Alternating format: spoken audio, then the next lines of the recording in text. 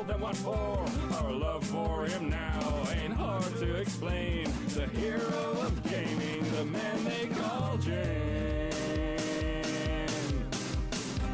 Now here is what separates heroes from common folk like you and I. The man they call Jane took on their false reign and let those facts hit sky. He dropped them onto our new sites. He dropped them into our feeds. The man they call Jane left their egos in pain and headed out like a star. He fought the corrupt and protected the pure. Stood up to the game press and told them what for. Our love for him now ain't hard to explain. The hero of gaming, the man they call Jane.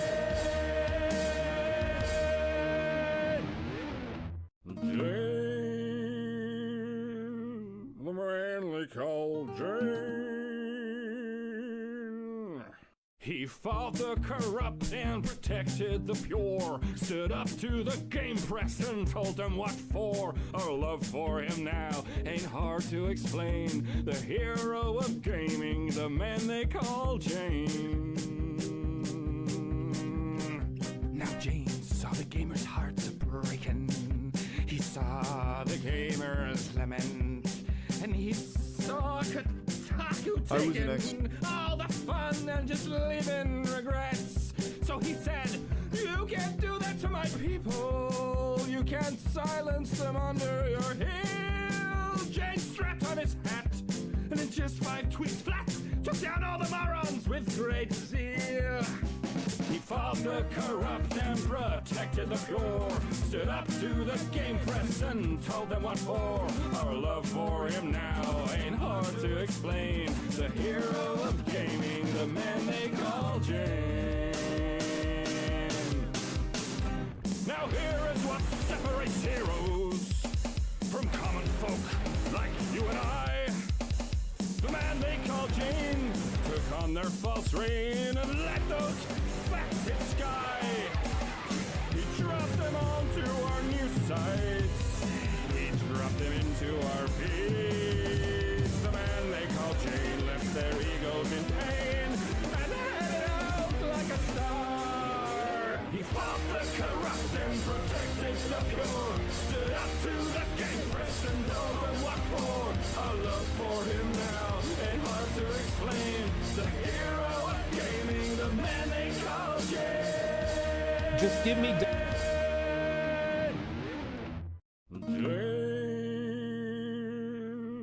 man they call Jane. He fought the corrupt and protected the pure. Stood up to the game press and told them what for. Our love for him now ain't hard to explain. The hero of gaming, the man they call Jane. Now Jane saw the gamers' hearts breaking. He saw the gamers lament, and he saw Kotaku taking all the fun and just leaving regrets. So he said, you can't do that to my people. You can't silence them under your heel. Jane strapped on his hat, and in just 5 tweets flat, took down all the morons with great zeal. He fought the corrupt and protected the pure. Stood up to the game press and told them what for. Our love for him now ain't hard to explain. The hero of gaming, the man they call Jane. Now here is what separates heroes from common folk like you and I. The man they call Jane took on their false reign and let those facts hit sky. He dropped them onto our new sites. He dropped them into our feeds. The man they call Jane left their egos in pain and headed out like a star. He fought the corrupt and protected the pure. Stood up to the game press and told them what for. Our love for him now ain't hard to explain. The hero of gaming, the man they call Jane.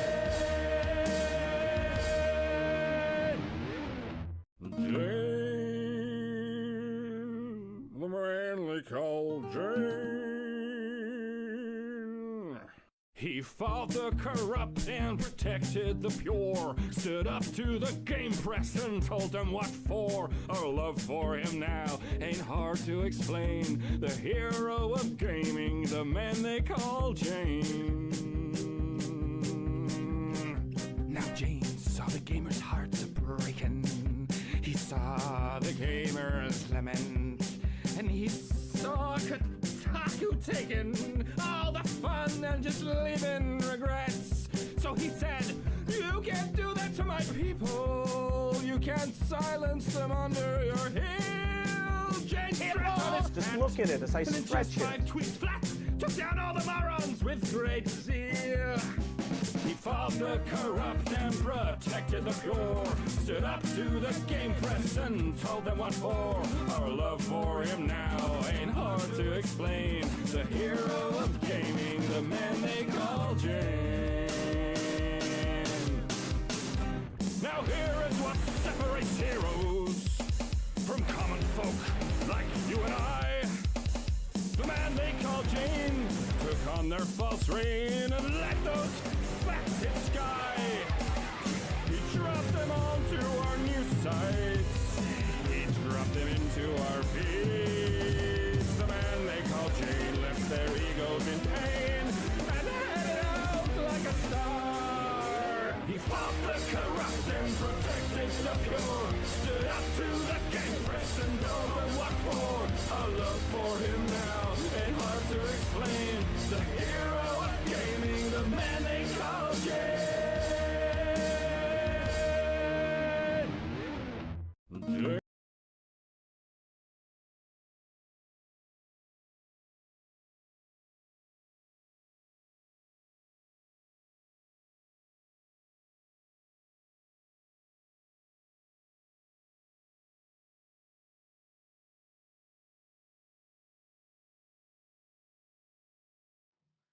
All right, everyone. Here I am, a little bit later than when I expected. I got home, found my 3D printer, not working properly, so I'm gonna have to take a look at that and see if I can figure it out.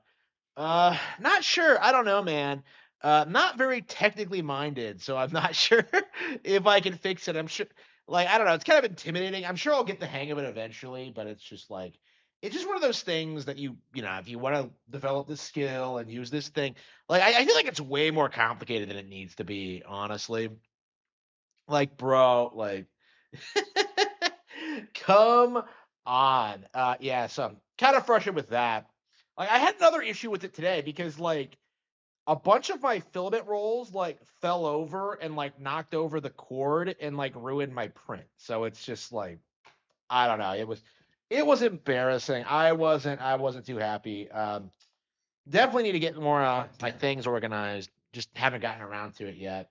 Like, I just don't have time, man. I'm writing my next book. I'm like trying to print things. I'm trying to do stuff. Like, I don't have time to micromanage everything. It's very, very frustrating. But as it stands, yeah, we are coming along very, very well. Like the 3D print thing, not going too well right now. But on the flip side, channel views are going up, revenues going up, book sales are going up. The books are getting finished. Not only am I finishing up the Cattle Have Fangs, I'm also well into production of my next project, which I have not talked about. It's been kind of a spur of the moment thing. I already confirmed like the next couple of projects, but like as it so happens, and this happens all the time, I started working on like a completely different, unrelated project I have not talked about yet. So yeah, please look forward to that. We'll see when it comes out because I'm not sure if like it might be a first half of the year thing. Like I think the way it's looking now, it might be going along so smoothly that I theoretically could like finish it in the next month or so, like get it out there and just like have the cattle have fangs for the later half of the year. We'll see, we'll see. But like the way things are going now, I'm very, very happy in general. Very, very happy. Thank you all for your support. Thank you all for your donations. Thank you all for keeping this show alive, and thank you all for your support as I roast this pig. Review Tech USA is he's been doing things Let's see here. Specifically, talking trash about Nintendo, which of course is completely unacceptable and should get called out. Uh, it is embarrassing that this land whale really thinks that anyone's going to listen to him. Like, if anything, the only games he needs to be playing are Ring Fit Adventure and Wii Fit, because until he does that, his quality of life is not going to improve. He's not going to like lose the weight. He's not going to like, fix his personal problems. He's not going to improve his life until he loses like 600 pounds.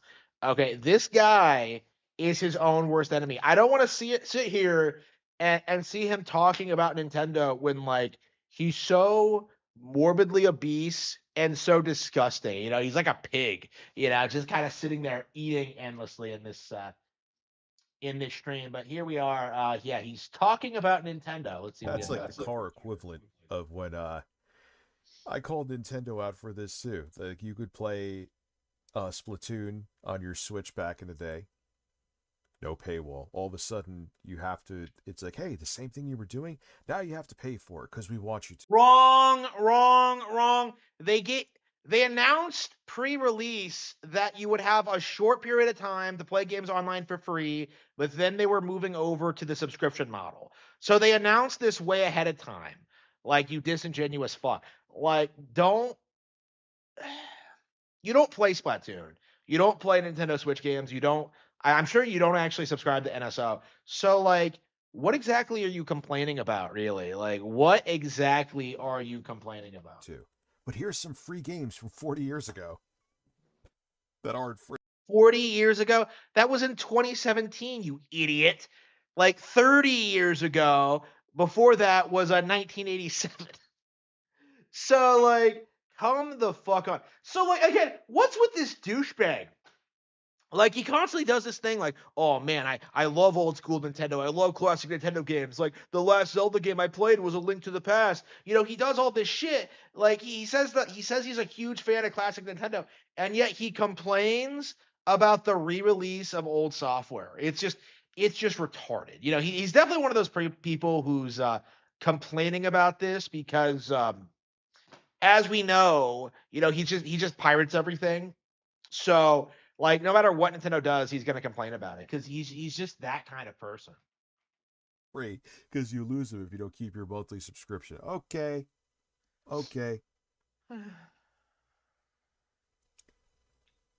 How dare you? How dare you speak badly about Nintendo? Yeah, dude, I got a 4090. I'm fine. I am A-okay.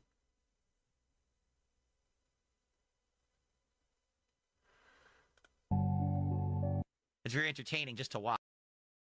Yeah, what a douchebag. Let's see, what else does he bring up? Oh, hey, then I closed the shit.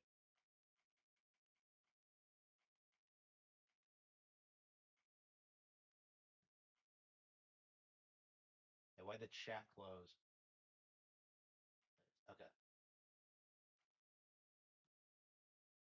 Okay, I guess you can't make it full screen and keep the chat. Okay.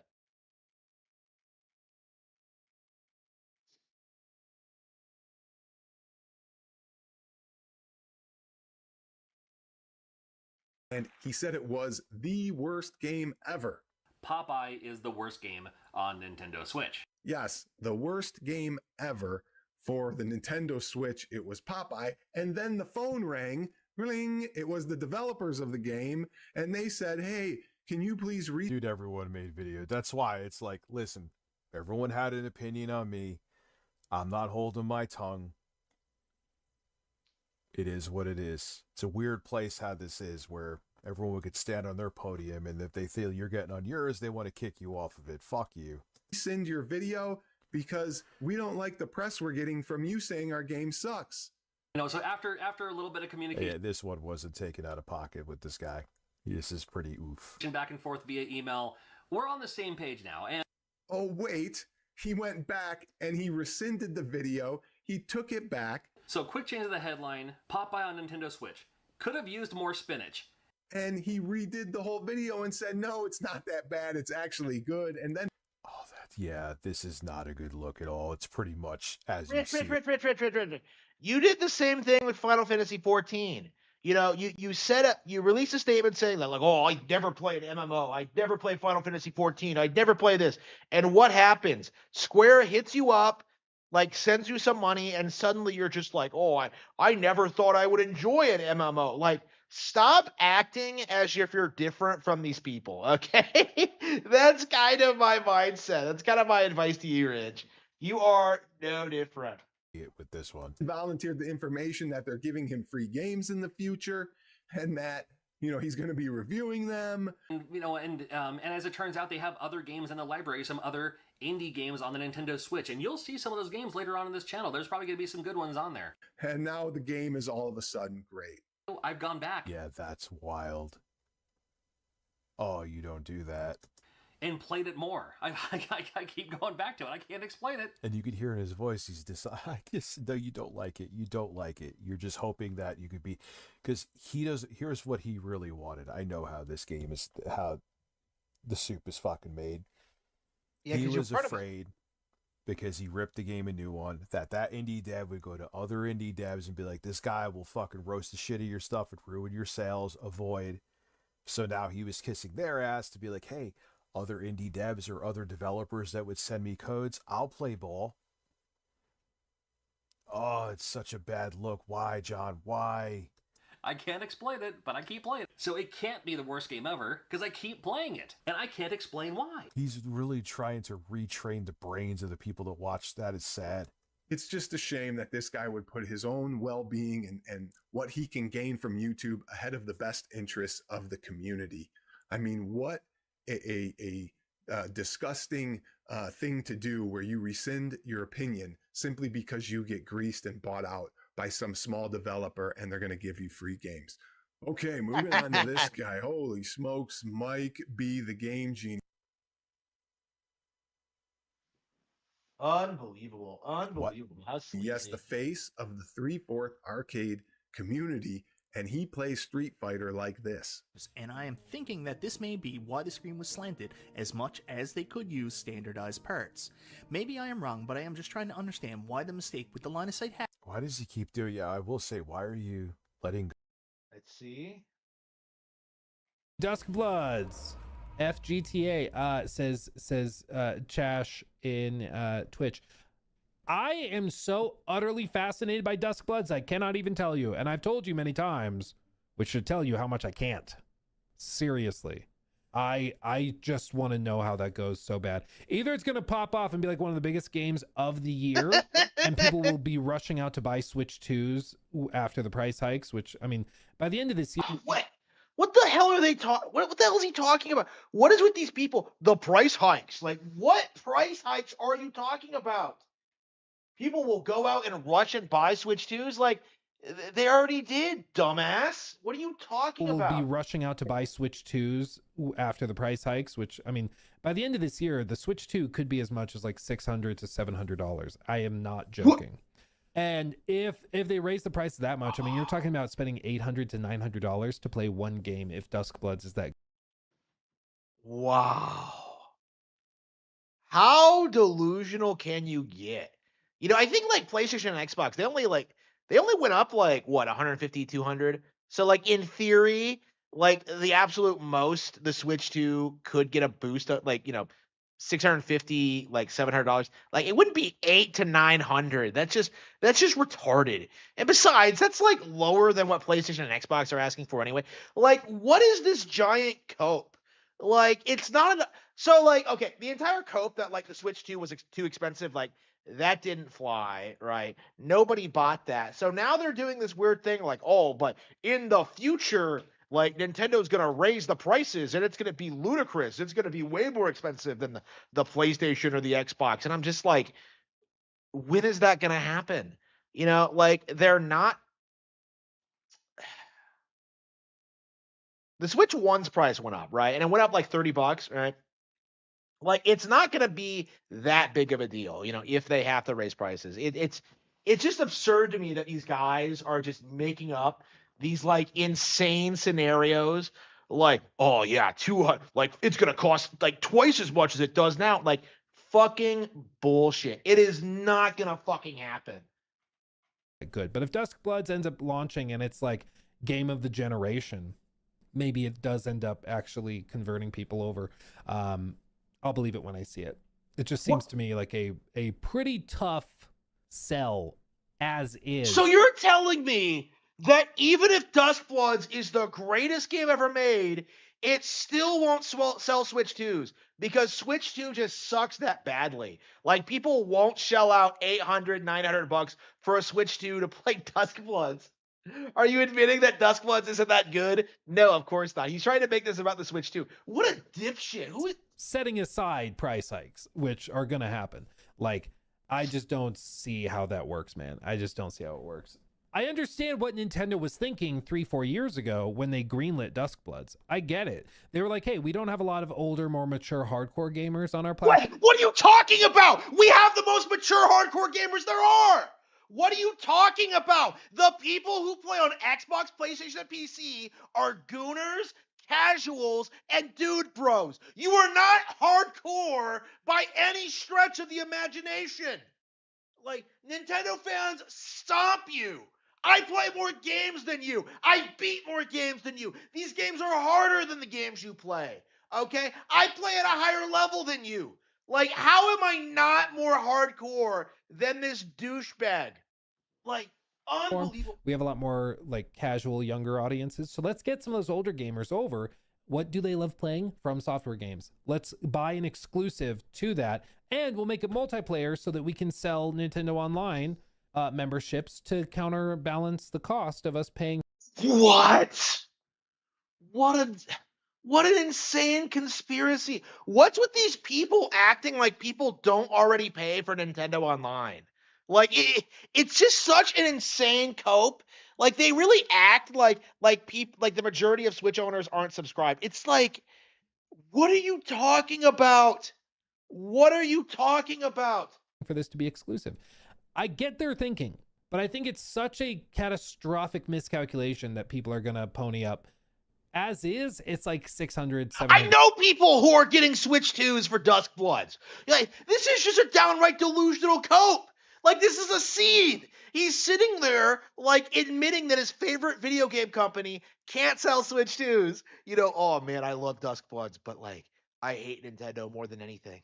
Even Duskbloods can't save Nintendo. Like, downright delusional. Insane. $100, because you're probably playing it with a Pro Controller. You need to buy the game, which, let's be real, is going to be $80, and then you need to buy the console.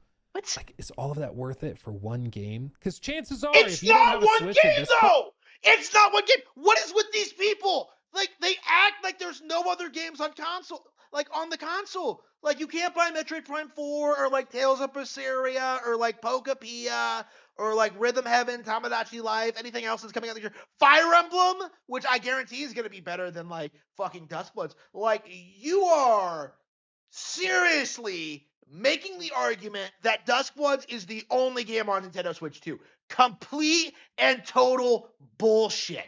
Like, I am tired of this nonsense. Point, you don't care about Mario Kart. You know, I don't think you care about Splatoon. I think you're a fucking retard. Splatoon is infinitely more hardcore than anything From Slop's made. It is. Like, the simple fact of the matter is, like, most like hardcore Splatoon fans put like thousands of hours into it. Like, it is so far beyond From Slop in relevancy, it's not even funny. You know, like 20 years from now, Splatoon's going to be seen as like one of the all-time great Nintendo IPs. It's already their top 5 most profitable. You know, their biggest thing. Like, these out-of-touch boomers, man. Like, these guys who genuinely think Splatoon isn't like a big deal, like, they are in for a rude awakening. It's kind of like what like the Hollywood people did when like the Mario movie got made, and they were shocked that like that it was like it made like $1.5 billion. You know, that it outgrossed like pretty much all of the Marvel movies and pretty much all the Disney movies other than like Frozen 2. You know, like it's like that all over again. Like, there's gonna come to a point where like this guy is gonna be on his on his deathbed watching like his grandchildren like play like Splatoon on their Switch 4s, right? like their Switch 7s. Like this guy is just completely out of touch. And like that's really something you really have to reiterate whenever these guys try and like do the one game argument. Like Mario Kart is bigger than Elden Ring. You're gonna see like Mario Kart World pretty easily outsell Elden Ring. Animal Crossing New Horizons outperformed Elden Ring. Tears of the Kingdom outperformed Elden Ring because it was sold at a higher price point. Like this is a very good example of just how out of touch the From Slot fanbase is. Like the sheer idea that he would come out and try and say that like Nintendo doesn't appeal to like hardcore gamers is laughable. It is like downright retarded. And then like you have Clownfish TV. We watched Clownfish TV like 2 nights ago, I think. Clownfish TV said the exact opposite, where they tried to say like Nintendo's not doing enough to appeal to families and kids, which is like, also retarded. Like Nintendo appeals to everyone. And like the simple fact of the matter is like these are people who don't want to admit that Nintendo is successful. They don't want to admit that Nintendo is bigger than their favorite thing. And they'll go to like any lengths to kind of like make this out to be a disaster. You know what? Like when Final Fantasy VII came out on the PlayStation, like did these guys try and say like there was no audience for it on that platform, or that like it was a bad move on Sony's part? No, nobody said that. In fact, everybody just kind of mocked Nintendo for it. Like, oh man, they lost their best like RPG franchise. Oh, like that's what they did. And now like we saw this with Bayonetta 2 as well. And I suppose like other games like acquiring Monolith Soft, like when they by the way, Monolith Soft is another mature oriented franchise. If you every time Nintendo acquires one of these like or develops one of these like mature M-rated games, like all these guys either downplay it or they straight up ignore it or like beg for a port.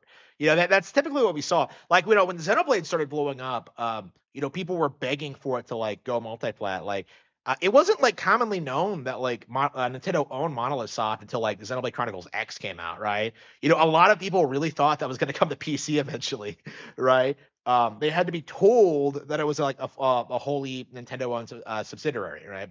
Yeah, FromSlop knows that, and that's why they went to Nintendo to develop an exclusive game, because they needed to get away from their toxic fan base.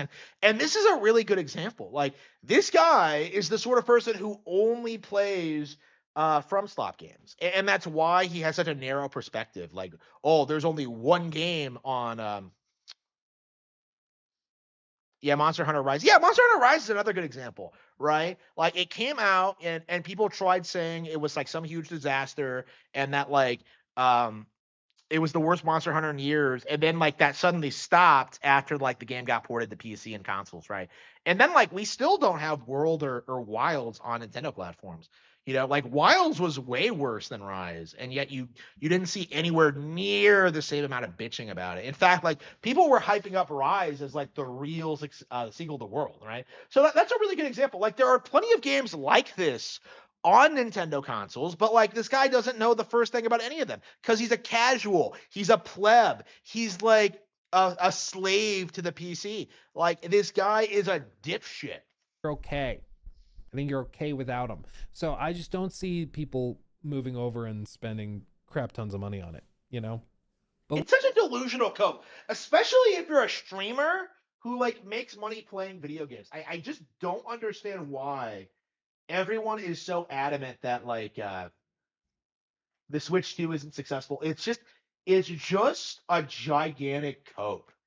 Let's see if we can find anything else to talk about here. Yeah, so like one of the things I've noticed is that you don't see a lot of people talking about Duskbloods, like for this exact reason. It's a Nintendo exclusive, and people are desperate to try and downplay like yeah, it's From Software's next game doomed to fail, the Duskbloods. Yeah. Notice how they never said this about like other FromSoft games. You didn't hear anyone say this about like Armored Core 6 or Elden Ring or Sekiro. Sekiro ended up being pretty controversial, actually. Let's see. Let's see. From Software's The Duskbloods has it's the same. I think it's the same guy. Hang on. That might be the full video. I think that was a clip. Let's see.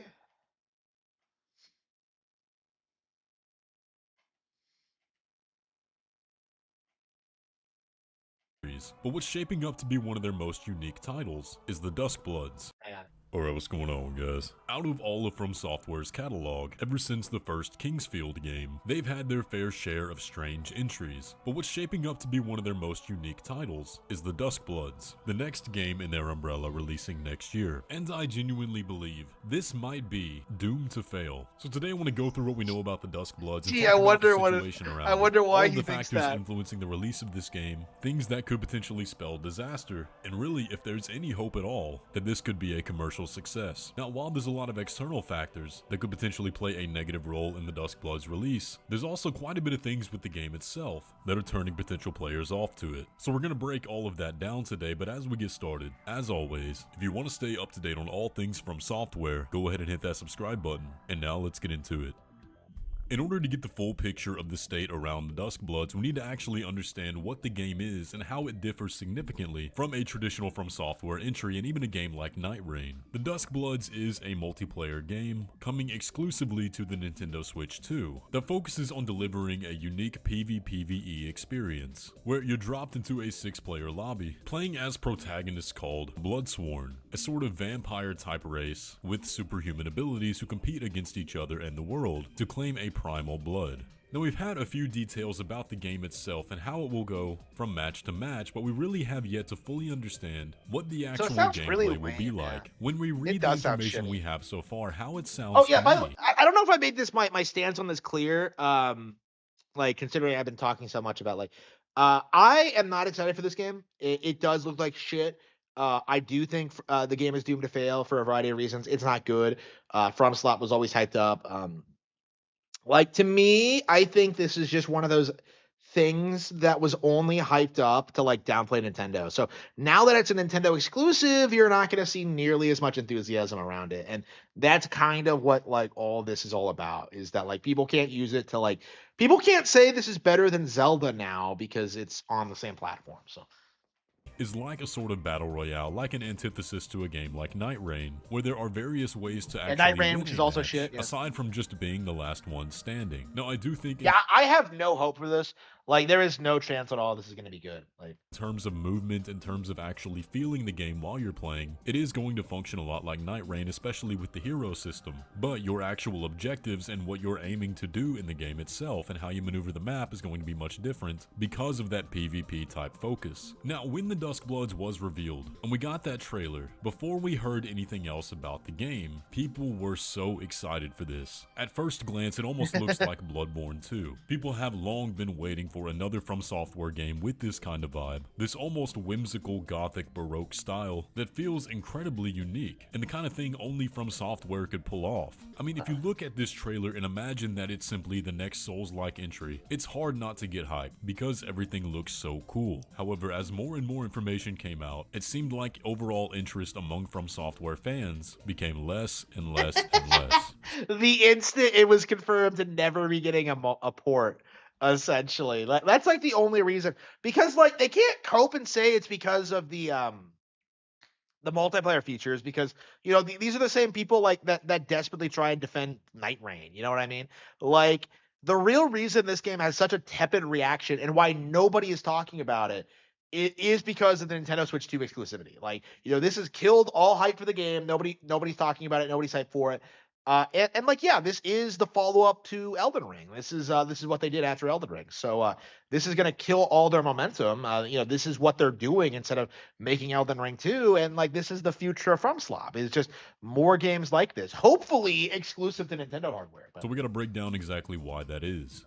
Now, before we talk about the most obvious reason, we need to talk about the structure of the game, and based on that, it's not really a surprise that people would be turned off to a PvP-focused game. Now, for me personally, I have always loved the PvP in From Software games. I think it's one of the most unique gaming experiences you can have, and genuinely, I have spent more time playing PvP in From Software's games than not, most of that being concentrated in Dark Souls 3 for obvious reasons. Now, with Elden Ring, it was clear that From Software was trying to step away from the PvP PvP, for example nerfing invasions to only co-op players, limiting the overall player size, and just genuinely making them less fun, as well as removing any incentive to actually do them. So we have a gameplay experience that was already niche, but then with Elden Ring, that focused the majority of From Software's fan base, that made the overall PvP experience significantly worse, which in turn created more of a negative opinion of PvP overall. And that's not just my opinion, that is resounding from PvP enjoyers and casual players alike. So it's not really a surprise that new fans, who potentially did not experience the glory days of PvP in From Software's games, would look at a game like the Duskbloods and think, well, I don't want to play a PvP focused game, regardless of how good Duskbloods actually turns out to be. The very idea of it has been tarnished because of how PvP.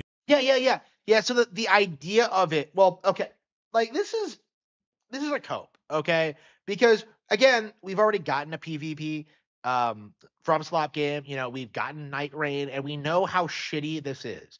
You know, we know how it doesn't work. We know how it feels nothing like the old games. We know how it goes completely against what people want out of these games. Like this is some roguelite slop that is just fails to really evolve the formula in any way, shape, or form is kind of my feeling on it. Like what From Slop wants is to create like a game that's like very, very difficult and like impossible to clear without like actually having to improve their programming or actually having to make the bosses more difficult. No, it's harder because like, oh, you need to have 4 guys all playing in unison to beat these bosses. It's like, in Elden Ring was handled, and you really can't blame anybody for thinking that. On top of that, there's the issue of overall multiplayer fatigue. You know, you had Elden Ring absolutely massive, made waves across the entire world. You had Elden Ring's DLC, which added on to it, brought more players back, and gave them more of that experience. Nobody liked Night Rain ago, and it was a 2-year gap from Elden Ring to the DLC. But this doesn't satisfy that itch for the traditional From Software formula, that single-player adventure that most people play their games for. Now we're following that up with the Duskbloods, another multiplayer experience that does not offer single-player play, that does not offer offline play, which is going to be another year without satisfying that itch for the traditional Souls-like gameplay. And again, it's an idea that we have not gotten a new From Slop game since like 2022. You know, if you didn't play the DLC, and unless you're a hardcore fan, you didn't. Yeah, we have not gotten a new Elden Ring game since Elden Ring came out. So yeah, Night Rain didn't do it. The DLC didn't do it. You know, Elden Ring itself was shit. So like, I don't know, man. Like you're gonna. It looks like it's beginning to look like this might be the longest gap in between releases we've ever seen. You know, when it comes to this fucking slop, it's just unbelievable. A lot of people aren't super happy with. Now, for me, a hardcore From Software fan, for many of you hardcore From Software fans, that's perfectly fine. We're gonna play it. We want Duskbloods to succeed, but you have to be in the mind space of the casual player because they make up the majority. But now let's talk about the elephant in the room. The main reason people are going to skip over the Duskbloods, and that is being a Switch 2 exclusive. Now, right off the bat, this is a game that's only going to give access to about 1/3 of the player base. You're knocking out consoles, you're knocking out PC, and on top of that, this being a third-party developer, no matter what did he say? Exclusive. Now, right off the bat, this is a game that's only going to give access to about 1/3 of the player base. You're knocking out consoles, you're knocking out PC, and on top of that, this You're knocking off consoles as the Switch isn't a console. Like, does he not realize the Switch is like way more popular than Xbox and PlayStation? Like, does he not realize the Switch is like the winner of the console war? Like, what is this bullshit? Like 1/3 of their consumer base? Like, most of these people own a Switch. Like, I don't understand why this is such an ask for people. Like, it's just such a weird, like, what are you talking about? being a third-party developer, no matter what game this was, that is a massive audience that is just immediately gone. You know, you think about why people buy a Nintendo Switch or a Switch 2. They're buying it for games like Mario Kart, for games like Pokemon, and other first. Yeah, Pokemon, a game that's way more hardcore than any From Slop game ever. Like, come the fuck on. Okay? Like what are you gonna complain about Splatoon next? Like just like what are you talking about? People are buying games for people only buy Nintendo consoles for Nintendo games. Like, this is a meme that 100% needs to die. It is not and never been true. if you look at the NES and the Super Nintendo, people were getting, Contra 3, you got like awesome stuff. Doom was the definitive home console port at the time. You had like, all this like, Mortal Kombat 2, like all this stuff that's like obviously geared to older players. And yet this meme that Nintendo only appeals to kids has like persisted among people who don't know the first thing about the company. It's retarded. And I feel very strongly about this. And it's a major reason why I'm so like, fed up with like the From Slopware fan base. Cause like not only did they hype up Elden Ring as like the game of the decade, it's not even the best game that year. Not only did they hype up Elden Ring as the best thing ever, not only did they defend Night Rain, which was like complete slop, they're also turning around and shit talking Duskbloods purely for being a Nintendo Switch 2 exclusive. That's the only real reason you're seeing so many people skeptical of this. Like, that's the only reason. First-party Nintendo IP. It would be an outlier for someone to go buy a Switch for the purpose of playing Souls-like games. You also have to consider the general audience of Switch and Nintendo consoles in general being much more family-oriented, with things like party games, games suitable for young children, and things like that. The Duskbloods doesn't really fit that demographic. As if like Zelda isn't more hardcore than like FromSlop. Like really, it's just a giant cope. Like, FromSlop fans wouldn't want to play on Nintendo consoles. It's just a giant cope. And compounding with that, we have to consider the overall impression of the Switch 2 as a whole, from the more hardcore gamers, the kind of people that are going to buy Duskbloods. It's been a lot of bad press lately. We have some sales numbers. Yeah, from people looking to play to push an agenda. Actual fans are really enthusiastic about Switch 2. Like, the coping and seething you see online is nothing but a vocal minority, and it really does need to stop. Like, I am sick to death of seeing this happen and seeing like this nonsense like play out time and time again. I am just like 100% done with this crap. Like, the Switch 2 has a lot of bad press. You know what also had bad press? The Wii, the DS. Remember early on in the DS lifespan where like everybody was screaming about how the PSP would like destroy it and how Nintendo's business would be ruined? Like, didn't happen. Not only did that not happen, the DS very specifically is what killed Sony's entire handheld division, right? Like, not that you ever hear anybody talk about that, just like how you never hear about how like Donkey Kong Country buried Sonic the Hedgehog to the point like it never really recovered. Like, it goes against the narrative, basically. Like, the narrative is that like Nintendo is constantly on the verge of failing, their stock prices are going down, nobody has any faith in them, and yet they secured an exclusive from FromSlop, and it's just something that doesn't compute in their little meager brains. To look at, with the Switch 2 selling about 2,857,000 as of August, which is generally good since its release. What? But the Duskbloods is only coming out on Switch 2, and everyone that bought it is not going to also buy the Duskbloods. So the question is, can the Duskbloods... Like, those were August numbers. Like, I think the estimates we see now is that like it's at like what, 15 million sold? I think, yeah, like, so it's like twice, like, it's like 7 times as high as he says it is, right? 7.5 times higher than he says it is, at least, right? And like, there's the other factor, like, thing he's not talking about. Like, we don't have a release date for this yet. We're gonna have like, it's possible this could be like a holiday 2026 title, or like coming out in like August of this year, which will be a full year after those numbers. Like, do you really think Nintendo's not gonna sell a single Switch 2 in like a year's time? Like, that's retarded. Like, that doesn't make any sense at all. Would sell 1 million copies? That's what I'm wondering. And just to be frank about it, I would be surprised if it did.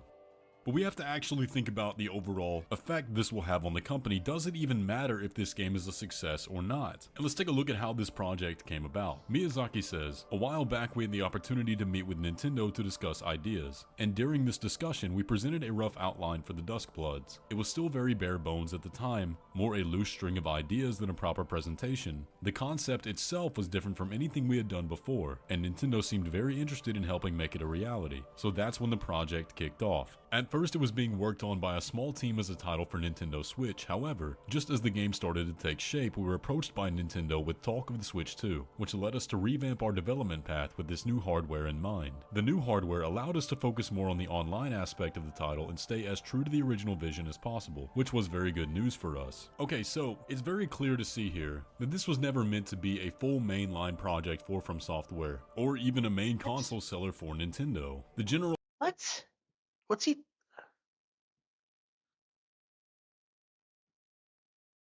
Night Rain was also a smaller project. Like, what are you talking about? Like, it's bigger than Night Rain. impression that the information we have gives is that this was a project built on passion from both sides. So from a business standpoint, perhaps it's not that big a deal how it performs commercially. As a player of these games though, my biggest concern for this game is what it means for the future of PvP and From Software games as a whole. You know, is there a chance the game underperforms and they make a judgment like, people don't want PvP in From Software games anymore? That's definitely the trend that's been shown, and it is very possible that Duskbloods will be the metric for that. It could happen. Now for that reason and for many others, I will definitely be putting my money where my mouth is and supporting the Duskbloods, because as someone who loves PvP and From Software games, I do want them to continue making good PvP, hopefully even go back to how it was in its heyday back in Dark Souls 3. But when we look at it purely objectively, the odds are stacked against the Duskbloods. But I hope, very badly, the game turns out to be amazing and the sales reflect that. Only time will tell though. I can't wait to finally learn more about the Duskbloods whenever that time comes. And as always, I will be keeping you guys up to date on anything we hear about it here on the channel. But what are your thoughts on the Duskbloods? Yeah, so like the idea that like this is a smaller game is in and of itself a cope, because this is obviously like bigger than Night Rain, which was like this is obviously bigger than Night Rain, which was like a cheap carbon copy, like lazy ass re-release of reused assets of Elden Ring, right? Night Rain was shit. Armored Core 6, I think. Being an Armored Core thing, I don't think that was as big. Like, I would say this is the biggest project they've done since Elden Ring. So this is a very interesting cope from the community, is trying to pretend that like Duskbloods isn't a big deal or that it's not the future of the company. Like, this guy is like trying to slant it as a like, oh, the future of PvP is in the balance here. But like, I think FromSlop has made it very clear with their actions that this is the direction they want to go in going forward. That they want more multiplayer, that they want to do this, that they want like, less single player focused stuff, because, that's run its course and they know that. Okay. Confirmed that From Software owns the Duskbloods IP, which means that it is possible that this will end up as a timed exclusive and eventually. Yeah, that's a cope. That is 100% a cope. Make its way onto the other platforms. That's probably just cope, but it's cool though. It has been confirmed that From Software owns the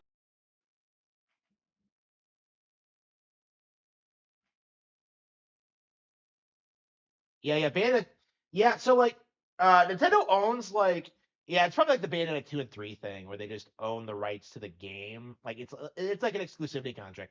Like they don't fully own like Game Freak or the Pokemon Company either. So like it doesn't really mean a whole lot. It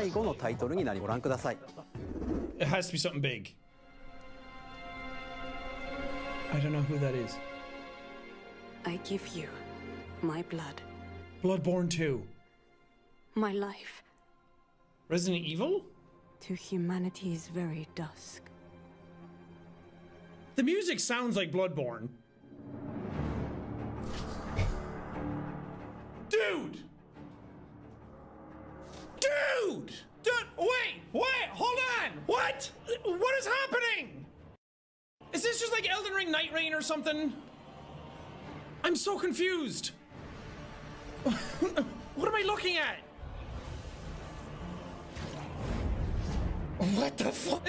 Ew! He got the Yiddies! What is that? He became a fucking T-Rex! I don't get it. And one alone. The Duskbloods? Dude, what the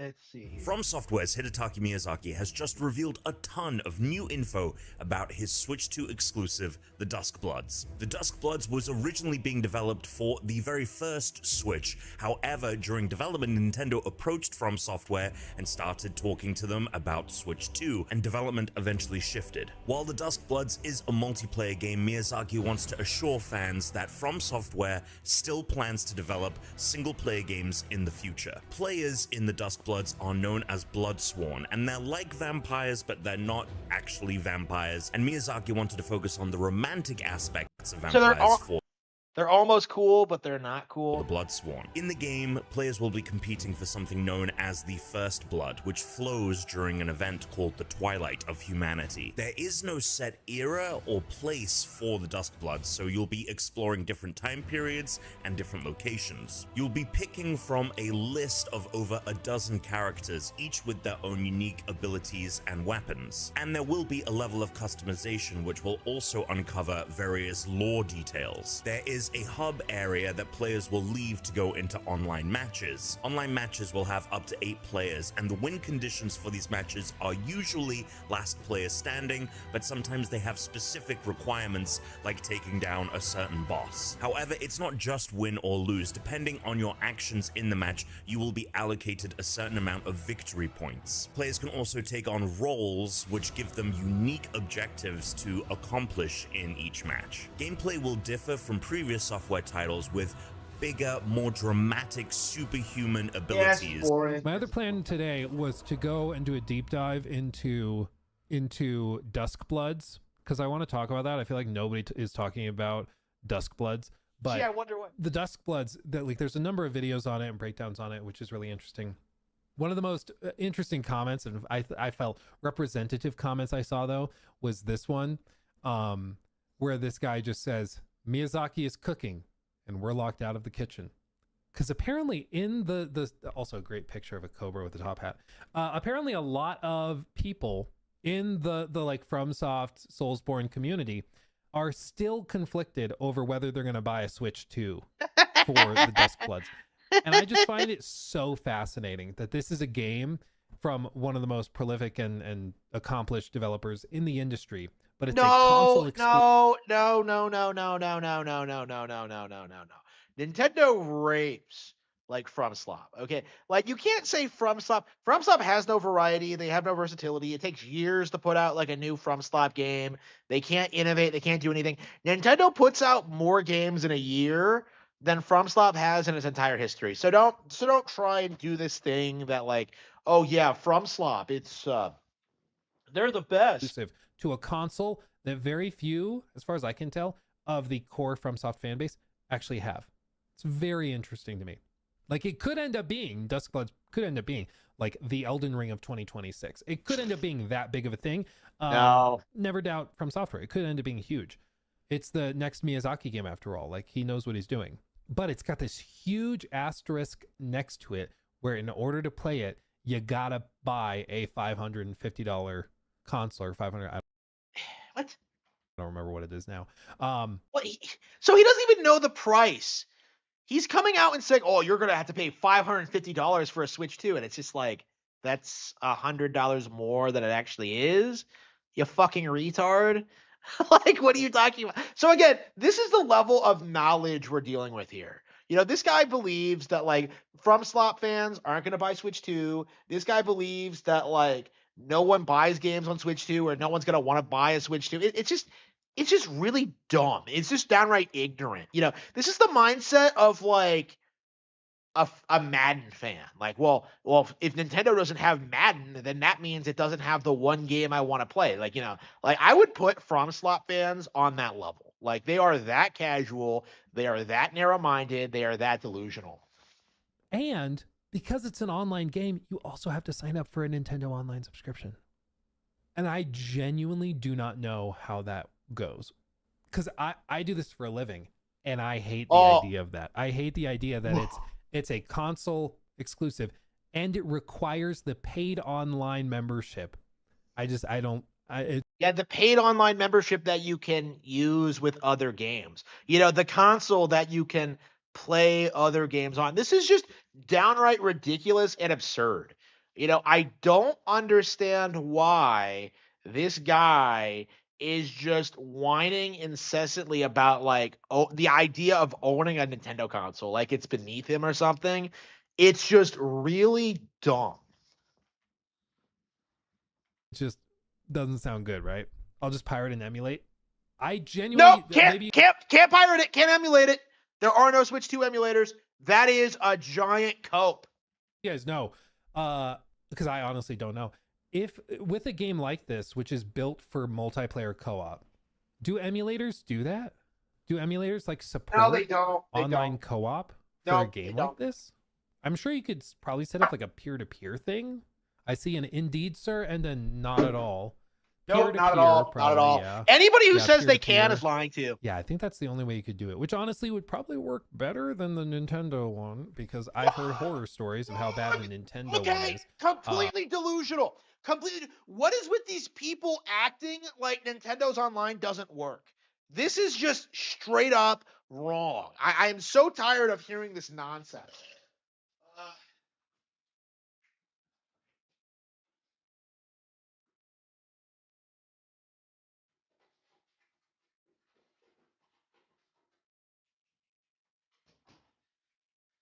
I don't have anything lying around I don't have anything to eat around my house. I'm gonna have to like go to the grocery store tomorrow. But anyway. But we'll see. I mean, it's just, man, it's a tough sell, because again, the Nintendo Switch 2 right now, like there's not a whole lot. Okay, the bundle is 500. The console is down at So 450. like, what is with these people? Like, there's not a whole lot of games on it. First of all, you have like dozens of games that are better than Elden Ring. All right, if you don't own a Switch 1, you'll be able to play Tears of the Kingdom for the first time, which is better than Elden Ring. Breath of the Wild, which is better than Elden Ring. Like you have all these like thousands of old games to play that are all better than Elden Ring. And then you have the new ones that are coming out.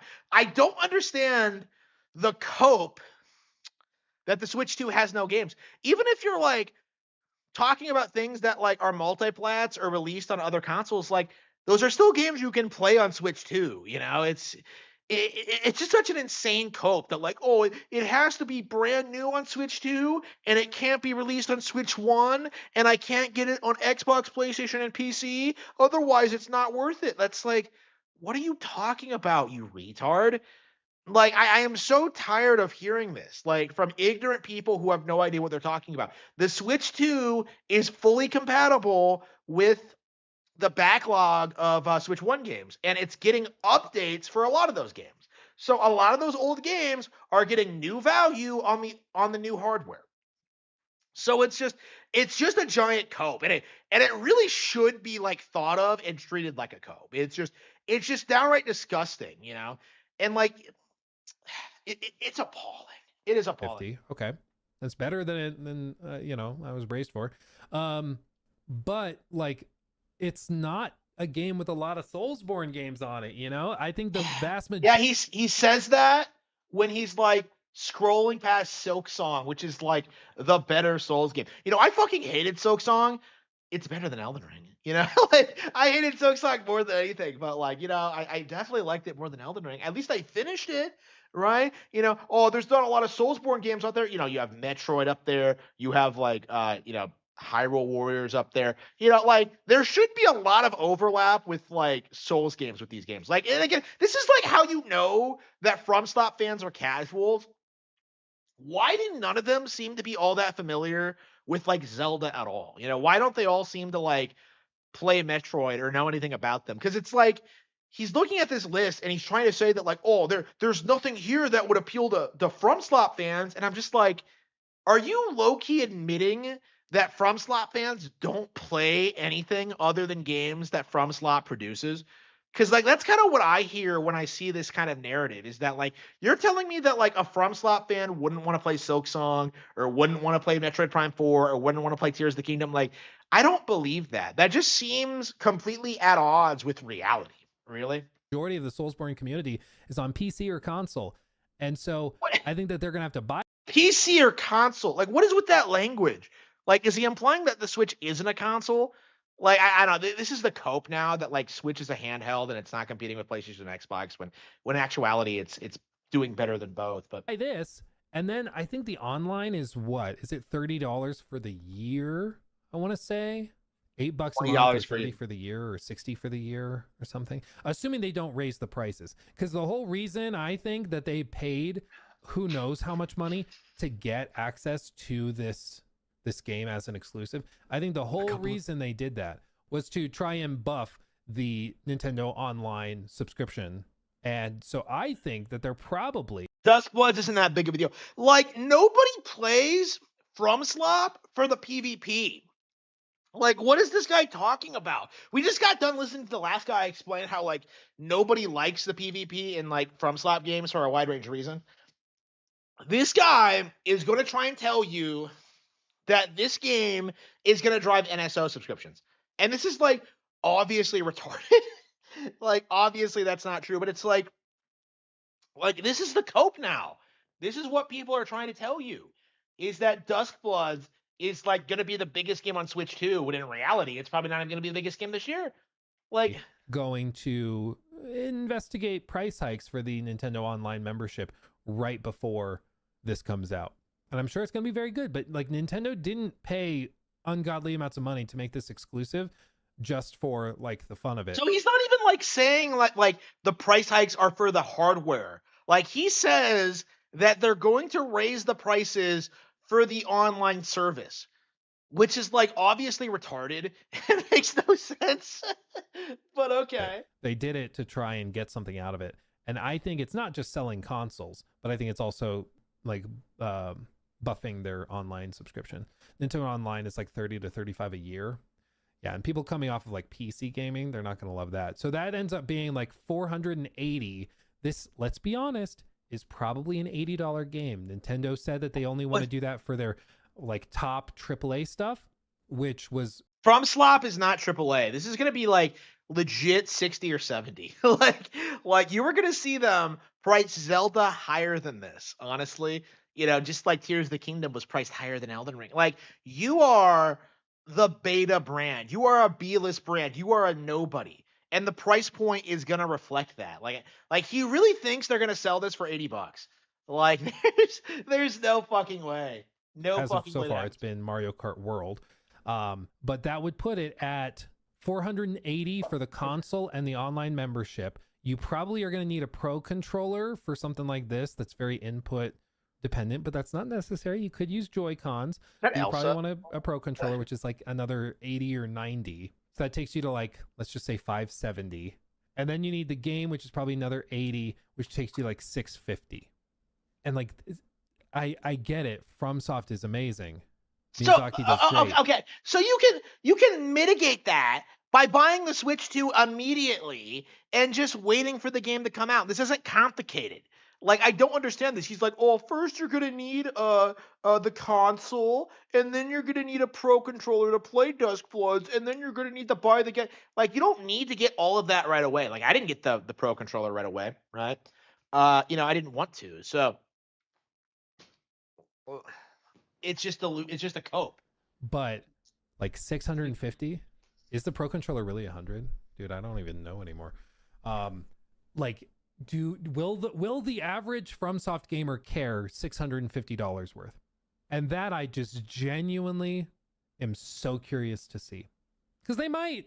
A lot of these people, these are like the only games they're playing. But the fact that it's also multiplayer based, I think will be something a lot of people will latch on to probably justify not getting it. I think a lot of people will be like, if it were basically Elden Ring 2, yeah, but because it's multiplayer, I'm good. I have Night Rain on PC or PS5 or whatever, so I'll just do that. Wow. But I don't know, man. I don't know. Wow. Just play Night Rain. I think a lot of people will do that, yeah. That might have been part of the strategy of Night Rain too, was to put that out so that people would have an alternative just in case. Yeah, Elden Ring creators looking to multiplayer games like Escape from Tarkov for inspiration. I don't know. My thing is, again, and I think maybe Wednesday we'll go and we'll look at the whole Vata video from 7 months ago talking about it. But I think it's going to be fascinating to see kind of how it settles. But I really do wonder how that goes. My gut says $650 minimum, not minimum, I guess 70 would be minimum, assuming you're not buying a pro controller. But around $600 for one game, that game's got to be pretty damn good. Like if it reviews. Yeah, and he's saying this about Elden Ring, which is supposedly like the biggest game of 2025. 2022. What a retard. Yeah, The Nintendo Switch 2 Duskblood is going to have to do a lot better than that if it's going to sell Switch 2s. It's like, what are you talking about, retard? Okay. is definitely not Bloodborne 2 nor anything like Bloodborne. Just because something has a clock tower doesn't mean that it's a Bloodborne reference. And if anything, it looks more like Shadow of the Erdtree. The only similarities to Bloodborne would be that the name has the word blood in it, this random person's hat, and that it's a console exclusive. This game from an aesthetic I'm sure the aesthetics have nothing to do with it, like retard. standpoint, time period, region or setting, gameplay perspective, it's just all way different. There's vampires, dual-wielding Uzis, weird Chinese mythological types of creatures, a tin man with a jetpack, a train with neon lights, and a fucking dinosaur. Like, this is turning into Yakuza types of randomness. But we now know a lot more about this game due to there being a Miyazaki interview that just dropped. 3 pages worth of lots of really cool information. I'm just gonna go link it down below. But just to preface this video, yes, they're still going to be making single player games. It is in fact their identity. And Miyazaki said himself they're still going to actively develop single player focused games and stick to the traditional styles. Also, this game is definitely meant for the PvE player in mind as well, because from Miyazaki, I quote, "I personally am not much of a PvP person, and I wanted to make something that's satisfying even for players like me." Now, this game is still very much going to be a PvPvE type of game, because it is something that Miyazaki has always wanted to make. There was actually a quote from like a few years ago saying that he wanted to make like an Escape from Tarkov styled game. Now, this is not going to be anything like Escape from Tarkov, because that game is a very like hyper-realistic, slow-paced shooter, and this is going to be much more of a fast-paced action game, but it still is going to be a PvPvE just like it, in that you'll go into these multiplayer games, try to be the last person alive, and you'll end up getting rewards. But unlike Escape from Tarkov, whether you lose or win, you're still going to gain rewards. Now, how the gameplay actually does work, you will spawn into the hub world, and will be greeted by this rat-winged creature, which this rat is actually going to be the equivalent of the Firekeeper, which is the first time you actually got like an animal Firekeeper, and apparently it is an elderly gentleman too. So we're getting an old man rat, literally Master Splinter as a Firekeeper. Also, in the hub world, you'll be able to choose from dozens of different types of characters, which yes, Yeah, is not going to be their own created boring. There's going to be set classes. But every single one does have their own types of customization, whether it be through abilities or weapons, or just ranking them up, which I assume you're going to be. I'm not going to read every single little thing about this entire interview. You guys are going to go check it out for yourselves. I had to try to help summarize it for you guys.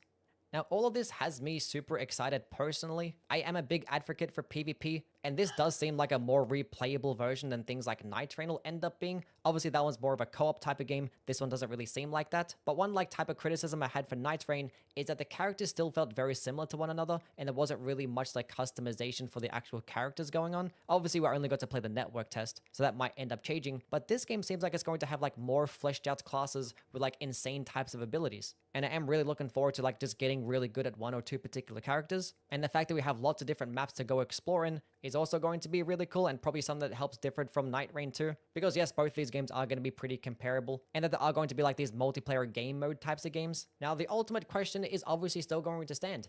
Is this game worth buying? No, of course not. If you're asking yourself that question, that means you have some doubt, which I would never recommend something like this, because it's a Switch 2 exclusive. If you don't care about the other Switch games, this is an impossible sell, which the Switch 2 is a hard sell.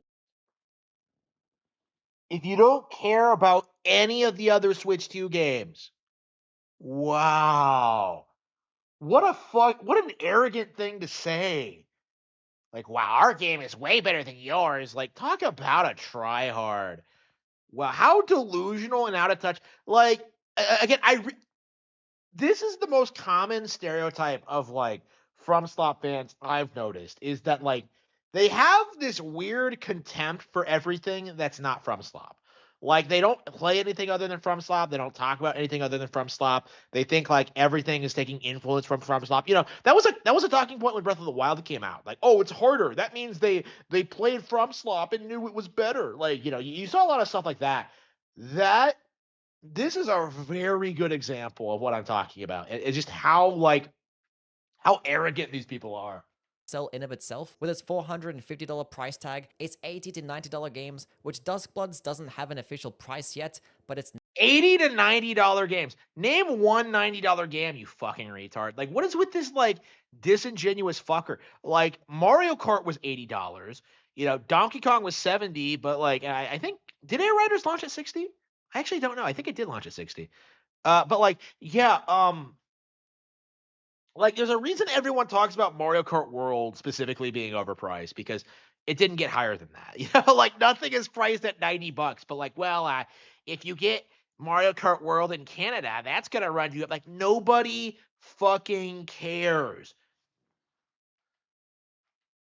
Nintendo we're talking about, there is no way this game is anything less than 70, and don't even bother waiting for a sale because they don't be doing that either. And on top of that, the game is also going to be Yeah. That old myth that, like, they don't put games on sale, that's not true and hasn't been true in years. online, so you have to pay for a membership, and most people will end up buying the Pro Controller too, but hopefully we do see someone make like an adapter for the Switch 2 that lets us use our PlayStation and Xbox controllers. What? But at that point, the price tag is way too high for literally any game that I just cannot justify it. Now, I don't want to go into the whole why they're making multiplayer games instead of making single-player games. I can say that for another video because it definitely deserves it after all the stupid takes that I'm seeing online, especially after Night's Reign 2. I was planning to make a video about that game and how they're making a multiplayer game, but now with this announcement, it kind of answers more questions and it gives you some more talking points too. But yeah, that's basically it for this one and everything that I did want to cover. As I did mention earlier, I'm just... Yeah, like, honestly, I feel like I haven't been going after FromSlot fans enough. If they're, like, running their mouths like this, yeah, Harman Smith has to, like, put these people in their place. Absolutely. Ugh. Yeah, that is embarrassing. Okay. This segment was kicked off actually because I was talking. Okay, not gonna watch that. Yeah, I mean, we've been shooting for an hour now. Should we switch to...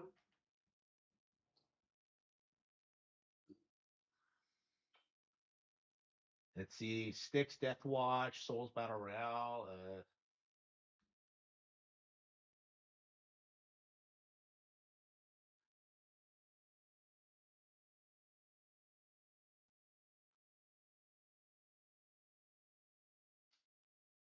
I don't know. Yeah, I want to keep reacting to things, but there's just nothing more I can find, really. Let's see. Has Arlo done anything?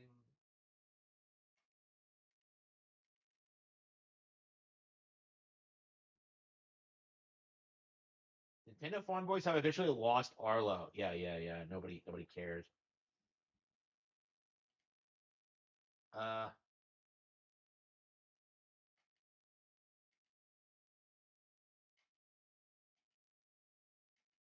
Let's see. Man, I can't find anything. Yeah, should we just switch over to gameplay? I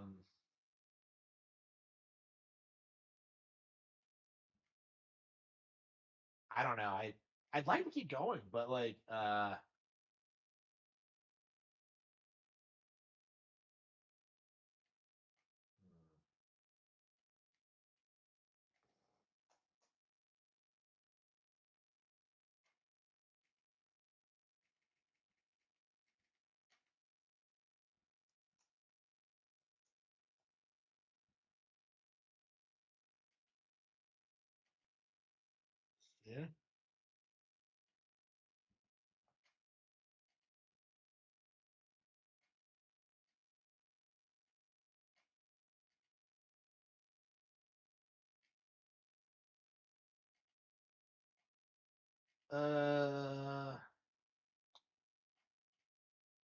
Okay, this is kind of amazing. Uh, but okay, let's. Okay, I think I found something to talk about. Okay.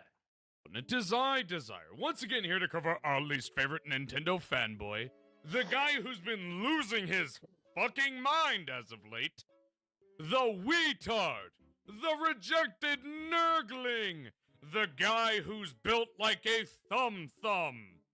Hmm. Harman Smith, but any hoosers. Let's get into that beautiful salt content. So this game called Code Violet came out. Not all that interesting. Didn't know it existed. Wasn't following it. It's some PS5 exclusive that exists. I never heard about it until like DSP started playing it and said it was like completely unfinished and broken. Do you have any idea how bad a game has to be that DSP says that the game is bad? And DSP says everything's bad if he doesn't make money off of it. Like, what are you talking about? Harman Smith watched it and agreed with him. What? The two biggest idiots in all of gaming agreeing with each other. What are you talking about? How much you want to bet he's going to say some absolute nonsense here shortly, though? In the business, we call this foreshadowing. I didn't really pay any attention to this at all. And honestly, I probably should have, because this is a very transparent example of just how corrupt video game journalism actually is. Because what you just said is one of the most insanely idiotic things I have ever heard. At no point in your rambling, incoherent response were you even close to anything that could be considered a rational thought. Everyone in this room is now dumber for having listened to it. How, Harman? IGN themselves, who don't ever give out anything lower than a 5, gave it a... Yeah, that's not true. Load of crap. Load of crap. Like, IGN gives pretty low scores all the time. Okay. Angry vigilante here to fight the fight, breaking down the walls in the dead of night. I don't come for peace, I come for the storm. Fanboys melt quick when the truth gets warm. Soft content's high, I'm collecting those tears. Just got started, but I'm cutting through fears. I'm not here for brand deals, I'm not for sale. I expose your lies, rip off the veil. Well, folks, it looks like the Nintendo community is still abandoning these Nintendo influencers. But before I get into it, make sure you hit the like button and smash the Okay, my views have been going up. My subs have been going up. You know, the people who are losing relevancy are like the sellouts and the shills. You know, people like Arlo, people like RGT85. You know, I'm glad that they're losing relevancy. Fuck them. But anyway. Like button too. It really helps out channels like mine to keep growing so we can continue standing up to the greedy corporations and the toxic influencers who do nothing but damage control for them. Wait. Is that why 90% of your content is just reacting to Harman Smith videos? Yes, I'm sure. You're watching the Nintendo community abandon the Nintendo influencers in real time, not because no joke. Let's take out. Wait, hang on. Let's show this for a bit. So I'm not joking here. I am not joking about this. Okay. So look, Nintendo community, Pokemon. Let's see. Will the Switch 2 go up in price? Nintendo stocks are collapsing.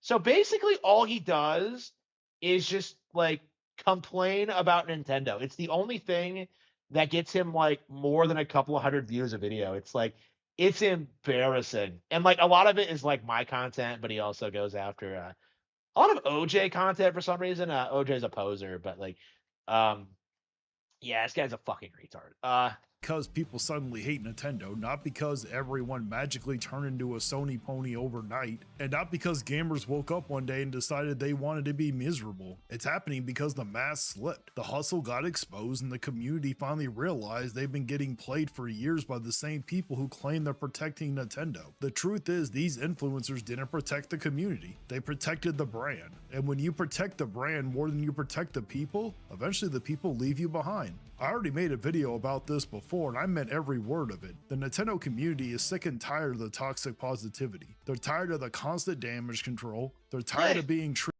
Who exactly is like doing damage control? You know, I've said this before, but like I've never met another Nintendo fan in my life. You know, everyone else is a shill, a grifter, a pretendo, a poser. You know, like it doesn't say anything about the community. It says about like the YouTube community, because like everybody on here is a grifter. That's a very observable phenomenon.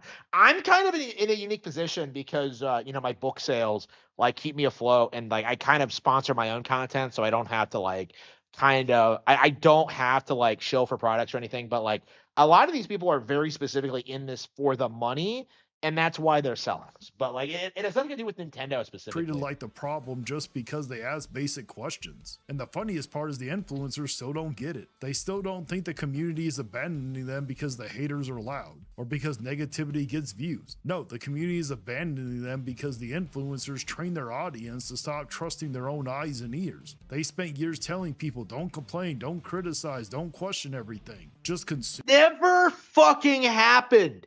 You know, if you were there during the Wii U years, like these people did nothing but complain. Like it's just this idea that like Nintendo fans don't complain about Nintendo is laughably stupid. It's just And be grateful. And now that the results are here, now that the consequences are showing, the community isn't listening anymore. Because you can only gaslight people for so long before they stop letting you do it. And what finally broke it wide open is how they kept giving people false hope. False hope is worse than bad news. Bad news hurts, but at least it's honest. False hope keeps you trapped. It keeps you spending money, it keeps you waiting, it keeps you defending. It keeps you saying next time and just be patient. And it all makes sense soon. That's the entire game. The Nintendo influencers didn't just cover Nintendo, they managed the emotions of the Nintendo fan base. They became emotional babysitters for grown adults. They weren't reporting news. Okay, I don't watch other Nintendo YouTubers, okay? Like, it's like, what are you talking about? Like, who's doing this? This is not a thing that's actually happening. They weren't doing crowd control. And when people started waking up and criticizing Nintendo's decisions, one specific Nintendo YouTuber couldn't handle it. Couldn't handle people questioning the company, couldn't handle the heat. So what did he do? He didn't stand on truth. He didn't stand on facts. He didn't stand on integrity. He stood on a lie. That fake Nintendo Direct leak was a turning point because that wasn't a mistake. That was, I heard something and it didn't happen. That was a deliberate attempt to hijack the conversation. People were criticizing Nintendo, and instead of addressing the criticism, he tried to distract everybody with hype. That's what these influencers do when things get uncomfortable. They don't confront the problem, they throw a shiny object at the fan base. Don't look at the pricing, don't look at the weak lineup, don't look at the game keycard nonsense. Don't look at the fact that Western sales are struggling. Look over here. A direct is coming, big announcement, the future is bright. It's the oldest trick in the book, and a bunch of Nintendo influencers ran with it because it benefited them. It gave them content, it gave them.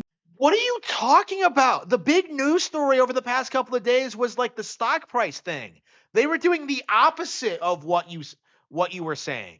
You know, they were saying that like Nintendo was going downhill, like, oh man, 33% down, and like none of that was true, but like that was the big cope for this week.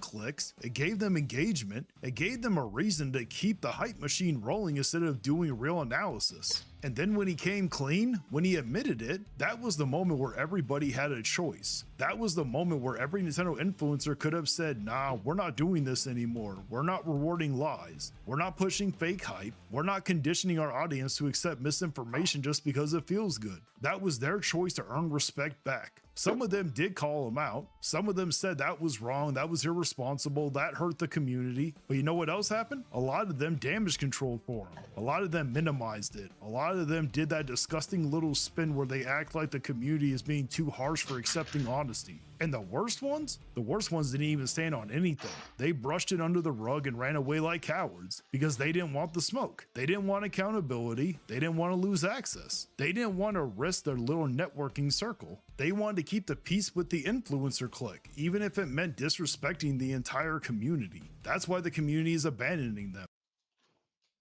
I noticed he's not naming a single name. He's not naming a single circumstance. He's not posting evidence. Like, he's just making it the fuck up. Unbelievable. Again, this guy is a complete joke.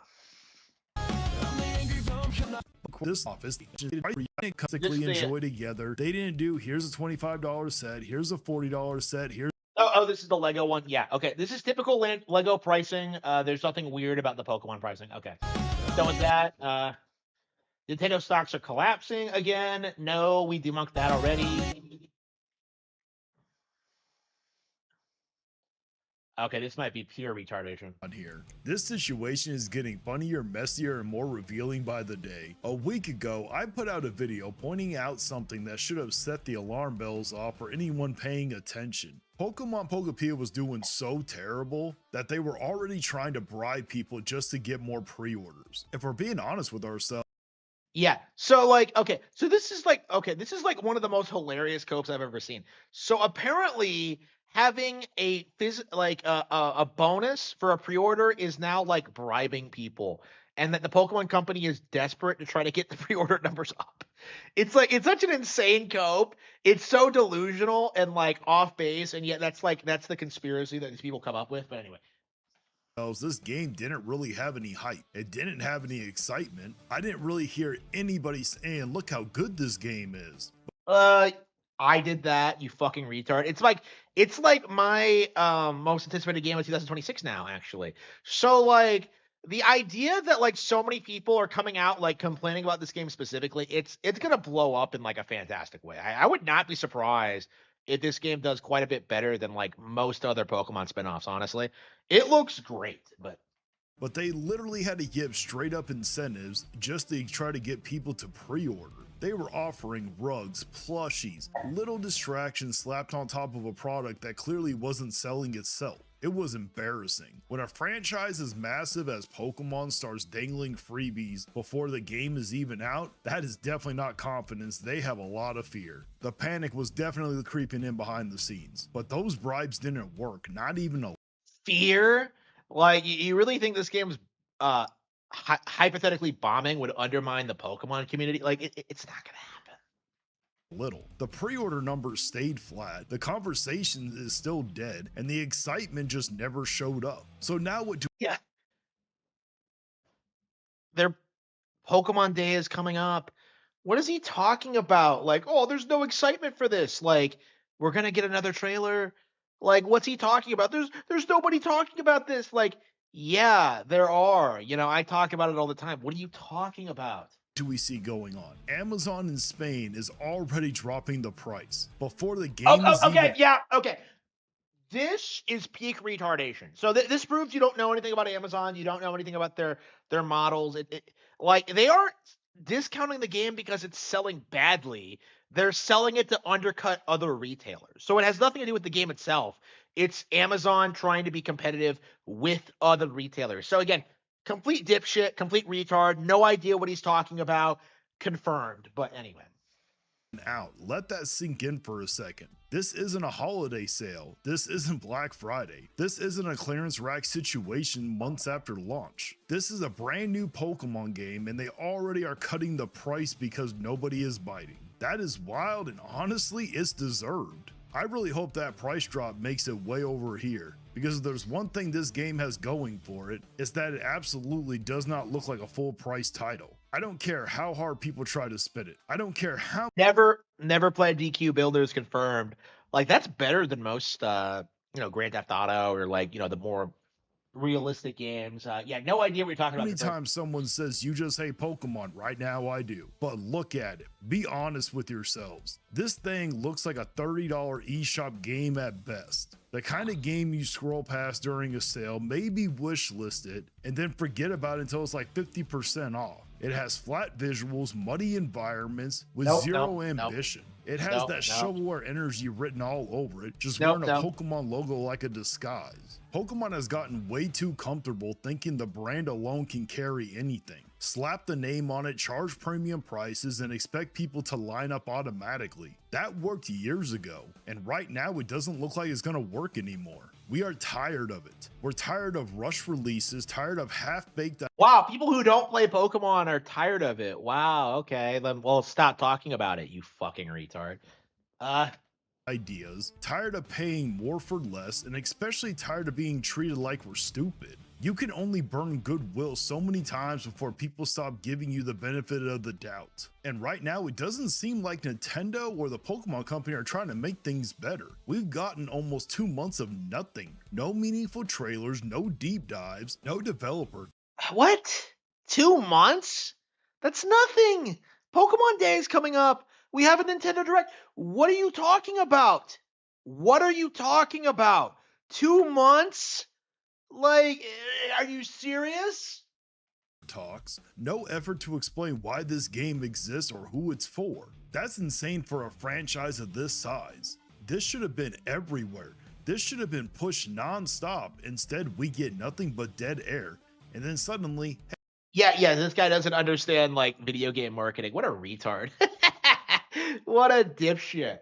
Like he was saying the same thing about Metroid Prime 4, and that did fairly well. So like again, this is just a delusional cope, like from these people. Like, oh, they're not marketing it enough. Like, bro, every time they release new information, like when they showed off Pikachu, like that was huge.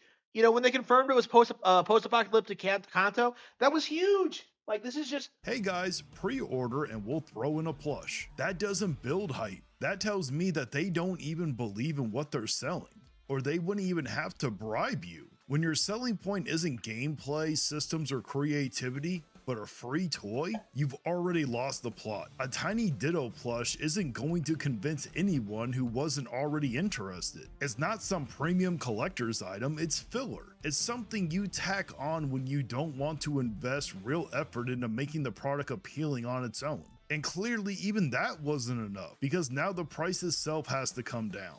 And a huge part of that is with the game keycard situations, which is a massive self-inflicted wound. This is not a real physical release. There's no data on the cartridge, no preservation, no ownership. You're basically renting a license that only works as long as everything else does. And we're done with that. You can see it in the comments everywhere. People openly saying they don't want to buy it on principle alone, not because they so just buy it digitally then. It's like they always bitch about like, oh, I wish I could buy games digitally, and like, but you can though. Like it's just a giant cope. hate Pokemon, but because they're sick of paying full price for something that isn't fully theirs. That actually does matter, especially when your audience includes collectors, preservationists, and longtime fans who used to be your most reliable supporters. And the pre-order numbers show that. Because they're not just low, they're abysmal. Under 1,000 physical pre-orders on major retailers weeks after availability. That's not people don't pre-order anymore, spare me that excuse. Other games are doing fine, re-releases are doing fine, old games are doing better than this. When 6-year-old titles outperform a brand new Pokemon release, something is seriously wrong. This isn't industry-wide behavior. This is people actively choosing not to engage with it. And why should they? Look at the track record. The last several Pokemon releases were trash. They had performance issues, shallow systems, repetitive gameplay, and then the cherry on top, expensive DLC that was nothing more than cut content. That kills trust. Once that trust is gone, people stop showing up day one. And that's exactly what we're seeing right now. Pokemon fans used to buy without thinking. Now we're waiting. We're cautious. We want to wait for the reviews. That shift alone should terrify anyone running that franchise. And this isn't even a traditional Pokemon game. It's a cozy life sim farming style spin-off. A genre shift nobody was asking for. Oh, come on! What a fucking retard. So he's going to complain about Pokemon not innovating and then turn around and start complaining about like, well, like nobody asked for this. Like, what are you talking about? This is exactly what I wanted out of Pokemon. This is exactly what I wanted. Like, unfucking believable. So yeah, Pokemon fans are like, Pokemon haters are like low IQ, like they're dipshits. They don't know anything about anything. Yeah, like I am gonna revel in like Pokepia doing well. Like I am. This is gonna be a relatively huge success. I could see it being like a 10 million seller. Honestly, like being a people really underestimate how popular like farming sims are. So it's very possible. It's very possible it might be way more successful than anybody's giving it credit for. But like we'll have to see about that.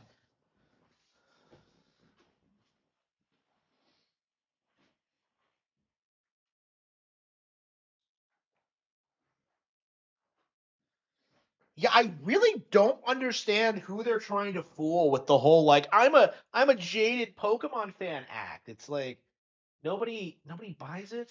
Nobody believes your bullshit. Like at ever. Like it's just like it's embarrassing at this point. Like nobody asked for this. Like what? I don't know. I'm just like very sick of it. Like this is gonna be a very big year for Pokemon too. It's the 30th anniversary, so like you just know they're gonna have a lot of banger titles. So you're gonna see this guy come out like over and over and over again, complaining about like the Pokemon company and the brand and everything they're doing, and it's just like it's gonna become more and more obvious that like no matter what they do, like this guy's gonna cope and seed. Yeah, it's embarrassing. It really is.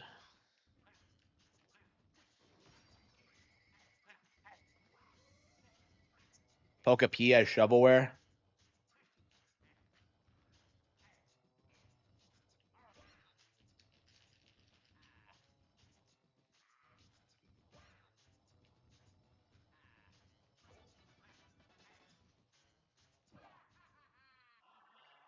So yeah, Pokapia I think is gonna be one of the more successful games this year. So yeah, Tamagotchi is probably gonna be the biggest, but like Pokapia might be as successful. I don't know. We'll see. Like it's really difficult to gauge this stuff sometimes, but than anyone expects. I agree. Like if you haven't played Dragon Quest Builders, it's like shockingly good. It's like one of the best games I've played like on the Switch, honestly. Like I wish I put more time into it because it really is one of my favorite titles, but it's just something that like I don't know, I got burned out on and I haven't gone back to. But like yeah, like objectively speaking, it's one of the best games out there, and it's so disappointing that like people don't give it the props it deserves. Yeah, I agree. I'm getting it day one. Yeah, I mean I get most things day one. Yeah, Final Fantasy VII Remake is like the first major game that I'm not going to be getting day one, and honestly, it's just because I played it before. But uh, I don't know. 7R is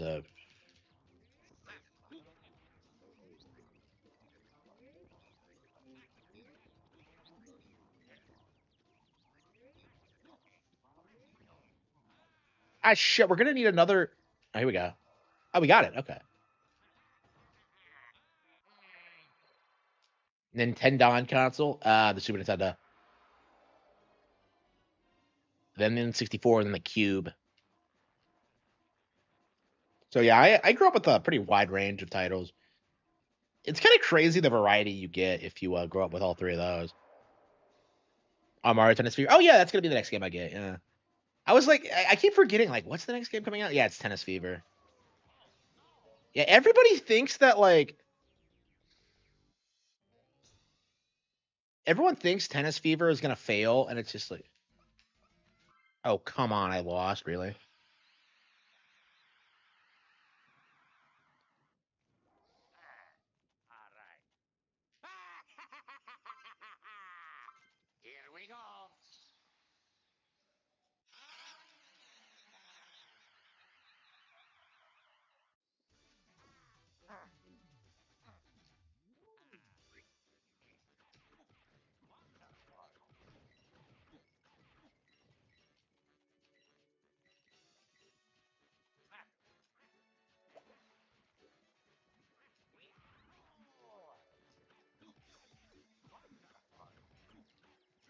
As Wario.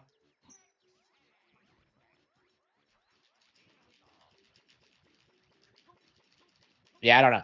It's very interesting seeing what people are pulling. They keep saying Switch 2 has no games, and yet they keep bitching about like every game that comes out. So Pokapia is one, Duskbloods is another. Like I don't know. Like we're getting quite a few games throughout February. You know, Yakuza 3 I think is getting bitched at. I don't know. Yakuza kind of deserves it, but yeah, they cut like a lot of content out of it. I'm told. Um, yeah, they keep making those kind of they keep making weird changes, and I think that's not going over well with their audience. Yeah, it's getting to the point where you're seeing like Negoshi's name being brought up again, and I'm kind of concerned that uh, I'm kind of concerned that people are gonna start worshiping him again. But like, you know, considering like the new ones coming out, hypothetically, it's possible that like Negoshi's like knockoff Yakuza is better than like what current Yakuza is doing. It wouldn't be that hard, honestly. Like, I think it's perfectly possible. Like, I wouldn't have thought that like a couple of years ago, but like, yeah, they've just dropped the ball in recent years. They don't want to be happy about any game. Yeah, I agree. I agree with that. Like, full stop. Okay.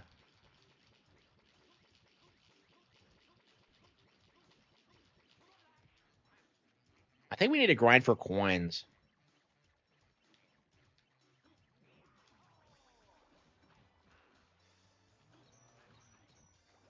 Yeah, but like, yeah, I'm getting a lot of games in like February. I haven't bought anything in January, but I don't really need to. Like, I'm still like, I want to go through like Tales of Xillia. You know, I want to go through Path of Radiance.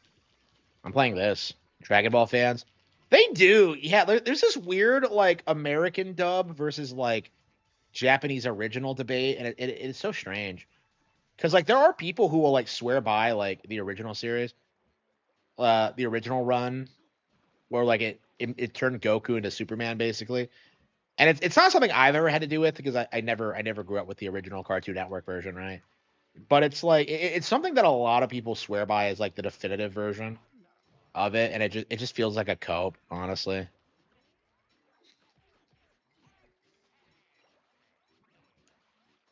Yeah, I'm not even sure if you can get like the original English dub now.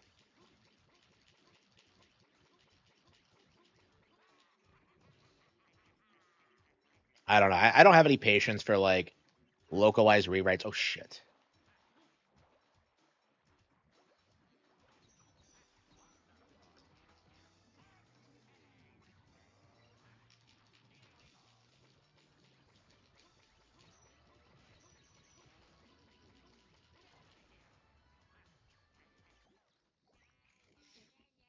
Yeah, so like I don't know. People like are kind of underselling Mario Tennis. So Mario Tennis hasn't gotten a lot of flack because I feel like a lot of people haven't realized that like Mario Tennis is as big as it is. That's gonna be like that's gonna sell an even like 2 million units, right? So that's gonna be reasonably good. And I don't know. People will try and make it out to be a flop, but I don't know. There's definitely this weird fixation on like downplaying everything that comes out, and like I think what ends up happening is that they hyper fixate on like the games that they think are going to be super successful and then end up like ignoring ones like Mario Tennis, like Tamagotchi Life, and those are the ones that kind of blow up and become successful. It's just like they just can't like complain about everything and like expect to be taken seriously. They kind of had to pick their battles, and they're going in hard on Pokepedia to try and like make Pokemon look controversial, but it just isn't.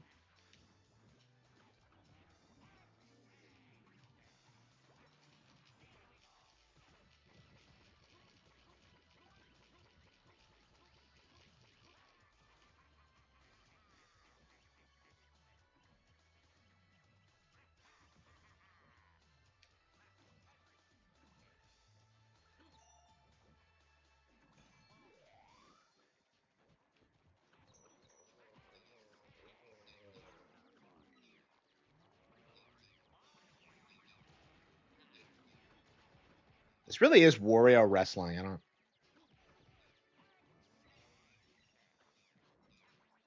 Yeah, Mario Tennis is yeah, that'll be interesting one to play because I really like Tennis Aces. I thought it was like I think it's probably my favorite Mario Tennis ever. Not that saying much, right? I haven't played a ton of these games, so like I'm curious if how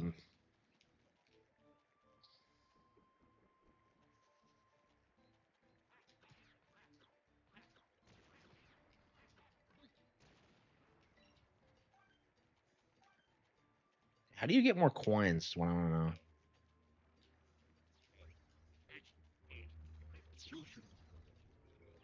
Okay, you don't chase. I thought you like have them chase you, but you're actually supposed to throw them. Okay.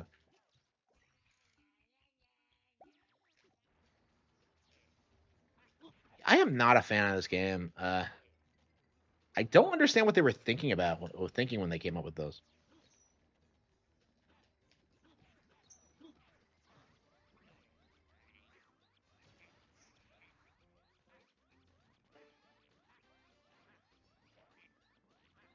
Yeah, yeah. People don't realize how long it's been since Aces because, like, a lot of people are just like, "Oh, another Mario Tennis," and I was like, I actually kind of predicted Mario Tennis because I'm just like, it's been like 7 years. Like, it's been a shockingly long time since the last one, and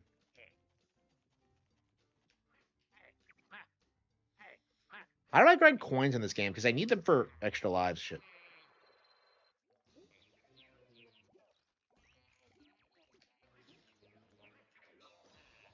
Yeah, I think Nintendo says they're gonna. I think we have confirmation they're going to announce sales numbers on Thursday. So yeah, that's going to be a big one. We'll probably do like a live show like covering it, unless I get a job the next week or something. I don't know.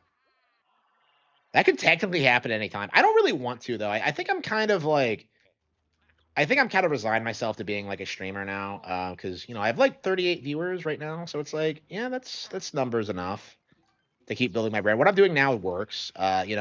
Reacting to content before I do the gameplay stream and then going into the gameplay. That seems to be working for me, honestly. So, I mean, that's the formula I've been trying to figure out, and I think this is it. I think that's good enough. I think these numbers are good enough for me. So, I think I'd rather just stream. And of course, of course, I'm gonna still work on the books and all that. Oh fuck, I forgot to produce my next audiobook. Damn it. Yeah, I have my credits and I haven't produced like my Cruel and Beautiful remake yet. So yeah, I am I'm producing a new Cruel and Beautiful audiobook with like the new audio tool. So it's gonna be a little bit different than the last one. Hopefully higher quality. I don't know. I think like AI still has a ways to go before it's like good at like reading out books. I'm just like learning the ropes now and I'm releasing them. But like it's nice that like I'm seeing a lot of people still comment on like the old one and like talking about how much they enjoy it and stuff like that. It's really remarkable like that I can do this. And of course like I do need to make the audiobooks better. Like I'd like to have like original artwork and like good like stuff to make the experience more fun. But like I think that's kind of what like where my channel is going in is just like, yeah, we are going to talk about daily gaming stuff. We are going to keep doing what we're doing, but like I'm also expanding the golden age and doing more stuff with that. So that's going to be really exciting.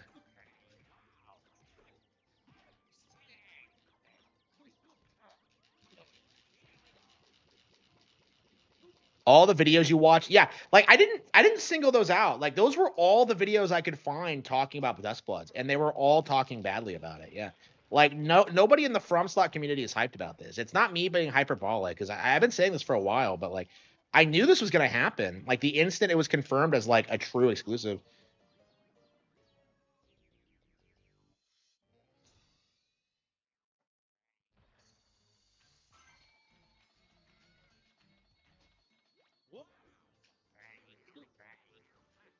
Yeah, I might have to grind for coins because I don't think I can beat the boss without like extra lives. Hang on.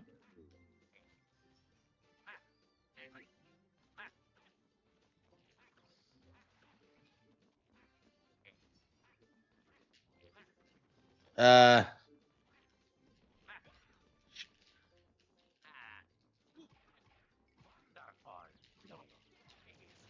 I'm curious how my Nintendo stock is gonna look like tomorrow when the market opens back up, because it didn't update today, obviously, because it's the weekend. So I am interested in seeing what it looks like today.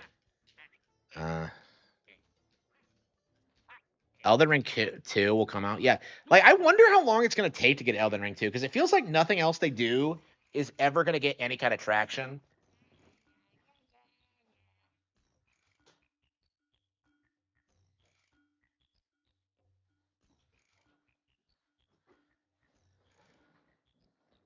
Husk Flops has already failed because it can't be used against Nintendo. That's kind of my mindset too, looking at it.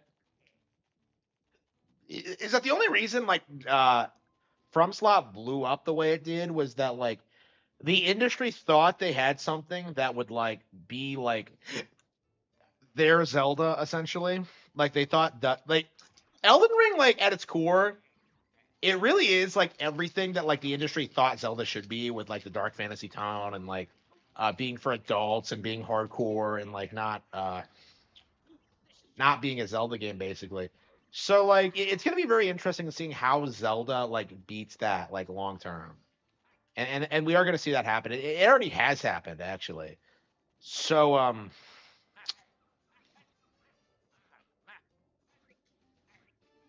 like it'll be very interesting kind of seeing like the fad die and like Zelda kind of reign supreme because I think this is gonna be the last time they're gonna be able to get away with this because like From Slot, like it had like a genuine fan base back in the day, but like hyping it up to be the Zelda killer only for it to fail. It's just like I don't know. At this point, it's like,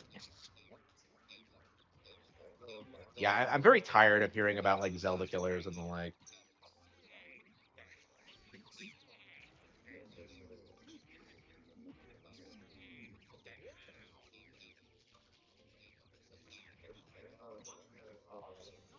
Really.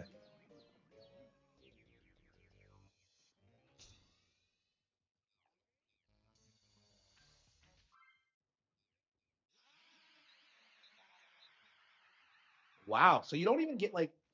So you have to use coins to revitalize yourself, but like if I don't have the, I guess we're gonna have to go through old areas and just grind.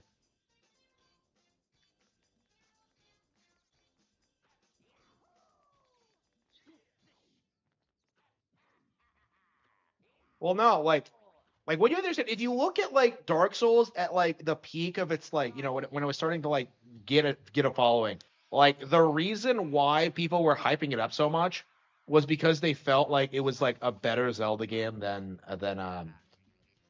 Skyward Sword was. Like that very specifically is the reasoning behind it. And that's kind of like it's kind of where we're at now, where people just kind of like obsess over the brand. Uh did Tears of the Kingdom win Game of the Year? Yeah, it did twice for in my book. Like it was the most critically acclaimed game on Metacritic both years it came out. Yeah.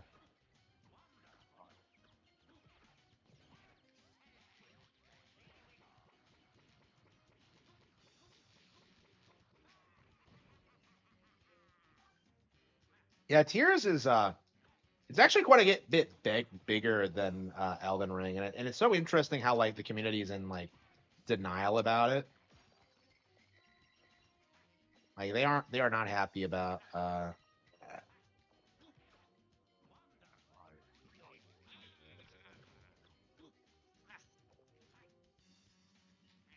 I'm not sure why Batten Kaitos got ported over. I I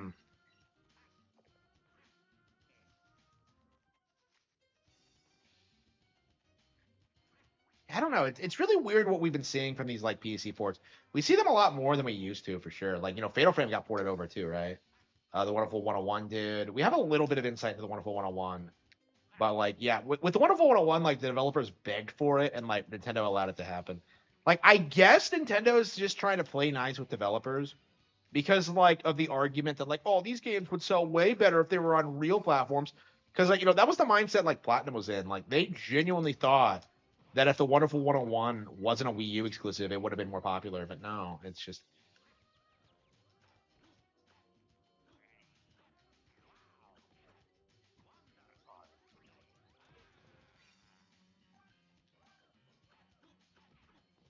so the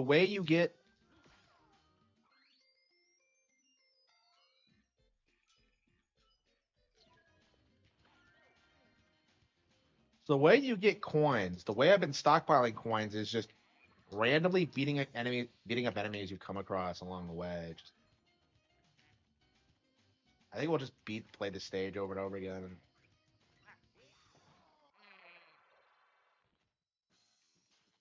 why would they dismiss it? Because it's a Nintendo exclusive. Like that's the only reason. Like they don't want to risk like Duskbloods becoming more popular than Elden Ring, basically. That's kind of what we're seeing here. Like in the hypothetical scenario that like Duskbloods blows up and like outperforms like Elden Ring, like that would kind of destroy the entire narrative that like Xbox and PlayStation and PC have like propped up that like games like it don't do well on Nintendo platforms go. So they need to keep the grift going like for as long as possible, even though it no longer makes any sense.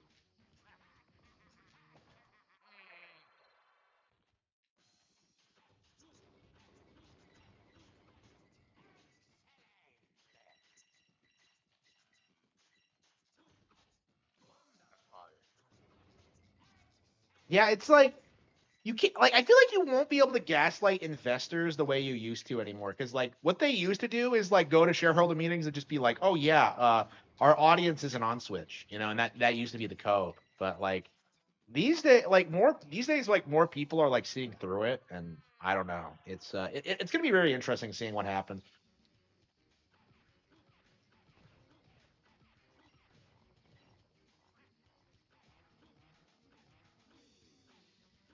I don't know, man. Like once Japan falls, and they kind of already have, you know, like Capcom's cocked, Koei Tecmo's cocked. Um, well, Koei Tecmo's traditionally been pretty good, but like, um, you know, Square Enix is like kind of the last stand, honestly. Like, when are we gonna get like the newer Final Fantasy games? Like, I want to play 15 and 16, honestly. Uh, yeah, I would have preferred those over 7R, honestly. Like, give me the new fucking Final Fantasy.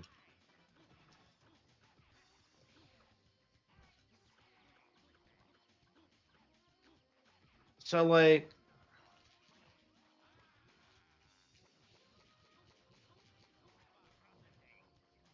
just needs to disappear forever. Well, okay, like Nintendo is the only platform that needs to exist, so here we go.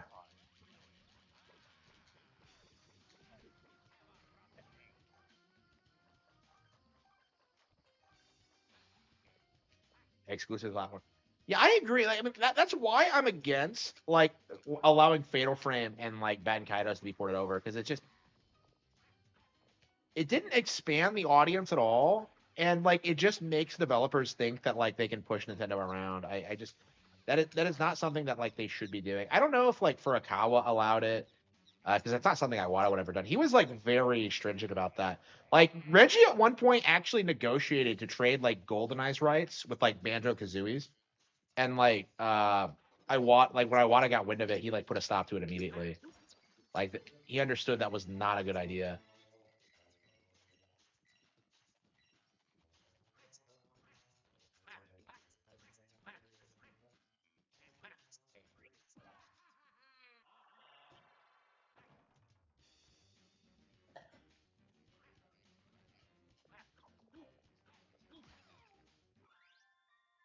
Yeah, does Nintendo still own their stake in GoldenEye, or did they give that up too?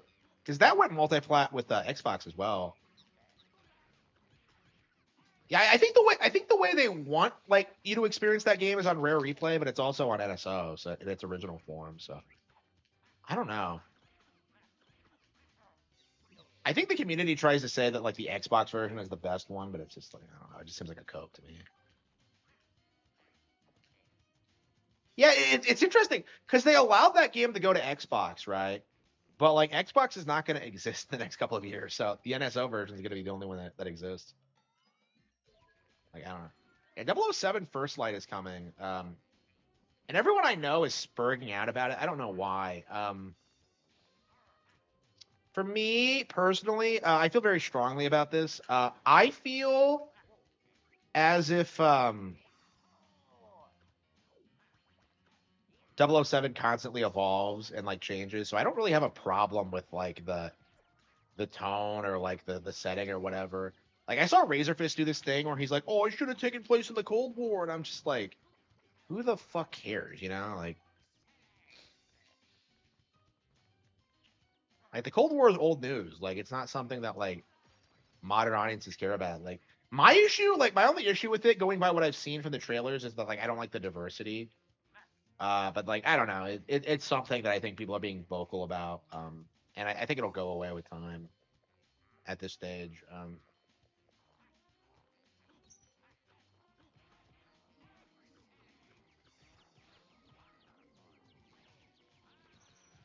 I mean, what we've been seeing over the past decade is that like the entire industry trying to team up to like downplay Nintendo Switch, right?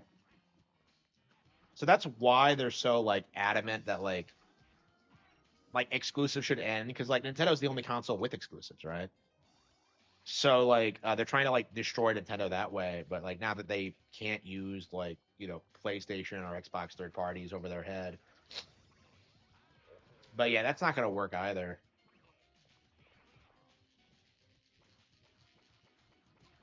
I feel like it's only gonna be a matter of time until people start like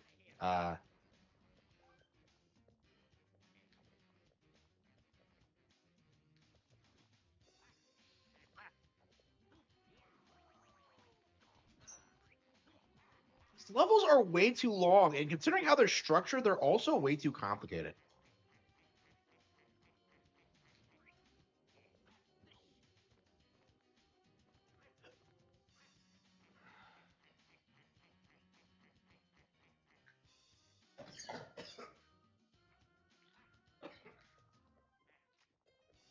Yeah, can you only watch WWE on Netflix now? I actually didn't realize that when I started watching that. Is it an exclusive now?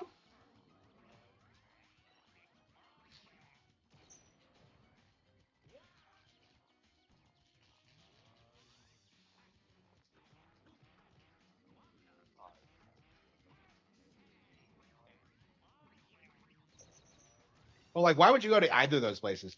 Why would you ever go to any fast food chain that isn't Chick-fil-A? I don't know. I don't know why you would. Does Jersey Mike's count as fast food? Like, I thought they were pretty slow when I was there. Their last.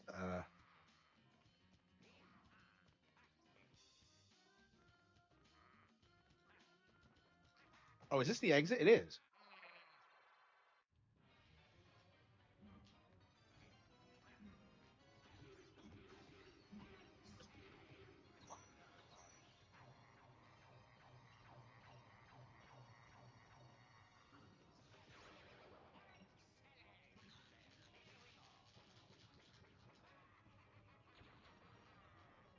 Yeah, the boss fights are the best part of those.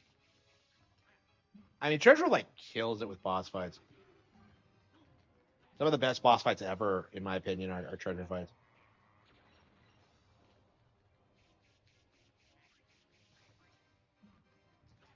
Suffer not the PlayStation, the Xbox, or the PC.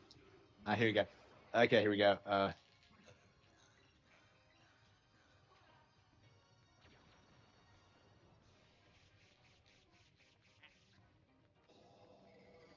Okay. I was like, so play through a stage, beat the boss, and you'll get plenty of points. Okay.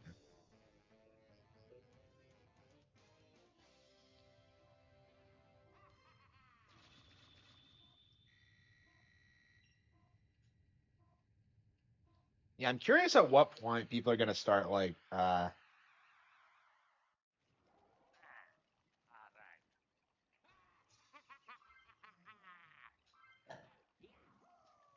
yeah, I wonder at what point people are gonna start calling out like yeah, the Nintendo Direct, right? What are they gonna show off? Because like they're gonna show off Duskbloods. Like that's gonna be something the industry is gonna have to talk about.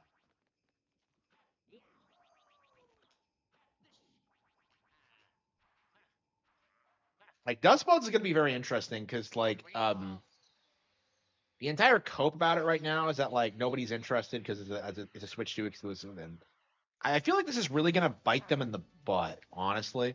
Like especially if like Nintendo fans reject it as well, which I think is what's happening actually. Like Nintendo fans aren't into it, From Slot fans aren't into it, so it's um like I feel like this is gonna kill From Slop's credibility. So like so much for like the greatest developer in history, right?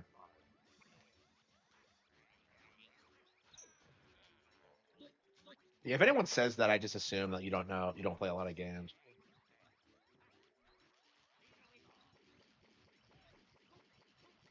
Yeah, I don't think anybody likes Soulsborne. I mean, they keep changing the genre name. It was like Souls like, and then it was like Soulsborne, and now it's like I don't know, like it's like what are you talking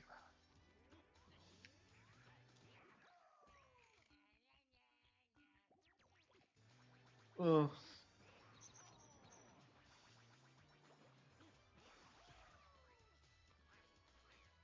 Like all games pretty much are Nintendo exclusive because nobody actually plays them on any other platform. So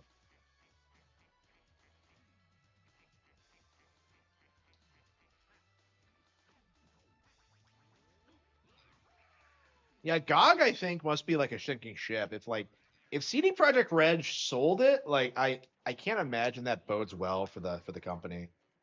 honestly. Like I haven't heard anything about it since it was acquired, but like I just don't see it going over very well.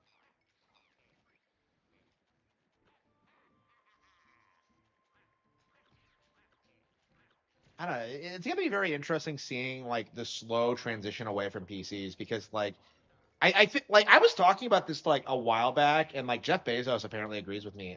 The era of the PC is over. You know, people are like leaning more towards like the cloud-based stuff and like stuff that like they can use through like a variety of applications. Like the PC just it's obsolete, honestly.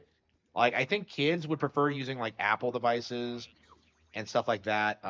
Like people really only use PCs at school or at work, and like you know, it's just not on the level of what you see on with uh with like other devices. Like people keep saying that like no, everything's a PC, everything has a computer in it, but like no, like that shit is locked down. You can't do certain things on it. Like you have like a limited amount of like applications you can use. It's gonna be like they're gonna be more streamlined, easy to use PCs essentially. And that's like so like the idea of like the open source PC for like enthusiasts, it's gonna die. And like that's going to lead to the end of the gaming PC. That's going to end see an end to the emulation community. It's going to be a slow, gradual thing. It's going to be like a niche product instead of just something that everyone owns.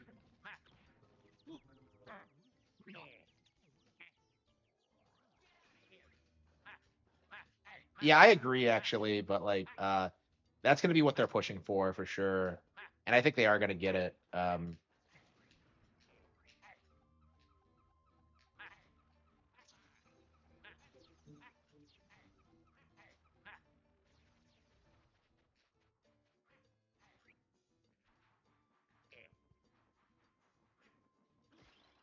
But again, my point is that like this is why gaming PCs aren't going to be viable. Is that they're going to be too expensive, and that there are going to be like more viable alternatives.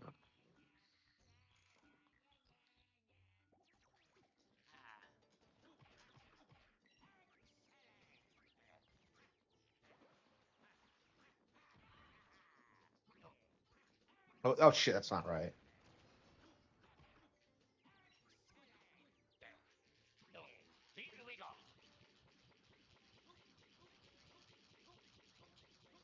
Yeah, I still have never bought anything on GOG. I they don't have Silent Hill 2, and I'm just like the original Silent Hill 2, so I'm just like, why the fuck would I bother? I don't want to play any game on there unless it's like something that'll never get re-released on like Nintendo consoles. So like, I would get Ultima, like I would get Silent Hill 2, but like other than that, I can't think of anything. I think Clock Tower was on there. Or no, maybe that was on something else. Uh, yeah, I really want to play Clock Tower, but like. Uh, yeah, they fucked up the re-release, so yeah, I had to boycott it, unfortunately.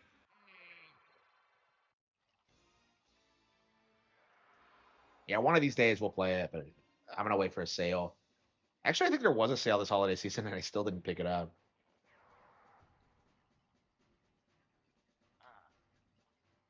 The classic Resident Evil trilogy.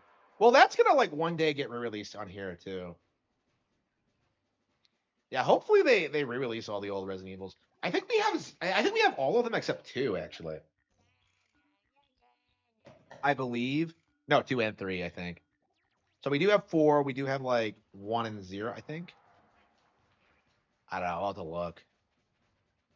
I never have beaten any of the classics, so I don't know. I'm just not interested. Like I just don't enjoy like the way they work.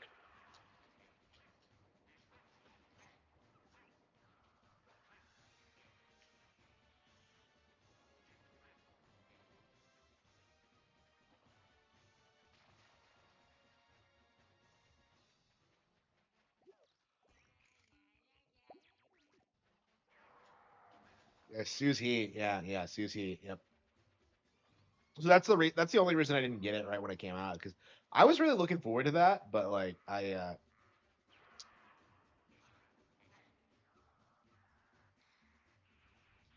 haven't heard about Susie in forever. I have no idea what he's doing these days.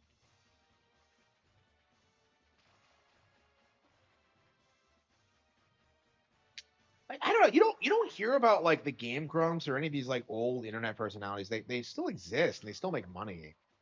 Like I guess when you're like so well established, it doesn't matter. I mean, I'm kind of having that too. Like I I don't have a job right now, but like I'm kind of finding I don't need one because like everything I wanted was already paid for. So it's like, okay, I'm still making money, so it doesn't really matter that much.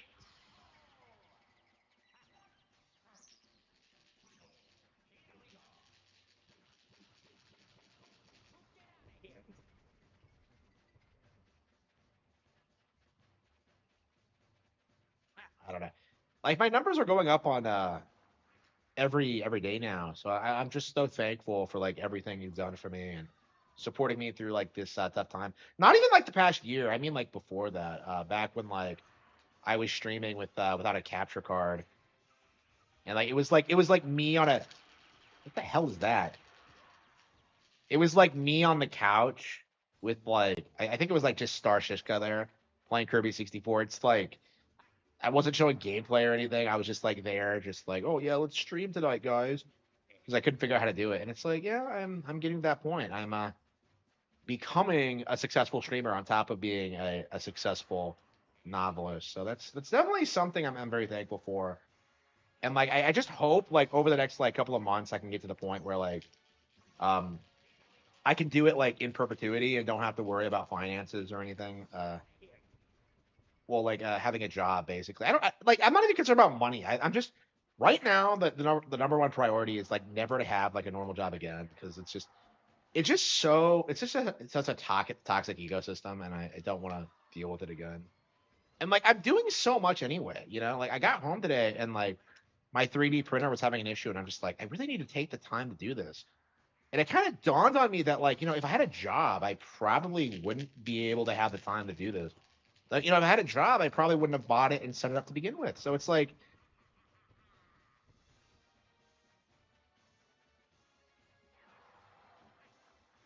so yeah, I'm very thankful for everything I have.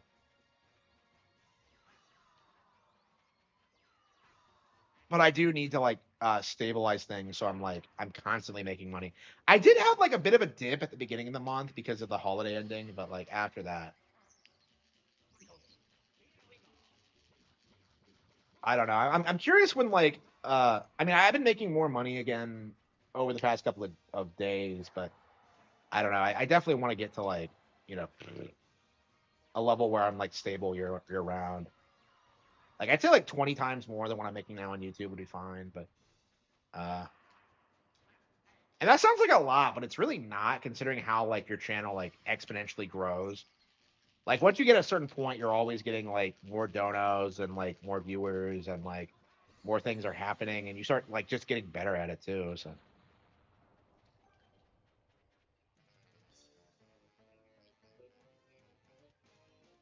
but yeah, right now my priority is like finishing the Cattle Have Fangs, finishing like the new project, getting started on the next several projects and oh,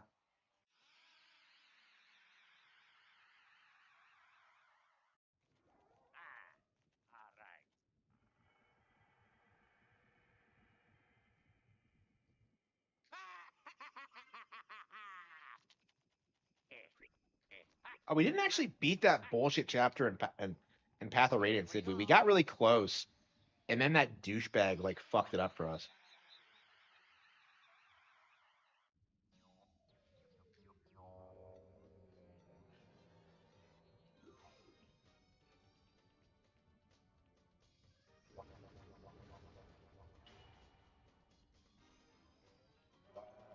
The pig. I've never understood the designs of the monsters in Wario games. They look nothing like they like Mario enemies.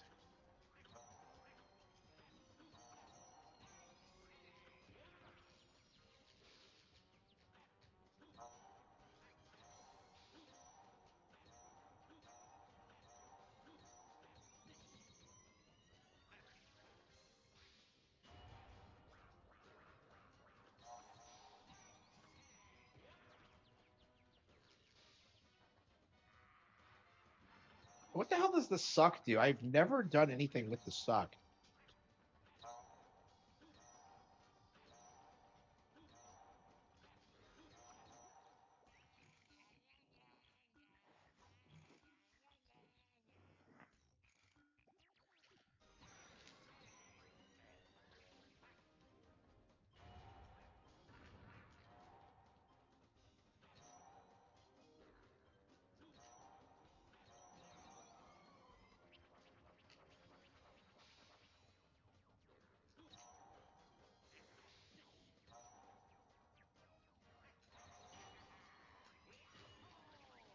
Oh, I see. You can do the ground pound too.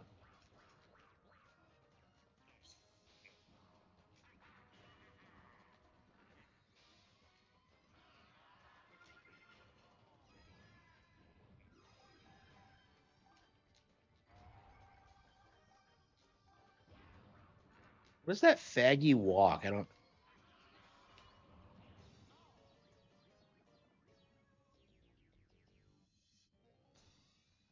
Yeah, it's crazy. And it's been that way for years. It was that way during the Wii U years, actually.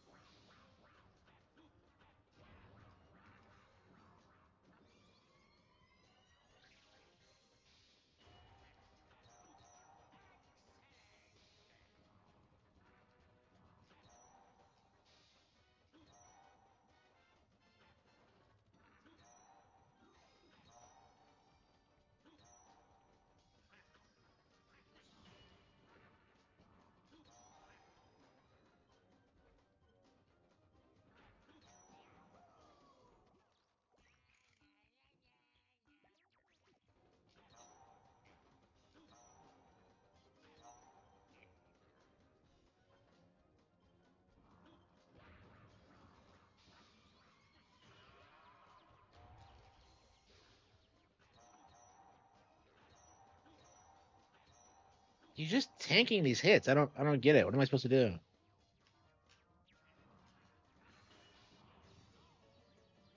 Like, why am I getting hit by that? I don't get it.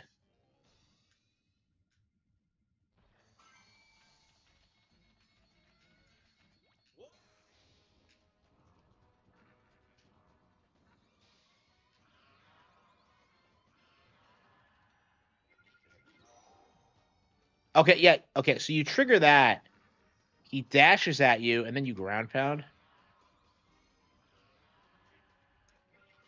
That's like weirdly convoluted though. Like, how would you ever figure that out?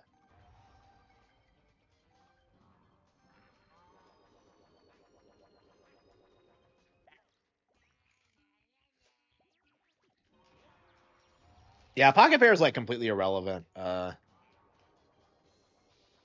Like it's crazy how people are still hyping them up just to downplay Nintendo. That was like legit a flying swallow.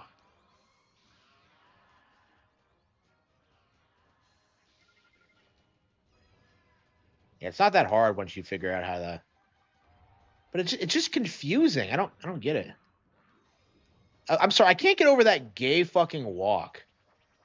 Like who walks like that? Maybe it's a bodybuilder thing. I don't know. I tend to align with Japanese people on most things, so I feel like bodybuilding must be gay. Oops. Yeah, I screwed that up.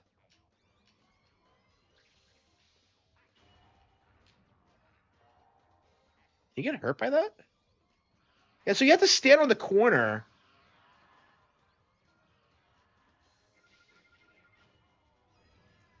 Yeah, it's not that hard. It's like that one boss in Spyro 3, only like complete slop. Yeah, fucking Spyro 3 is better than this one. I mean, I love Spyro 3. It's like my favorite Nintendo platformer, actually. But he gets faster and faster.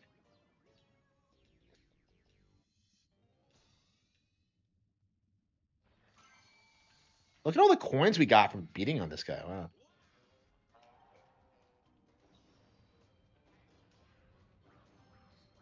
Like I don't know. I don't think this is a good game. There are things I like about it, like the boss fights mainly, but like as a whole, it's like it feels really unfinished. Like it reminds me a lot of Air Ride actually, and I really wonder if like a lot of smaller Nintendo games were just impacted by the GameCube not doing well initially. Because I think like Paper Mario didn't have this problem. No, it kind of did. Uh, yeah, Path of Radiance didn't have this problem.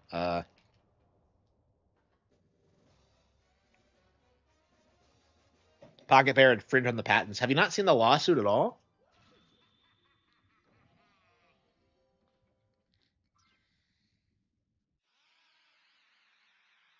I don't know. I should probably order a pizza because yeah, I don't have any groceries. I don't know. I might just go to bed early or something. Their first game was shut down due to stealing from Legend of Zelda. Was it shut down? I thought they just stopped working on it. Imagine being a hater, sitting all night watching Harman play games. Yeah. Like, there are people who will, like, read my books aloud on stream and try to make them sound ridiculous. Oops. And, like, it doesn't work. I don't know, man. Like, my book sales have gone up, like, because of stuff like that.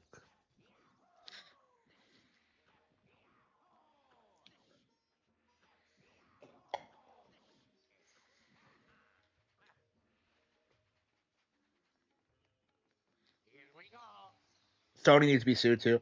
I mean, that can wait until like Nintendo's as big as Sony, because right now Sony's one of the biggest companies in the world, and they're probably like one of like I don't know, probably one of the more woke Japanese companies actually. I mean, they relocated to California. Well, well, PlayStation did. So yeah, Sony's like Sony's been compromised for a long time.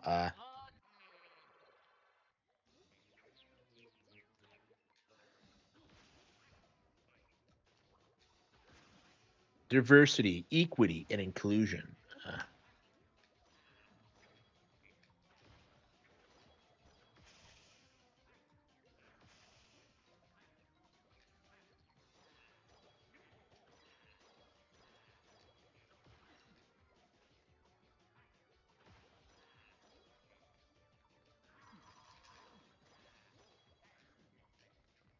So you just lose coins while you're down here, really?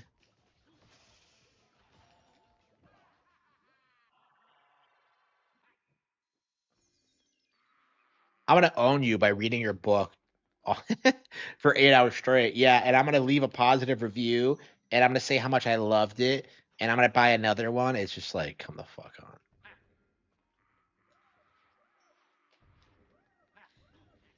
I don't know. Yeah, I haven't seen anybody read my books on stream in a while. It's been a while since it happened. Like a couple of years, I think. I don't know. I don't keep up with this stuff really.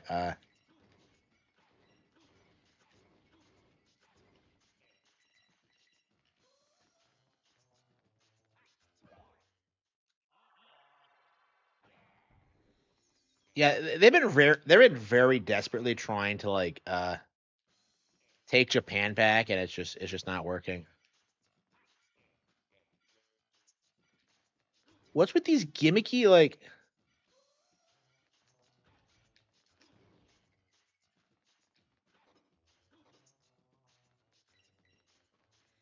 I don't get what these gimmicky rooms are. Like they're sometimes really confusing.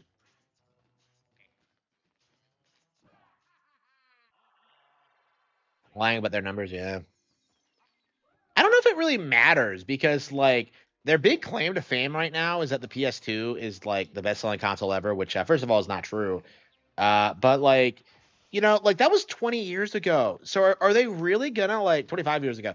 Are they really just gonna be that guy? Like, oh man, I peaked in high school. Like that's basically what they're saying when like they say the PS2 was like the highest selling console ever. Like I don't know. Like enthusiasts even know that like it's not true. So that's kind of collapsing for them. So I don't think they're gonna recover from that. The best selling DVD player ever. Yeah, somebody asked me to like do a top 10 PS2 games list, and I'm just kind of like a ton of my favorite PS2 games are also on GameCube. So like I don't know. I just don't think I like the PS2 that much. Honestly, like I did Metal Gear Solid 3 a while back. I was kind of disappointed how good how bad it was. Shadow of the Colossus I love, Kingdom Hearts I love, but it's like I don't know, man. Those games are like showing their age. Like I think PS2 is just not a console that really deserved its reputation. Really, what the hell is this? The hell is this? What? Oh, okay. Wait. What is this garbage camera angle? Literally unfinished. What the fuck am I looking at? So you're telling me you're supposed to rotate the camera up? But that's retarded. These things look like fucking like Pokemon. Like, these these are literally Pokemon.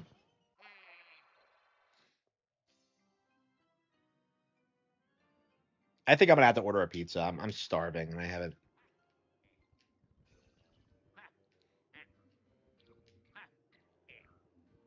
eaten much today. I don't know. I haven't had pizza in a while. I hate ordering though. It's so expensive. Like if I go, I like going out and like lowering the price, but it's just I don't know. I'm streaming now, so I can't really justify. Honestly, I feel like I can't even justify stopping the stream to eat because I'm just gonna lose viewers, and that's gonna be lost revenue and lost subs and less book sales and less it's just like it's just not worth it, honestly. Yeah, Shinji Mikami kind of talked about this on a radio broadcast in Japan, where like he was like expressly talking about how like the PS2 sales numbers were fake. They were counting like repaired units and like secondhand units as sold, and it's like it's fucking crazy.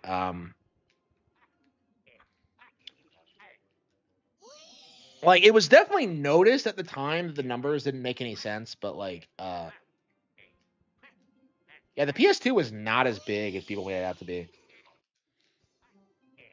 Like I don't know a single person who like preferred the PS2 over the Xbox personally. Like people bought the PS2 because it was like supposed to be the best, and like it was all like normies who did that. It was always like very blind. It was always a very blind purchase. Like usually, if you were an enthusiast, you owned 2 or like all 3 consoles. It was very common to own all 3.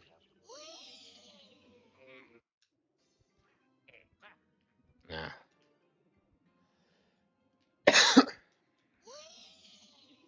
Yeah, I think I'm gonna go ahead and get my groceries ordered, and then we'll go out tomorrow and get them. I think we'll probably just have some meat or something. I have plenty of meat. It's just like, do I want to eat anything? I have some leftovers. I think I'll have to have that, and maybe some vegetables. Ugh, I don't know, man. Yeah, I've been biking a lot lately, so I've been having problems with like just like overeating and stuff like that. Because I've been working out so much more, right? Um, well, not in the past couple of days, but like it has happened where I just kind of pig out, and it's just well, better get back on the bike and do another 5 miles. I feel like I am not burning enough calories for like how much work I'm doing. Like it says like I'm losing like 250 calories for like a 5 mile ride or something like that. And I'm just like, come on, it should be at least twice that. I guess I could just go twice the distance, but I can't handle that yet. I was actually like what I did today, like I did like 6 miles and I'm just like, okay, I'm worn out.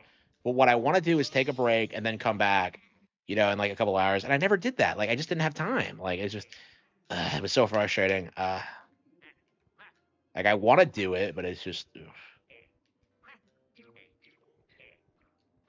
I don't know. I mean, you have to rest too is the important thing. Like for me, I think the most important thing is doing it like daily and just like being consistent about it. I think that's the most important thing for me right now. And like I'm kind of I kind of feel like already way healthier. I don't know if I look better or not.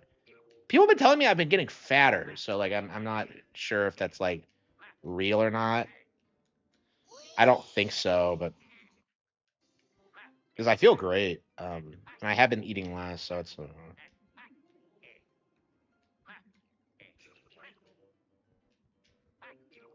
And hopefully the bike is just what I needed to finally start losing weight.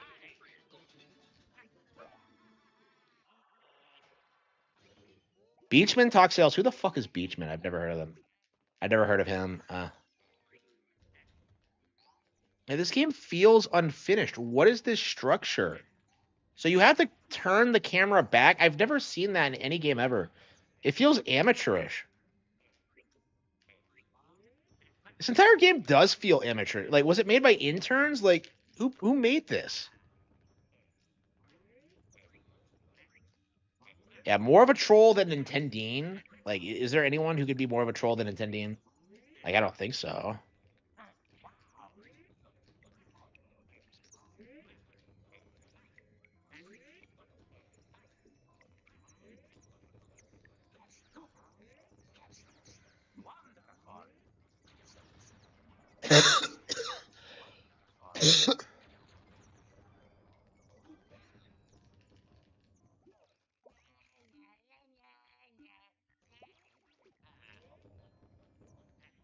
Five PS2 exclusives.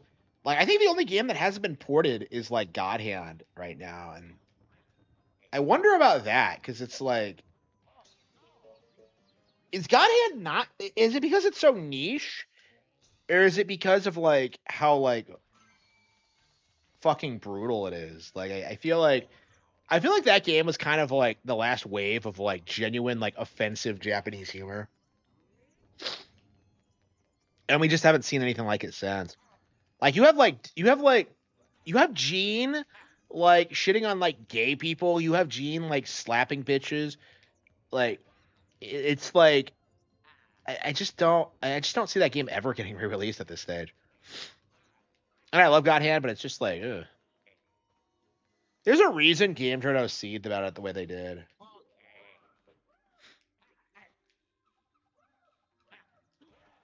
I should probably try to do something like God Hand. Like tone wise, I don't know. I definitely wouldn't want to do a knockoff of it, but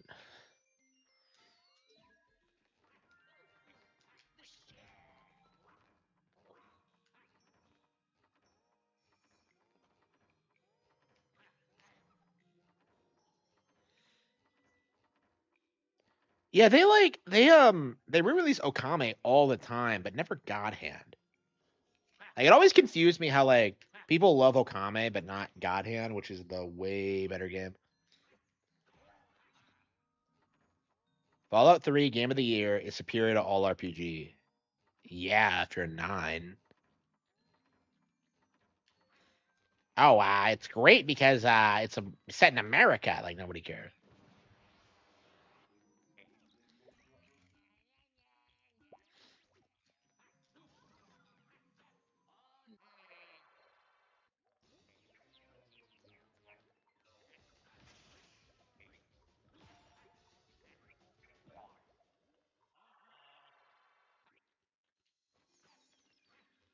Uh,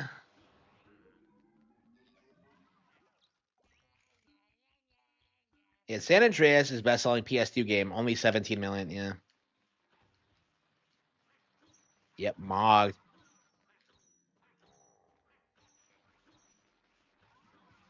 Yeah, honestly, like it feels like Grand Theft Auto is gonna be the final boss of like Nintendo hate. Honestly, like I kind of I made a video today talking about how Grand Theft Auto 6 is gonna fail, and like a big reason for that is because it completely failed to like destroy Nintendo. The hell is this? Do we get any hints for this?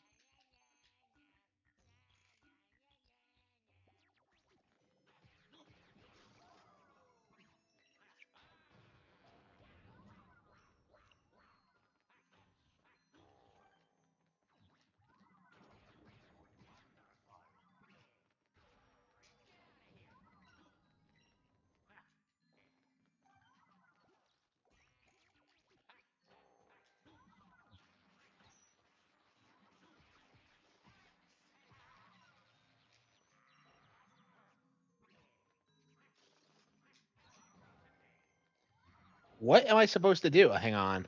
No?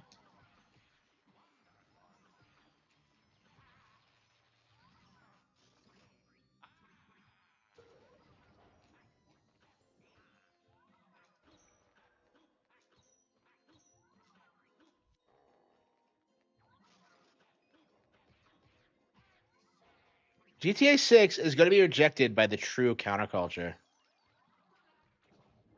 It's not working. Like I don't.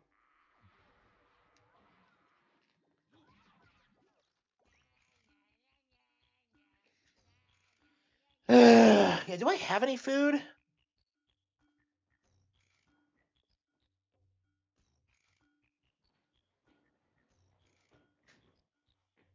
Yeah, I think I'm just gonna order.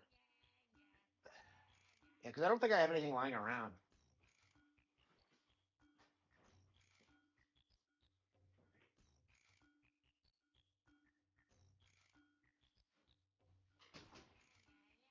Yeah, I'm just gonna order.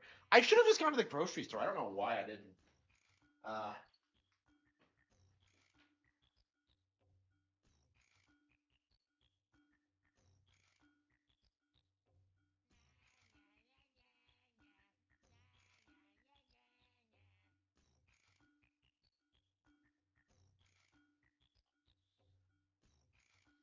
Yeah, what am I gonna have? I'm gonna have a delicious.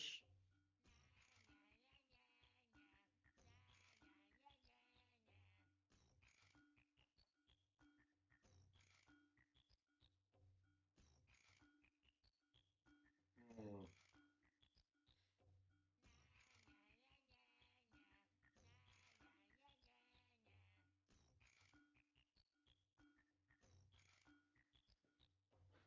I should probably do it on my PC. I don't know what I'm doing.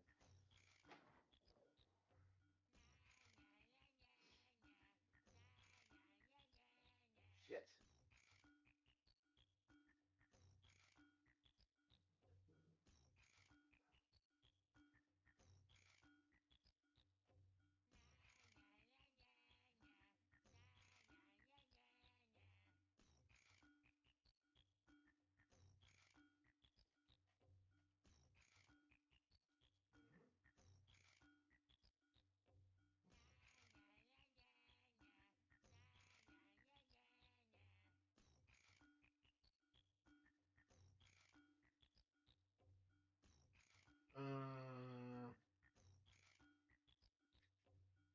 Yeah, I think a cheesesteak is fine.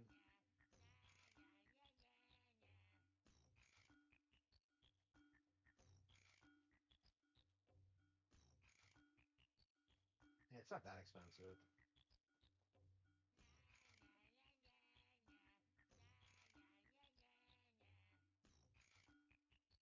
Yeah, I can't imagine ordering DoorDash because it's just like such a scam. Like I don't know. We need to talk about like banning DoorDash because it's like the scum of the earth. Learn to cook. Here we go.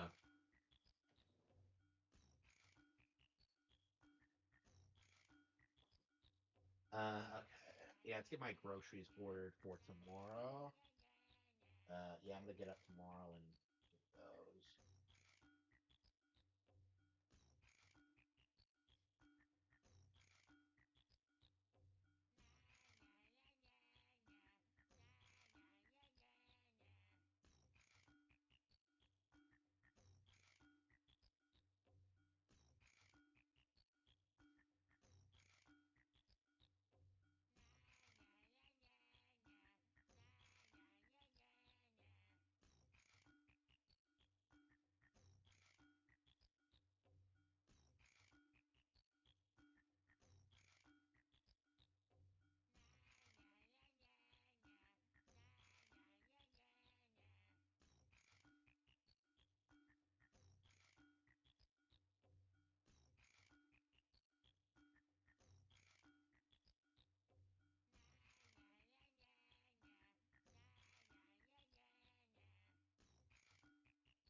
Yeah, I think it's good enough.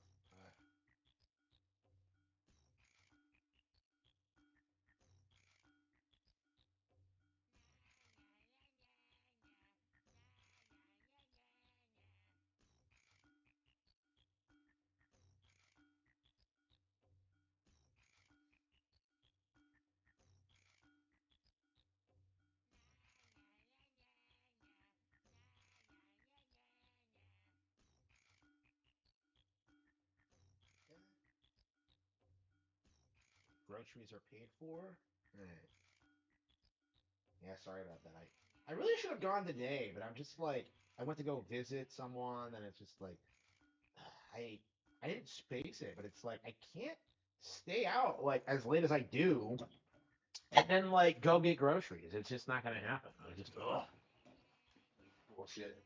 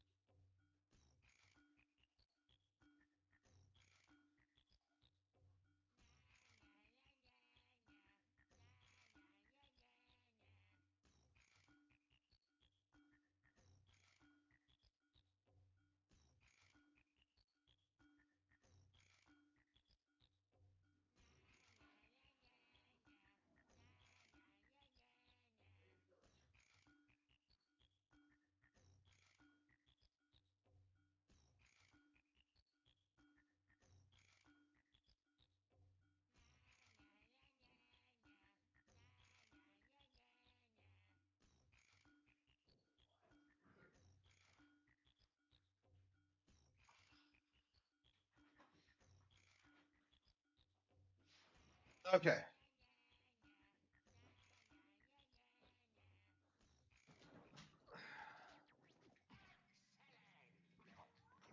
Okay.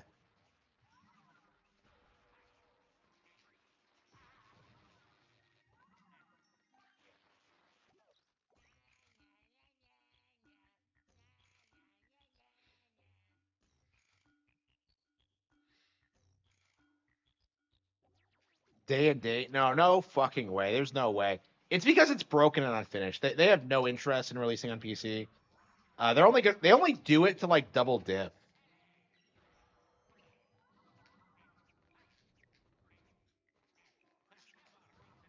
That doesn't work. What the hell am I supposed to do? Wait, fire and ice? Are you supposed to have them hit each other somehow?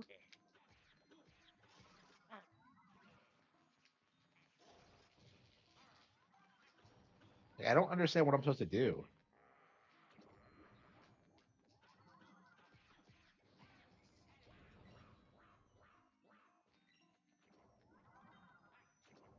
PC is falling apart. It is, yeah.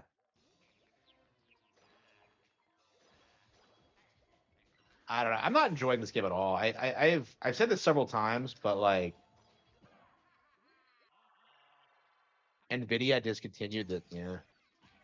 Yeah, it's interesting to see that like Nvidia is like moving away from gaming PCs. Because I think that was the idea that like, oh man, they're getting bigger because of gaming, and like, no, they're getting better because of they make PC chips. You know, it's just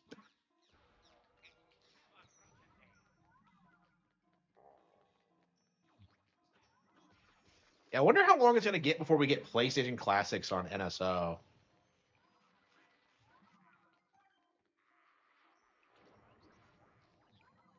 Like, I would love to play Spyro 3 on. Well, I mean, I technically do own it, but it's like that's the Reignited trilogy, and that version fucking sucks. I don't know when they're gonna like revisit the originals.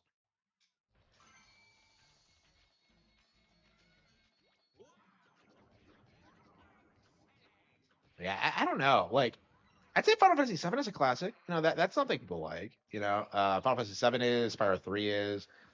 Yeah, I can't think of anything else. Shadow of the Colossus, God Hand. I mean, they have a couple of things. I don't know. I don't like saying that there's like nothing of value on PS2 because like it's really not true at all. And like there's plenty of like niche horror games and like stuff like that. Like it had like a vibe to it, you know. Like you were the sort of person who would like play all sorts of slop. Like Onimusha's really good. I'm a big Onimusha fan. Like there's plenty of good games on PS2. Like my feeling is that the GameCube and like the Xbox were so much better. There is no real reason to go to PS2 first. But if you were really into games, yeah, you'd get like mileage out of PS2.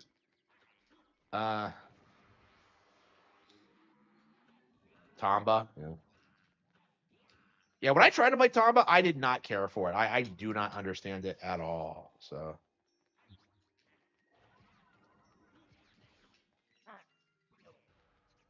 I don't know, man. It's weird. Yeah, I'm watching Scooby Doo Mystery Incorporated right now, and I'm at the point where I'm watching like 1 or 2 episodes a day, and it's like fucking keto. I love this show. I don't know if there's been a bad episode. Maybe like the one where they like flashback, like where where Scooby has that nightmare and he's like hanging out with like other classic Hanna-Barbera characters. Like that one kind of sucked, which kind of surprised me because like as a kid I was like super enthusiastic about it. But I was watching it as an adult and I'm just kind of like, I don't remember the Funky Phantom at all. Like I don't remember ever seeing any of those cartoons. So like making him like the antagonist to me was just weird. And like I can imagine like kids even then would like unless you watch a lot of Boomerang, you wouldn't like know like the Buggy or like Captain Caveman. Like I don't know, like if you're gonna bring those characters back, why don't you just like use them? Like that's what I would have done. Is just like they can't carry their own shows. Okay, fine, but like roll them over into Scooby Doo canon. Like they've had plenty of crossovers. Like I just don't understand why they aren't just like other crime-solving mystery teens in the area or whatever, or in the country or whatever. Like it's just like I don't know.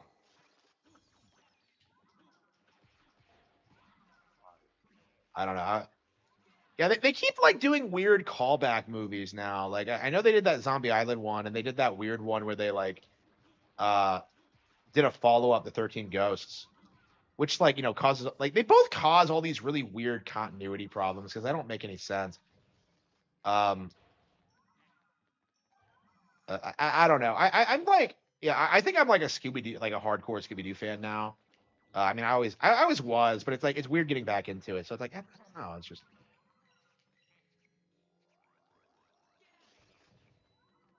it is one of my it is one of my all time favorite things.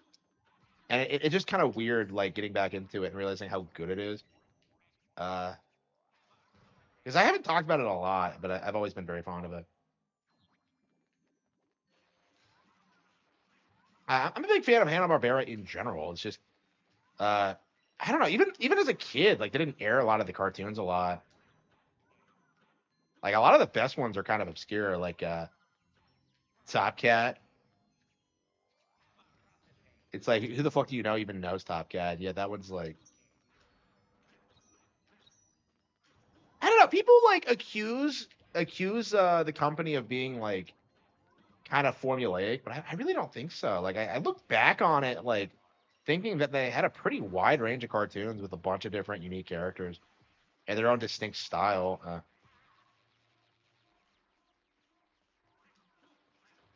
What the hell am I doing? I'm trying to figure this out, but like the Flintstones, yeah, I'm not a fan of Flintstones. I never liked Flintstones. I don't know why.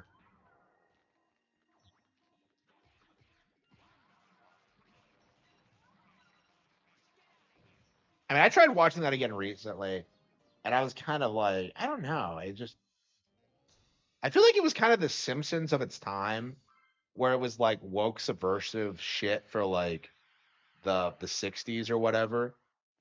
That's the impression I got. Like watching it. Yeah, I have no idea what I'm doing.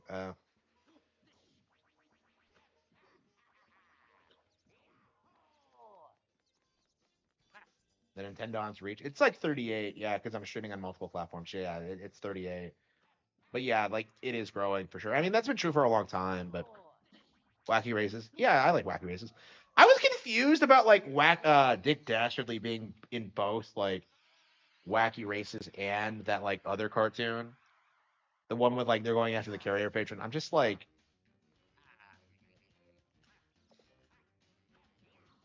I also hated the name, like Dick Dastardly. Like who the fuck came out with that? It's like I think he's supposed to be a knockoff of like Professor Fate from like the Great Race. But I'm just like I look at this guy, I'm just like, what?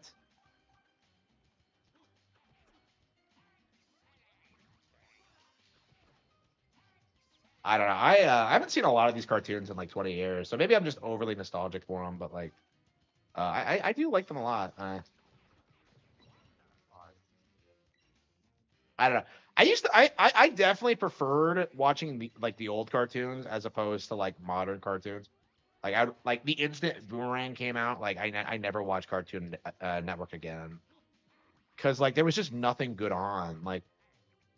And like it's so weird, like watching the series Mr. Enter or whoever try and say, yeah, like the 2000s, 2010 was like a golden period for animation, and it's like it's just complete fucking garbage that like appeals to like man children and like weirdos and not like cool shit. Like I watched He-Man for the first time recently, right? I mean I'm not through it, but I watched a good chunk of it. You know, and I'm just like, you know what? Like this is way better than anything that aired on Cartoon Network like after 2010. You know, it's just like I don't know. People spurg out about He-Man, but like I'm watching it, I'm just kind of like I don't know, I like this a lot.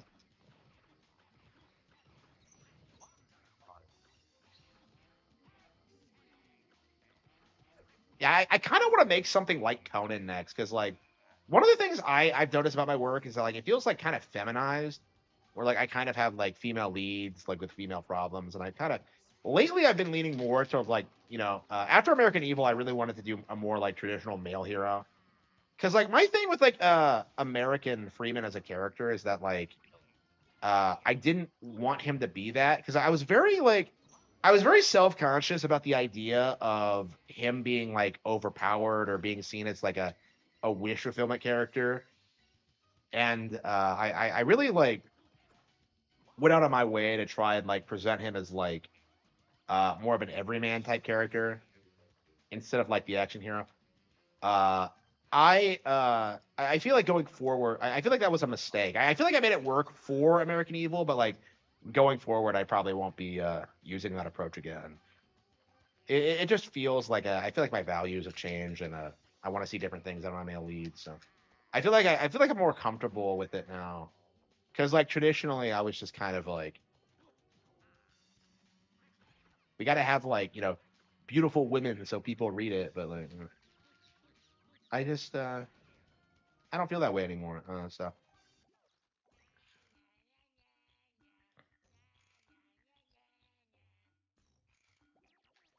favorite at some point, yeah. It might be the cat don't have fangs actually. I want to like wait and see what the cover looks like. Like the main thing for me is like I want the book to be as good as possible, and I need a good cover. Like that's like the core issue I'm having when it comes to like doing physical releases right now. I'm not satisfied with how they look. So like how they would look in like real life. So I want to like hold off on that for a bit and like get like definitive color covers of like old books made and then I don't know.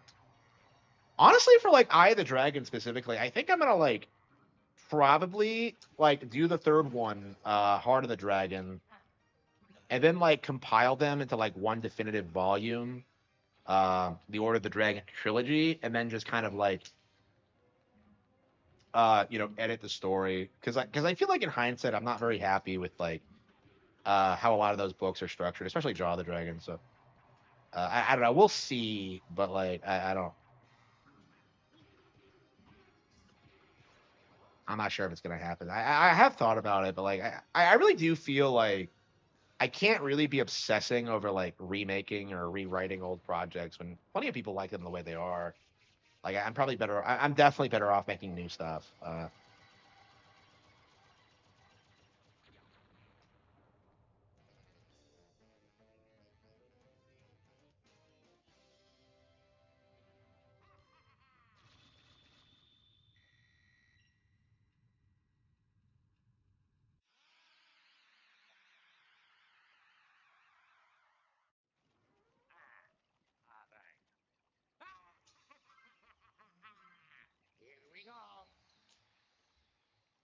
Yeah, I'm really not enjoying this game at all. Like I don't understand like how it released in the state. And this is kind of the last game that like Treasure made before they fell off for good. It's kind of a shocker that they put out Star Successor in their condition. Like I don't know how they do their business, honestly.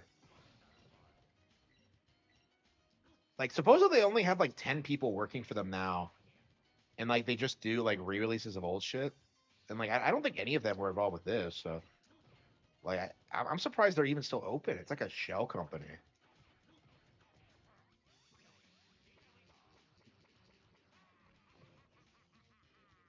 Uh,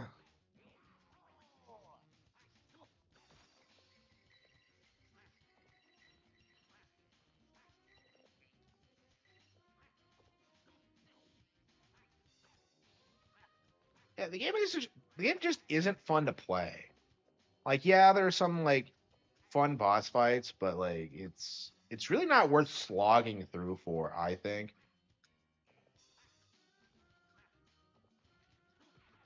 Like I do kind of feel that way. Yeah, this isn't a good one. Like probably the worst game on it. Well, F-Zero GX is worse for sure, but like yeah, probably the worst game they put out so far. I mean, I guess put out the worst first to just get them out of the way, but there's nowhere to go up from here.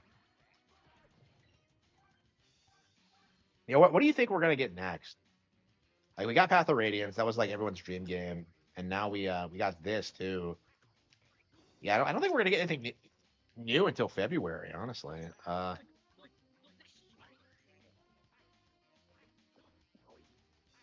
I don't know. They really need to get on like a consistent schedule where they just have like yeah new games every month, like on this date and time. Like I think shadow dropping them isn't really helping much, but like I don't know. Like now these days they like announce them a week before they come out, and I'm just kind of like, what's the point of that? Oh, that's right. We're getting a Virtual Boy in February. Yeah, that's gonna be the thing. Yeah, I have that paid for, so we're getting that. We're definitely gonna do a Virtual Boy stream. I don't even know if you can stream Virtual Boy, honestly, because like I think you're required to use the headset, so it might be impossible to do. We'll see.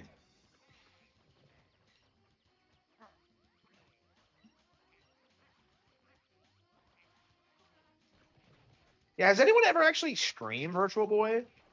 Can you like emulate the games? Like I'm sure you can, but like, I've never heard of anyone actually playing them. Like the closest I've seen is like, yeah. James Rolfe specifically said this in like AVGN. Like they are like Virtual Boy games are really, really hard to like record footage for.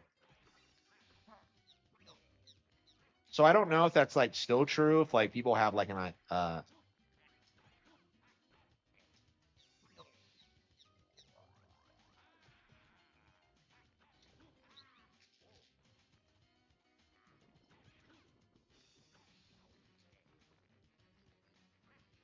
the MetaQuest. Yeah, I was actually gonna buy a MetaQuest this weekend, and I'm just kind of like, you know what? I'm just gonna get the iPad instead. I'm gonna get like an iPad instead because like, what exactly is a virtual like a MetaQuest going to do for me? You know, I was thinking about this like, I don't know. It'd be nice, kind of like hanging out with a virtual space. You can watch movies with people, can't you? I was wondering if I could like, do Patreon like movie nights or something. I don't know how that works, but like, I don't know. It does sound like it'd be fun to like do VR chat, but it's like I don't know. I just don't know if it's worth the cost. I just don't feel like it. I could tour the White House, really. You could tour Trump's house. At this point, we might as well rename the White House the Trump House. Uh, And when are we gonna get like our edgy like Corey in the House reboot, where like he's living under Trump's presidency?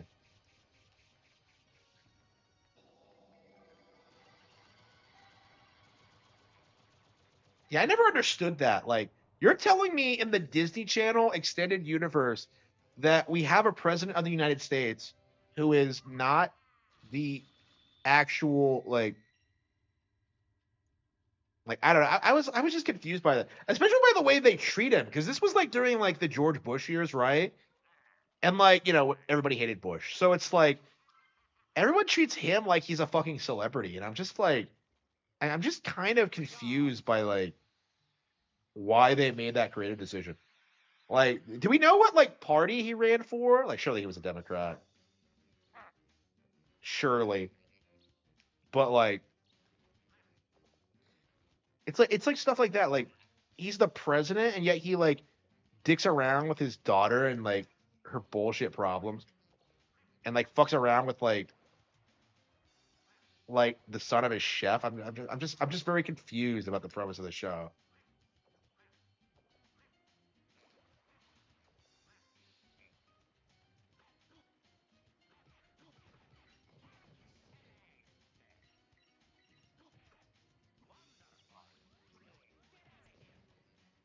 Yeah, I don't know. Like, I don't know. Oops, I think they're here.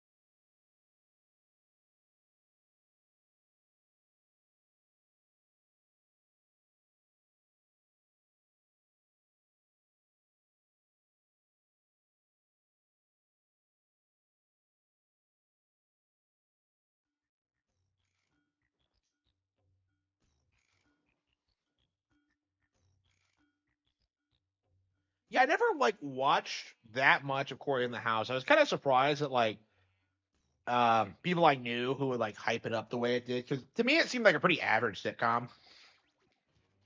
I think the girl was hot though, as I recall. Uh, as I recall, I haven't seen that show in like 20 years, but uh,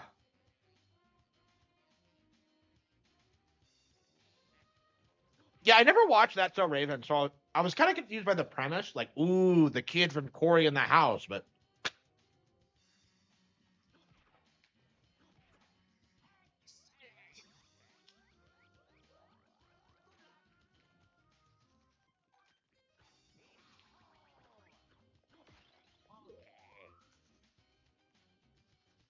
uh,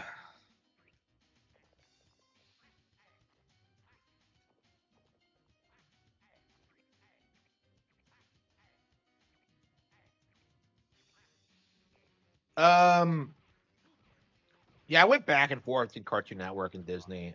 Never like Nickelodeon. Like Nickelodeon was always trash, but like no, I like '90s Nickelodeon. Yeah, I liked Hey Arnold when I was really young. But yeah, I was too young to appreciate it for what it was. But like, um, yeah, like I switched over to Cartoon Network for Boomerang, and then like Disney Channel, because they kind of had like a renaissance around the time that like around like the mid 2000s, because they were showing anime and they were showing like cooler action cartoons and stuff like that. They started getting really good at one point, and then they kind of fell off again. I don't know what they're doing now. Does Disney Channel even still exist? Like, I feel like I haven't heard about it in years.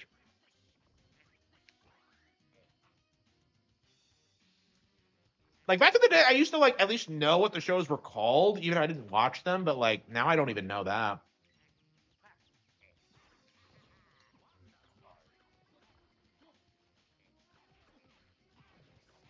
Cat scratch, yeah. CN got shut down. Really? When did this happen? So those endless Teen Titan Go reruns didn't save it, huh?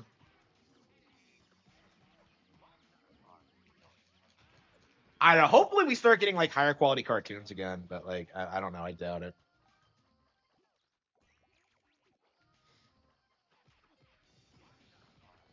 I thought they were. I thought they brought Toonami back. I was watching some like old Toonami clips, and I thought they were like.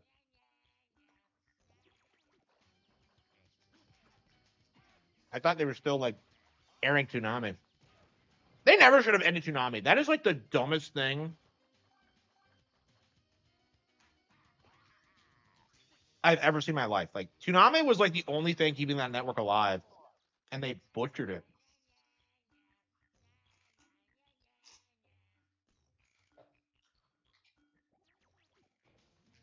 Yeah, I was there when they aired that like last episode, like that last like Toonami, and I'm just like, I'm sitting there and I'm just like, this is the stupidest thing I've ever seen in my life. Like, are you kidding me? That's it? Like, they didn't even show like good shows that night, as I recall. It's like, wow. Cowboy Bebop. I've never finished Cowboy Bebop. I do need to do it. I do need to. I'm watching a lot of good anime right now. Actually, yeah, I'm watching Scooby Doo. Scooby Doo's my shit right now, but I've waited like 15 years to watch that show. So,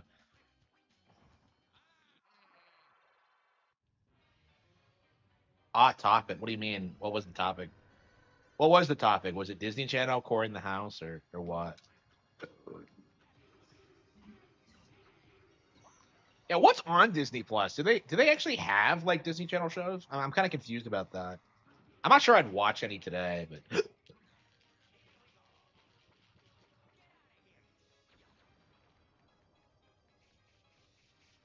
yeah, I didn't like many of the live action shows. Sweet Life, I would watch. Uh,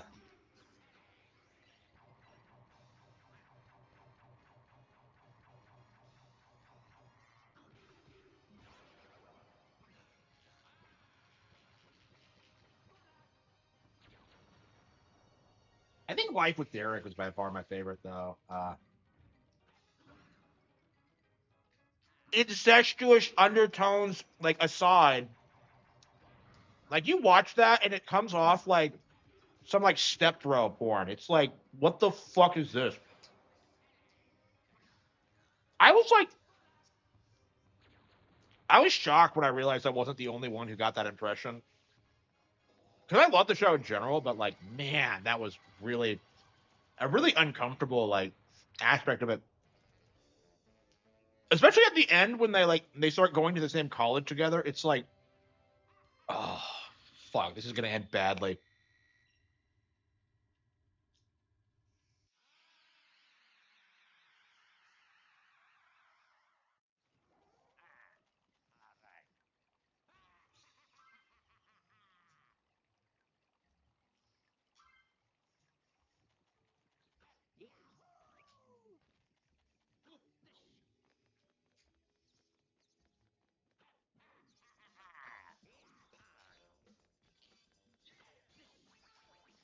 Hmm. Uh.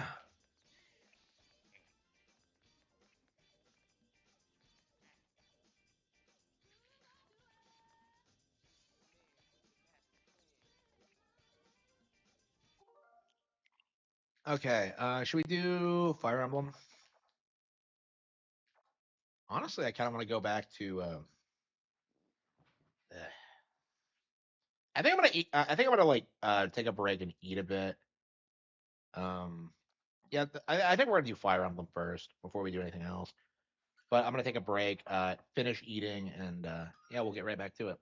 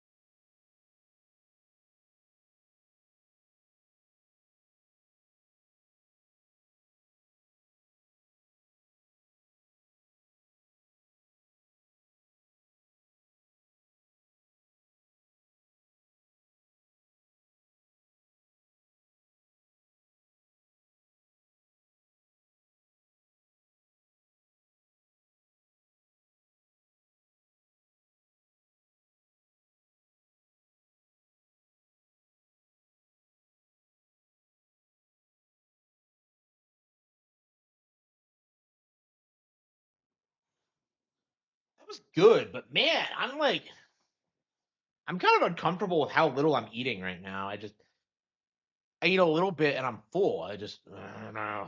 Feels kind of rough, man. I don't know. I'll probably get hungry again in a couple of minutes, but uh,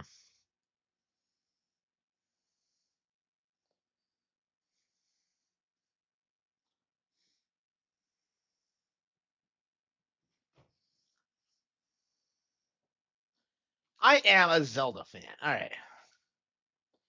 So 2 controllers are connected. So okay. So last time on Fire Emblem Path of Radiance, we kept struggling to get past this chapter because of how cheap and ridiculous it is. Honestly, like at this point, like I think we are gonna have to like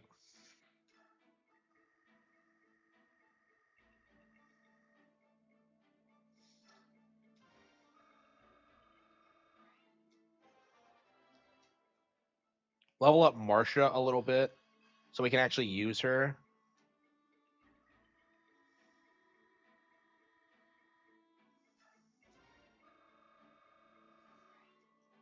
Yeah, it feels like a lot of my units are a little bit too under leveled. So I traditionally don't fuck around with this because like when I tried experimenting with it on my first playthrough, it felt like I was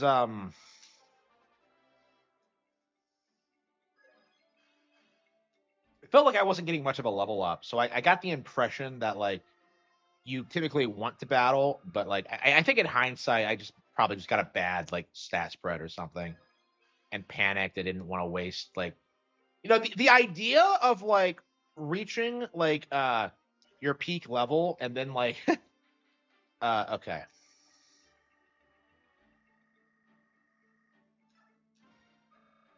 And then like being like a shitty unit kind of like terrified me.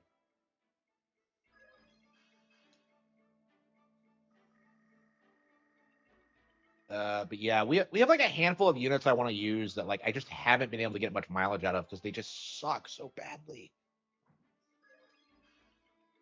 What? Ah, okay. Shit, Rolf. Okay, is Rolf getting bad stat spreads or? I hate it when you get bad. Okay. Okay, one more should be fine. Rolf is doing pretty well even at level 1, so. Okay, got that. Okay. Rolf, Riss, Leith is fine. Maybe Nephany.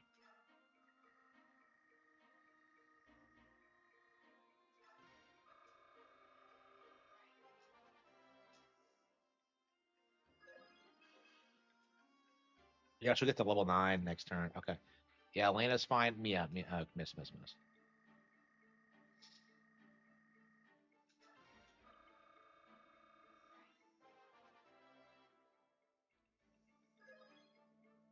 What the fuck? Yeah, I was scammed on that one. What the hell was that?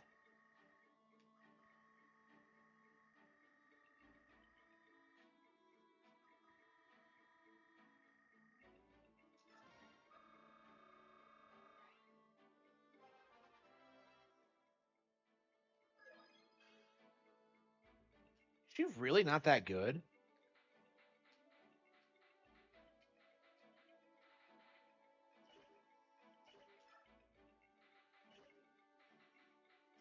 Like I said, when you level up and you get no stat increases, that is like the worst feeling in the world. Like I don't understand why that's allowed. Like that should be banned. Like I don't understand how Ike is such a hardcore badass and like Mist isn't. Like I don't know if like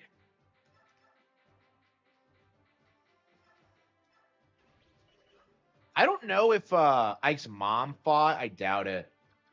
If she did though, she was probably a healer and was probably garbage. She was fucking bullshit, man.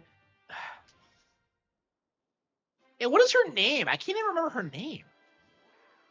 It's kind of weird looking back on it that I don't remember her name. It's been a while since I played Radio. I don't even know if they tell you her name in this. Maybe Volk does, but like I don't know. I don't think it's important. I remember what happens to her pretty well though. Yeah, weird that I don't remember her name.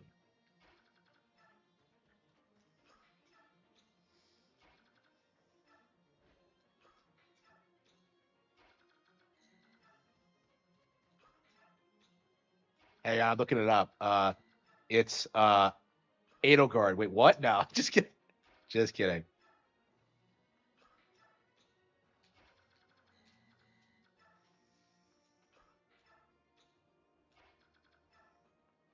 Yeah, that would mean I would be the father. Ugh.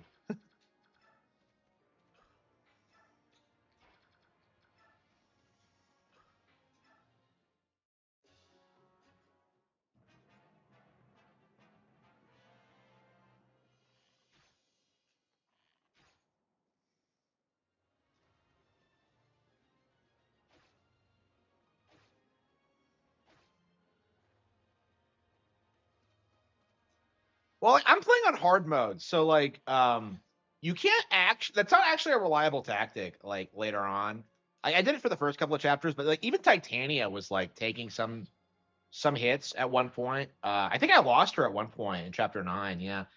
Um, it's a perfectly viable strategy on normal and easy, but I find it's kind of unreliable later on difficult. So yeah, I am playing on the highest difficulty, by the way, if you didn't know.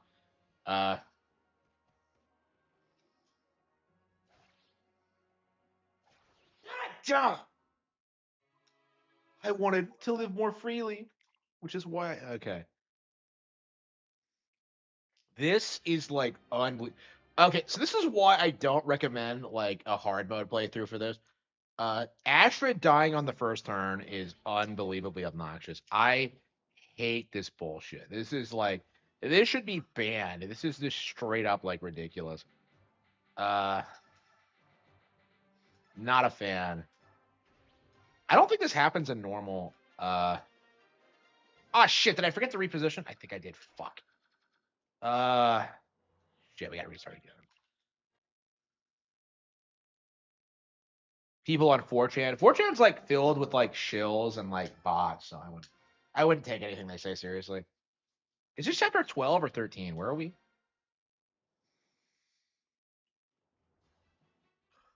So we got to switch out Titania and Riss, add in Void and Soren. Oh, I did it again. Fuck. I keep doing it automatically. It's very uncommon for me to reposition units because, like, in my experience, there's not really much reason to. But like, okay. Yeah, after we finish this, I think we're gonna go back and do Fire Emblem 7 because I've been having such a blast with this. I'm very disappointed that we have not like beaten 7 yet, or even touched 8. So we're kind of behind on Fire Emblem games, and like I want to go back and do 3 houses. I don't know if we'll be able to get through all of them before Fortune's Weave comes out. But now's a good time to wait. I did it again. Fuck. Unbelievable. How many times am I about to make the same mistake?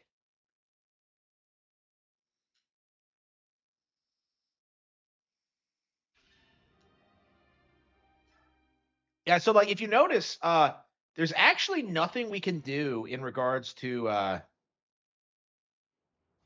protecting Astrid on her right side because there's a guy there. So like, this guy is solely responsible for like getting Astrid killed because she exists.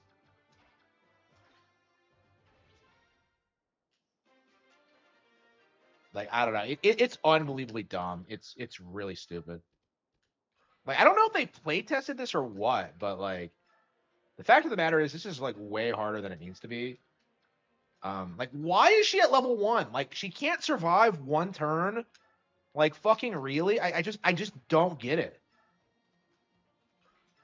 Like, I would have beaten this a long time ago if like she would survive the first turn, but like, no, like Astrid fucking sucks.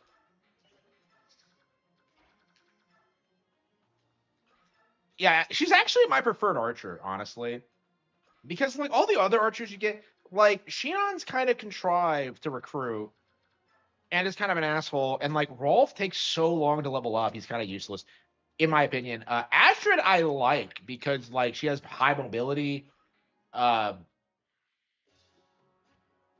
She levels up quickly. It's like I prefer her for that reason, because like you don't have to jump through the hoops with her like you do with like every other archer in the game. I mean, I suppose this is a hoop, but like, yeah, I think I've done plenty of playthroughs where I don't recruit Shinon because it's so annoying.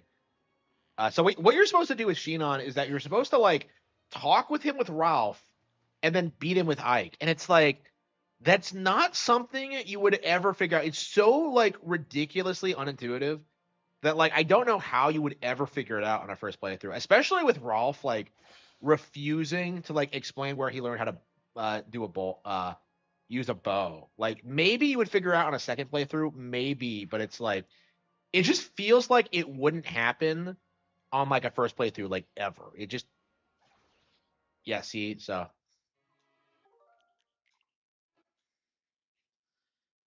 yeah, basically what we're waiting for, there's nothing we can do. Like we have to wait for like Astrid to survive the second hit, like through missing, and like it's just not happening.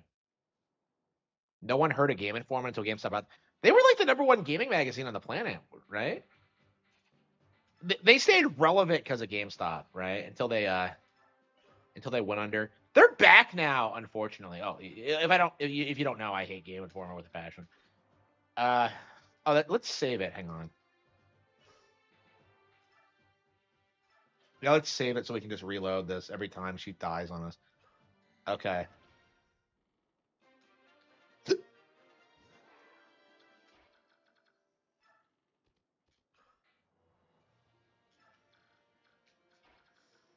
Yeah, we can't get over there that fast. It's like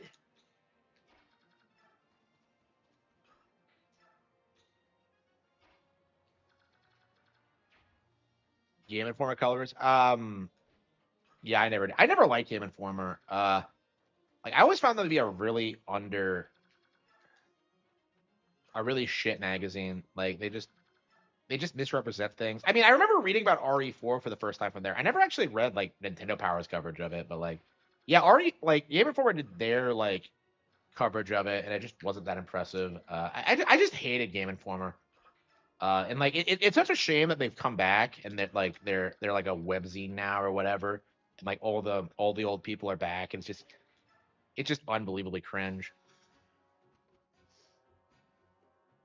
Every Nintendo character can't name any retro games. I mean, I already knew that, but okay. Effie Engage.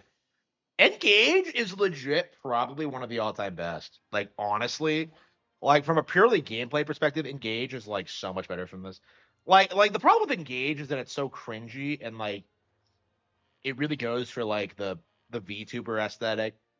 Like it tried to bring in younger players, right? So I don't know, like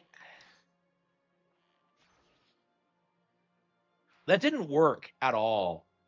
But I find it very interesting because I feel like Engage was probably going to be like the go-to like game when you start getting more into Fire Emblem and you want to learn more about the series history and stuff like that. I think it's very, very good at that, honestly.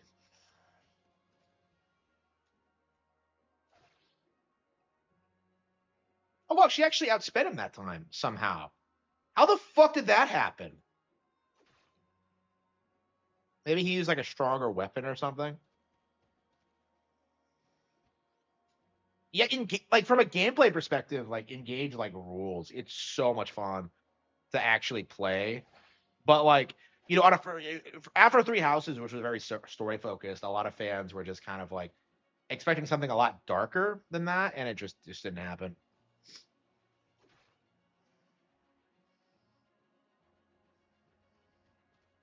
I don't know. Ivy is like my girl. Like she's like perfection. Well, I mean, okay, she's my wife. Like when it comes to like fucking, I'd go for Panette, but like that's a completely different topic. Fuck, Mary, kill. Okay, I'd marry Ivy, but fuck Panette. That's kind of my official stance on it, and I feel kind of guilty about it, but.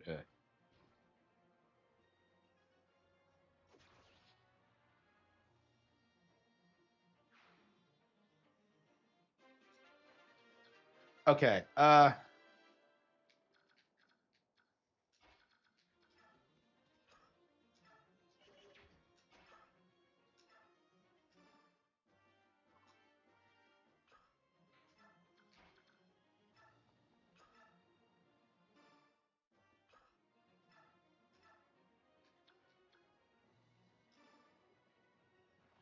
Yeah, so you want Astrid to like chip away at people.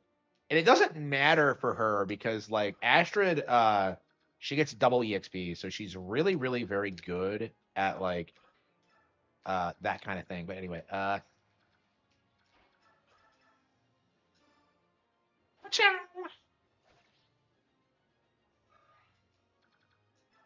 okay, one of the things I like doing, like I call them like the wings of death. Like Marsha and Jill working together is like a match made in heaven. You don't get hard until way later, so like for a while they're like Marsha and Jill are your only flyers, and you can like get a lot of mileage out of them, like just kind of like with hit and run tactics and then flying out of the way. It's great. Like most underrated combo in the game, in my opinion. Okay, what are we doing now? Okay. Shit.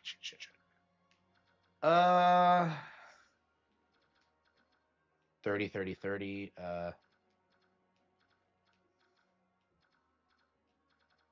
none of these guys feel like the. Yeah, none of my frontline units are in like position. I guess I could just use Leith. Like she could take them.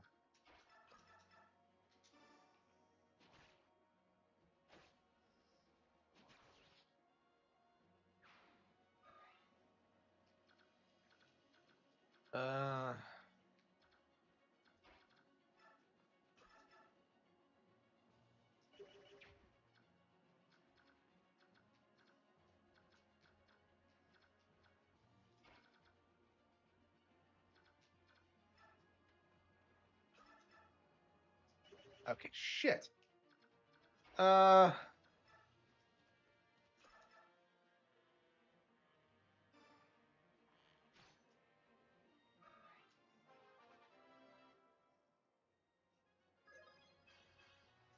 Okay, yeah, that was a good level up. Okay, send in Mia.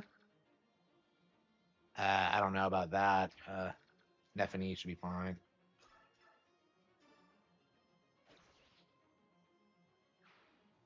Like these guys are so low level, and there's so many guys. Like they're good enough to handle any one of these guys on their own, but they're like we're so cramped here that like I'm kind of nervous about like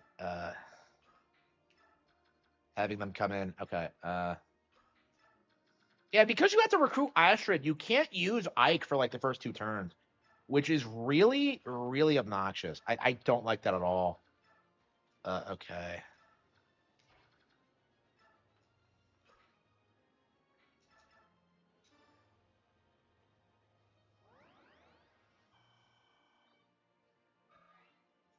Because you have to get to Astrid, recruit her, and then have her recruit at like it's really obnoxious. So you can't use Gatry for a while there either.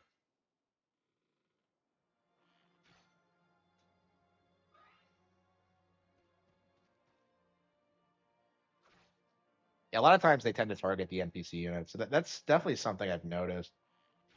Ah, shit. Okay. Zihar cannot take a hit. The Emperor has no clothes. Yeah, Anogard has no clothes for sure. In my mind. Always in my mind. Okay. Here we go. Ah, shit! Are you kidding me? Where did that fucker come from? Ah. Shit. What the hell? What the fuck? That was dumb. What the? Okay. Like, I don't understand, like, what was I supposed to do? Okay. Okay, I got that.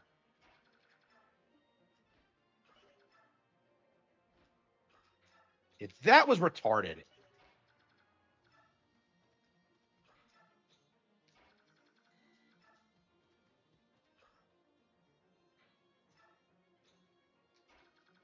Yeah, Persona is cringe.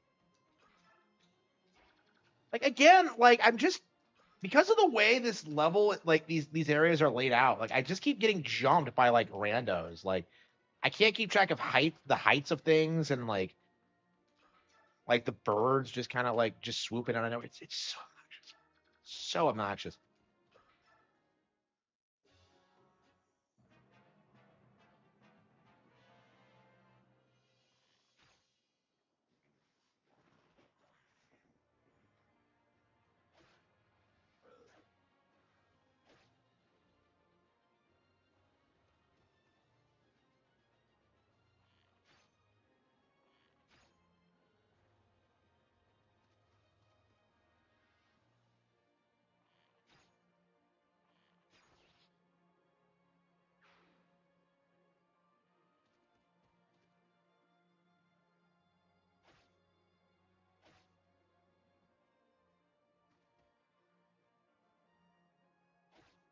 So is Styx about to die, or is that like some kind of weird cult? I don't know what this is about. Like some kind of weird cult. I don't know what this is about. Yep. Unfucking believable. If I didn't get fucked over, like there's too much I have to worry about. Like last time it was like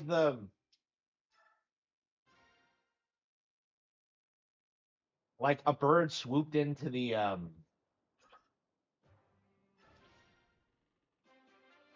into the below deck. Okay. ColecoVision. Well, it never released on that platform, so now it can't.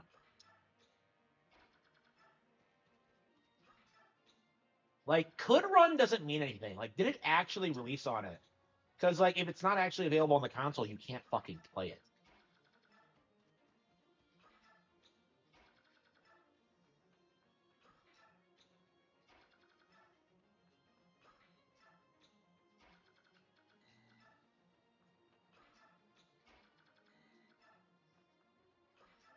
Yeah, we can't get anyone into position. Like, they're just...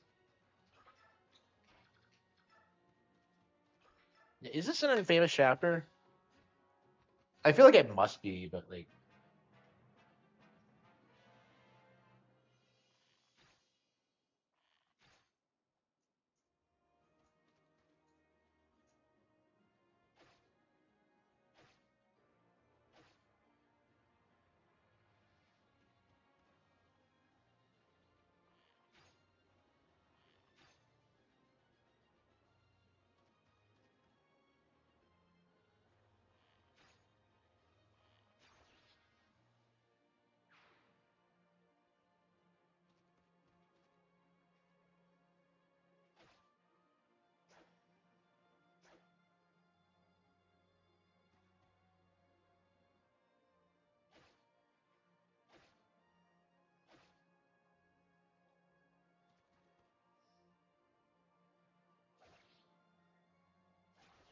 Yep.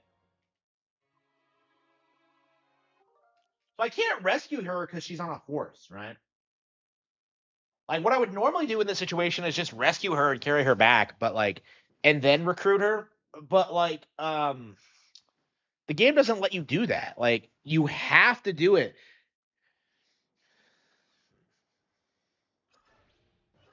Can you not carry, like, horseback units at all? Or, like, do you just have to be, like, heavier than them? I don't remember which it is. I believe... Oh, yeah, that's what I do. I already repositioned.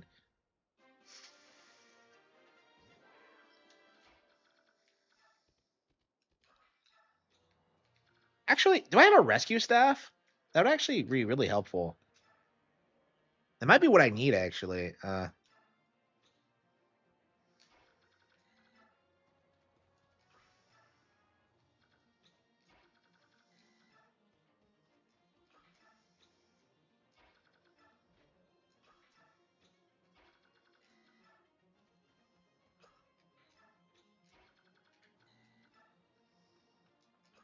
Yeah, can you get a rescue staff at this point? I might have to look through my things and see if I have one. I've never actually really... I don't tend to use them that often, but, like, now that I think about it, yeah, that's probably the best way to go about this.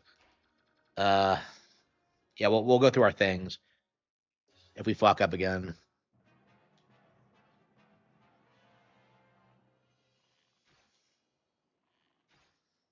I'm not sure if I have like a unit that's able to use a rescue staff actually, because Miss like yeah, it takes way too long to get like good staff users in this game. Like Mist, I don't know. I don't know what the level for it is. I don't think it's that complex to use.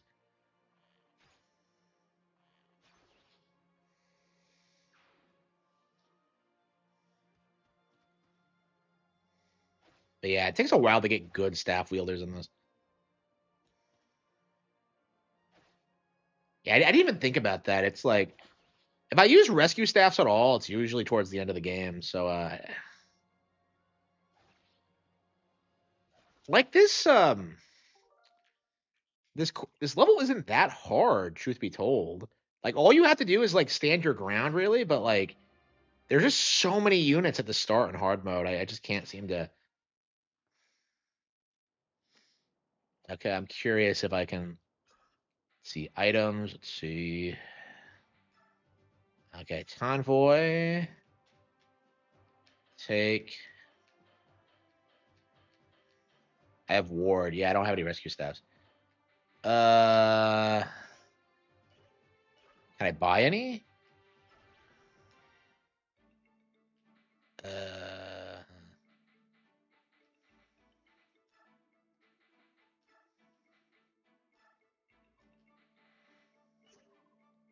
oh wow, a light spell. Yeah, something only. Yeah, healment. Yeah, no rescue staffs. Wow. Unless somebody is just carrying one, which I doubt. Yeah. Unfucking believable. Oh, wrist maybe? No, he just has no shit. Okay, yeah, that's why you don't use rescue staffs, is because like, you can't get them. Maybe you can get an early one through like a treasure chest or something, but like I don't think I have one. Yeah, it's been a while since I've played this too, actually. Especially not on hard mode. I think usually I play it on easy just to like prevent this kind of situation from happening, because like it is kind of unnecessary. Like it seems like a waste to play through this game and like not recruit everyone. You know, like I feel like once you like start doing like multiple playthroughs, like that's when you can start letting characters die and play it the way it was intended. But like I don't know, for me, it's like if you're only gonna play this once or like once in a while, like it just feels like a complete waste to let characters die. It just I just don't enjoy it at all. It just feels like it just doesn't make sense to let them die, especially with the sequel. Like I don't know. You just know that there were a bunch of people who played this, like let a bunch of people die, and then were like confused about plot points in Radiant Dawn. Like, wait, why is Soth here? Wait, what's this deal about like the Soren?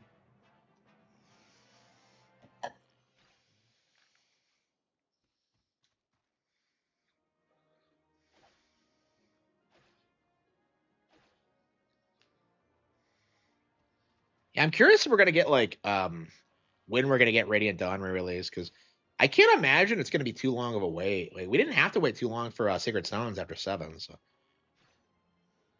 like I could see it being like a pretty early like Wii Nintendo Classics release, but like I think we're gonna get DS first and then Wii later down the line.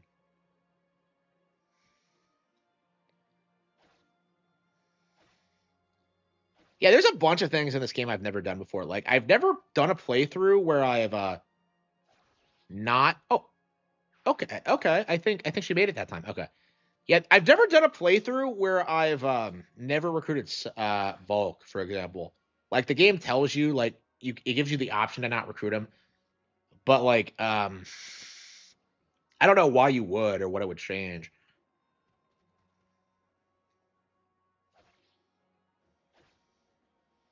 It's Madden. Yeah, I played it too. I'm just like I don't know who any of the characters are or what the story is or like what the game is about. Like I played like one game of Madden and I'm just kind of like I don't know. I think I'm done. I just don't. I just don't understand the point of it.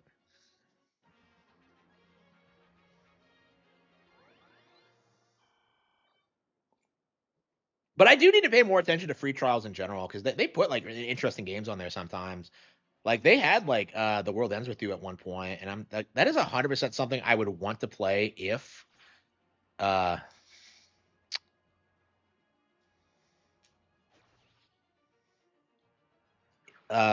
That was 100% something I wanted to try, and I just didn't. Like, it's weird to me that we got a sequel to The World's End with You, and like after years of people begging for it, and like nobody gave a shit. I don't know. They waited too long for that one, but okay. Recruit Astrid.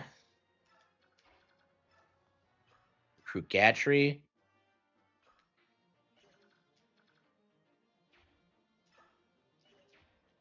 Yeah, Gatry, I think, can handle.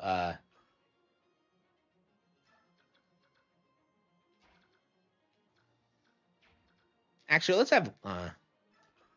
Yeah, the crows are nowhere near, so we can just have Leith like move here and. Okay. Okay, I think we got it. I think we have it secured. Yeah, I own The World's End with You, but like I do not care about it at all. I don't like the game. I think it's like really lazy and cheap and just yeah, I never understood the fascination some people have with it. Like, I don't know, I feel like it was just people like just high off of Kingdom Hearts. Like, it's kind of my feeling. I mean, like, people like described it as being this really chaotic, like really engaging, like RPG with this deep story, and it just isn't. Like, oh, the story boils down to like, oh man, just like live your life, bro. And I'm just kind of I didn't care for that at all. I felt like it was oops.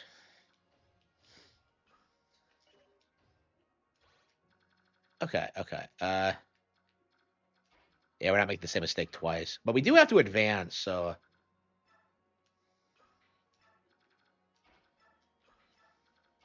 yeah, that's another problem with this map. Like, why does it take so long to cross a fucking bridge?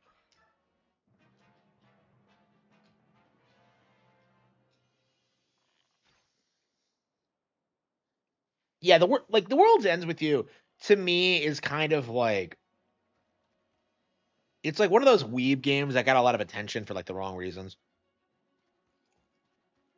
Like, oh, it's Kingdom Hearts.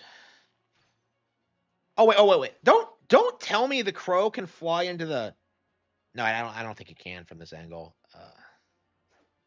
Yeah, that would piss me off if it did that. But like, yeah. So what I'm gonna do is I'm gonna have Ike just stand on the tile and just kind of do the Ike thing of just standing there, like menacingly. That's typically what I do because like Ike's already at like max level, so there's no reason to have him like running around doing things. Yeah, honestly, like I feel like if Ike is max level before Serenus, like you're I don't want to say that's like a bad idea, but it's like because that's what I always do. But it's like you are like taking away experience from like other characters, and that's definitely something I'm feeling now in this map. Is that like it feels like a lot of my characters who should be really good like aren't, and it's really bothering me. Okay, okay, so Ike's there. All right,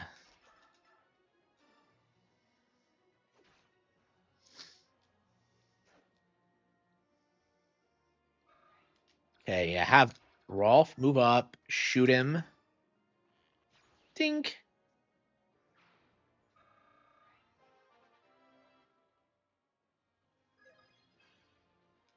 Yeah, leveled up.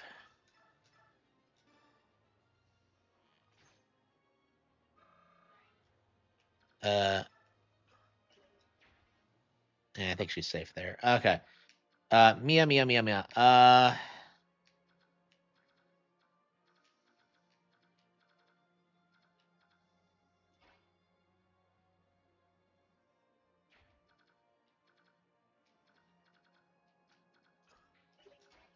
There we go.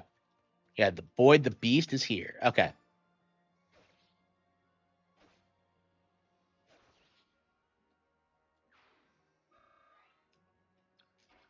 Okay, get this guy.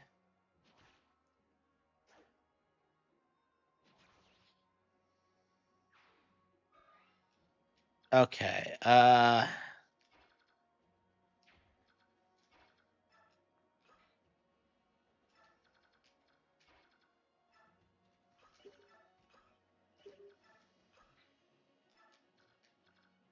I'm so nervous about using Mia because she dies so easily. Wait, who? Does anyone need healing? I don't think so. Void, I guess, but there's an archer right there. Shit, the birds can go anywhere. Well, okay, I think Miss is safe where she is, but like, yeah, for some reason the crows can't fly over this. Like, that's very confusing to me. Okay.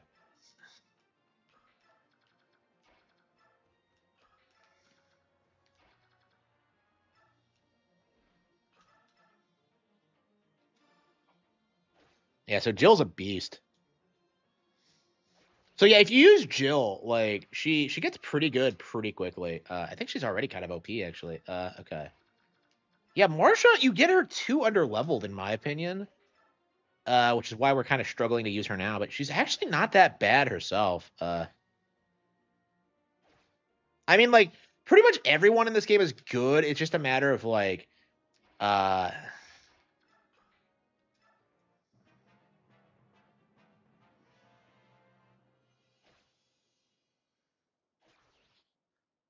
she leveled up.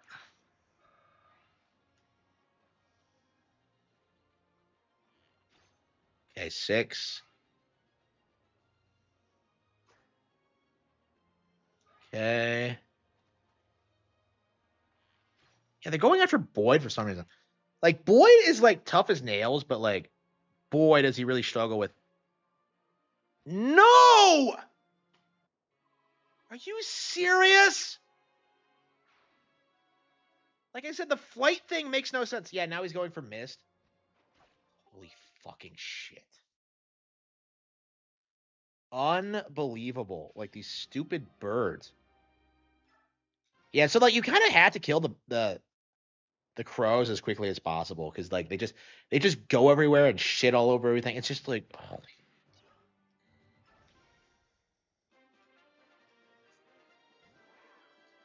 Okay. Like again, like we established that like they couldn't fly over this thing, but like I guess someone was standing here, and then when I moved it, I don't know. Like I don't know what happened there.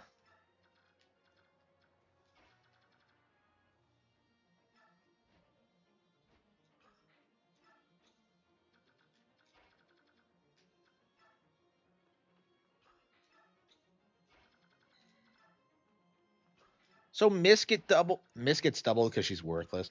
I don't understand why Mist is as garbage as she is. Like I went into this already, but it's like Mist is like pretty much unusable. She's like the worst member of the Grail Mercenaries, which is like really odd considering she's Ike's sister and like Grail's daughter. Like Tara Neo like specifically says that like Grail would never have taught like his sword style to a daughter. And I'm just kind of like I don't know. It is kind of weird how Mist like can't use a sword at all. Like if you look at her stance in her animation, she has like the worst fucking fighting stance. Like she has like her legs spread apart and like her knees pressed together. It's like it's crazy how bad she is with a sword. And she can't use one too, so it's like I don't know. She's primarily a healer, but it's like it's weird that she can't use a sword at all. And I just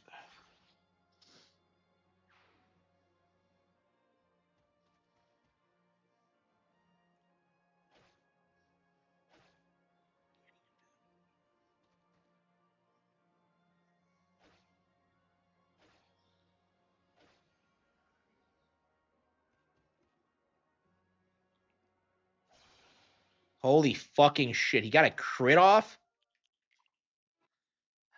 Okay. Shit.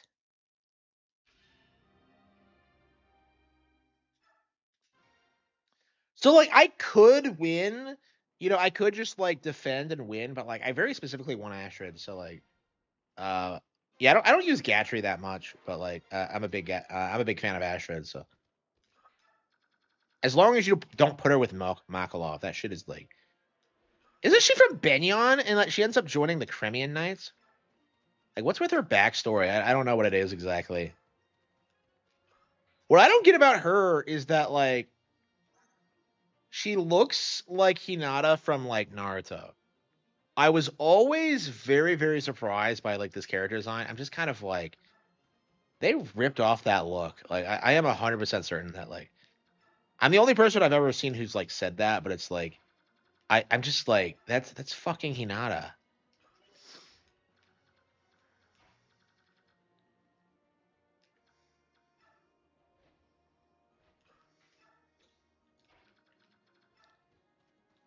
Yeah, I don't know. It's been a long time since I've seen Naruto. I'm kind of like anxious to watch it again, but like I feel like I would rather read the manga. That's kind of my feeling towards it. I just don't know if I'll ever watch it again. It's so weird considering how it was like such a big part of my life 20 years ago. But that new character from the upcoming game.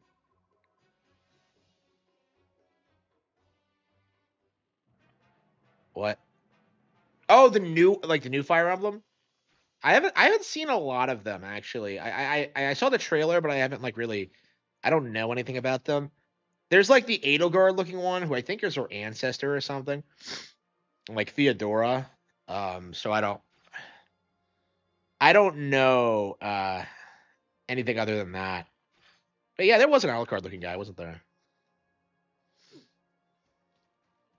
Yeah, I'm very like it's very difficult to be excited about Fire Emblem before we see gameplay. Honestly, like after Engage, I feel like that's kind of how I feel about the series now. Is that like you can't really judge the story and like the gameplay based on like a fucking trailer for these games. So it's like they're very difficult to judge. You know, I thought Fates was gonna be the coolest thing ever when I saw it, and that was garbage. And like Engage, I thought I was gonna hate, and that one was like fantastic. So it's all over the place. But I don't know. I feel like this is the case with a lot of RPGs, honestly. Like you never know until you play them. Like Xenoblade Chronicles 3 was shit on in during the pre-release period. So like remember when people were trying to tell you that the game was censored and that like Fates was too weird. Fates, like I don't know what they did with Fates. Like Fates was like they had like everything they needed to like succeed and make it great, and they just botched it. I don't know. Like I blame the guy they brought on to write it because like he was some like famous mangaka who was like full of himself. Because like he actually showed up to like an Iwata Ask and he started talking about it and he's like, yeah, I'm gonna make this game more original. Like Awakening was full of cliches. My daughter told me I could do better than this, and then he just didn't. It's like I've just never been that frustrated by uh like a Japanese writer before. It's not something you typically see from them, I think. And like we still don't get like we still don't have a lot of word on actually let's send Jill.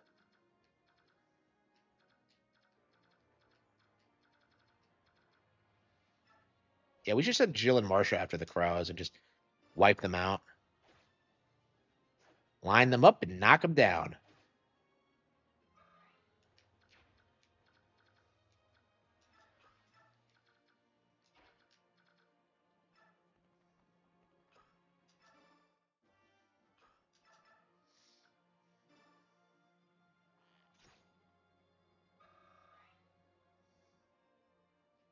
Yeah, I didn't get the special edition for that. Yeah.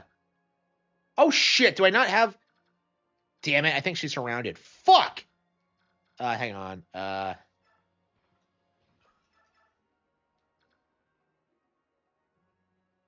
this is unbearably autistic.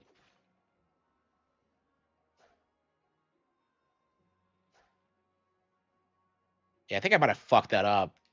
Well, like she had to walk a distance to get to Gatry. Uh, damn it.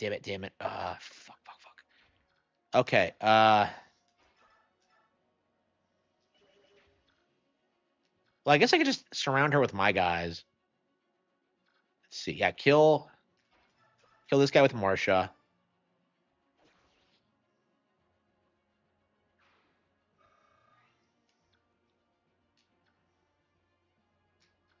Well, I don't want her near the knights with the bows. So this way, this way, this way. Okay. Yeah, they go to the right. Oh shit, that guy has a bow. Fuck. I guess I could kill him with her.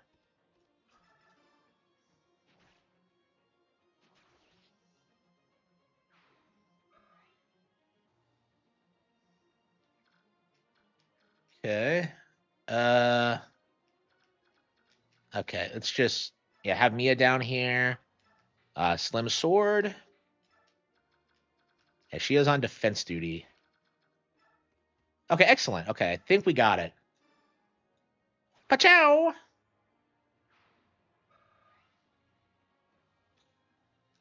Uh.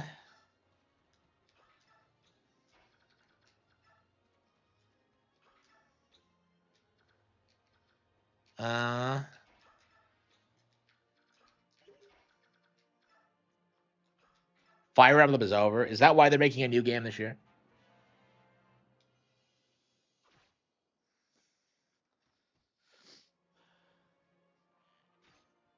Piplup is literally named after a Pokemon.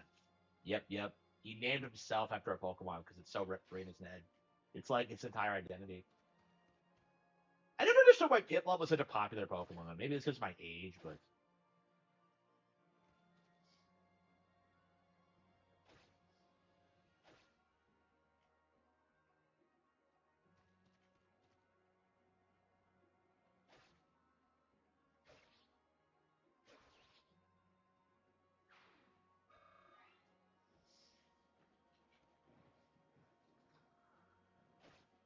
yeah, we actually seem to make it work this time. Oops.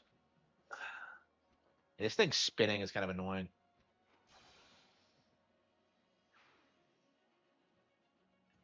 Yeah, I feel like for Jill and Marsha should be like focused on killing crows. I think they're both high enough level to do that now.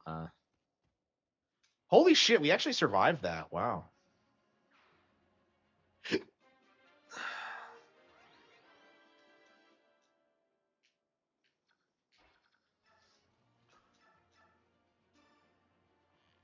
Dink. Yeah, look at that. Yeah, so Rolf has like an insane crit rate, so like he's weirdly good in spite of getting him at such a low level. Like at level 1, he's pretty decent. But yeah. Okay.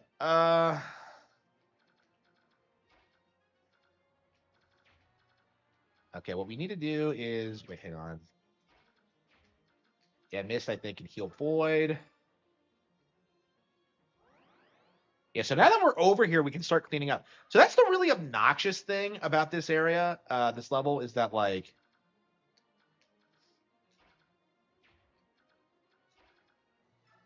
The really obnoxious thing about it is that it's not that hard. It's just that we can't get anybody over here quick enough. Like, Jill and Mia can do it, but it's like... Jill and Marsha can do it, but it's like, you know, there are archers everywhere, and they're very limited in what they can do, right? So... a lot of times you just kind of feel like, hang on, yeah, I think we'll have Gatry kill him.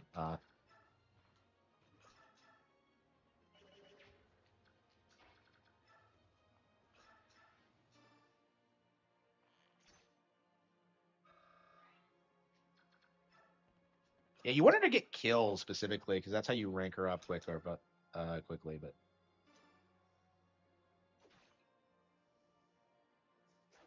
Persona and Tails, like Tails is kind of a dead IP, truth be told. Are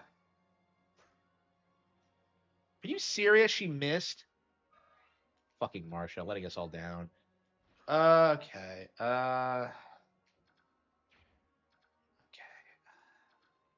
Yeah, Marsha, all you had to do was not fuck that up, and you screwed it up for everyone. Okay. Whoops.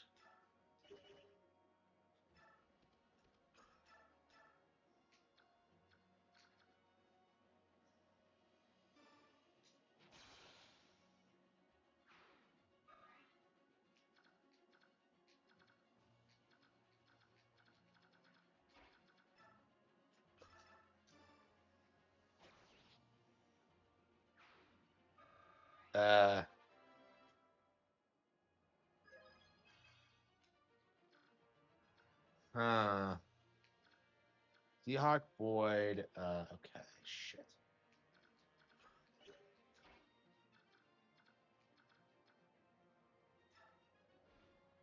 What will this do? Javelin? No, she's not fast enough. Are you kidding me? Like, okay. I very specifically wanted to kill the Lagoos. I guess I could just shove him out of the way.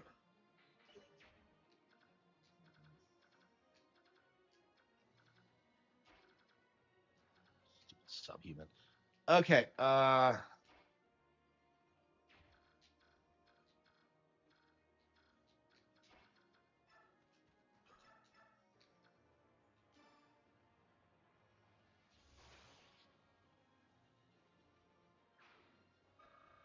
Okay. It's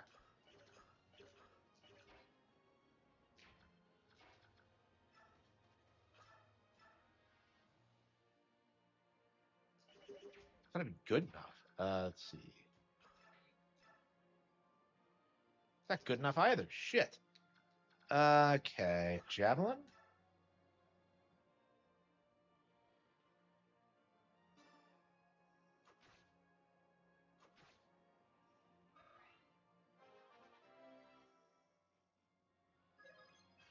Yeah, nobody remembers anything Bethesda's ever done outside of Skyrim. Like, nothing they've done is relevant in any way, shape, or form. Okay. Okay, let's see here.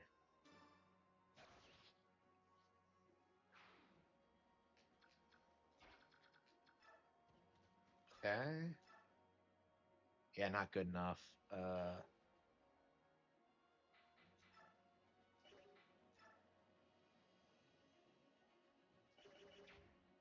I'll just rescue Rolf just to...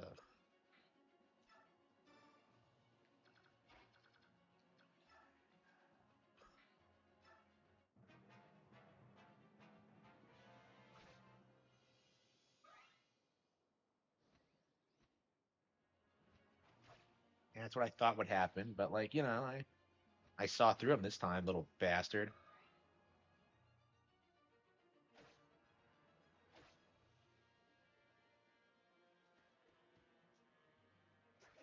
Yeah, so as always, Leith is like the MVP. Like, I don't know why Leith isn't more like, I don't know. I just love using Leith in this. Okay. Not so much the sequel, but like, I mean, I barely remember using any Lagoos in the sequel. Okay. Okay. Okay. Okay. So first things first. Oh, we don't have Rolf. Shit. Okay. Let's just wind him to death. Yeah. Perfect. Perfect.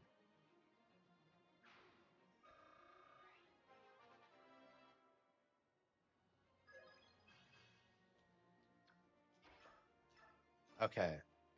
Rolf is fine. He's at full health. Okay. Heal Boyd.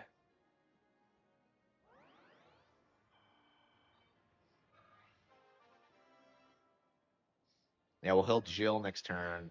Yeah, move her over here. Have Ike take her spots. Okay. All right.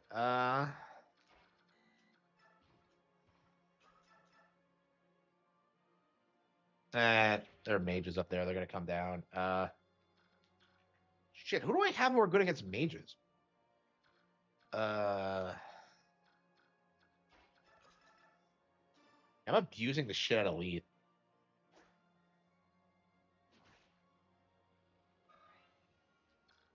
Elena. Oh, here we go. Cabins. Damn it. Okay, yeah, he's so good. Okay. Elena. I think Elena can do it. Of course she can. Elena can do anything. But you know, I don't understand why Elena's so good in this. Like, her thing is that she's hungry all the time. I don't get it. Okay. Okay. I'm way too nervous to take on these bridge guys. Yeah, I think I'll have Gatry go up this way. Oh, I know. There's a mage up there too. Shit. I'm so self-conscious about the mages. I guess I could just pick them off with my girl Marsha.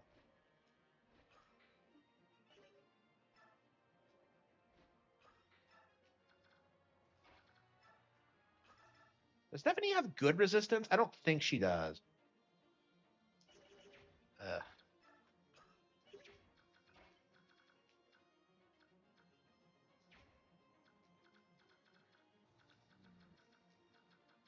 Yeah, these are halberders, right? Yeah. Yeah, they're like advanced units. Why would I like send my guys against them? Can't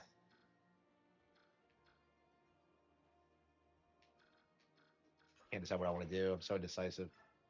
Okay. Look at that would kill her. Yeah. Yeah, I think we're just gonna stay back for now.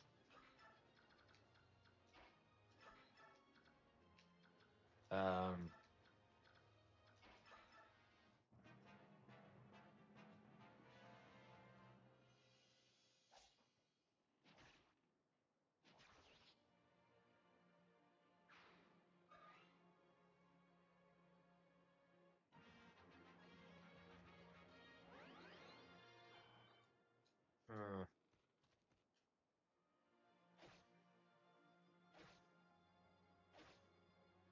These guys just want to commit suicide.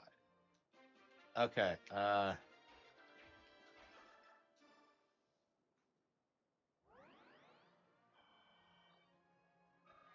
Let's see.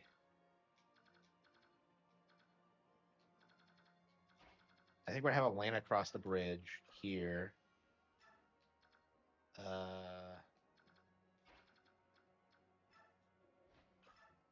Pichu.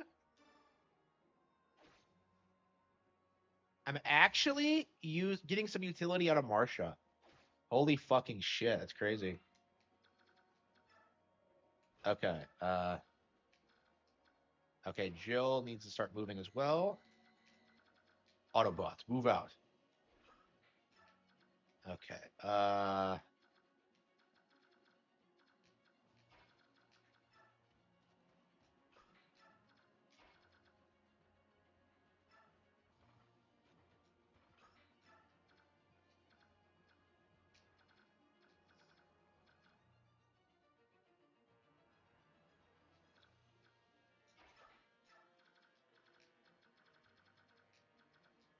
I guess I could just have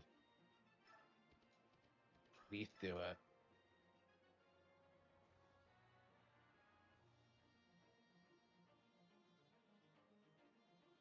Yeah, beasts are weak to fire, though. They have fire, right?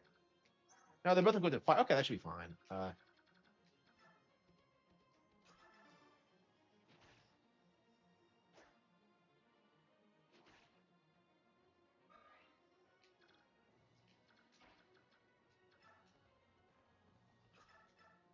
Yeah, not a good idea. Don't even, like, think about that. Ugh.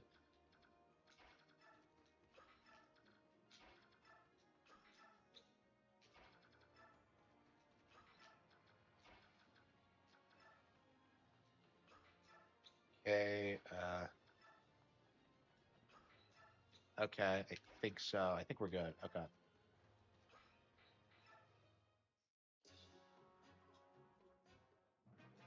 So is this where, like, is this where they start stealing stuff? I think so.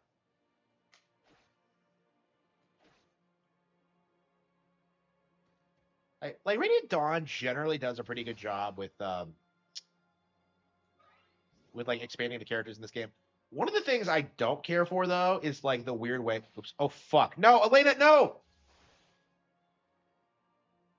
Okay, that was close. Yeah,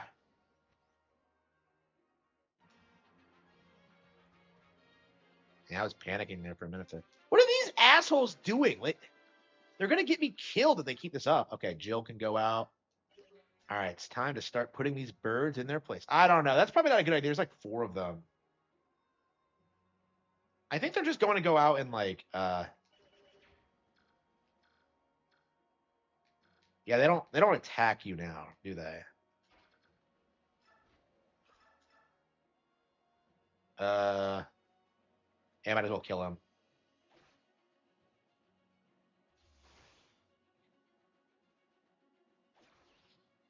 Yeah, what ended up happening last time is that like one of them during this phase, one of them flew into like the below deck and ended it, and it was just so humiliating. I mean, I'd lost like Mia or something beforehand, so I was gonna reset anyway, but it was just like that was just rubbing salt in the wound, truth be told. Pachow! I'll be better than you.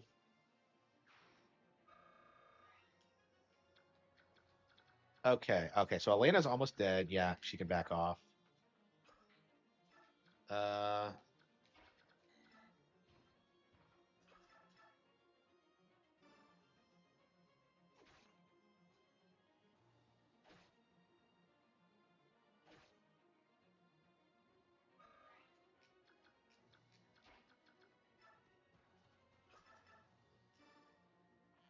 Pachow!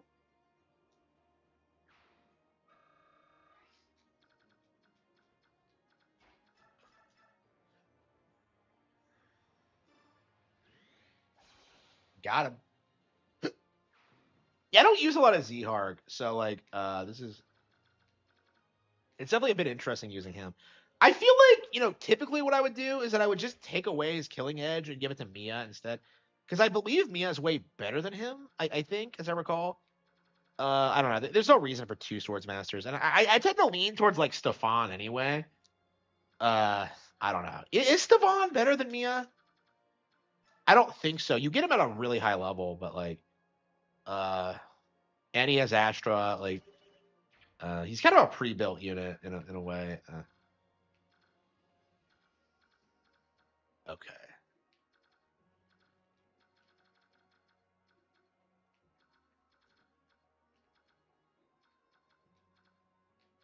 Okay. Yeah, we gotta go get Marsha. Oh, wait, Elena's there. Okay. Yeah, let's get Elena first.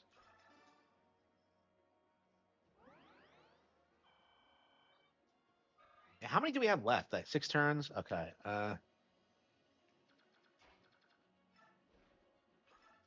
Probably not the best idea. Okay.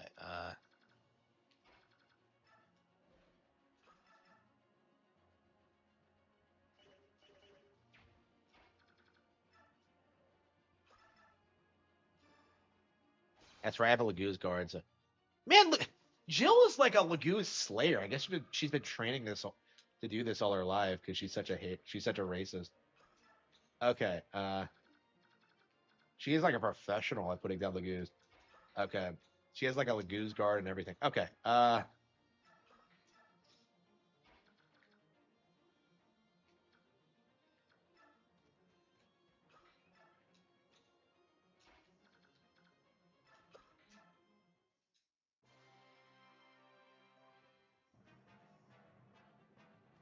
Her free ring guide.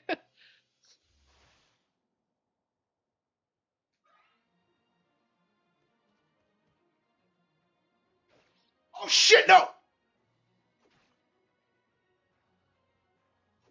Well, thankfully Gatry outsped him. What the fuck was that? I didn't realize that guy had a hammer.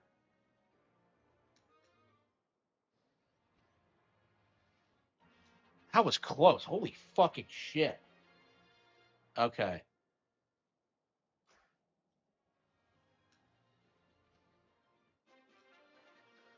More birds come in, really.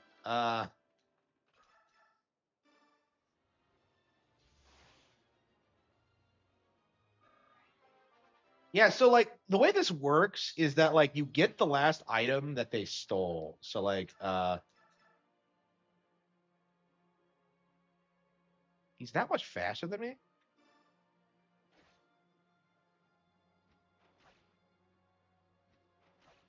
That's crazy. Oh fuck, if I don't kill him, I can't like shit. I won't be able to move Gatry. Hang on. Okay. I think we got it. Uh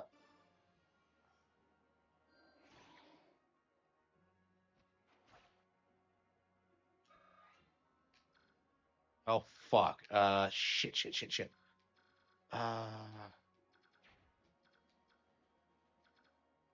Well, I guess I can just shoot him, kill him.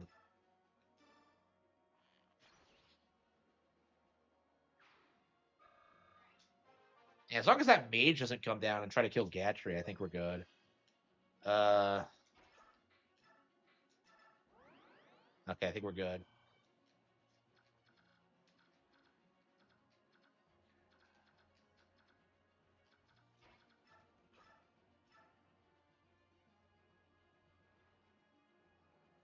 What does this guy have? Yeah, he has a longbow, he has a depth. Yeah, this isn't gonna end well.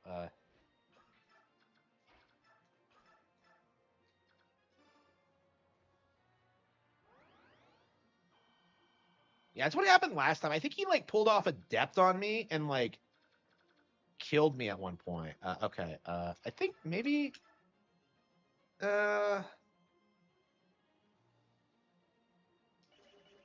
I don't know. Can Boyd kill him by himself? Yeah,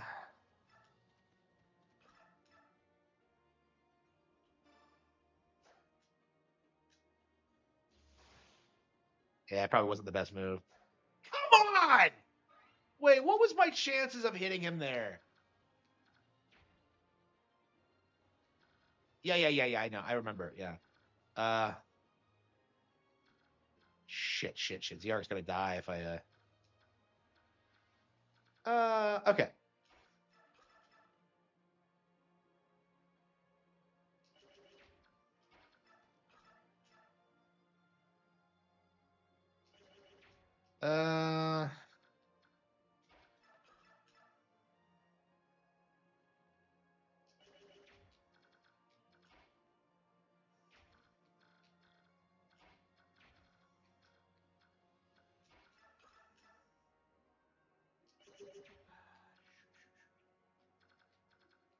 I didn't think I would miss twice is like my thing.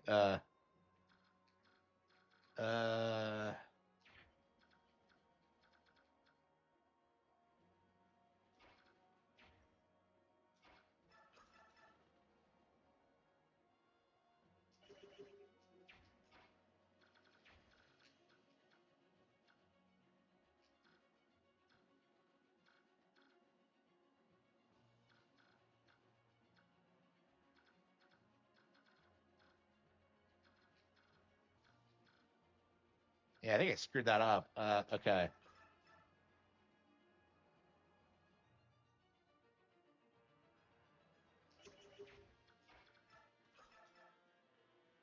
So why are these mages so fast? I don't get it. Okay.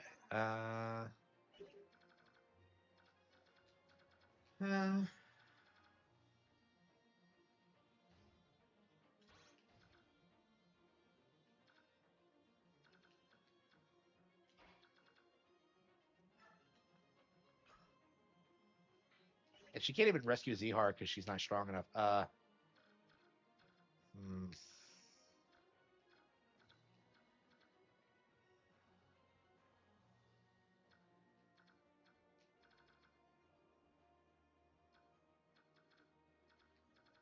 No, I don't think so.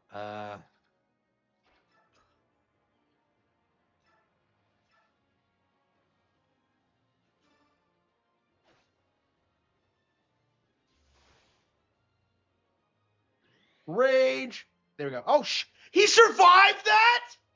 Well, wait, hang on. Okay, so what I'm gonna do?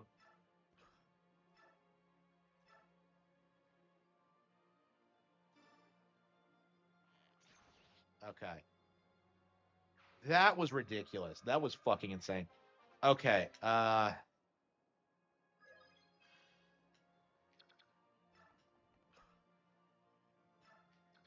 Yeah, so what I wanted to do was like rescue Zhark with Ashrid and then come back, but like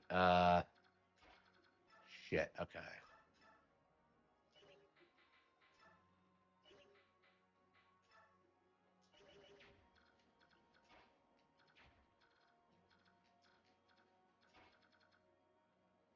And Neffany's in range. Yeah, I don't. Yeah, I can't get him. Like, yeah, he's like way better than like you would expect. He's like a level 5 sniper. Yeah.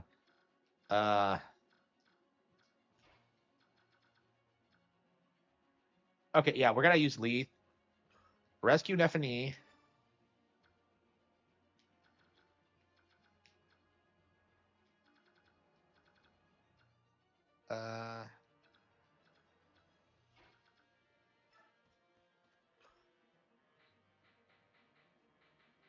You can't rescue Z-Hark either? Okay.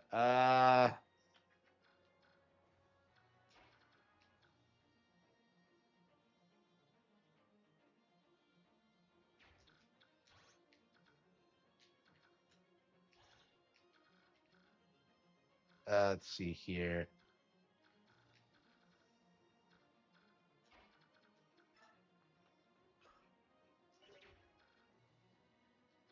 Yeah, shoving him. I don't know. That's gonna put Boyd at risk, but I think it's the only thing I can do. Okay. I'll cover him from this side.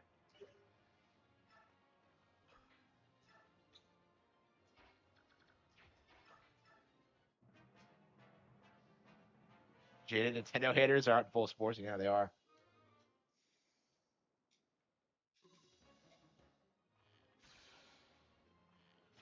Oh, fucking bullshit. Every single time he crits me or does something, like, does he have a killer bow? Like, what is he using? Like, he crit me last time too.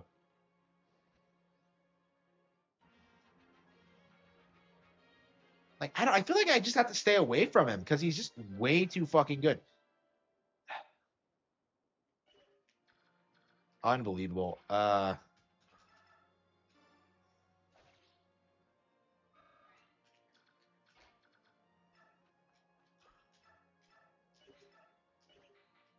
look, Mia can't even do damage because like she's so worthless. Unbelievable. Unbelievable. Like every time, like he just ugh. He does move eventually, by the way, which is why I kind of feel like I have to get him. But yeah, he always pulls off crits. He's always like, ugh. He does have adept, so he can like double strike on top of it. He's fast as fuck to begin with. It's just I don't know. It's embarrassing.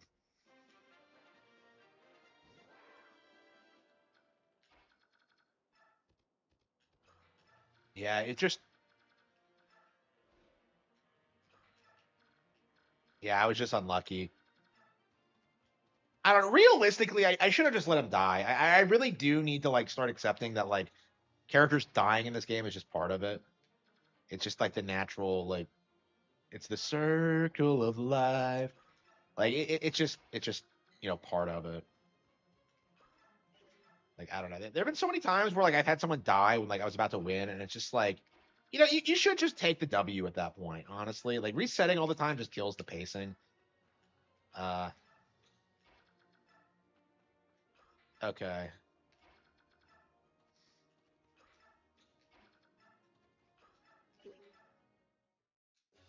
Okay. But yeah, like if Norris wasn't so fucking good, I would have been fine. The problem is that like he has a longbow, so that like increases his range. He can move. Like I don't think he starts moving until like turn 8 or something, but like he does move eventually. Like it's like I don't know. The odds are just so stacked against you in this.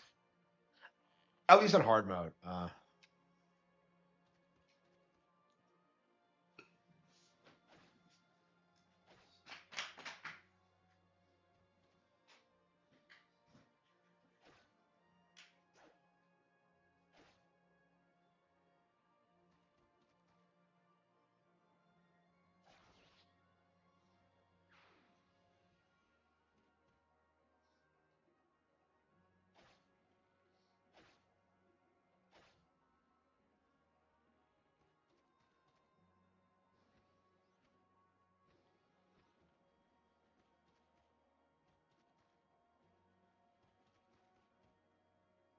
Somehow lost 2 subs. Ugh.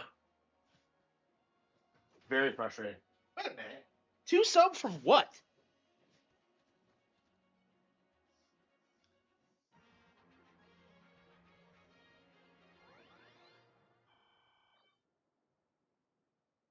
And my subs are going up, like generally. I don't understand why I lose, why so many people unsub. It's just frustrating. If I could just consistently keep everything.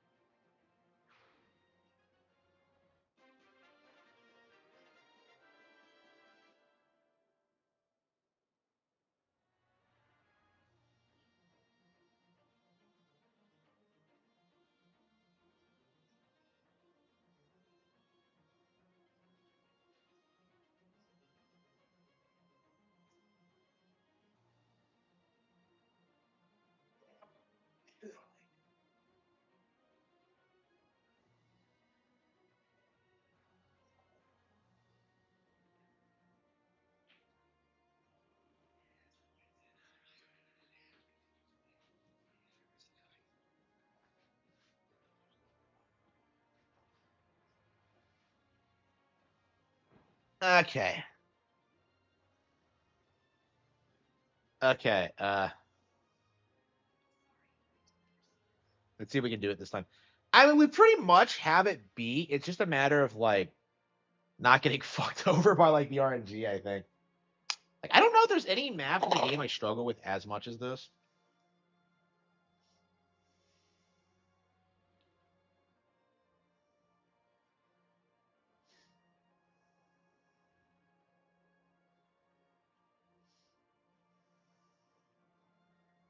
Okay, yeah,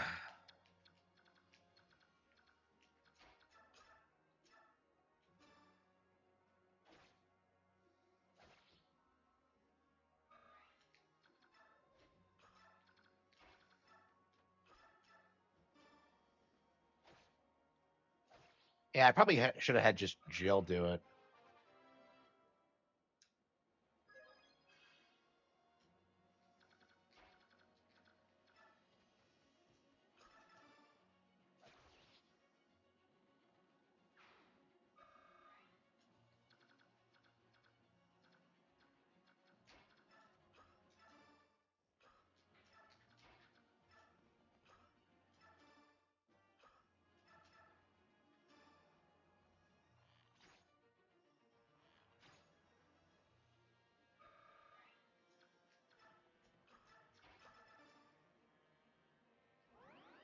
Okay,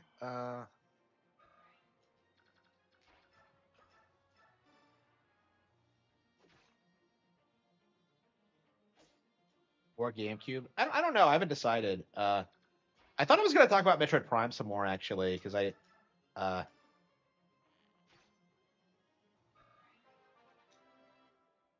yeah, I haven't decided yet. Uh,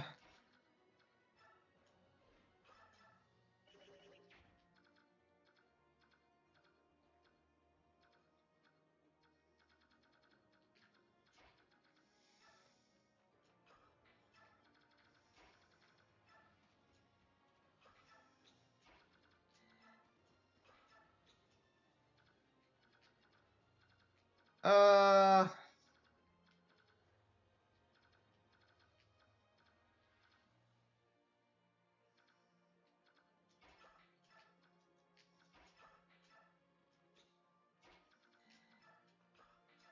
Prime Remastered.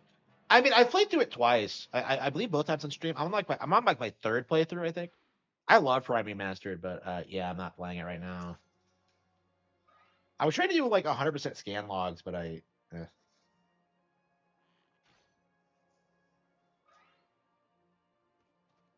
Oh, you got to be kidding me! Really?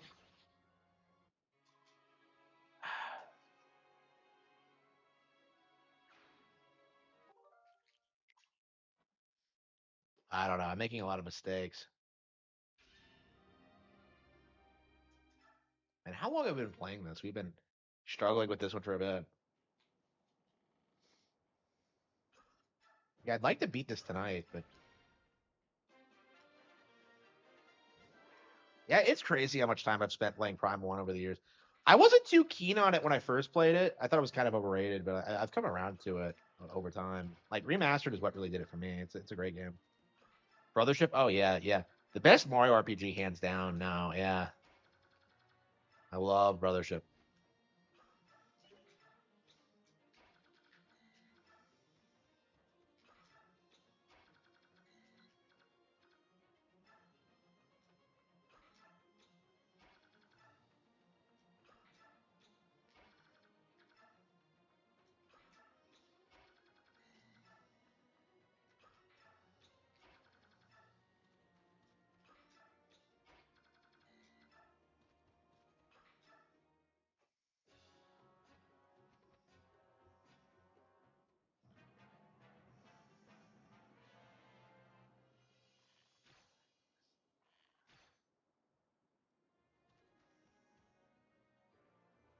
Yeah, yeah. I don't like 2 as much as the others. I find it kind of tedious.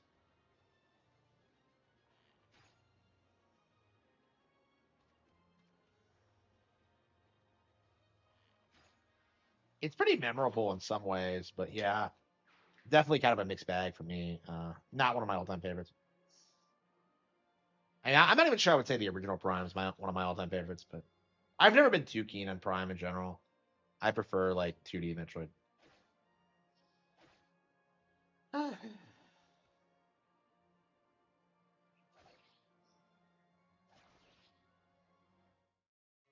Yep, she's dead. Fuck.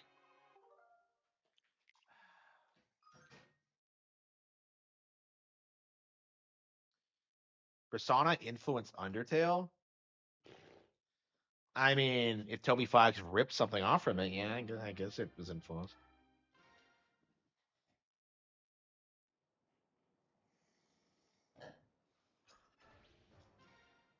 I hate. I mean, Undertale feels like it's forgotten now. It's at that point now where like nobody remembers it or cares. Like he legit the reason why he staggered the release of 3 and 4 was specifically to try and coincide with the Switch 2 launch and try to get more people to notice it, and like nobody cared. It's like he tried to meme himself into relevancy and it just didn't work. Like, it's kind of crazy.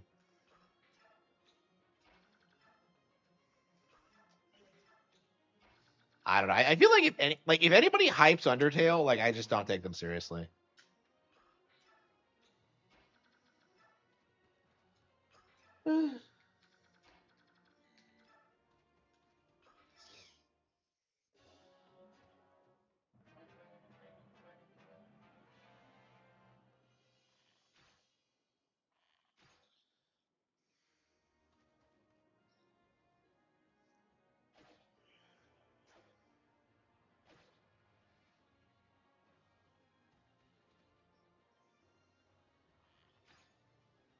I agree. I agree. I don't think anybody likes Undertale, really. Enough with the crits. Why does the enemy get endless crits and I don't get shit? Like, that is the last person I need to be crit.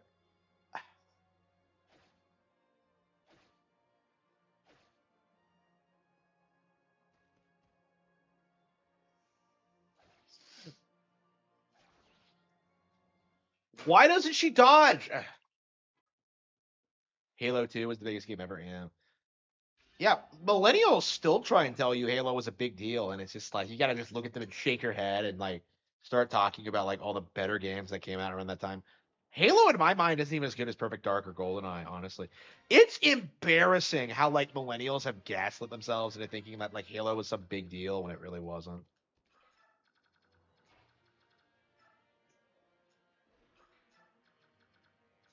I don't know. Like Halo is like it's probably the worst trend of the 2000s. Honestly, like, I can't think of anything that was so culturally ubiquitous and yet was like it was so destructive to gaming as a whole. Yeah, I agree. I agree. Yeah, I don't like GTA, but like I don't know. You can kind of see like it was more interesting than Halo.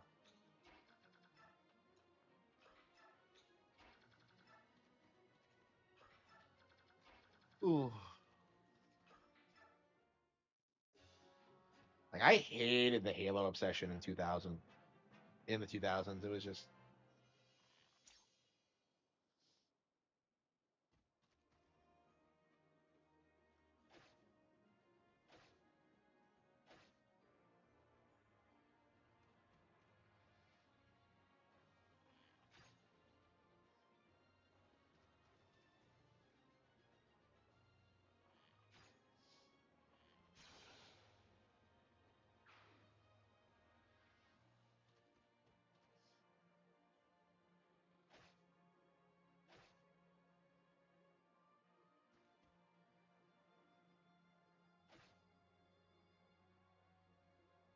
Ooh.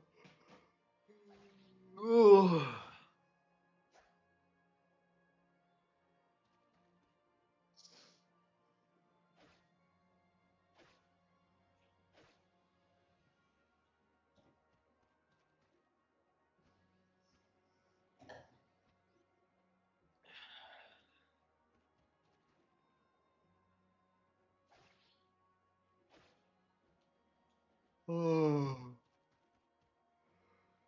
Ooh.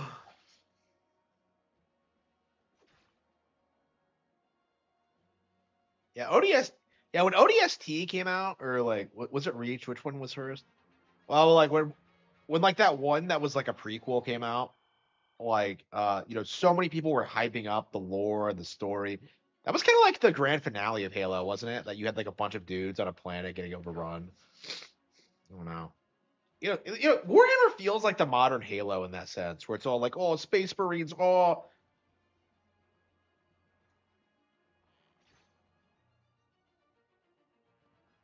ooh, ooh.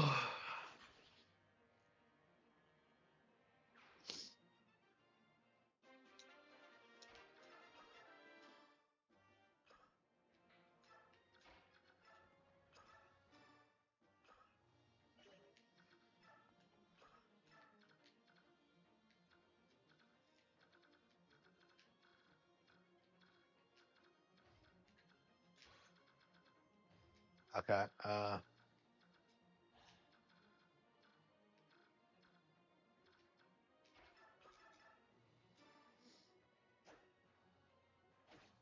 She missed, really. Liberty City was. Yeah, nobody gives a shit about any of the locations in GTA or any of the lore and know anything about the characters. It's kind of remarkable, honestly.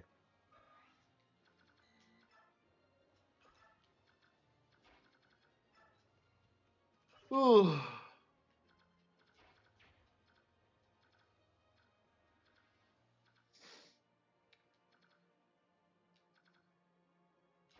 Yeah, let's just stand our ground for now.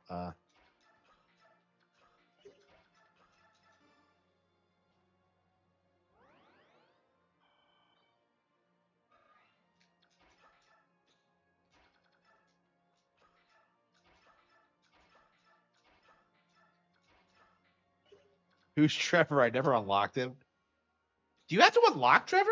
How does that work? Yeah, how do you switch characters with in GTA 5? Do you just press a button or what? Ooh. Ooh. Yeah, GTA 6 is gonna have a female lead, isn't it? Like 100% the female lead is gonna be. No. Oh, whoops. Holy fucking shit! What the hell was that?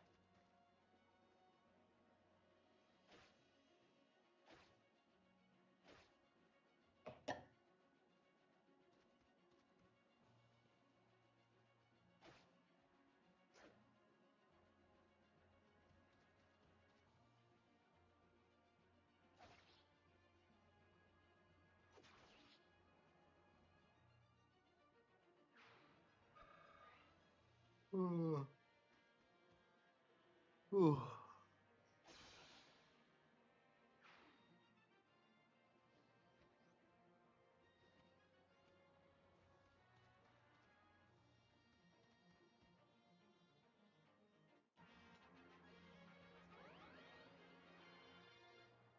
Okay.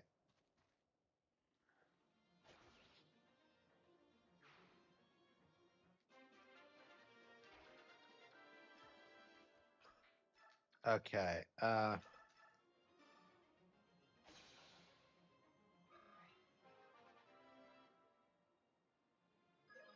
CN had a lot of no, Cartoon Network. Yeah.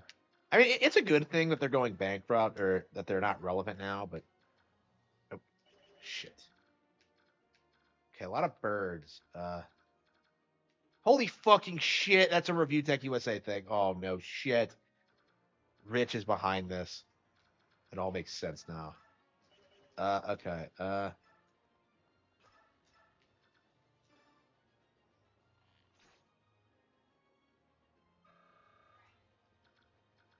Oh damn it! Really? Damn. Like I over rely on the stupid like flea mechanic. It never works as well as it. She never goes where I need her to go. Okay.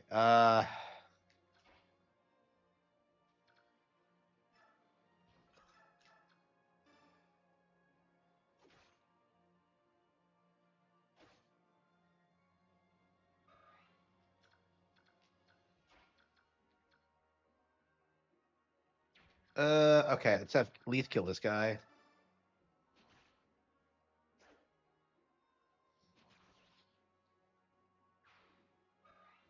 Yeah. Let's try to get this guy killed.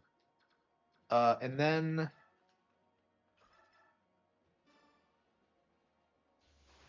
Oops, that was the wrong guy.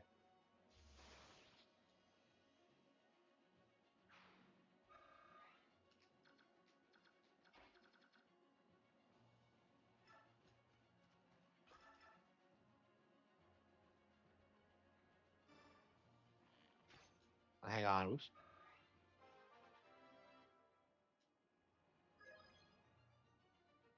Armor core. I mean, I remember that. Yeah, I remember people bitching about armor core. Yeah. The sloppiest slop that's ever been slopped. Okay, let's.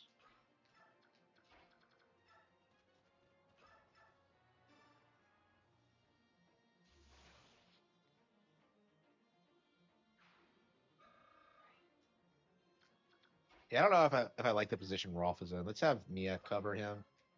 This guy's no, this guy's in a good position, I think. Oh, okay. Jill. I guess we can kill this guy. Chow. That's revenge for what you did last time, you little bastard. Okay. Uh.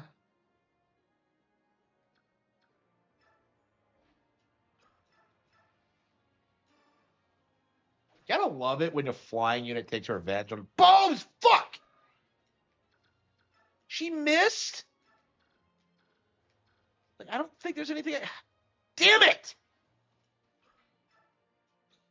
Oh well, we have Zhar. Okay, Zhar can do it. Okay. Yeah, way to come in clutch, Zhar. Wow.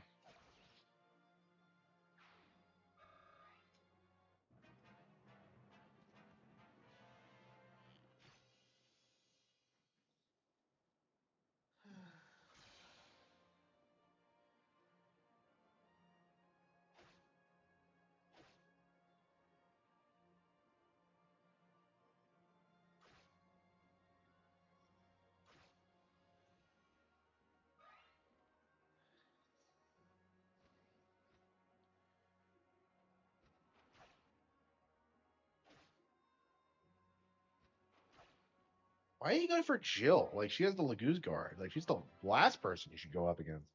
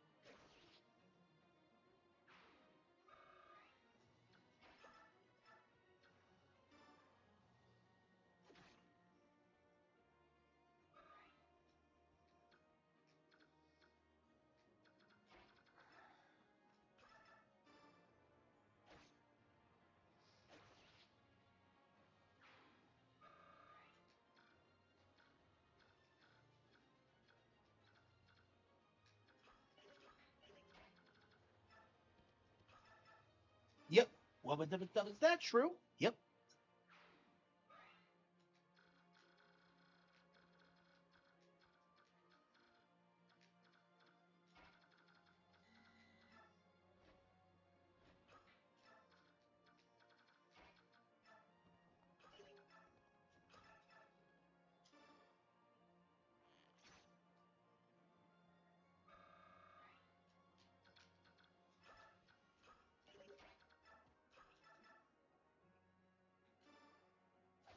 Oh, come on, really?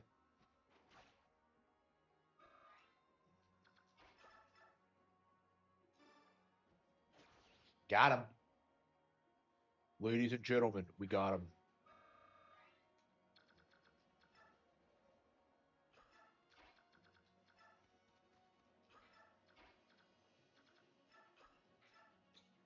Mia feels like she's useless.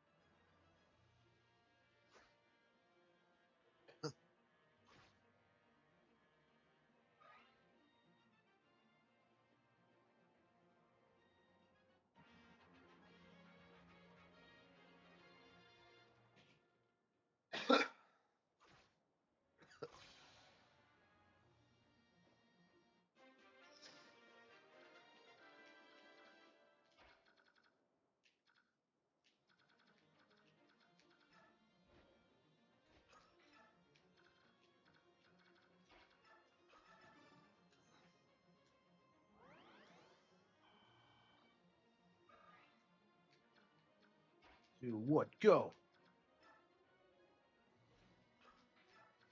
Yeah, I think we're gonna just have Ike do it, honestly. There's like nobody else. Only Ike's enough of a Chad to kill this douchebag.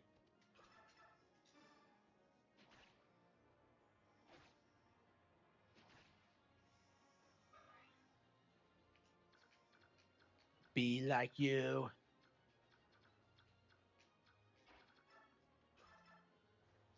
But I don't I don't ever wanna be you. I wanna be just like you.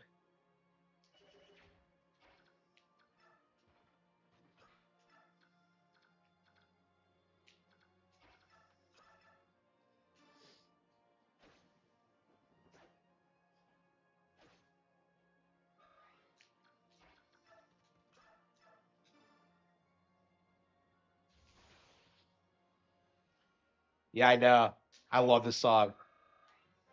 If you never played Elite Beat Agents, do it. It's sick. It has like the coolest level based on the song.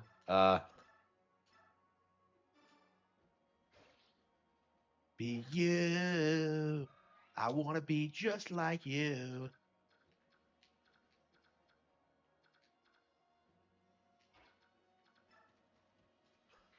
Yeah, we should just protect Mist.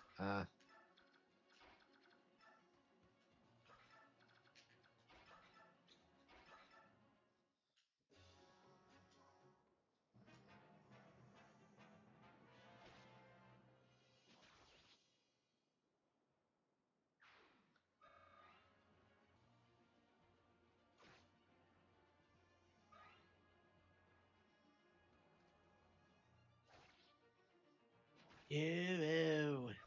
Gotta be just like you. Ah, shit, more of them.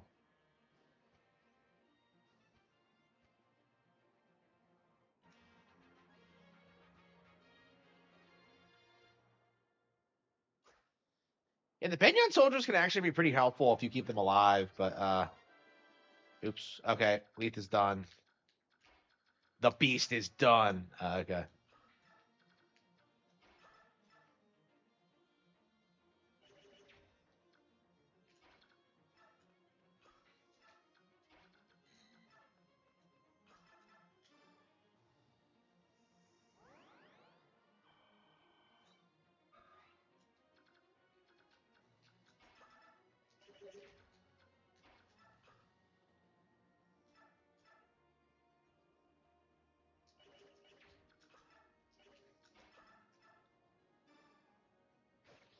Yeah, Boyd's pretty good against these halberders.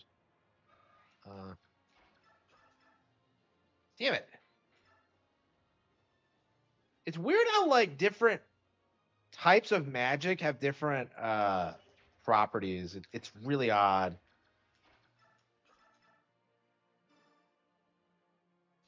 I don't know why Soren keeps getting mogged by Elena. Like I keep trying to use Soren, but like Elena is just better. Like I don't know. She's probably at a higher level now at this point because I just keep using her instead. But yeah, she's like 3 levels higher.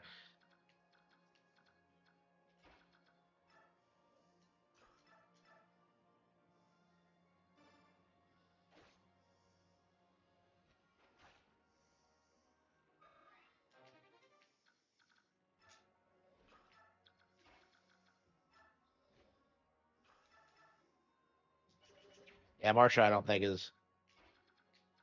I don't think it's a good idea. Let's.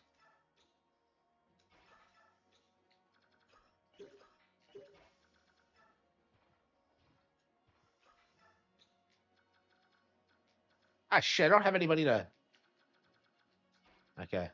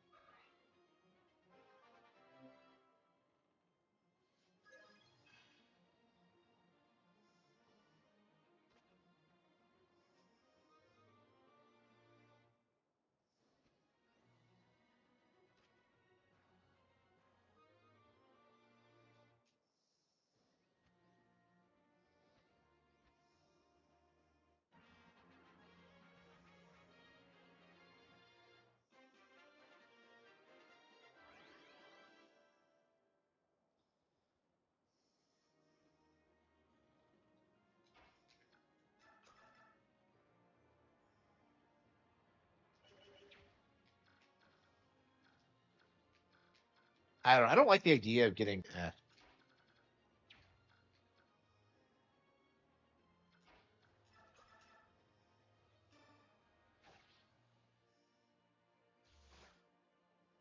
Whip a crack with his whippy tail.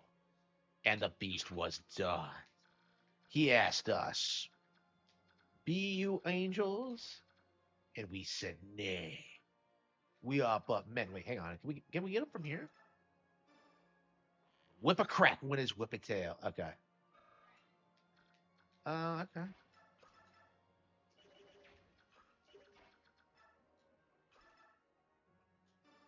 Yeah, having Jill like do the damage and like Marsha cleaning up is just it's great. It's so awesome.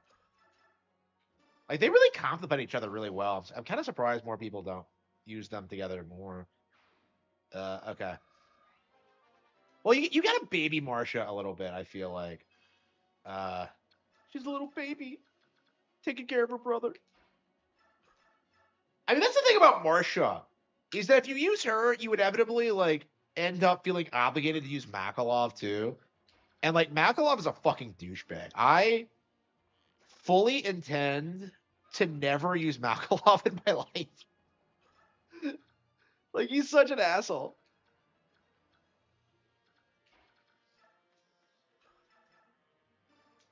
And Makalov might be the single worst character in all of Fire Emblem. Like not even joking. Yeah,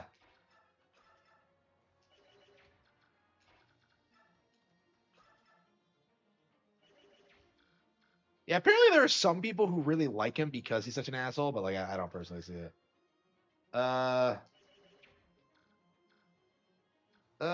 Shit. What am I gonna do?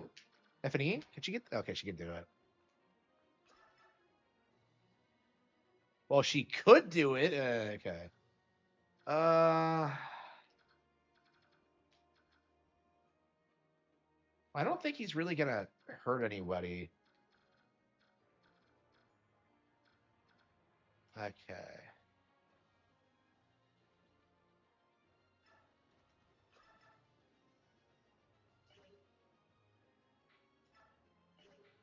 There's no way he's gonna hit with 69%. There's no fucking way it's gonna happen. No fucking way. Okay, I think we're just gonna kill this asshole. Wait, what? Okay, that didn't work out.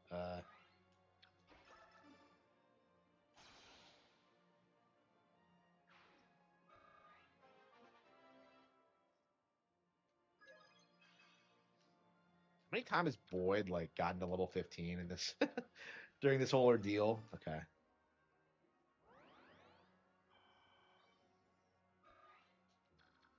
I really don't like the idea of letting this bird just do whatever it wants.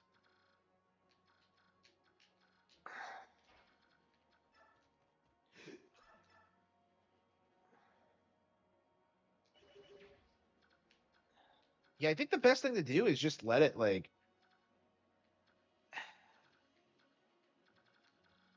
I think we're just have to let it go. I don't think anyone's in danger, so I guess we're fine. But oh, Astrid might be. No, she's out of range. Okay.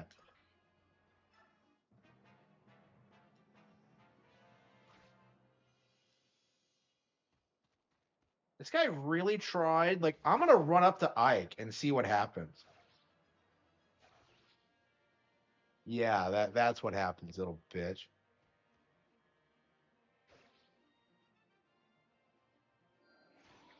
Oh, I didn't even think about that. Shit. So is he gonna go around and like? Shit. Fuck. I didn't even think about that. Oh, oh, okay. They're stealing shit now. Okay. Okay. I must have skipped the cutscene. Okay. Well, I was worried for nothing. Apparently. I don't know. Their AI is so confusing. Okay. What? Why is it taking her so long to level up? I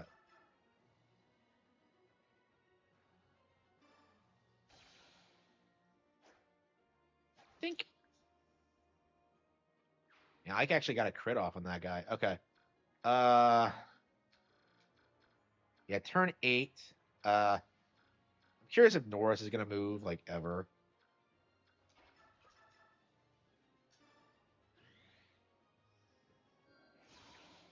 Yeah, it seems like we have control over the situation, but like things can get nasty really quickly.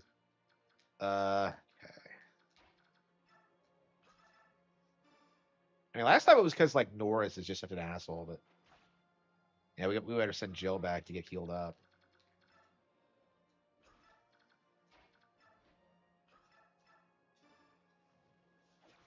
Okay, yeah, I'm so hyped. When is that coming out? March? Do we have a release date? I think it is March. It's pretty cool. It's pretty soon.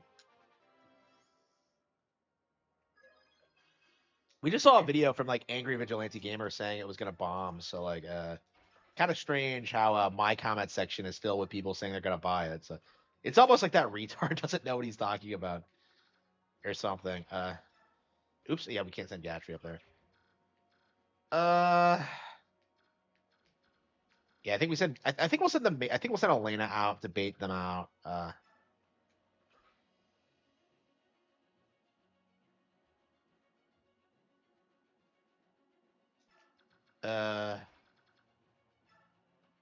I don't know. This probably isn't a good idea.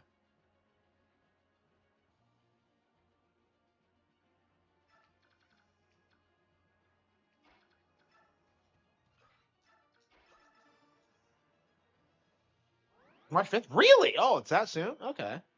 Yeah, so it's the next major Switch exclusive then. Well, I mean, after Mario Tennis. Okay. Yeah, it's probably the first major release of the year. There's a lot of people seething about that one.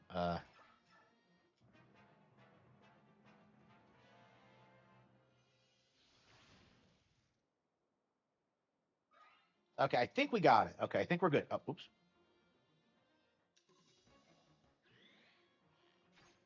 Okay. So he tried attacking Gatry, failed.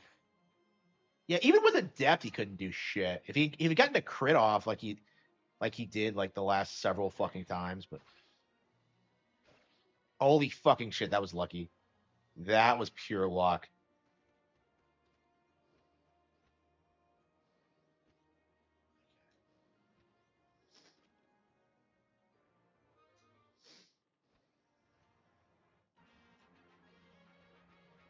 And more of them keep coming in. It's just like, okay.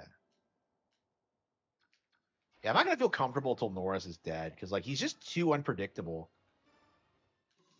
You've come this far. The princess should have been wounded. Yeah, I can't wait for that. Yeah. Oh, my iron sword. Oh shit. Yeah, I didn't have a ton of weapons. Okay. Uh.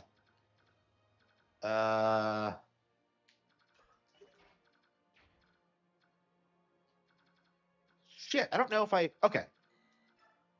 Can Boyd do it? Let's see. I guess we can try to pin him down and just. That guy's a hammer. Yeah. Send Mia back.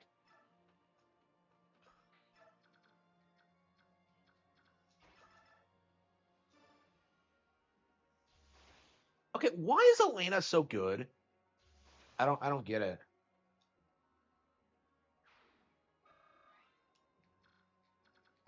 Soren maybe? No, Soren's weak too. Shit. Can Neffany do it? No? Shit. Like he's just too good. Like I don't have anybody who can just kill him. I guess I could just like okay. I think I'll send Mist out. Heal Gatry. Just keep them pinned down there. Oh, but he's gonna go after Elena after that. Shit. Okay, heal Gatry.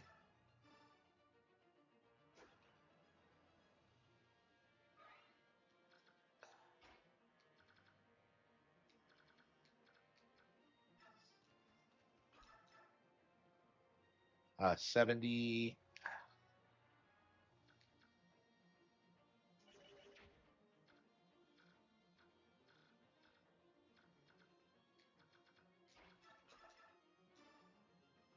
Donk.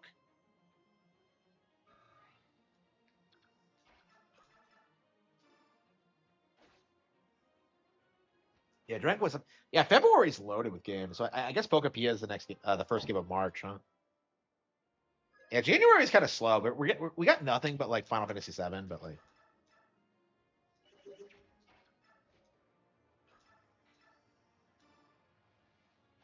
Okay.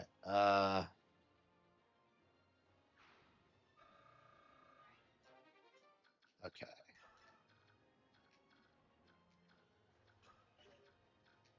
Yeah, I think I can send Soren up here. No, we can't. Shit. Well, what are we gonna do then?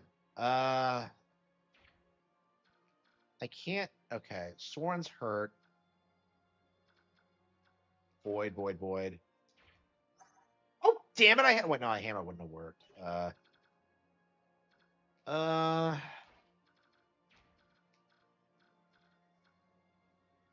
Yeah, Elena's in his way too. Like, I just don't see her surviving. Hmm.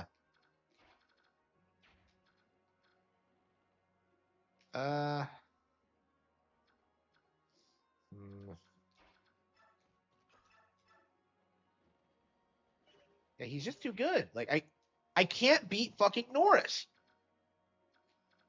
Okay.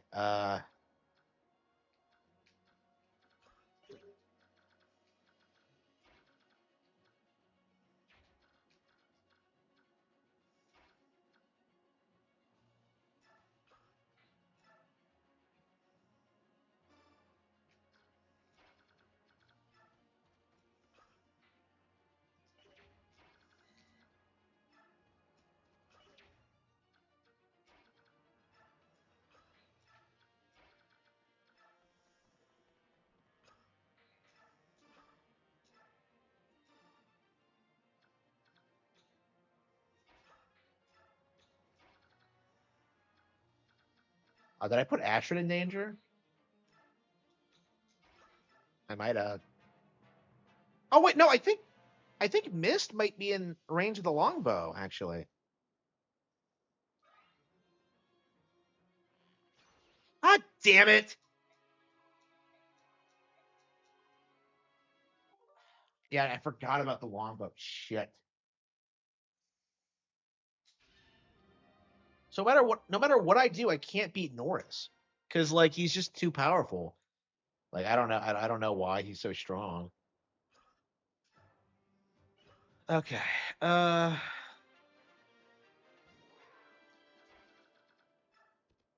guess I could just send Ike up there immediately and just like fuck him up before he has like a chance to do anything. I guess. Yeah, having missed on that square is kind of a weird decision, but it does kind of make sense. Because like nothing can really get her there other than like range attacks. So it's actually not a bad move. It won't be able to complete with GTA 6. That'd be hilarious if like Duskwoods was outperformed by GTA 6. The real I don't know. Like Duskwoods is gonna fail, like I think. There's just no enthusiasm for this thing at all, and like, you know, I'm hating on it, like the fans are hating on it. It's just this should be the beginning of the end, I think, of a front slot.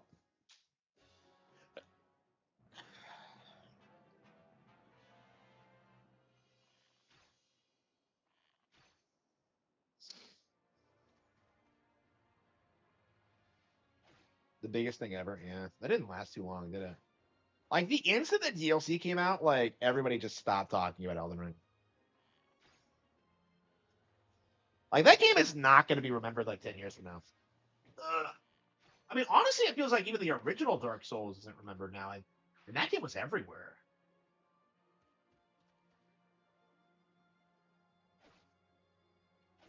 What's up, everybody? Valid.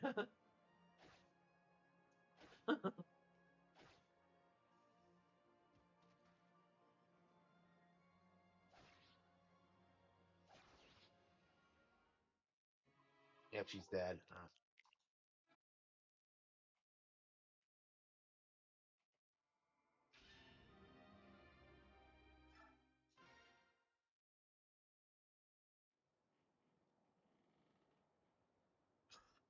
Yeah, it really feels like FromSlot fans like only play FromSlot games. Yeah, Dark Souls 2 is yeah, like not even fans like Dark Souls 2. Yeah, Arlo tried coming out like a while back defending it, but like it's not gonna happen.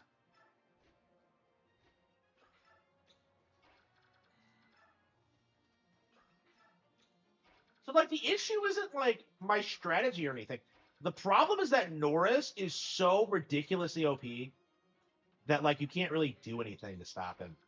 Honestly, like I think I'm just gonna like clear out the deck and then just like stand there and like wait for him to move. I feel like there's really no reason to advance and kill him.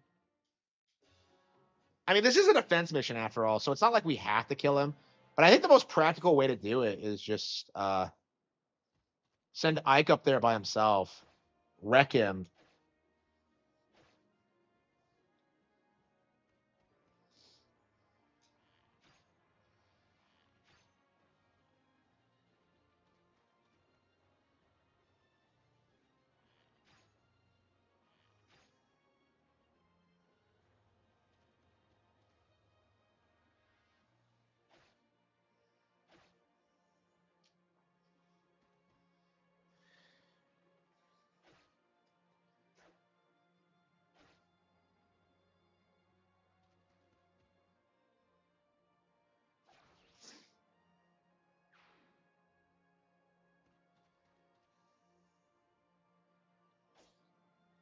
What does Arlo think about Dustbuds? I have no idea. I have never heard him talk about it.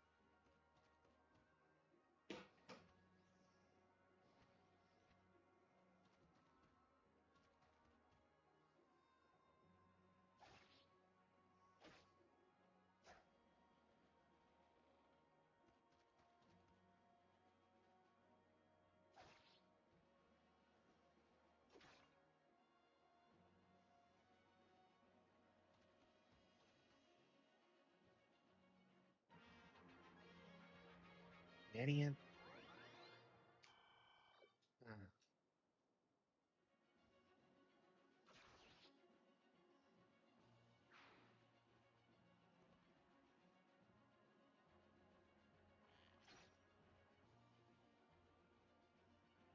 Did he really say that? Like people keep saying he said that. I've seen no evidence for that, but it's just like. So is Arlo primarily an Xbox player? Because if you look at his like top 10 games of like the decade list, it's all like complete slop. Okay.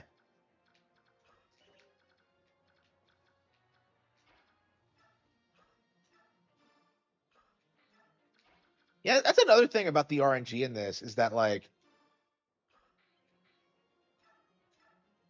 you have to recruit them both, and you also have to like get Astrid to safety. Okay.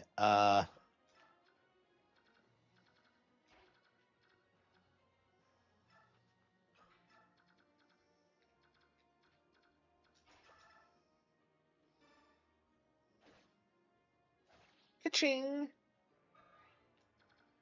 Yeah, there's no reason not to leave Jill and Marsha like flying over water because they're pretty much unreachable there. I don't think there weren't as many as you would expect considering it's Arlo. Yeah. I don't remember. I know Doom 2016 was on there, which is bullshit. Uh,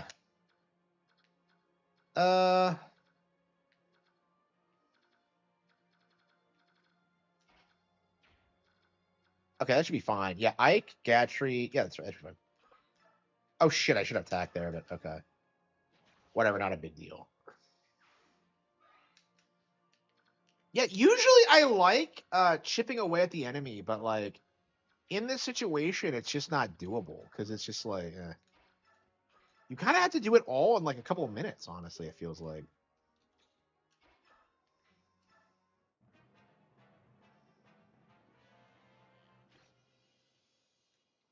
Yeah, let's look up Arlo's top 10 video because it came up.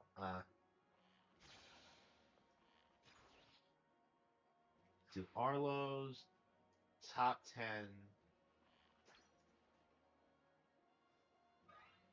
Yeah, my top 10 games of the decade. Yeah, 2020. Wow. This list is 6 years old. I can't believe it's been that long. Okay. So, wait, what? Just how I roll. 2020 Arlo does what he wants. Saw it here first. Sunglasses and a clip-on tie. Clothing trend of the 2020s. Let's start with an easy one. There was a mainline Pikmin game that released within the decade, so I don't think it's much of a surprise that there is also a Pikmin game on the list of my favorite games from the decade. Does Pikmin 3 take the series? Yeah, okay, so it's Pikmin 3, Mass Effect. Then realizing that the last big chunk is nothing but bread. Yeah, so it's Pikmin 3, Mass Effect, Dark Souls, Mario Odyssey, Resident Evil 7, Assassin's Creed. Every kind of piratey activity is represented. Yeah, Assassin's Creed 4. Stardew Valley, Tomb Raider, Breath of the Wild.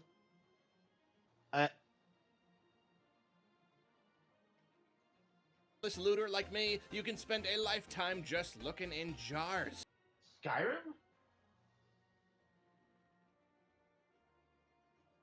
Play is exquisite. Bar really high. The older I get, the less often I. Yeah, so it's a bunch of bullshit, basically. Yeah. About what I,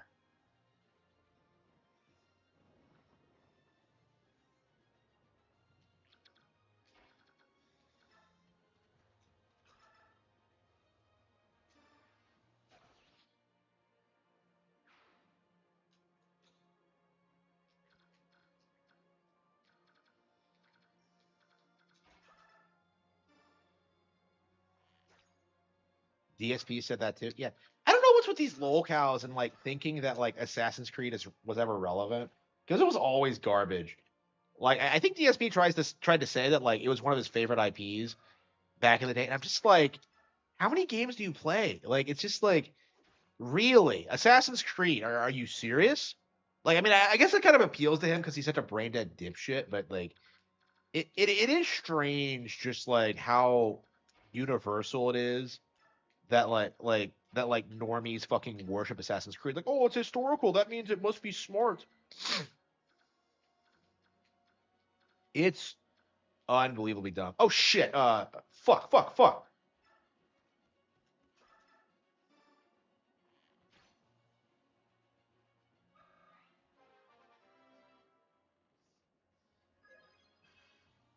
Yeah, I didn't even see these guys coming for this angle.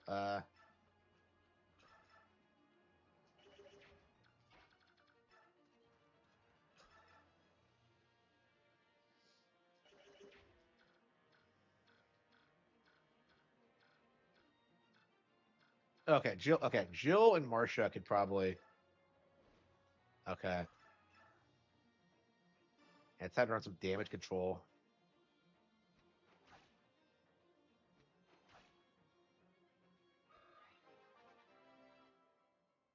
The Unholy Trinity. I think the Unholy Trinity was like GTA, Call of Duty, and the sports games. Like, I don't think Assassin's Creed was nearly on that level. Because, like, if you think about it, like, historically, Assassin's Creed was not relevant that long. You know, like, it got, like, 4 main entries, you know, like, the first 4, like, from 2007 to, like, 2014, right? Like, it had, like, those 4 main entries. And then it very quickly, almost immediately fell off like that. Like, it never got to that level, I think. Like, normies worshipped it, but it wasn't, like, uh, this huge deal or anything.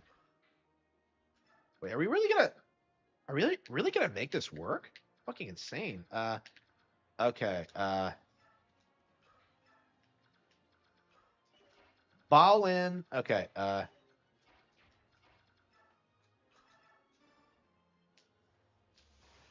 What I don't get is why Elena's so good. I know I've been saying that like a lot, but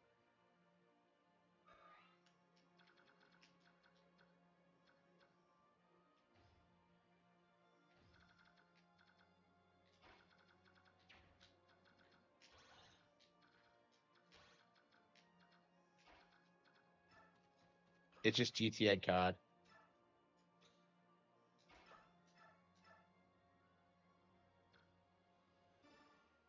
Yeah, GTA really is one of the worst things in gaming. Oh, I should. I don't know. Won't Mia be able to kill it? I don't think so.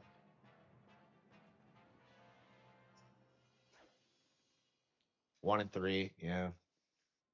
3 was kind of like the apex of the series because that's the one that's they had like the American.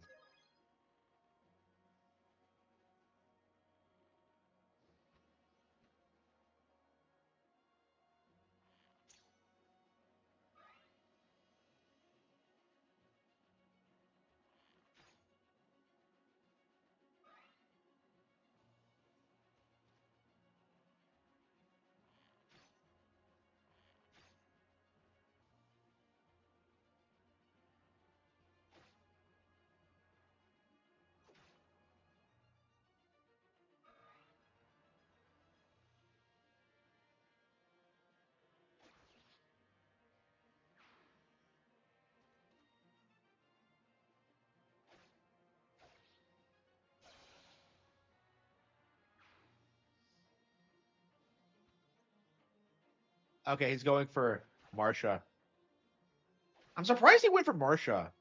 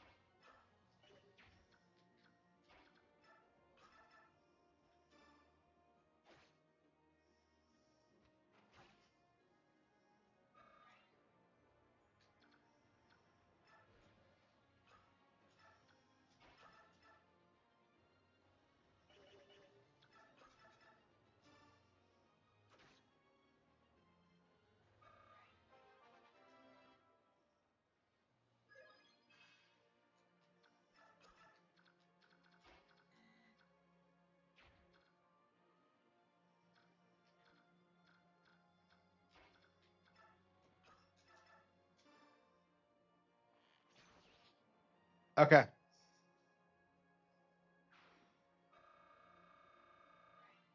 Ladies and gentlemen, we got him.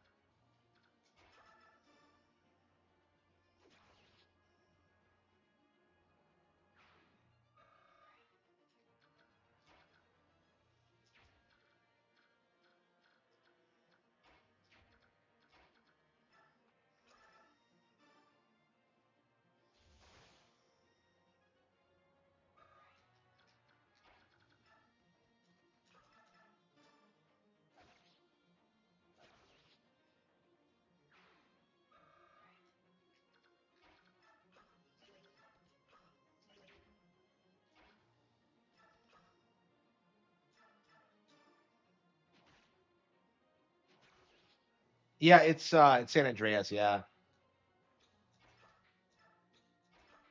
Yeah, that hasn't been a thing in a long time. I mean, it was embarrassing it took as long as it did.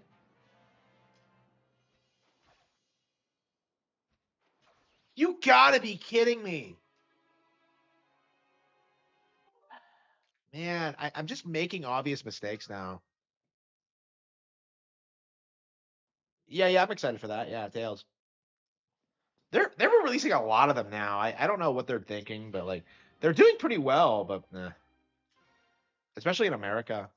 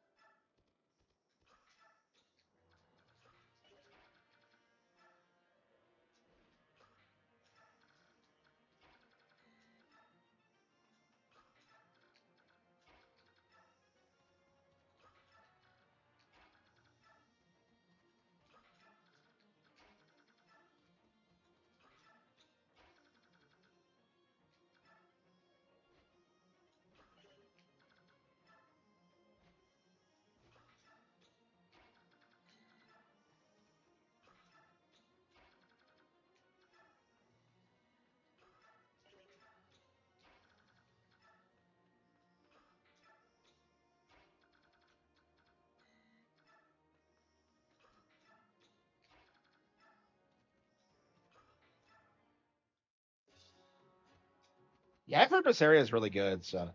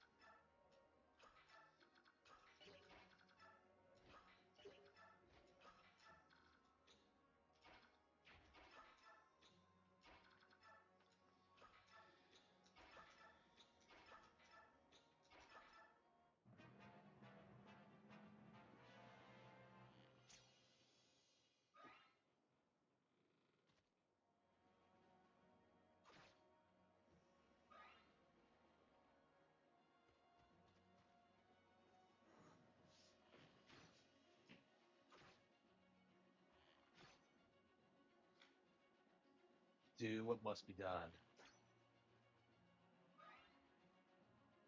Do what must be done.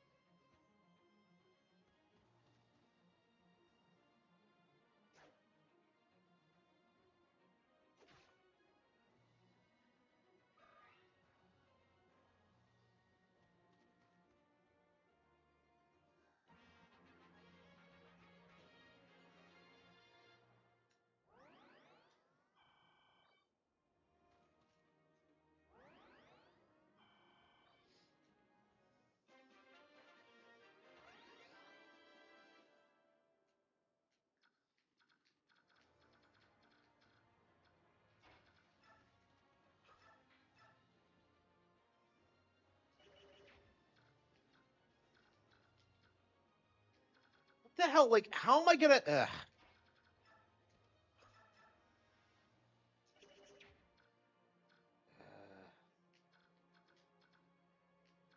Yeah, these guys just worst possible position. Thanks a lot, buddy. Okay.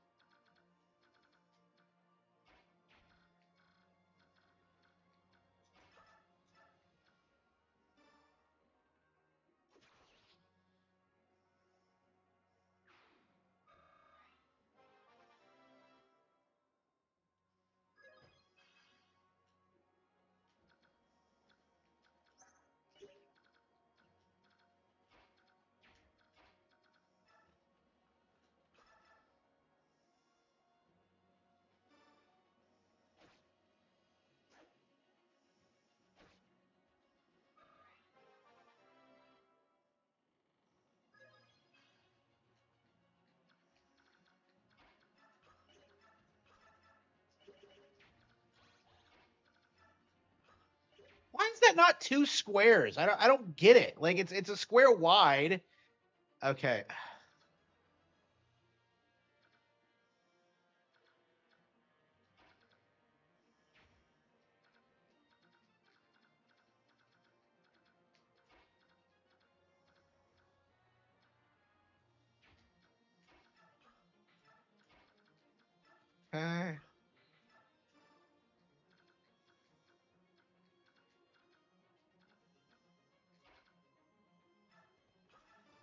No shit.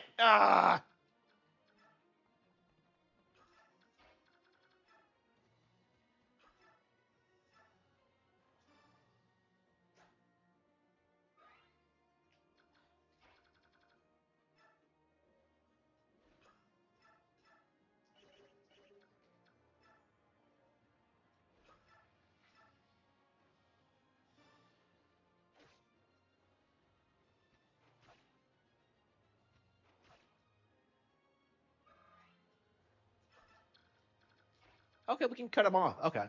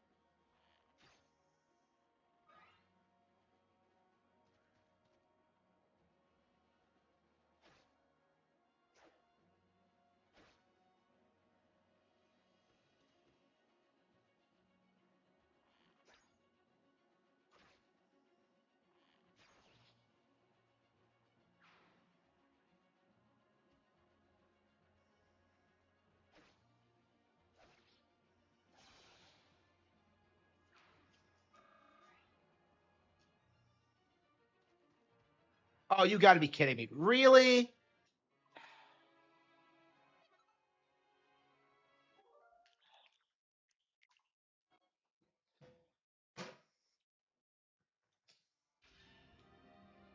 Yeah. How many times have we been playing this game? Ugh.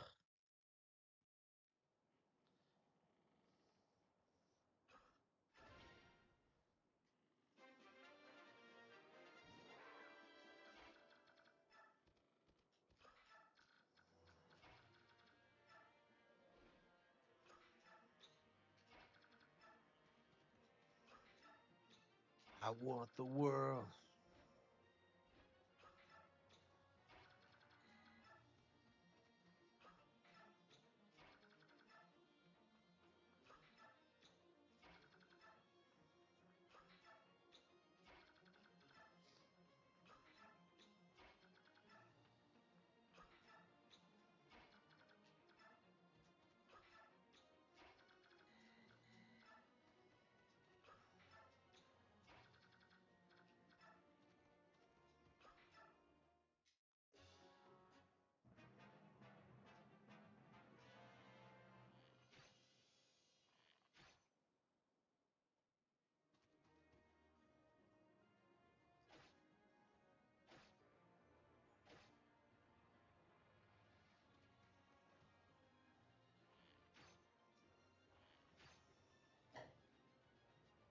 Yes.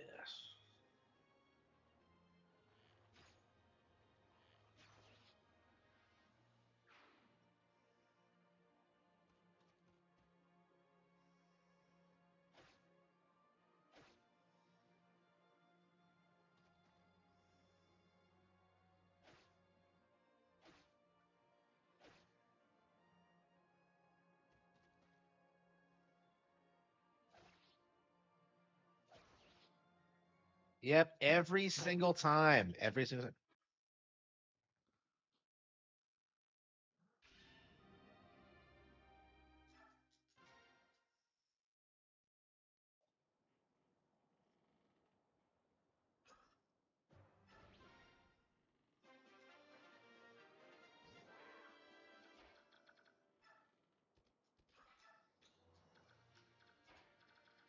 Do what must be done.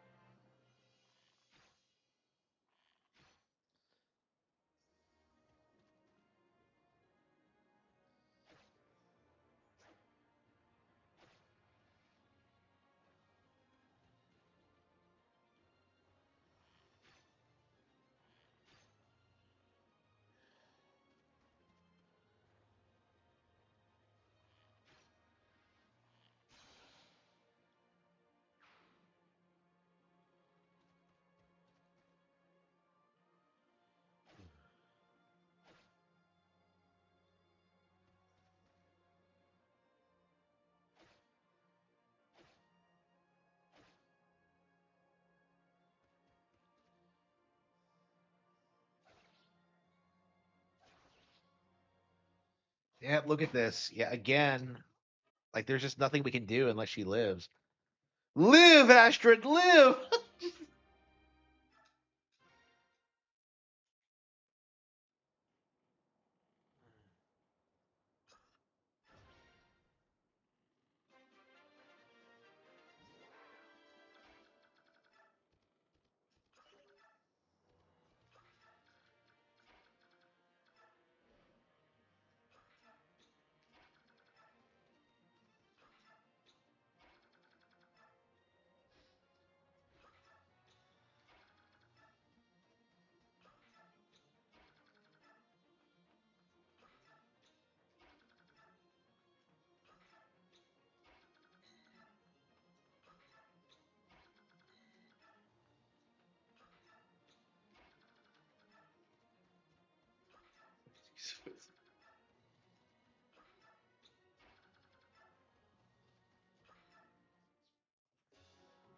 He's like-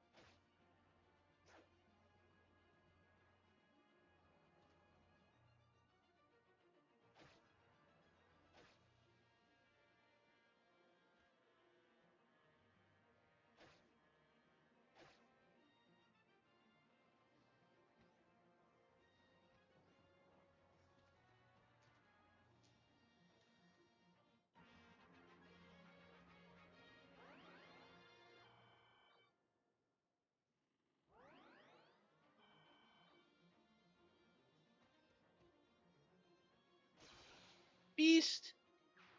Beast mode.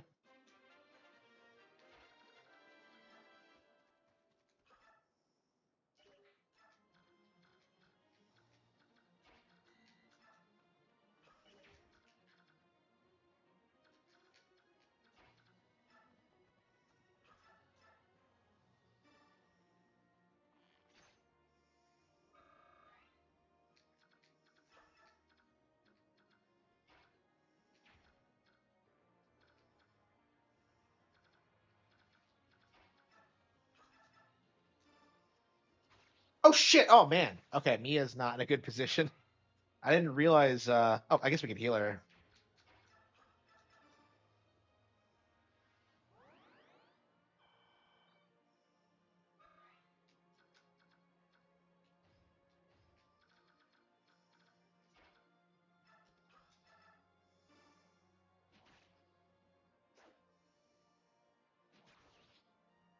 Yeah, the RNG in this one is kind of rough. It's not that hard of a map. It's just like the whole Astrid thing. Like I'm just not in a position where I can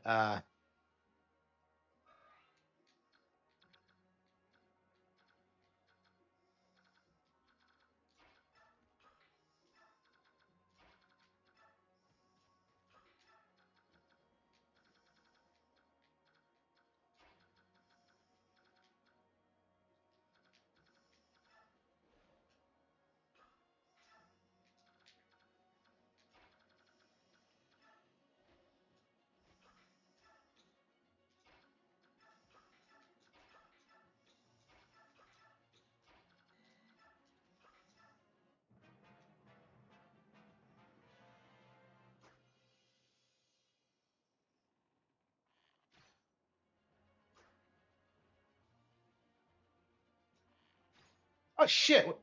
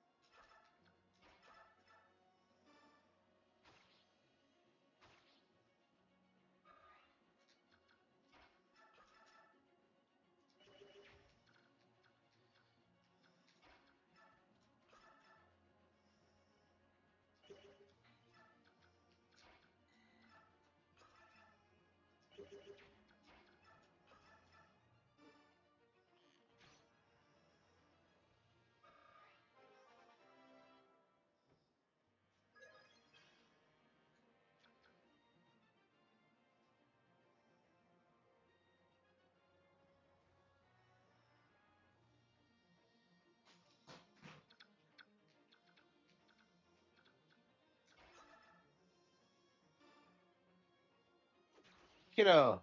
All right, here we go.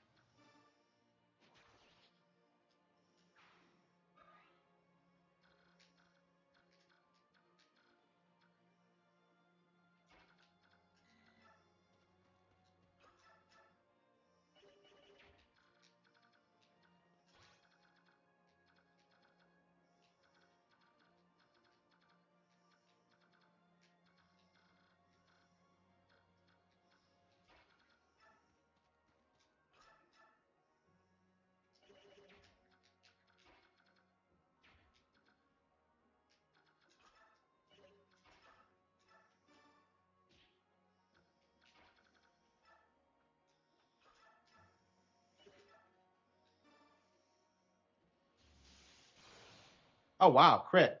Based Elena. Pulling through for us once again.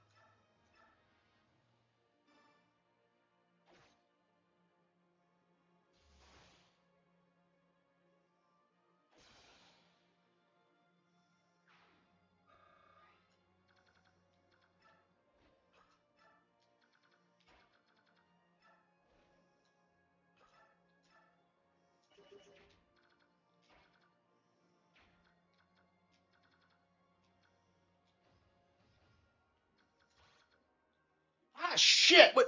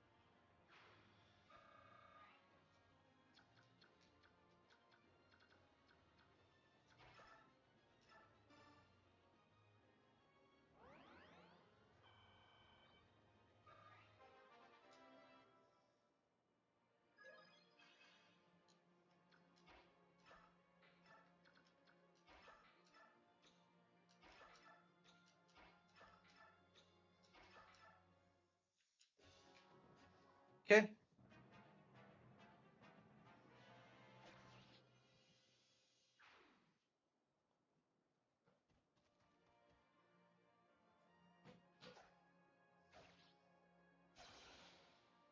All right. How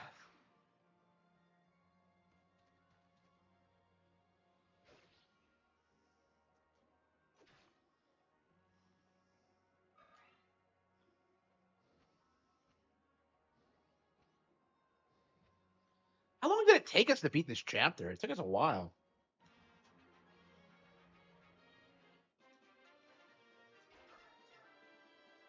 Okay, we got him. Norris is dead. Took the bitch out.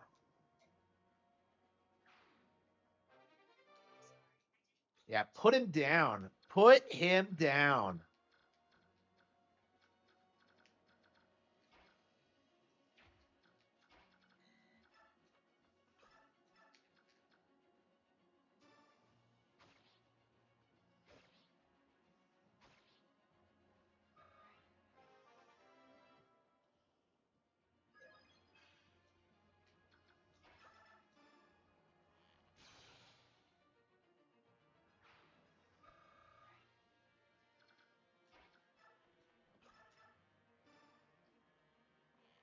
The longbow. I don't think anyone I have can use the longbow yet. I've been like trying, but like, yeah, I have not been using a lot of bows this run. Uh,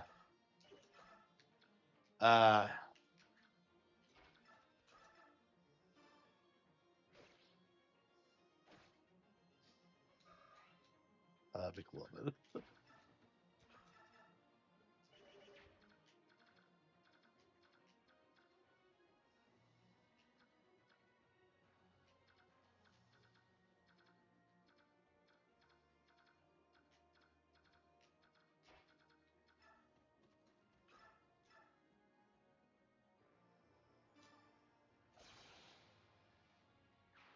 Yeah, yeah, yeah. Yeah, it's because of the level, yeah. So I don't have the level for it, yeah. I might get there pretty quickly, but who knows?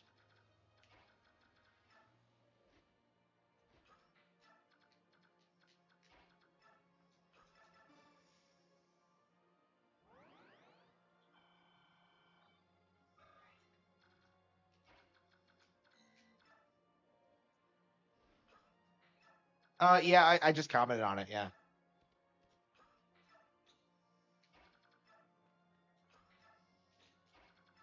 So we couldn't even get across the bridge, and it's already pretty much over.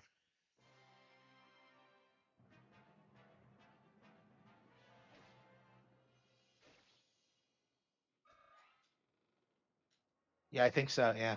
I mean, the only reason I got, like, I was struggling so much is because I was, because of the Astrid thing and because of Norris. Like, I don't think this map is all that hard, like, generally speaking. Like, it is a defense mission after all. All you have to do is hold the bridge.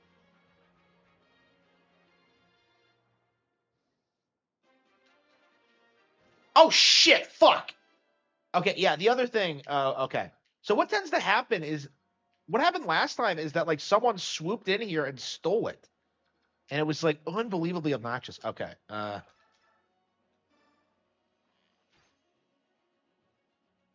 I think I'm gonna try to grind, like, Rolf and Astrid more. Yeah, we're all starting to get good. Perfect, perfect. Yeah, hit that. So crows are fast as fuck, but they're really not that strong. So honestly, if you can just tank them or like outspeed them, like they're not that dangerous. Like you just fight them at a really awkward time, I feel like, in the game. Like you don't have any archers, you don't have like anything you would normally use to counter them really. Shit, she didn't even level up. And I hate it when that happens. Okay. Hang on.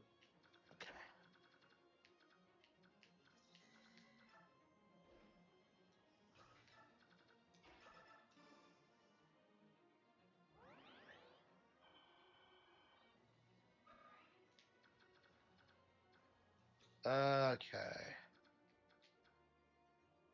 Hmm. Yeah, I might as well back off. Yeah, there's no reason to rush it, I don't think. Oh shit! Like he had like, what was his percentage? I'm pretty sure it was like at least a 70. Like what the hell was that? Like, unbelievable. Okay, well, yeah. Eventually they start charging on turn 8, I think. So I think we're set, but like, we'll see.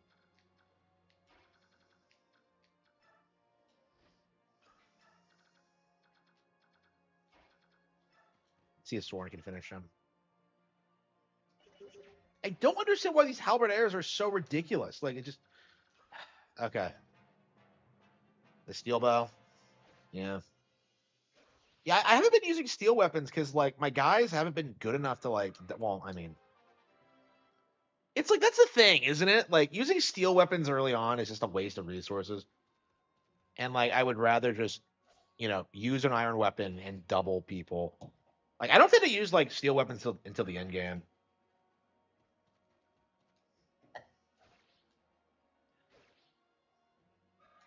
Okay.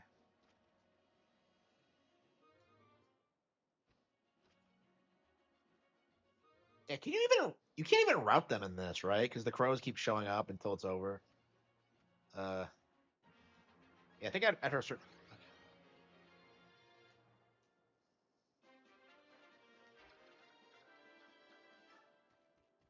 Okay. Okay, Ike's fine.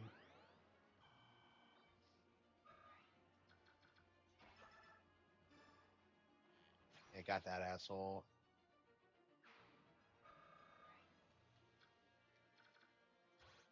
Can Astrid get him? Yeah, if you're like good with Astrid on this, you can get her like pretty good. Like, I think I've used her enough in this on this stage to like get her to double people. I believe.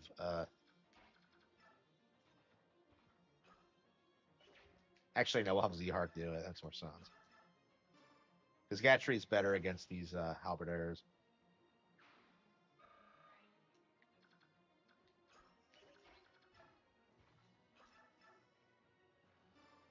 Yeah, they're really not that good against Gatry.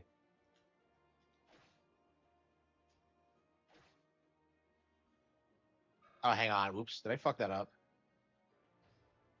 I think I did. Oops. Uh.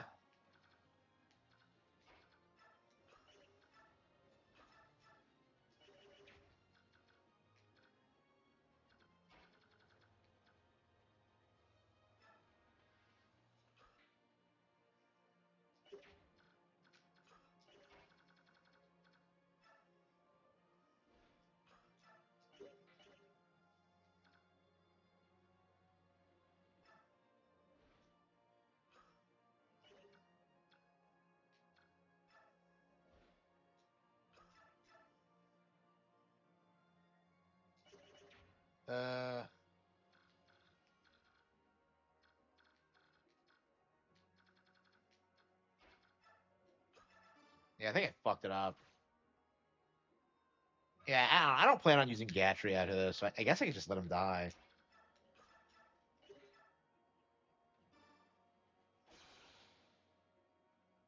Yeah, I fucked that up.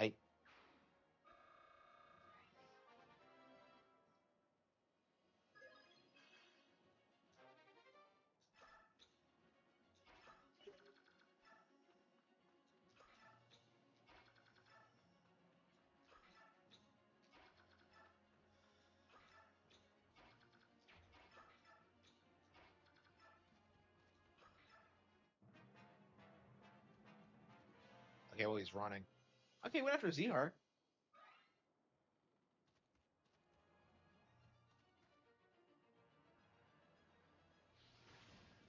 Okay, as long as he doesn't get doubled. Okay, we should be good. Oh fuck! No, that guy's a hammer! Ah!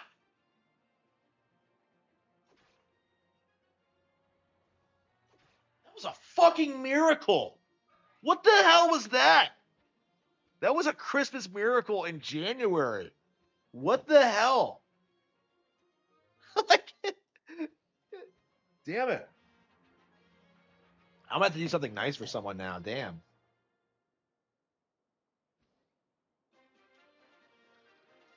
Yeah, I fucked up by putting him there. That was crazy. Okay. Okay. Yeah, send Rolf up there. Dead. Okay. Nintendo new videos about Harman Smith. Man, I'd like to get him a bit further away, but okay. I guess I could set Soren up there. Yeah, just have him do it.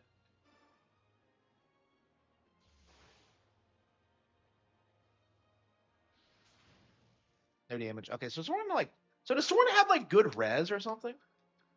Okay. Does Soren have good res or something? Okay. Is that Boyd? Yeah, Boyd can do it. No. Wait. Okay, yeah, okay. We'll use Boyd. No, okay. We'll use Elena. No, Boyd and then Elena.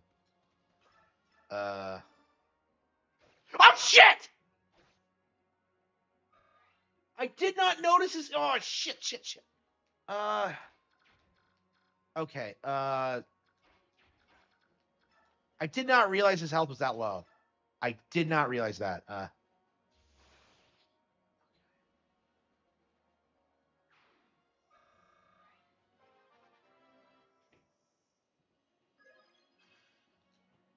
Tim, why do I keep fucking this up? It's not that hard. Okay. Neffany up here. Okay, she got it. Neffany. Yeah, Neffany needs to like level up a little bit, but like when she does, she starts killing it. Hard to believe she's only level 9. Okay. Okay, there's this archer who is gonna kill Boyd if I don't do something.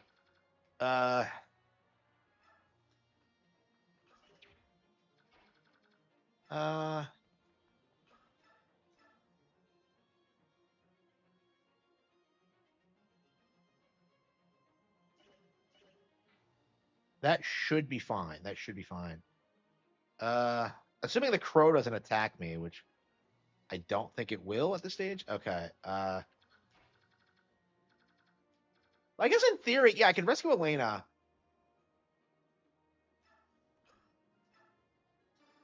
And then have Ike rescue Boyd. Okay. Well, assuming I can carry him. Which he cannot!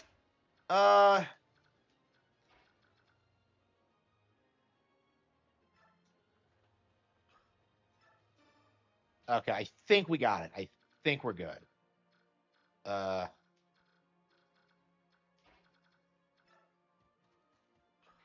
Let's see, he has a longbow or something, which he does not. Okay. Okay, so unless like Soren gets crit or something, I think we're fine.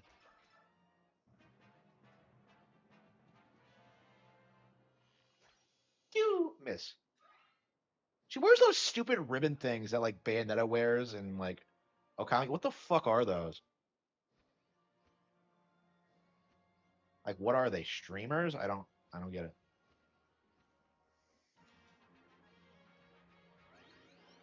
Okay.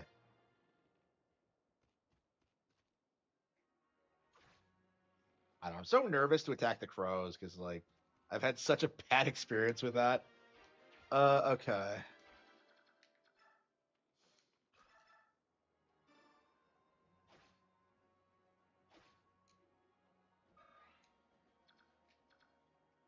I think I fucked that up. I can't kill him at this angle. Okay, hang on. That's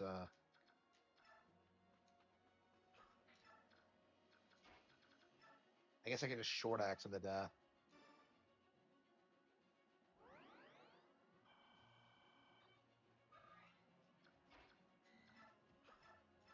Actually, no, I can have Rolf do it. Beast. Okay, okay. Yeah, the crows are good EXP, but like, man, I'm so nervous about attacking them right now. Okay, I guess I get Astrid do it, but based. Okay, I think we got it. I think we beat chapter 13. That was unbelievably autistic, but we did manage it. Man, that was. Damn, that's frustrating. Okay. Oh shit, she's still carrying somebody too. Okay. Yeah, I think we got it. Unless they start attacking us in the last turn, but I don't think they do. I think they just bolt for it.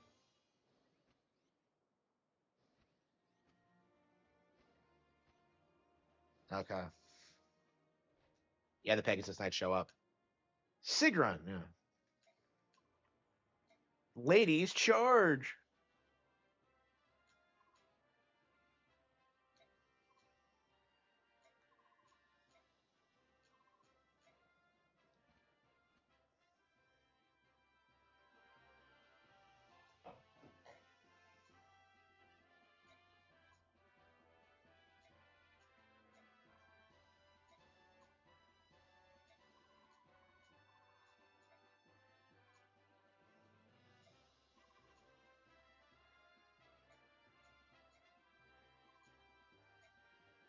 Can't find her. The apostle is missing.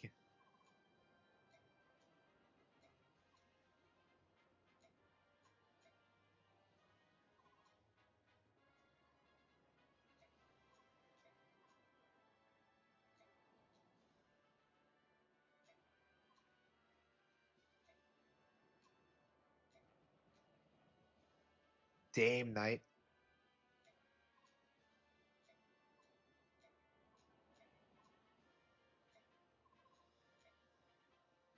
Ike.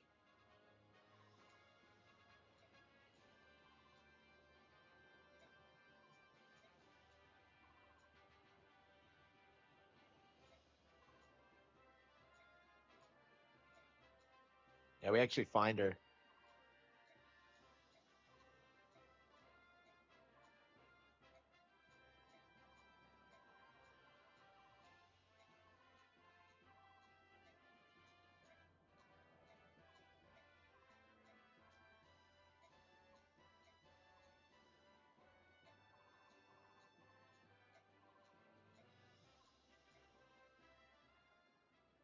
Oh no.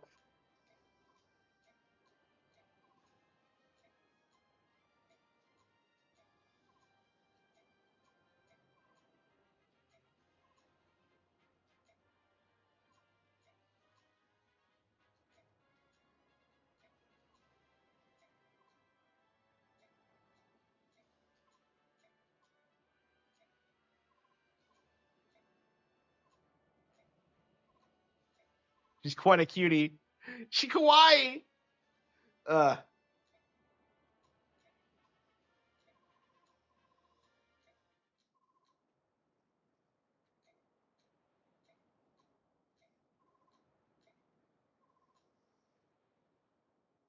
I am the apostle. No, you're not.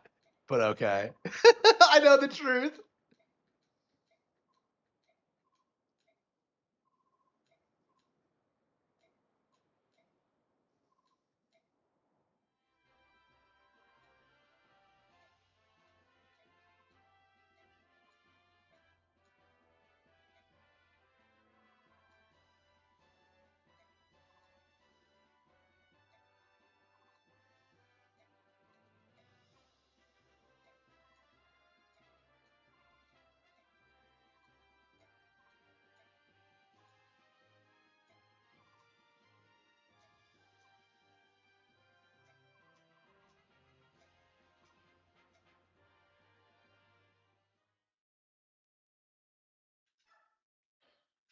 Yeah, Sanaki's not like most people's favorite character. She's like her entire role is kind of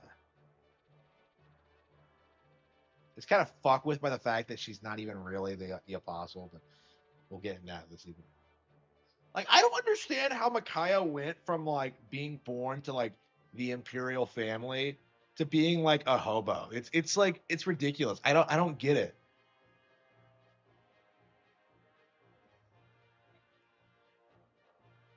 Yeah, the goddess Ashira, yeah, but they speak to the goddess Yune. It's confusing.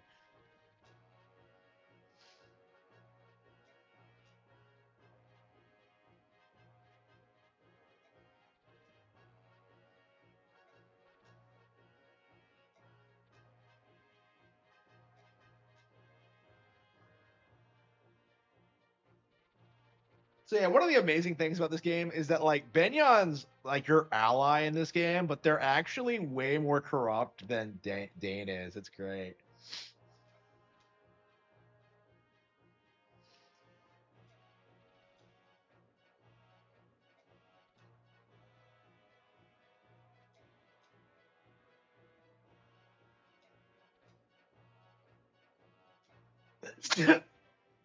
So Crimea is more of a backwater country.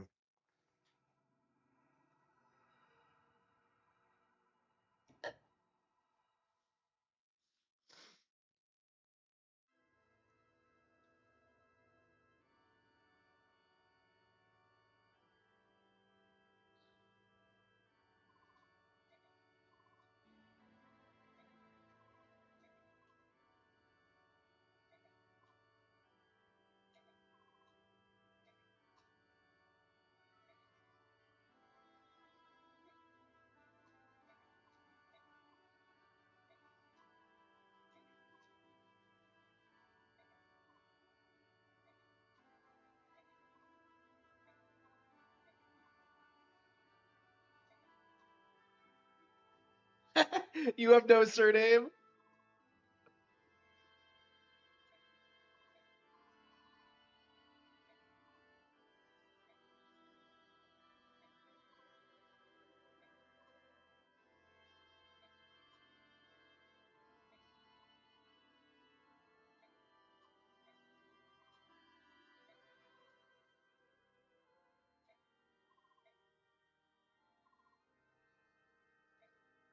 Sephiran.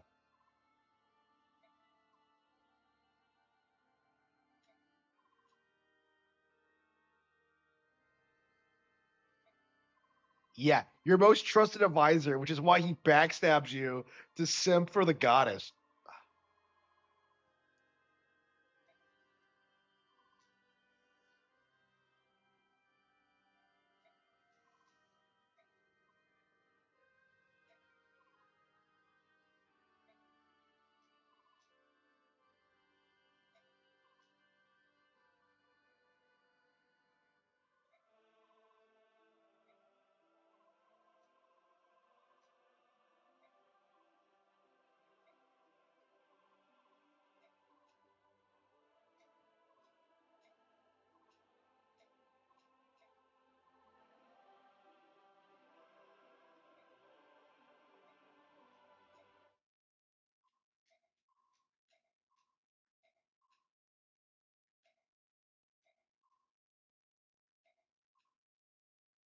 Ike doesn't give a fuck about her status. He's such a Chad. Where's your decency?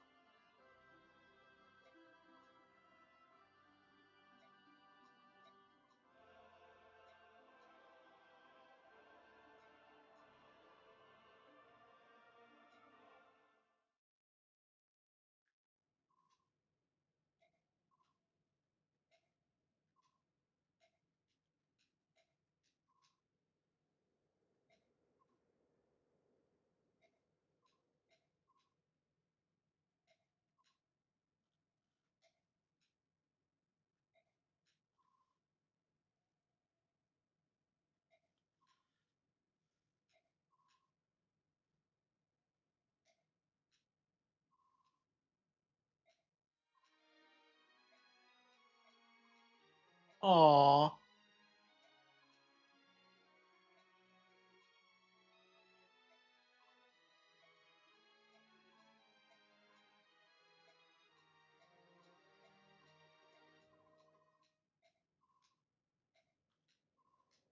My lord Ike. So the thing about the localization of this game is that it really plays up the idea as if, wow, Gatry is not on the new ally list. Wow, Soren's a petty bastard, isn't he? But like anyway,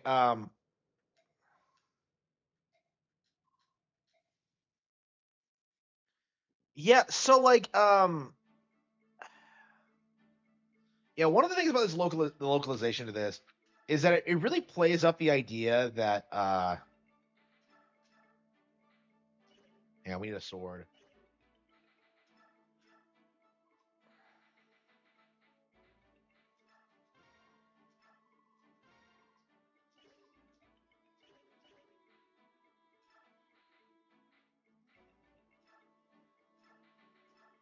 It really plays up the idea that like Ike and Alencia are, or specifically Alencia, like that they're in love with each other, and that's just not true.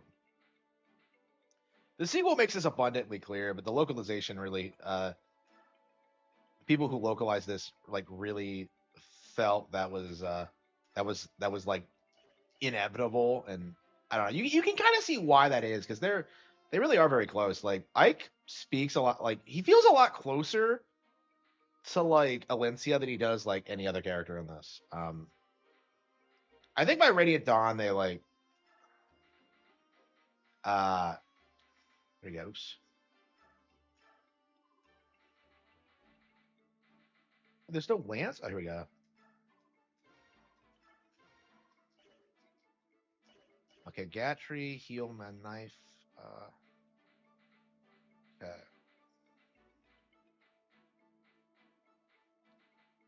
Okay. We have a secret scroll. Let's see, a sign, counter. Do we have a secret scroll? Does anyone have a secret scroll? Uh-huh. Bjork, Master Seal. Okay. Is the arm scroll what does the arm scroll do? Shit, hang on. Okay, the weapon level. Okay. Seraph, Ironbow, Night Ward.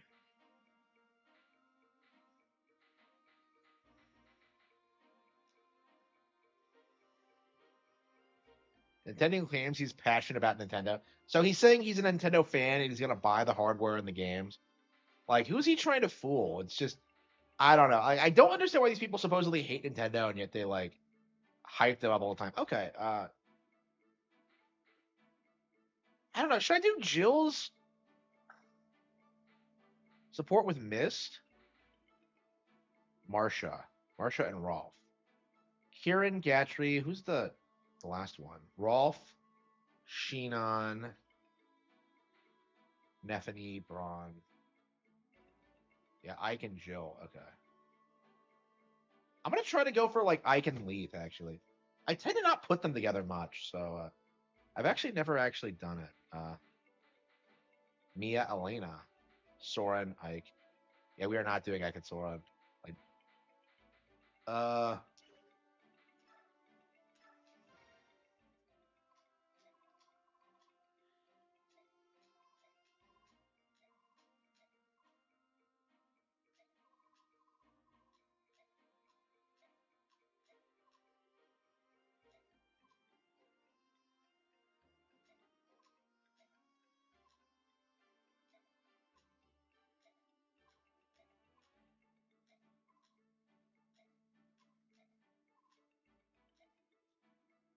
he talks with a British accent.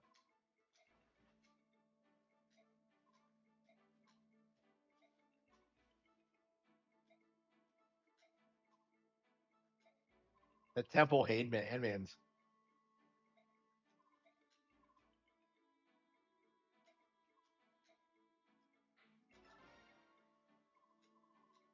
Commander Astrid. Oh yeah, she is cute.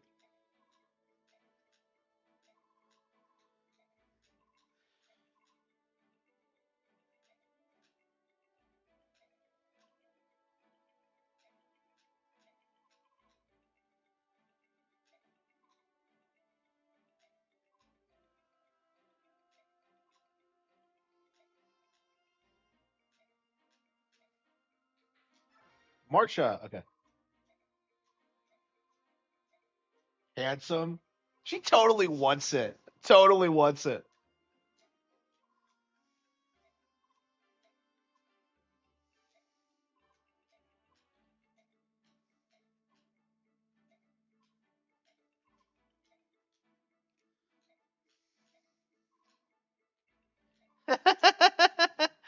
Ike is a brother too, so why is he so different from my brother? Yeah. Yeah, Marsha Rolf. Oh yeah, I think she has one with Makalov. I don't know. I guess we should just use Rolf. I don't know.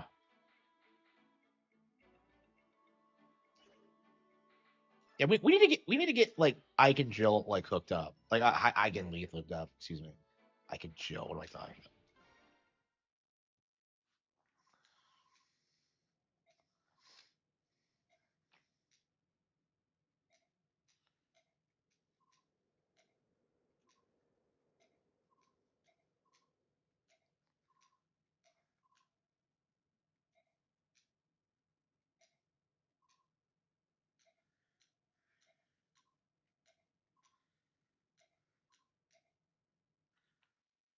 The Apostle.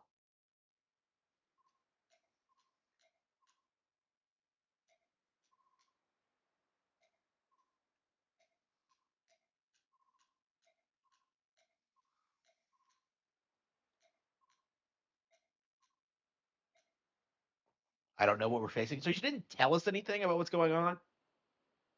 So yeah, Benyon's like crazy corrupt, and that's like very obvious right from the get go. But it's remarkable that we have to ally with these people. It's such a great political dilemma.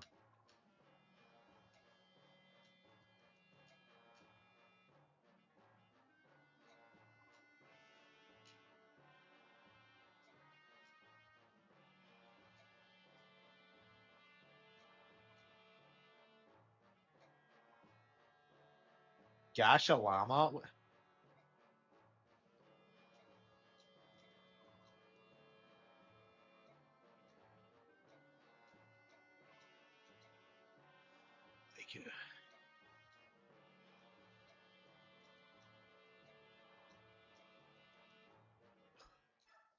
This is actually where you recruit Makalov. Okay. Zharg, Marsha, Rolf, Nefany, Leith. Yeah, I'm gonna try keeping Leith near Ike and see if we can raise her stats. Elena, Mia, Sora, Astrid, Gastry. Okay, wow. Yeah, Soth is like always dead last because I never fucking use him. Okay. Okay. Astrid, Soren, no Gatry. Yeah, I don't know if Gatry is a good pick for this one. So yeah, I think this is just how I want it. I love how ill Jill is my number 2. Okay.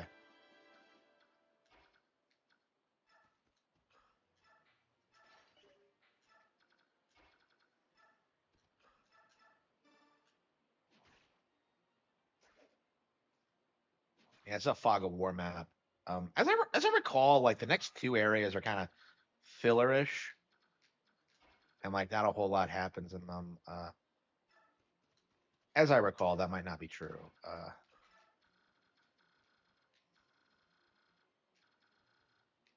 quite a big map, actually.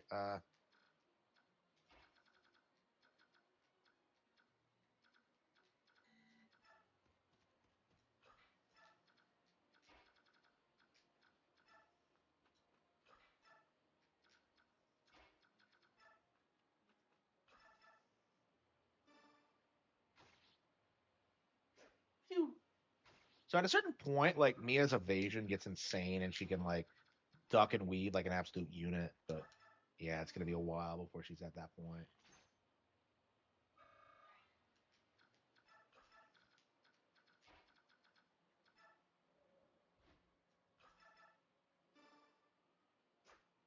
Shit.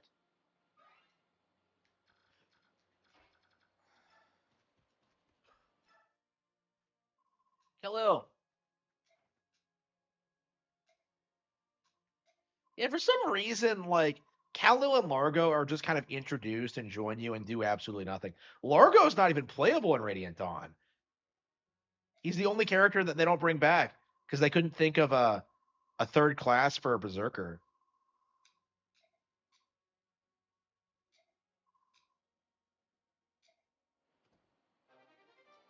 Yeah, it's really weird, like how plot relevant they are in Radiant Dawn. They like adopt a daughter, and she's branded, and like I think that's how they figure out like that like branded people aren't affected by the goddess's curse. But okay, um, yeah, Amelia is like weirdly important to the plot of Radiant Dawn.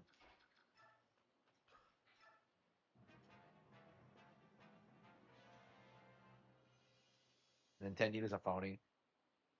Yeah, okay, Holden, Caulfield.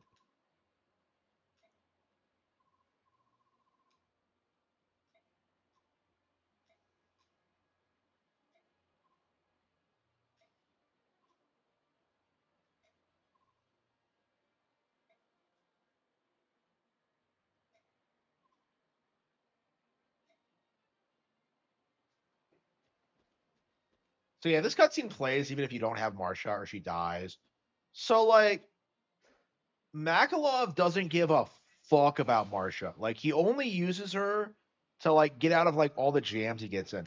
And like he gets into a lot of them. Like I said, like Makalov is like he's the scummiest motherfucker like imaginable. Like some people really love him because of like, you know, how much of an asshole he is.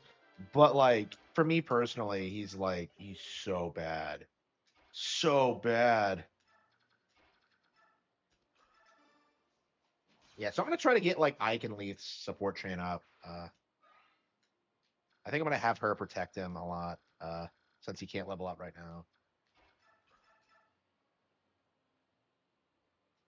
It's a pretty easy one compared to the last stage. Nintendo will end up like Atari. That's a good one. These guys are so strong. Choo!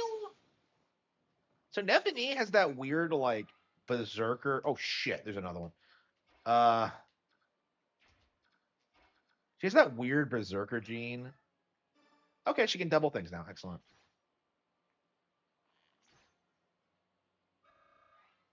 Okay.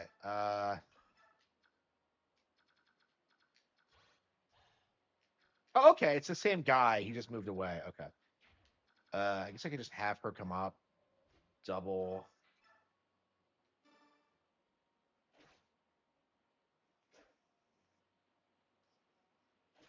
So yeah, like Marsha's a really underrated character, I feel like. Because she has such high mobility and she's so fast. Like I just feel like if you can get her to be good like early on, she's a great like companion character to Jill, who's also great. Yeah, having two flyers who can just kind of cover each other's weaknesses is pretty badass. It's what I did on like I think my last full playthrough, honestly, is just like use them both. Okay, in conjunction like this. Okay, let's have Mist. I cannot wait until Soren levels up enough to use staves. Actually, shit, yeah, he's way under leveled. Uh,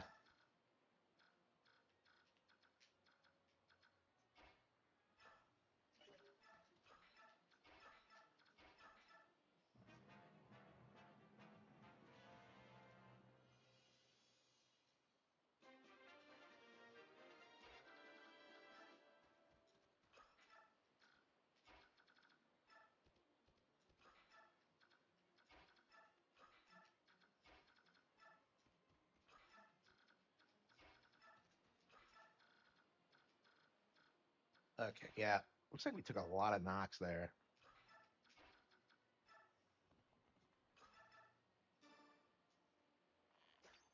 Shit, she missed that. Like, well, at least she's doubling people now. So again, this is why I tend to prefer Ashen as my archer because like she levels up so quickly. It's like she's just really really good at like doing what needs to be done. There he goes. Okay.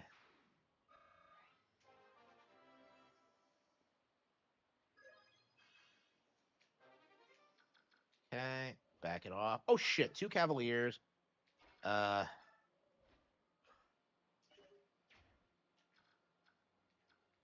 shit.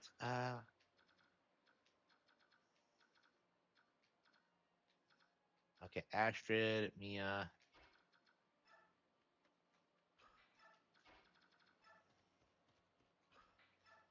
Uh yeah, Boyd's fine. Astrid's fine. Yeah, I think Astrid will be fine.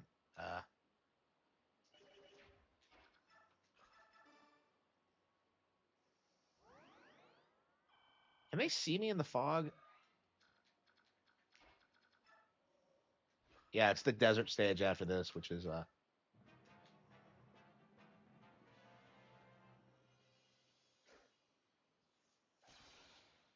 Okay, Seahawk. Does Seahawk have a support with Leith?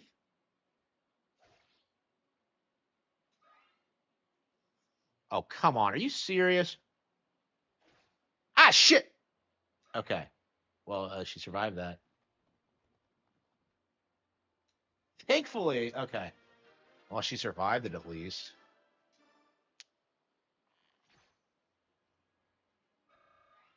Damn it. Yeah, the slightest tap just sends all my books flying.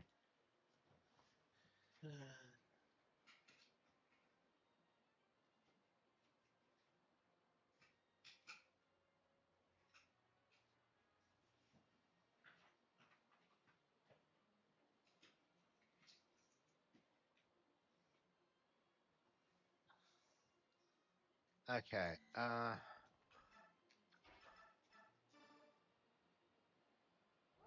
Yeah, I think at a certain point, once you start getting like all your characters leveled up and getting the good guys on the field, it's oh, that's a sword. Yeah, that probably wasn't the best move.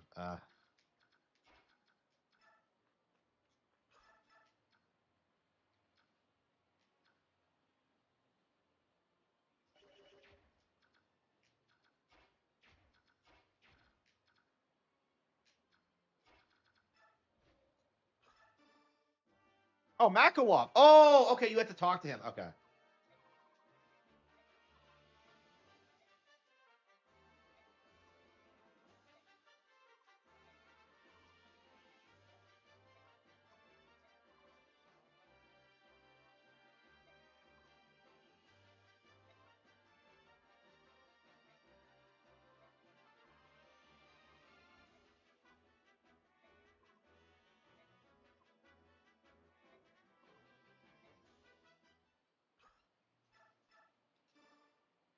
I forgot he can't. He comes after you.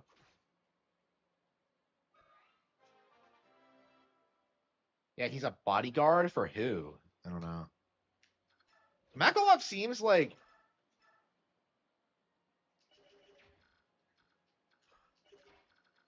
does he have like a good luck stat? No, he has a what's his luck? Is that above average? 8? Yeah, his actual luck stat. Yeah, he's actually really lucky, but like he's like a dipshit and like just fucks over all of his opportunities. Uh he's like one of those guys.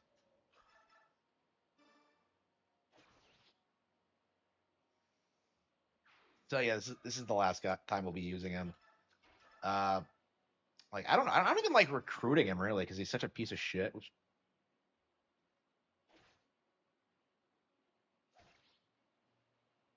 I thought he had like a gamble ability or something where he could like do double damage or like take damage or something. I don't know how that works. Uh,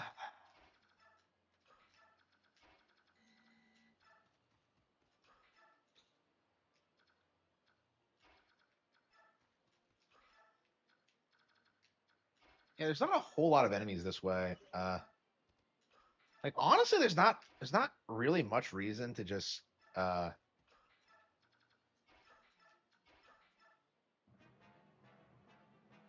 not make a beeline for the boss. It's kind of an easy level. Yeah, I saw that coming. I mean, after the last one and the next one, it's a nice break.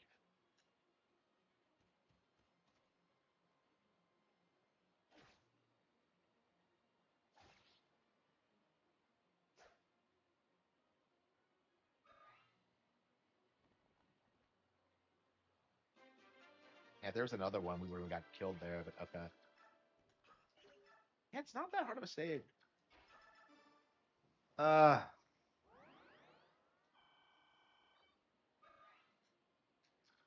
yeah, is bonus do you have to use bonus EXP for? Oops, I flew past that idiot. Okay.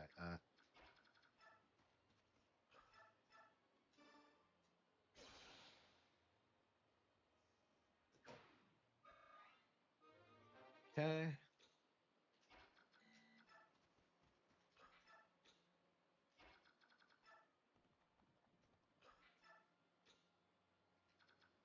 So even Ike doesn't like Makalov that much. I mean, Ike doesn't like quite a few people in the company actually. Makalov's probably chief among them, but he's pretty open when he's pretty open about it when he doesn't like you.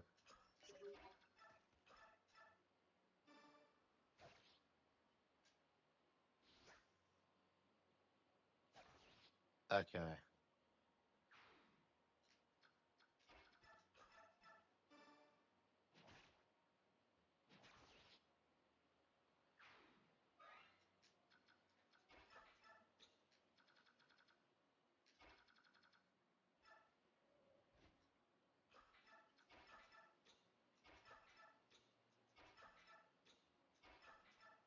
The way the game plays is so smooth. It's just so quick and intuitive.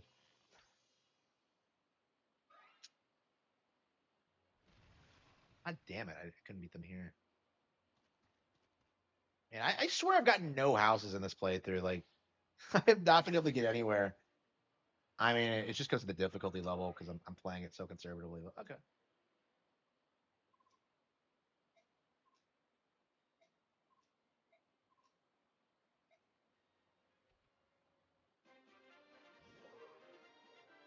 Okay, Leaf is fucked.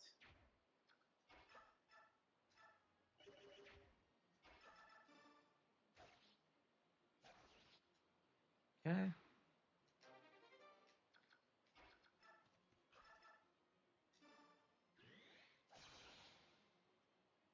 Yeah, Z-Hark with a depth and a killing edge is like awesome. I don't think I've ever really seriously used Z-Hark. Like obviously, like everyone else, I just use Mia. Like I don't know. Like it's weird how like Z-Hark seems like a way more developed character than Mia because like Mia has no backstory, right?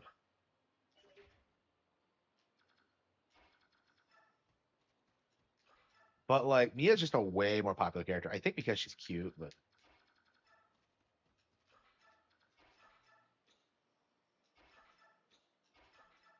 I don't want to move anybody out of fear of like they're gonna get fucking axed.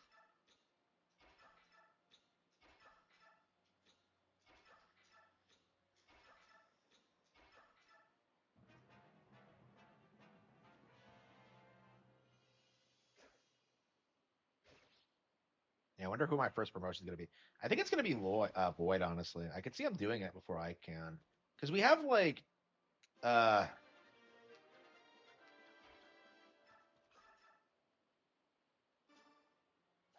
we have this chapter coming up, right? Oh yeah, we have yeah, Serenade is coming up, and that's like a 4-part chapter, which we have to prepare for ahead of time actually. Yeah, Serenade's Forest is obnoxious. I remember doing it for the first time and just being shocked by what they were expecting me to do. Yeah, it's like four chapters with like no breaks or whatever. So you can't like change your equipment or anything.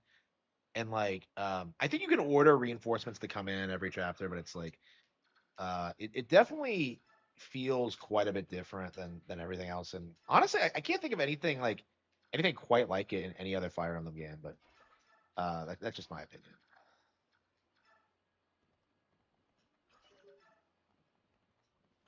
Yeah, so like Astrid's great because she can fire a shot and then like just trot away. Like that's how I like my archers. I don't like standard archers who just kind of stand there and don't do anything. It just ugh. I much prefer like bow knights. But that's just my play style.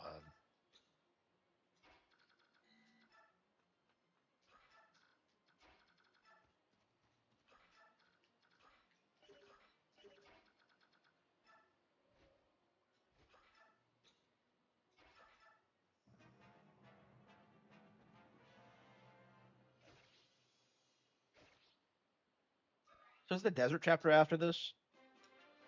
That's a pretty important one because you get some like oops, a steel axe.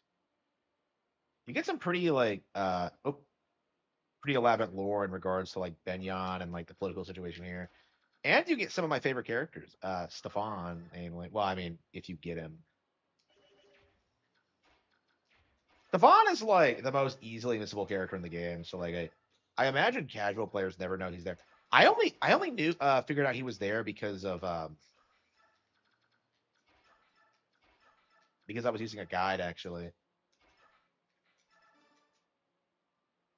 The Wojak. Okay.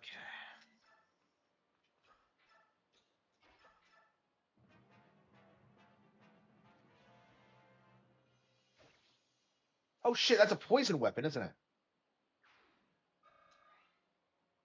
Yeah, poison is really obnoxious in this game because there's not a whole lot of it, so you can get really fucked over by it if it hits you at the wrong time.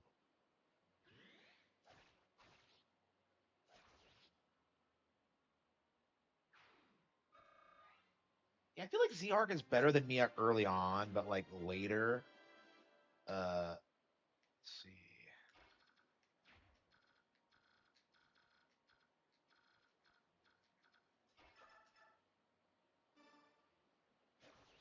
Got him.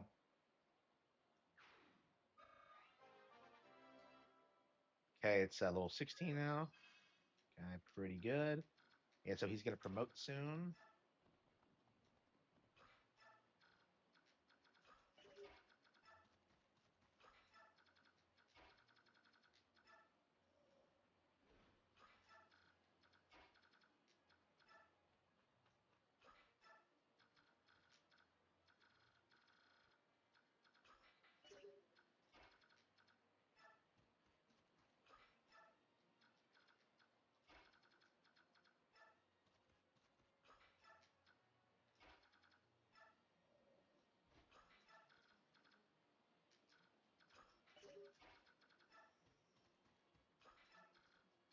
And not a hard level at all.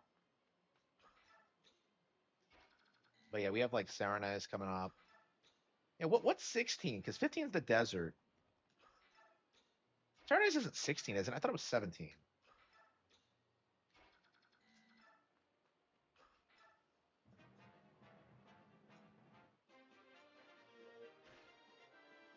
It does a lot more damage than I remember. Would it do damage even if you rescued? Hang on. Okay, let's have Leith go in. Oh, fuck, yep.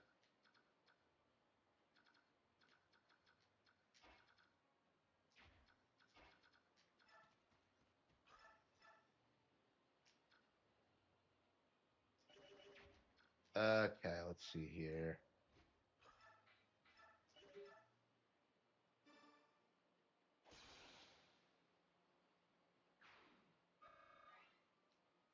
Yeah, I believe like the feral ones don't do shit unless you like uh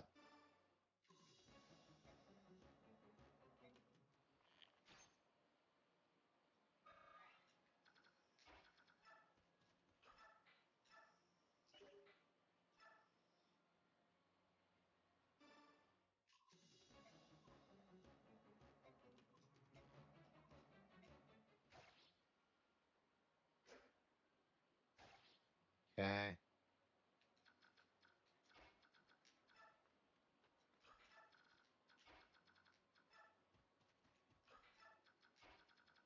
I don't believe the Lagoos actually move. I think that's like the weird thing about them is that they don't move in this chapter.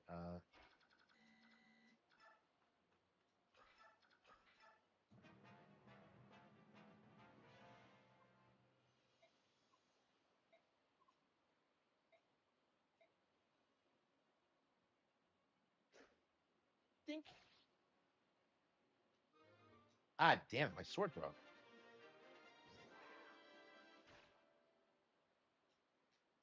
Have a Rolf kill him. This guy is weirdly strong for a boss.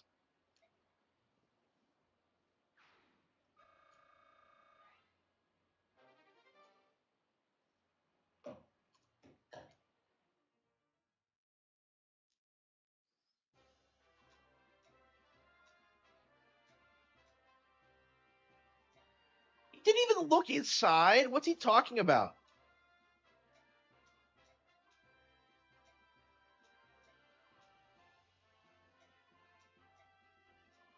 he didn't think to look in the cargo. I don't know. He wasn't told anything. He didn't look in the cargo. It's like, come on. Oh, here we go. Okay. Yeah, they showed this off in the trailer, actually. Yeah, this cutscene comes out of nowhere.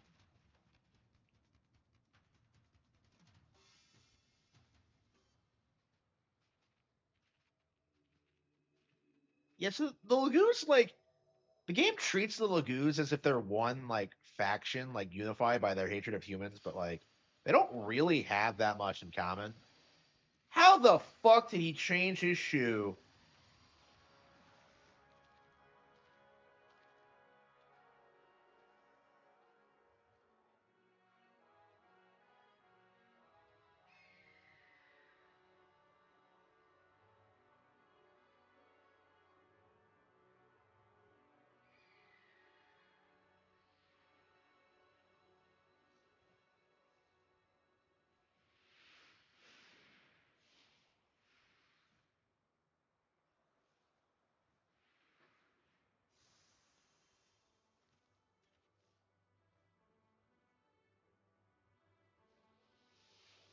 Yeah, a lot of these characters we haven't even seen yet. The Sayla.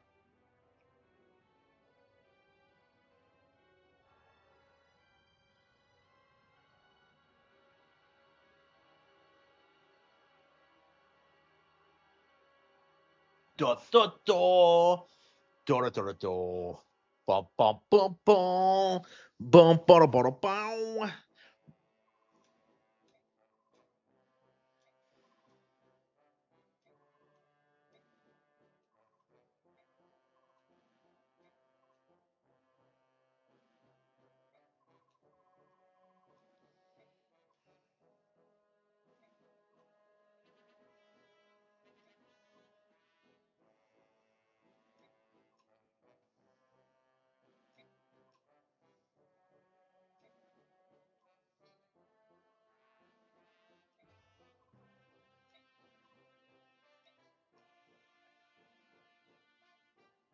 What spies? Like, is Janaf just going around like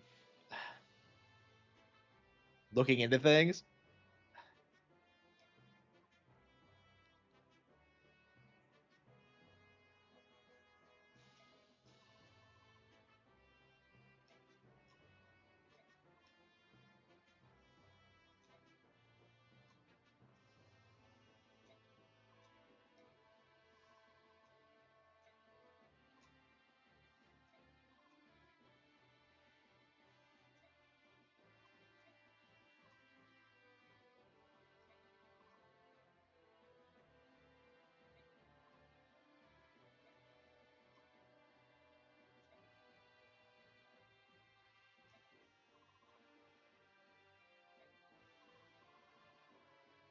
I love the sailor. He's such an asshole.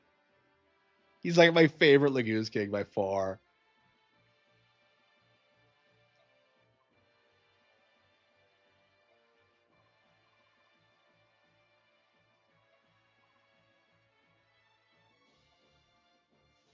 Yeah, like you would never like for some reason he marries Leanne at the end of Radiant Dawn.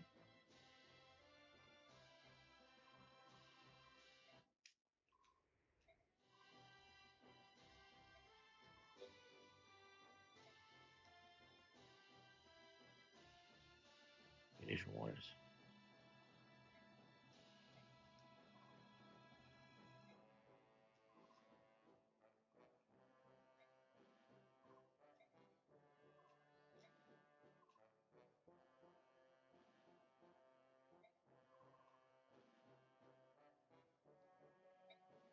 So like he claims that he's doing it to expand his nation, but like Radiant Dawn like gives a little bit more context into it, and it's just like it tries to make him more of a to whitewash his actions, and I don't think I really like it.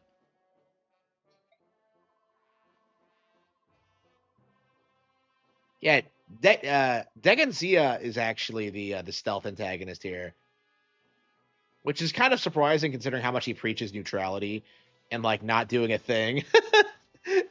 He's the asshole in this situation.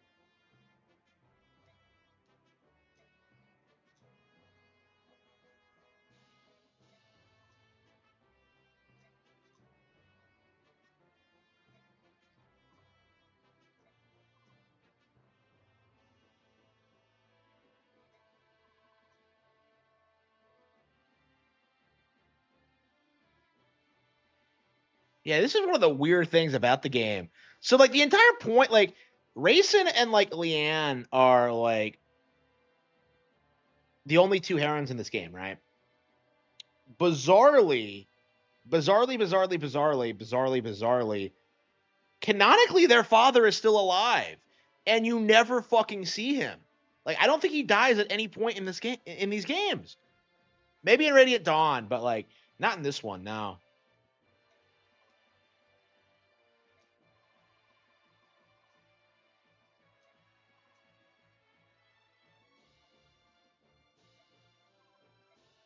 Yeah, dang, Zia's a piece of shit. Don't listen to this retard.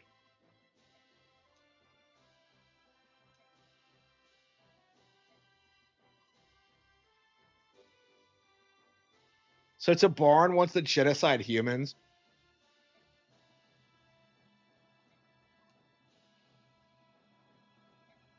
The sea of trees, they'll just burn the trees.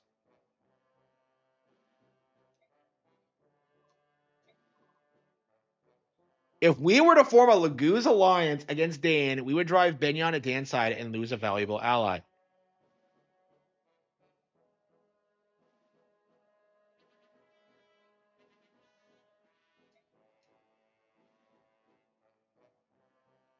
Laron's medallion. So he doesn't know where the medallion is.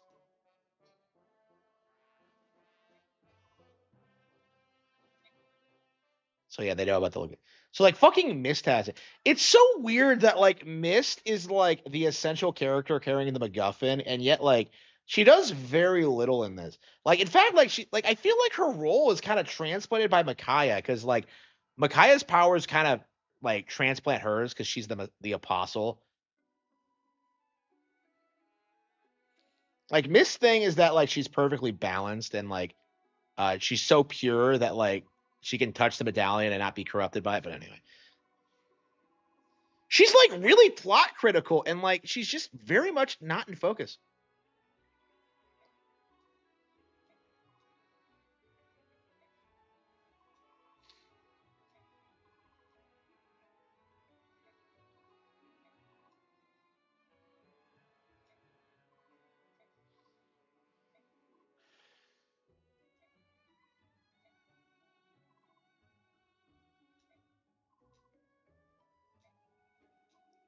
Yeah. So Rayson's like allied with Tabarn, but he's actually way like pretty close to Nasela as well. They're like childhood friends.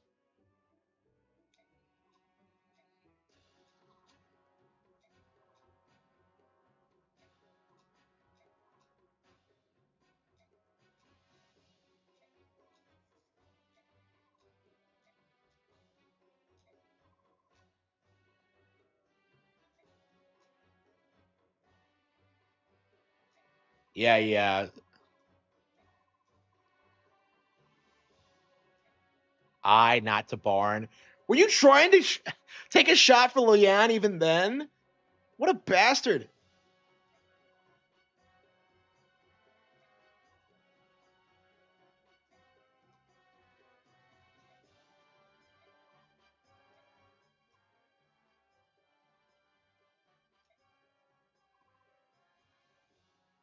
Oh yeah, this is one of the reasons why like the whole like Nasela like marrying Leanne is so retarded. He fucked over Rayson. He's the one who turns him over to Benyon.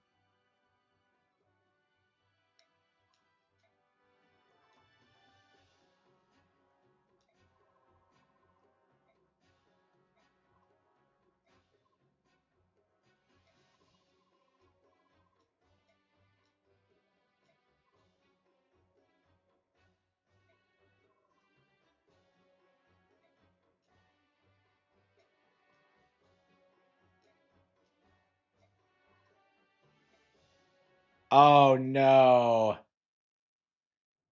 So so Nasela sells out his childhood friend to this fat bastard. It's like I don't understand why they try and like whitewashing his actions.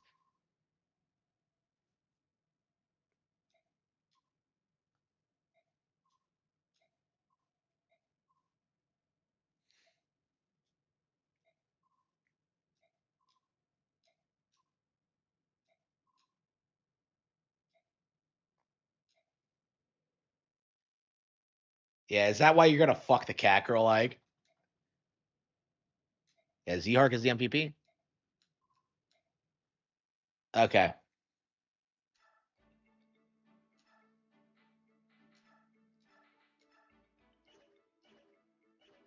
Jill, Killing Edge, Iron Lance. Let's give Boy the Killer X. Okay. Who needs they'll use Lance.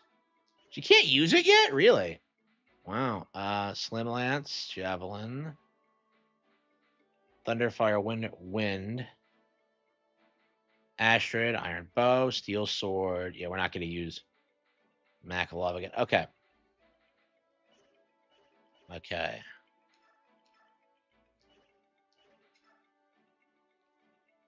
Hell yeah, we can do Ike and Leaf. Excellent. Excellent. We are banging the cat girl. We are doing the private training in the mountains.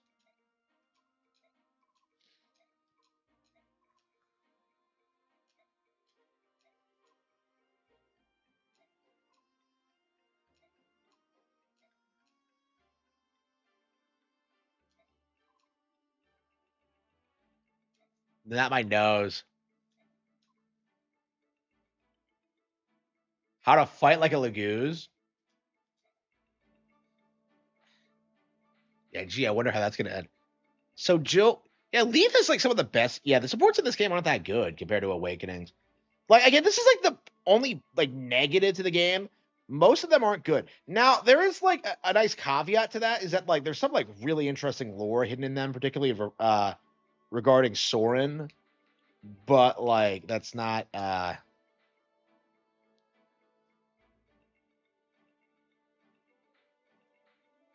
Marsha, Rolf, Kieran, Gotry.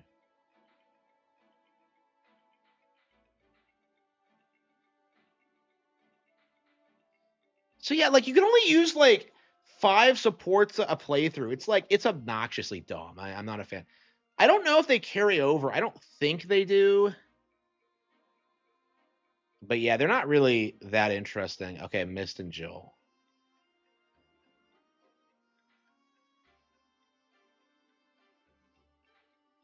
Yeah, I think Mist and I think Jill's like essential because I think if you don't do it, like she backstabs you.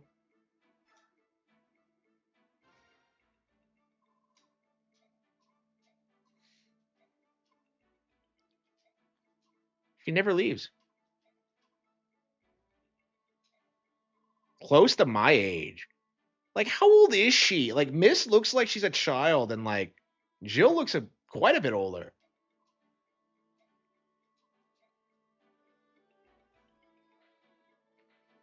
Okay, Rolf. Mia and Elena. I guess we could do it. Titania. Astrid. Does Astrid have any good? Let's see. Soth. Makalov. Gotcha. Who's Soth? Astrid. Like, fucking really? Well, who's the other? I think it's Stefan, actually. What does he have in common with Astrid?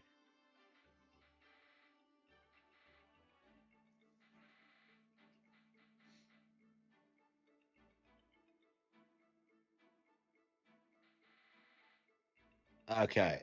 Yeah, Awakening has like such a step up when it comes to how its support system works. It's insane. Yeah, like Radiant Dawn has an even worse support system in this, if you can believe it. Yeah, we'll do Rolf. Wait. Marsha doesn't have a support chain with Makalov? Are you kidding me? That's crazy. So who's her last? Okay, we'll do Rolf. She doesn't even know his name.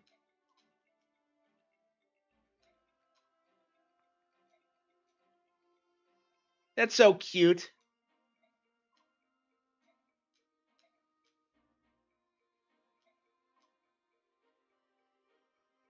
I also know how to handle a bow. Then why can't you use it in game, Marsha? Like, what are you talking about? Know how to use a bow. Who are you trying to fool?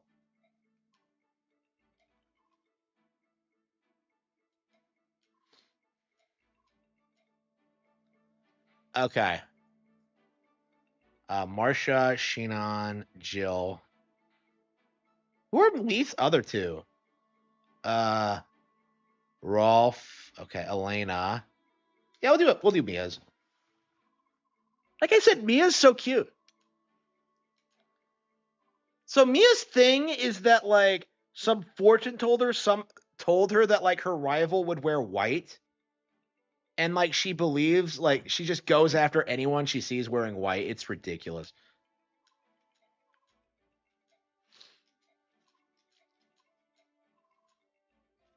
I love Dueling at Dawn.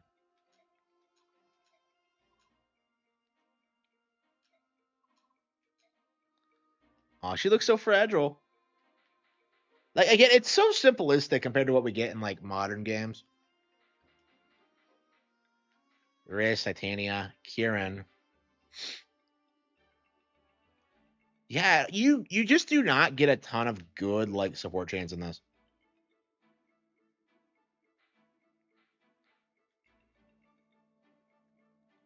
Yeah, it's weird the shit they follow up on in this. Like this game. Okay, so this game sets up this idea that like Braum sets Seahark up with his daughter, and then she's like a playable character in Radiant Dawn, and she's specifically looking for him. It's like insane. It's so ridiculous. And like Meg is just like, I don't know, such a boring character. You feel so bad for Zehar because all he wants is like tight cat girl pussy, and like this fucking chubby like farm girl is just like gunning for him. It's crazy. Yeah, you can't hook up Zhark and Meg, can you? Has anyone ever actually tried it?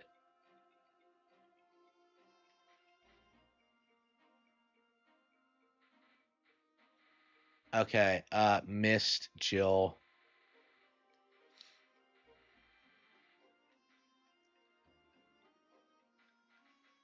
Yeah, like I would say like Jill and Soren have the best supports in the game, and that's why they're like such. Who are Ike's other supports? Why does Ike have so many fucking supports? Like, who's left? Tora Neo, maybe? I don't know. I'm kind of.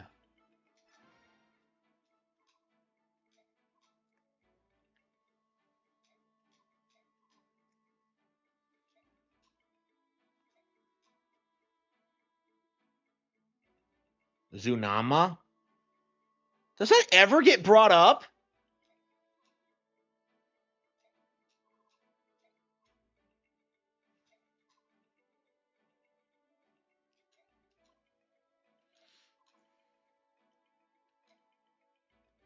So that guy's telling you that like that's a hint to like go to the northwest.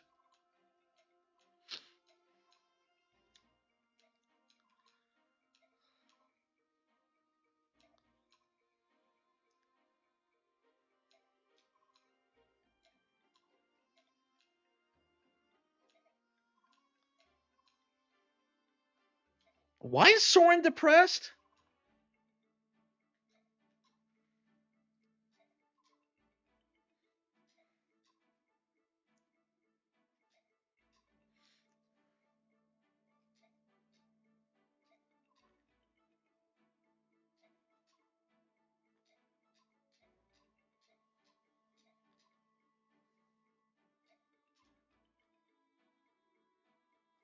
Yeah, I love that little that little bit of character there, where like they're not sure if Sephiron's being completely serious. You don't actually get Sigrun in either of the games, actually. I believe. I think she dies or something.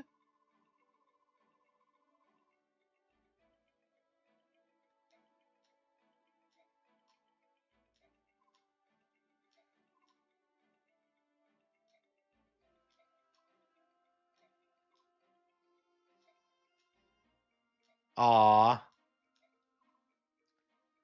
Yeah, so he actually likes Sigrun too.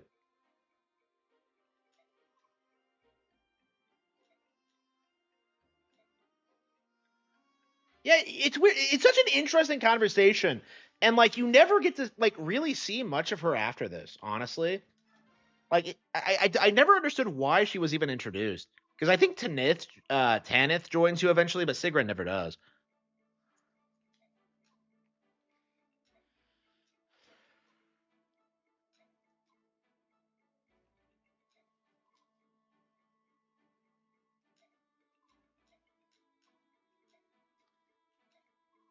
He actually gets paid.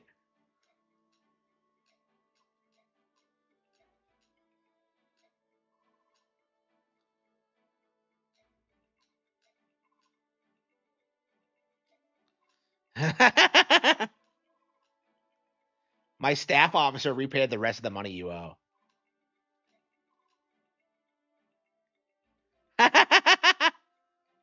Wow.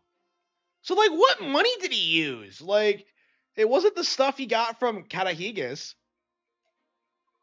I guess you're making money off screen that you don't have in gameplay, but like, I mean, like, Sanaki did pay us for that job, so.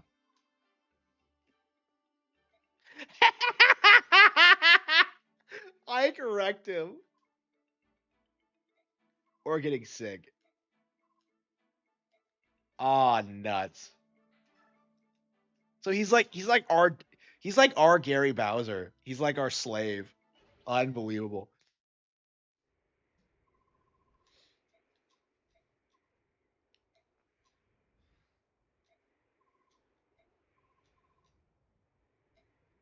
What happens if you send Soren up there?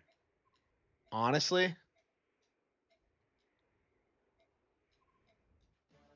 So why is Soren depressed?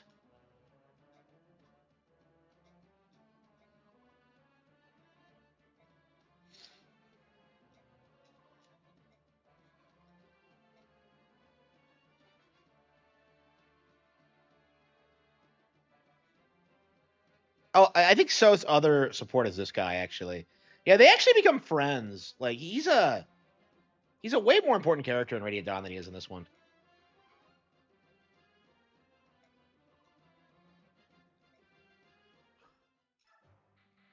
Yeah, Soren's calling them subhumans now to keep Ike happy. He doesn't want him to spurg out at him about it. Okay. Makalov, no, fuck you.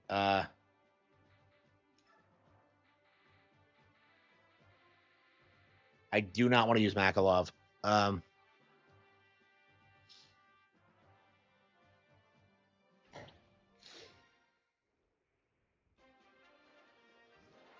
am very curious what happens if you like send Soren up here instead of Leith, but okay.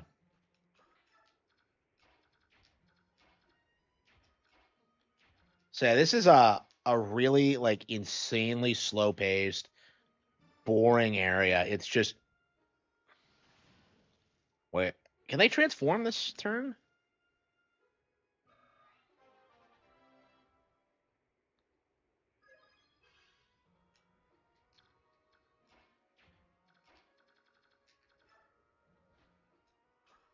So yeah, Marsha and Jill are going to be our MVPs here. I guess Soren and Elena. Yeah, it gives you the opportunity, like all 14 unit, like, but like the only ones that are any good are flyers and mages. You can use priests and thieves as well, but like they're pretty much useless. Mist has quite a lot of utility. Okay.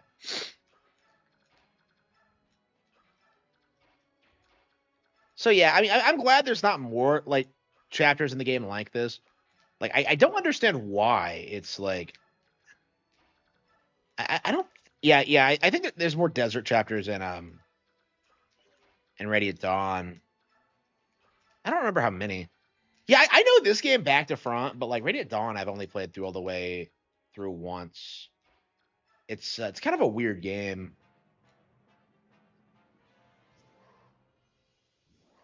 But yeah, like I prefer this one. Like Radiant Dawn, it's so unbearably annoying in some ways. I don't know. Like really they really should talk about like remaking these both and giving them like both, real support conversations. How about a real fucking marriage option for Ike? Like I've never understood that. Like what? Let me bang the cat girl if I want. Like I don't understand why. Like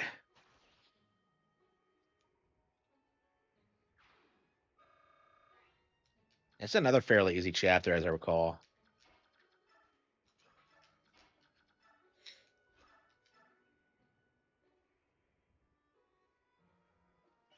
RGE thinks Radiant Dawn. Yeah, he's a fucking retard.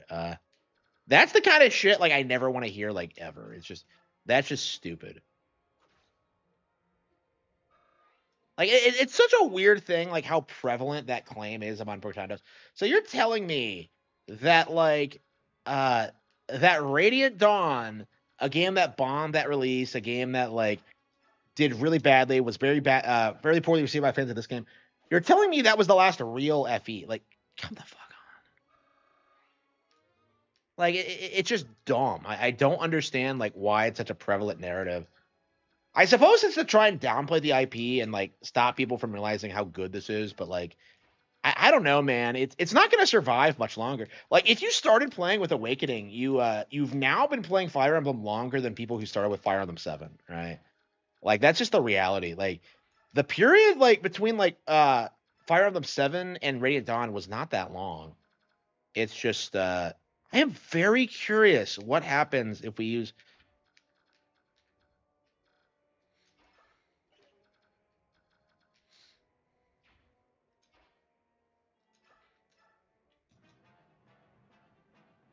RGE videos.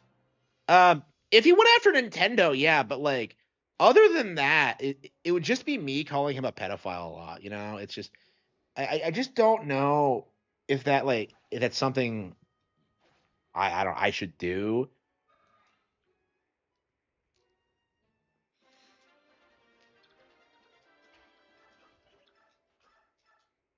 Elena is way better than I think people give her credit for. Like I've gotten a lot of mileage out of her this playthrough. Yeah, Jill I've always liked. She's always been my favorite, but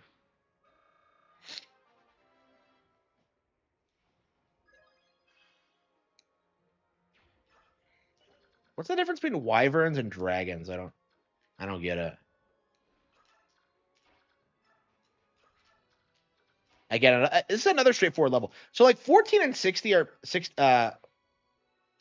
14 and 15 are both pretty gimmicky levels, honestly. I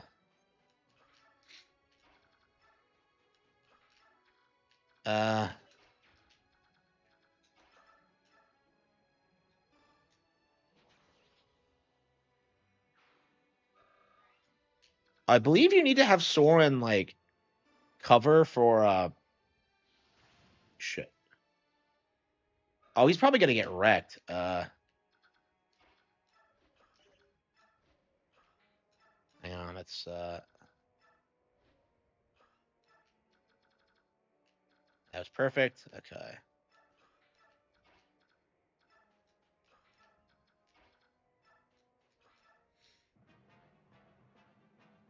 Thoughts on Nintending? I didn't watch it, so I don't know.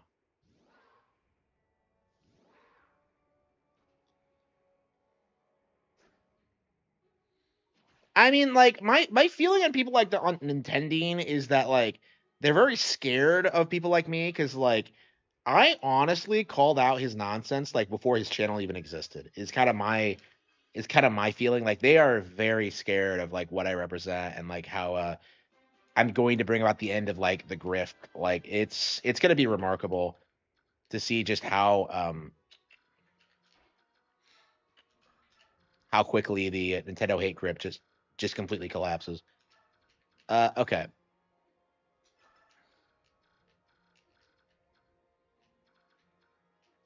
Okay. Am I using the Regal sword still? Oh wow, I'm almost yeah, it's almost gone.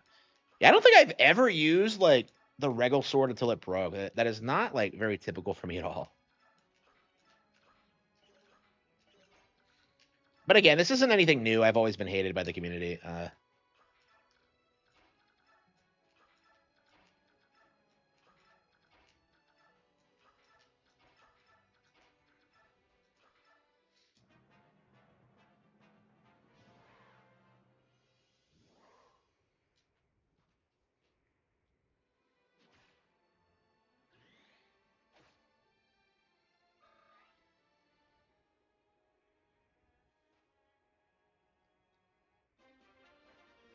Yeah, it's such a slow paced stage, and it's like it's so embarrassing. What's my wait? What? Am I still live? I don't see any proof of that.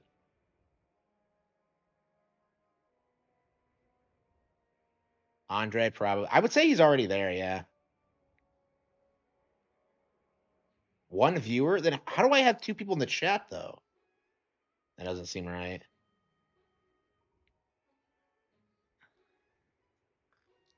Yeah, like my numbers are weird. It says 38, but it's been stuck at 38 for like hours now, and I'm just like, yeah, there's no way that's accurate. Like, what are my actual numbers? Like OBS? Like, tell me. Like, are they going up or not? I don't know. It's just very frustrating.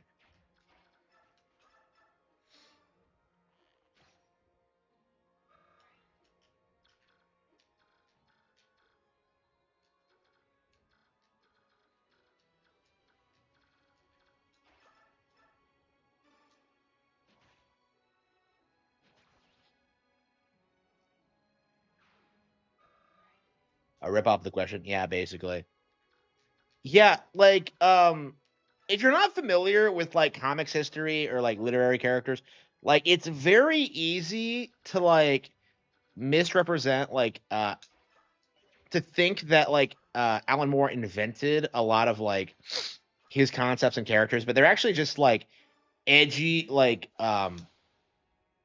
alternative takes on like pre-existing characters. Like the League of Extraordinary Gentlemen is probably like the most obvious example.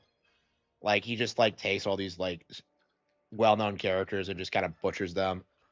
Like he turns Harry Potter to the Antichrist and shit like that. It's like and has him do like a wizard school shooting with his wand. It's like it's like retarded bullshit like that. Like and um if you're not familiar with the characters or like what directly he's drawing influence from, like you would think he was just being like ridiculous or like, taking creative liberties, but like he's not. Like the reality is, hang on, let's save Atlanta.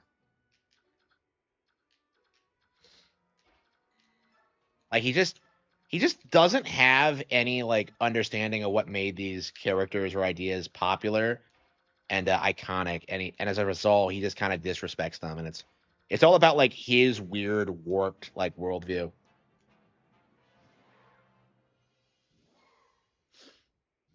But yeah, Rorschach very specifically takes a lot of influences from characters like the Question and like Batman, and the idea is to like kind of showcase how these characters would be bad realistically, but it doesn't really work. Like Rorschach is the most popular character in the story.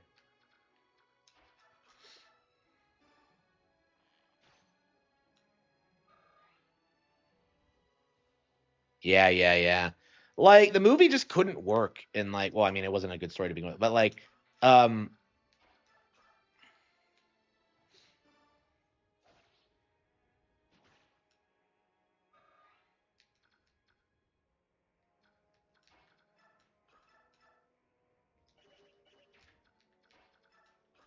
yeah, I feel like one of the reasons like Alan Moore's work doesn't tend to work in other mediums, it's like it's very specific for the comic genre, because what you have is like dark, edgy comics being sold to an audience of man children who like desperately want comics to like be more mature and taken seriously.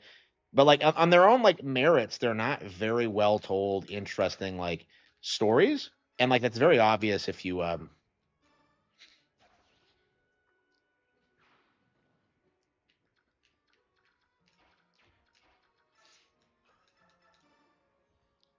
like really think about them at all. But it's just one of those things that's like um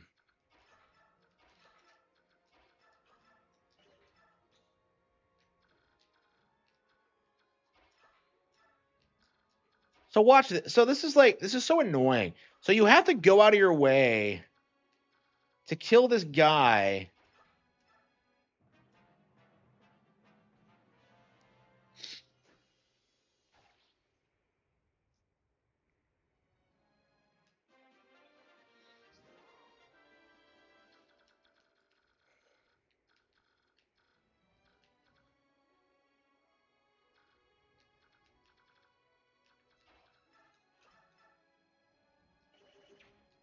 Uh, you can't even use me against tigers because they have such high defense. Oh no, so you can do 2 damage. Okay, whatever.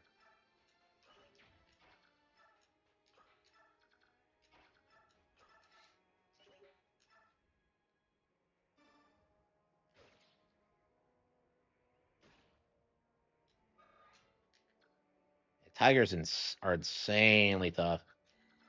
Let's see here.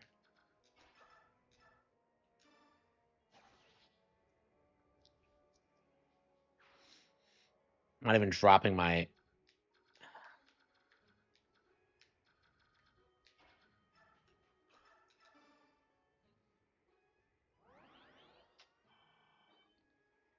Uh,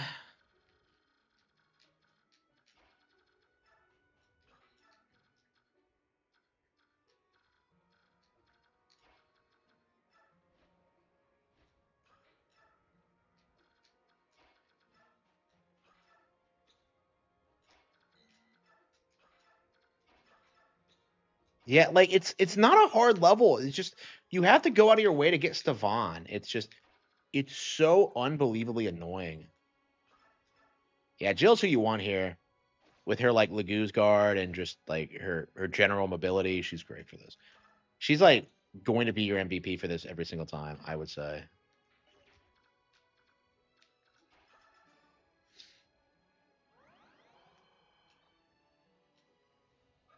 I can't. I don't understand why Riss is the only character in the game who can use light magic.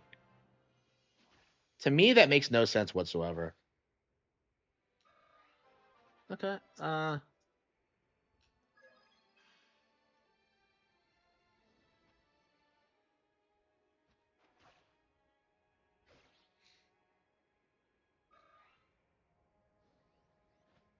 Yeah, birds are pretty high. Is that a hawk or? Yeah, you don't fight a lot of hawks in this game. They're usually just crows.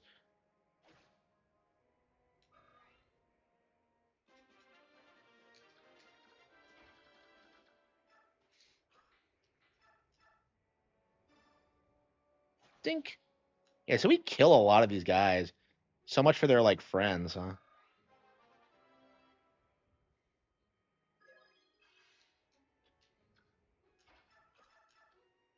And for some reason, like Tormod is built up as like some big deal in this chapter, and like nothing really comes of it. I actually used Morim a lot in my first playthrough because of like his item that which keeps him in Laguz form. So he's a really good Laguz character for someone who's like uh okay.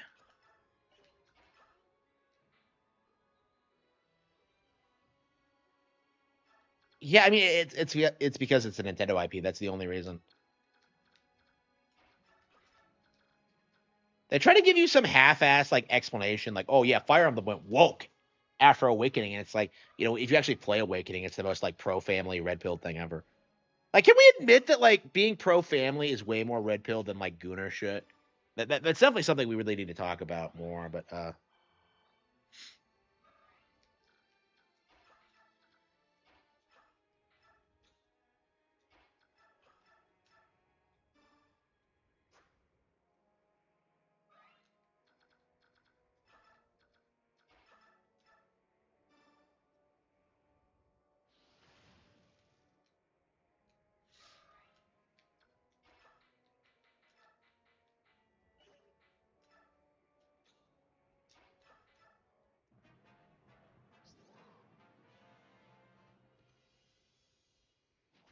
ah shit,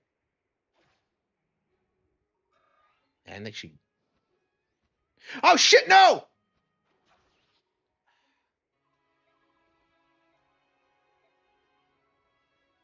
Damn it!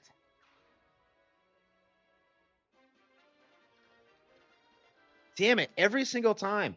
I don't know. Should we just call it quits and just let Marsha die?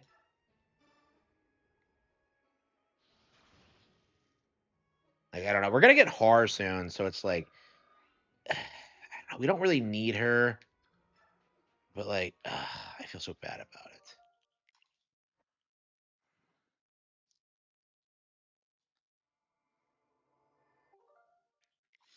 I don't know. I think we've been playing this all night. We'll do this tomorrow. It's not a hard chapter.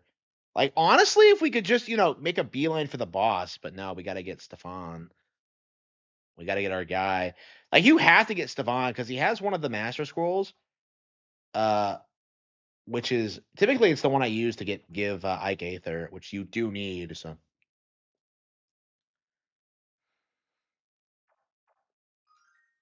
Persona woke, yeah. Persona's like I would be shocked if like Persona 6's core theme isn't about how like diversity is good for Japan. Like I would be shocked if that did not happen.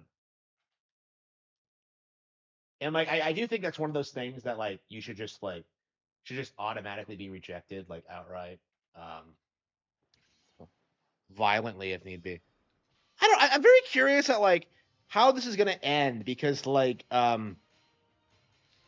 haven't done Genoa. Actually, we did. God damn that her legs are hot. Okay.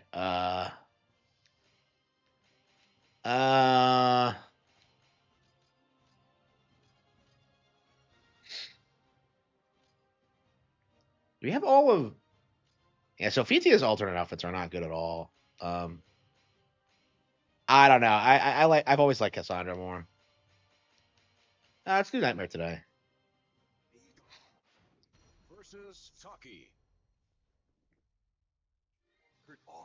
Have we played anything other than GameCube tonight? It feels like we spent like several hours trying to beat that one stage of Path of Radiance. I don't know. Like I said, I wanted to keep playing Path of Radiance until I beat it.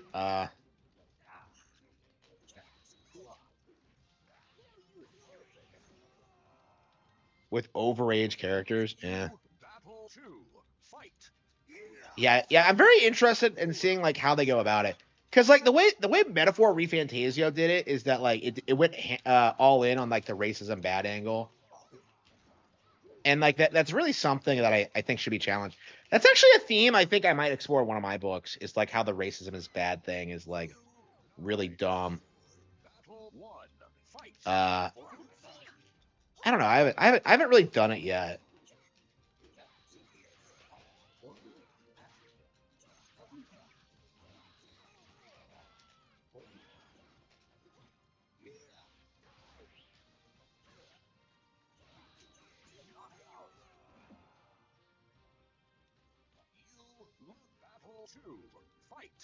Metaphor Fantastic. Yeah, it only sold like 2 million units. They shilled it quite a lot, but I think Tales of Arise did way better.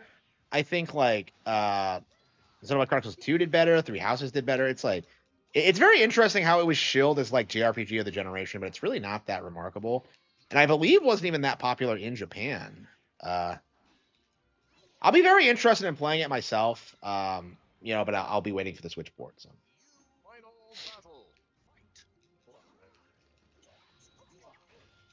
Nightmare is such a sick character. I've always loved him.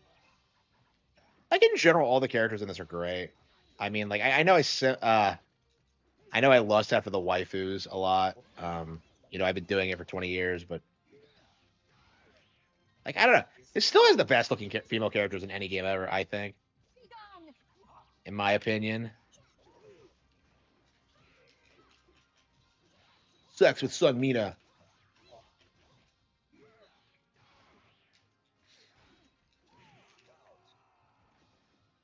I wonder why everybody likes like the idea of Link being with Talon, because I personally like the idea with him with Cassandra. That was actually a problem I had when I did like that Soul Calibur novelization I did. It's like, well, I want Link to be with Cassandra, but everybody likes it with Talon, so I did go with Talon, like, out of consideration for how everyone else feels about that. But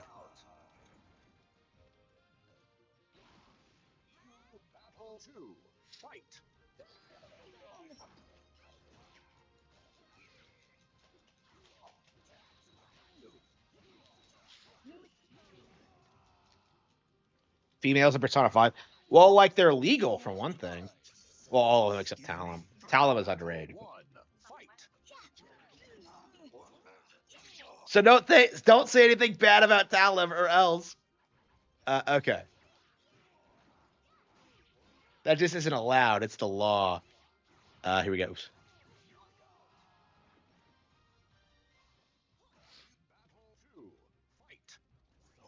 Here we go. Yeah, even as a kid, I was kind of shocked at how young Talim is. She's like 15 in this. Here we go. Like I knew I would still be playing this game like 20 years like afterwards. So I was just like, would I still like Talim as an adult? And like, I don't. But here we go. Oops. Oh.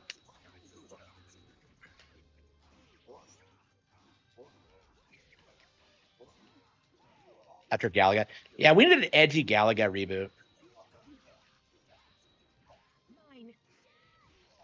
Now, what am I talking about? I fucking hate Galaga. I'm pretty sure getting that like Galaga high score in my arcade like fucked up my hand. Like I was not feeling well for like a month after that.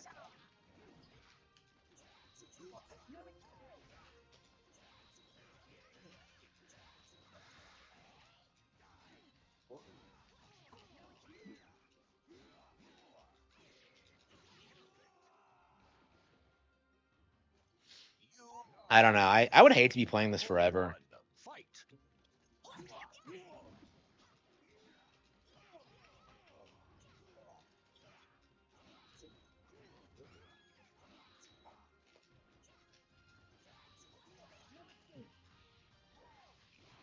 Man, it's so weird. Like, occasionally you see throws that I swear I've never seen before.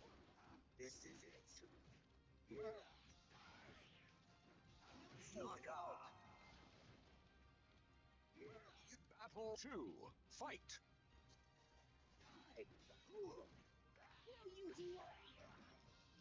Apply the handbrake, you dumb broad.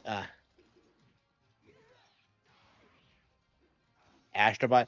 Like, Soul Calibur 7 needs a Fire Emblem character. Like, I think everyone, like, agrees with this. This has been, like, the consensus forever. Like, Fire Emblem character, you know?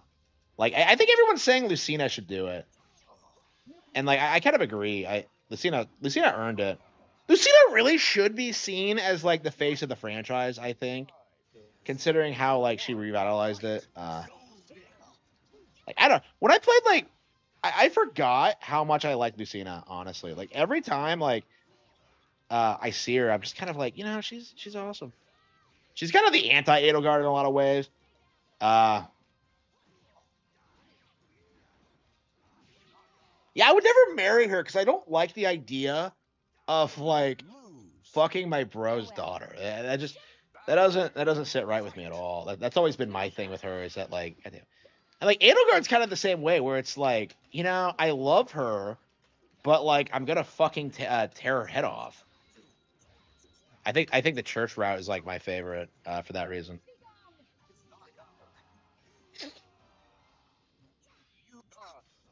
Battle 1, fight. Yeah, so I actually relate more to Dimitri than any other character in the game. He's like my literally me character. The guy from Dark Souls, yeah.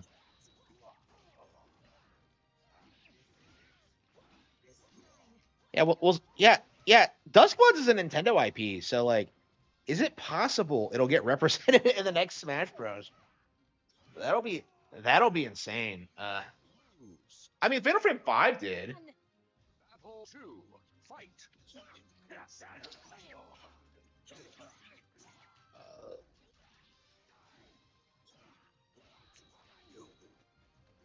Yeah, so we're getting Fatal Frame 2 remake soon, so I'm curious how that's gonna be.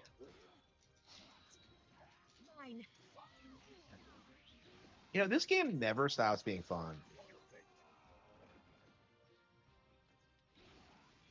Yeah, this has to be Game of the Year 2023. 2003. I don't know what else came out this year that was good. Like, because we've been talking a lot lately that like a lot of the GameCube games that came out this year weren't that great, but this is the one I actually wanted and like I picked out, and it's like it's fantastic. I'm still playing it 20 years later. Yeah, this made my top 10 GameCube games list actually. Yeah, one of my all-time favorites. Never have gotten tired of it. What if Duskblood's this delayed? They never confirmed a release date for it, so.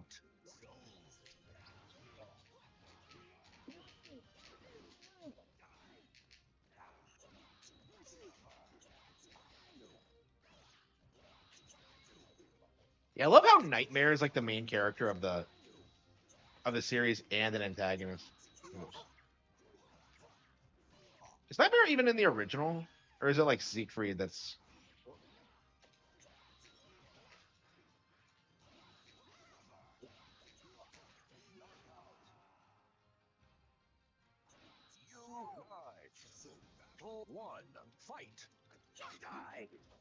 Yeah, what's Death Battle doing now? I haven't heard from them since they yeah,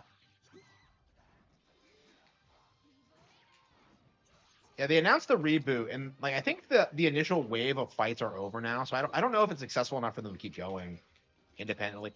I wish they never I don't know, like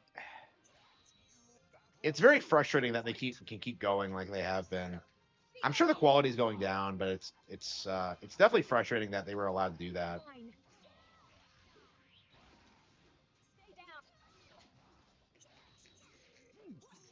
Like it's kind of crazy because I think Death Battle's getting going on longer now than like Screw Attack did when that was active, and I feel like Death Battle doesn't have anywhere near the same kind of like quality of content. Superman is done now. Death Battle needs to revive their Goku versus Superman video. Yeah, where they literally try to say that like Superman was so powerful that like Goku could never surpass him. It's retarded. Ask anybody from like an Asian country what they think of that, and they'll just like laugh at you. It's just like the Superman shilling is just retarded. Like I don't know. I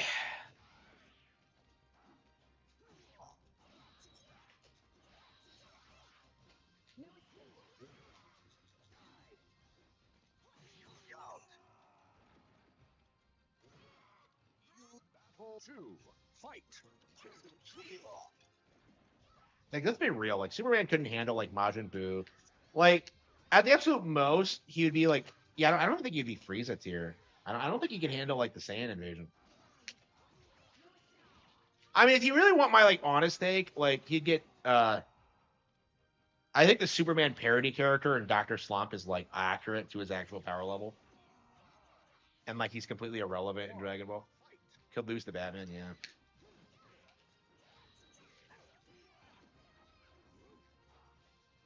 Yeah, like I think the comics are saying now that like Iron Man is like able to fight like the one above all because of some suit he made, and it's just like, yeah, sure.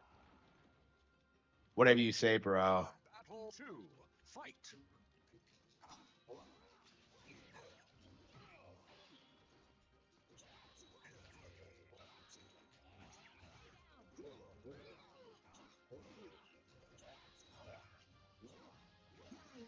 I don't know. I don't know who the fuck even cares anymore.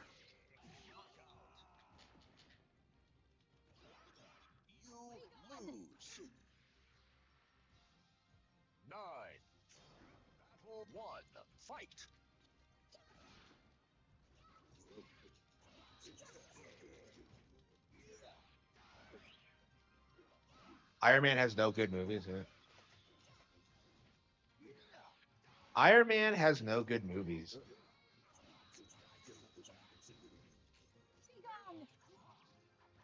Yeah, remember when like the whole like being in a cave with a box of scraps thing was a meme? Like, when was the last time we saw like a Marvel meme like that? Like the Thanos was right thing, which was just deviated from the, Hitler was right thing. It's like, come on.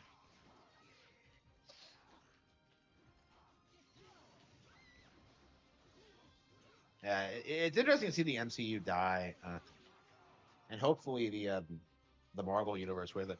I actually tried to watch like Into the Spider Verse the other day, and I'm just like, oh, let's see how it is. It's so unbelievably cringy because it starts with like Spider-Man doing this thing like, I'm the one and only Spider-Man, and nothing will ever change that. And then it like cuts to Miles, and I'm just like, this movie isn't even like subtle with its propaganda.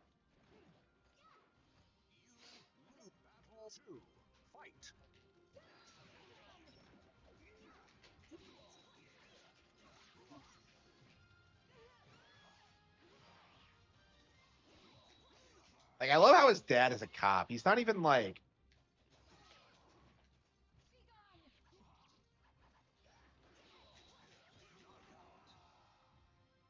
What is he like supposed to be one of the good ones or something? So would like Miles Morales be like pro or like anti Black Lives Matter? Like would he like support ACAP or what?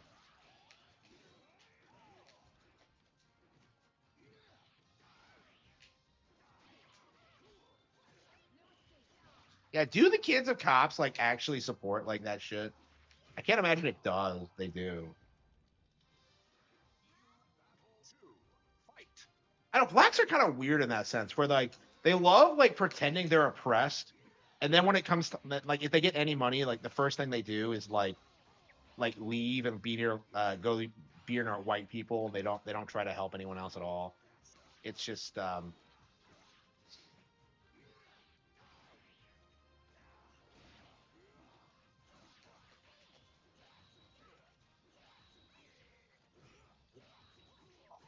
I was watching a YouTube video about like how like people from the hood can't get into the NBA now because like everybody is like rich people are just like training their people like they have like elite training programs and like they can pay for things and it's just like it's like that in every industry now, you fucking dipshits. Yeah, I feel like if you're not like heavily invested in your kid and making sure he gets a job like immediately after high school, like he's gonna be fucked. I mean, that's kind of what happened to me, kind of. Um, because they just like they will fight to fuck you over. It's just CJ from GTA. He didn't even have money though. He just fucked off when his mom died. Like he didn't have money until after he got back to Los Santos. Yeah, but that's actually my point though, because like CJ's doing all this stuff to make all this money and like make something of himself, and he's like improving. He's like making real friends and like improving his life and all that. And then you have like fucking Sweet who gets mad at him because like CJ, you forgot where you came from, the hood, man, the Grove. Sweet just wants to be like a gangbanger for the rest of his life. And like CJ got out like from that like before the game even began. Like it's really weird that the game tries to make you like think that like Sweet is like the only good one in like Grove Street when like in actuality I would argue he's probably the worst. Like Big Smoke is probably yeah, Ryder's a piece of shit, OG Loke is a piece of shit. Big Smoke is based. I don't know. What does Big Smoke do exactly? Is he legit based?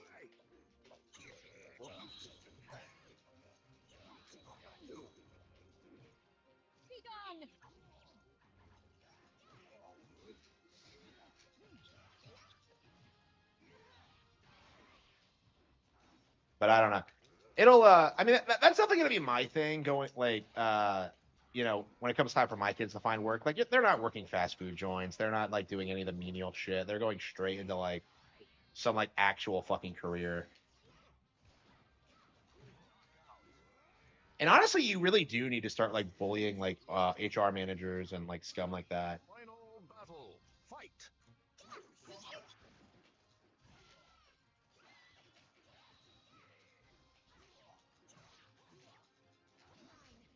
I mean, that's gonna be one of my things. Like, now that I'm self-employed, it's like, yeah, we're gonna have to like take these people out. We're gonna have to like eliminate these like artificial barriers of entry. We're gonna have to force employers to train people. Like I would say, like make training more like readily available and like affordable. I would say is fine. I mean, honestly, like it does kind of feel like.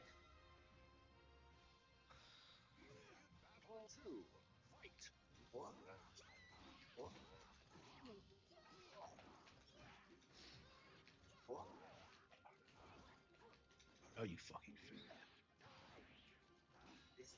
Go ahead and start my own business.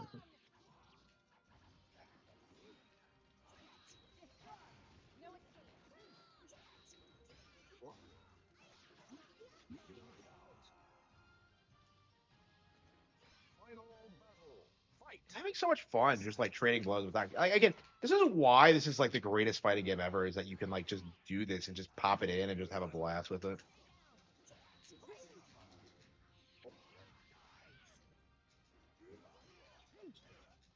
It's crazy how you have different throws depending on the angle in which you grab hold of them. It's crazy. Like, it's crazy how much like effort was put into these animations. It looks so much better than modern fighting games. Like, it's stylistically impressive. Better than Tekken 4 for sure, for sure. Tekken was always lame. I never understood why like Tekken had the following it did. Like 7 kind of made sense because like there were no other fighting games at the time. It's kind of like where Street Fighter 6 is now. Now it's like I don't like Street Fighter 6, but it's like, well, what other fighting game are you gonna play? You know.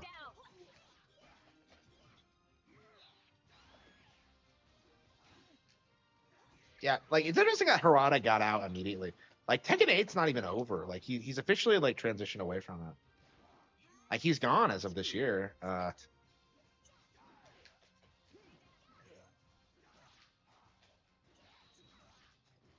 Yeah, like he very specifically quit because of like Itagaki's death. That's really shocking, I would say.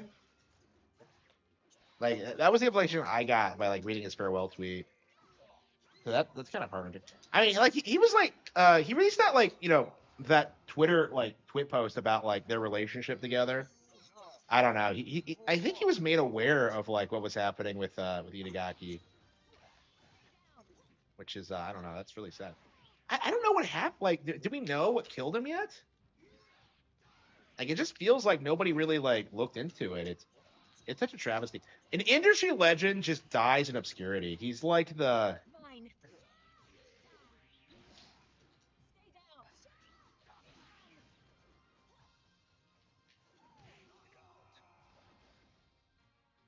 he's like the Final Fantasy Tactics protagonist of gaming. And like I guess Harada is like the Delita, the guy who got all the credit for like for what he did. Here he goes. Okay. Okay, I wouldn't go that far, but it's like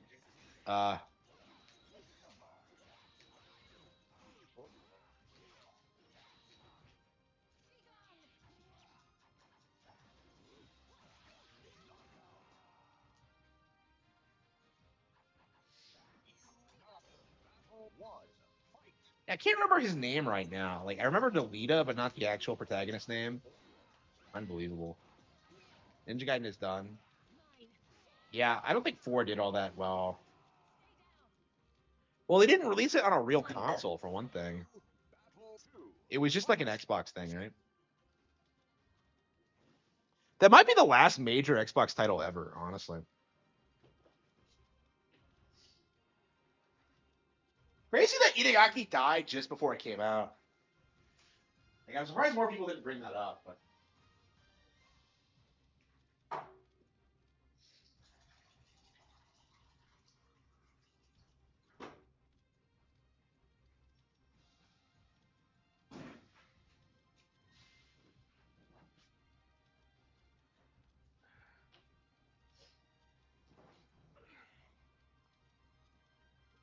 yeah, Devil's Third was I don't know, man. I feel like I'll be thinking about Devil's Third for the rest of my life. Like it's never left me in the past 10 years. I wish I made a video about it, but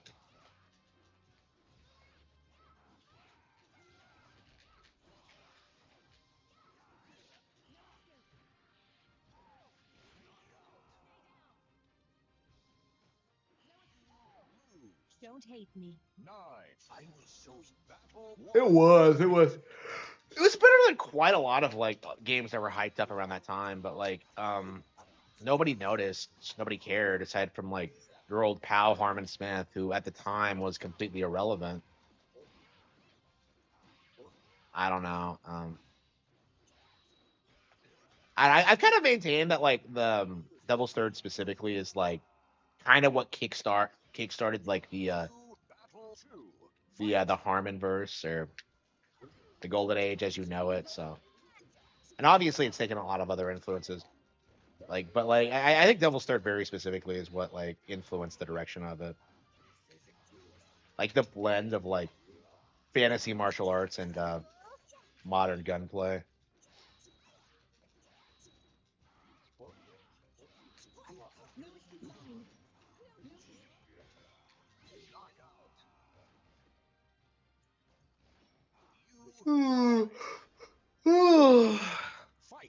It's that late, huh?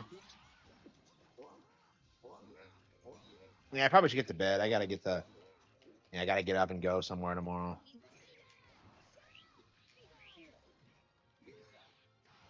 I'm so used to like Street Fighter 6 having that counter bonus. It's weird not seeing it in this game.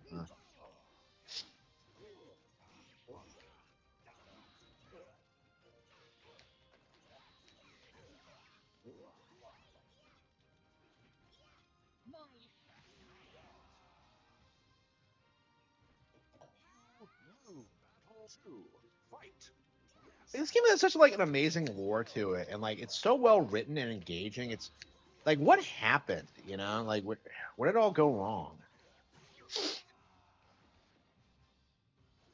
Konami again?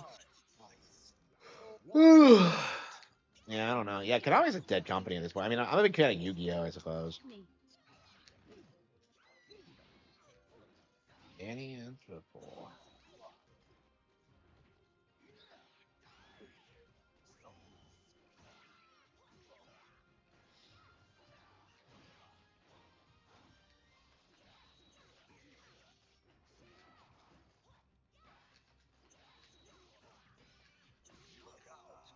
Have you played Konami games?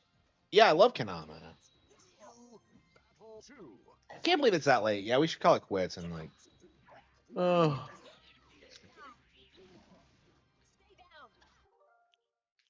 Ooh.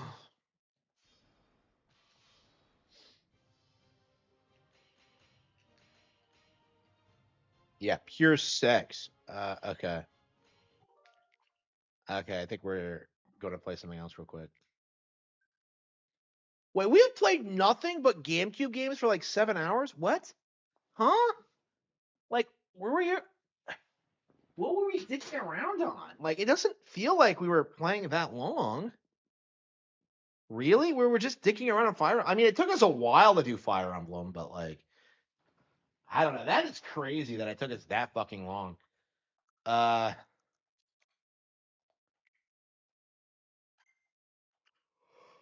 Ooh.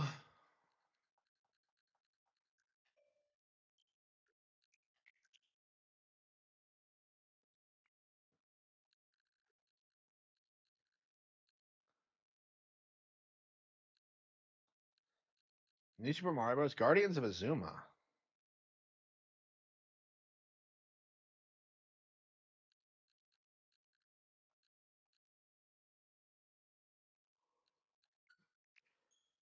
Another day not playing Guardians of Azuma. I mean, I don't know. If we're spending 7 hours with GameCube games, we don't need to be playing Guardians of Azuma.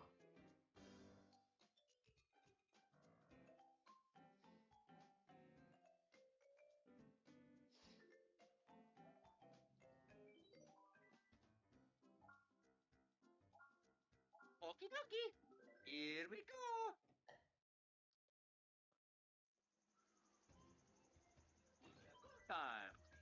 Time. Ooh.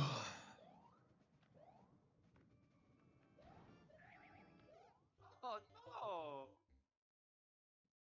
Yeah, my opinion is that this game is actually quite a bit better than Super Mario Bros. 3, which is which I think a lot of people would take umbrage with me with, but it's a great game. I've always enjoyed it.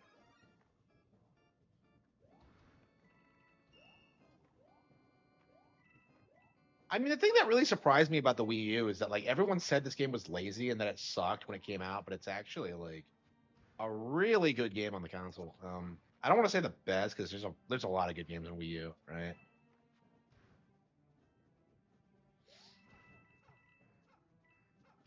But it's very interesting how the narrative that this game wasn't good has not stood the test of time. It's one of the most interesting things about it because this is one of the most wildly hated Nintendo games I've ever seen, and yet it sold 20 million units now. It's hugely successful, and it's still relevant today. I think. I'm sure a lot of people who beat Wonder and enjoy it are have gone back and picked this one up too.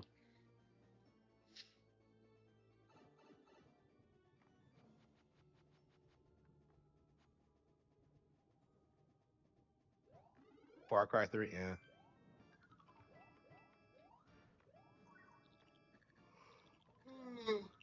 Who the fuck even remembers Far Cry 3? I certainly don't. Remember that game was like really memed and like everybody thought that guy was super profound. Like, oh man, have I ever told you the definition of insanity? And I'm just like, shut up, Einstein. I don't want to hear it. It's like, who the fuck is like, I don't know. Like when that game came out, it was like it was worship for some reason. It was really weird.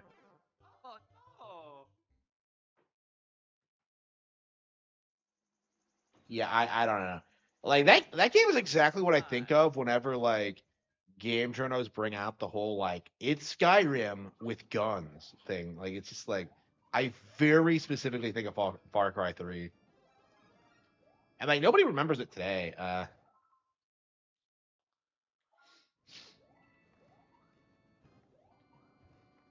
Yeah, 4 and like yeah, they killed it after that. Like have they made any new ones? I actually don't know if they've made any recent ones. I remember when Primal came out, like people spurged out about it, but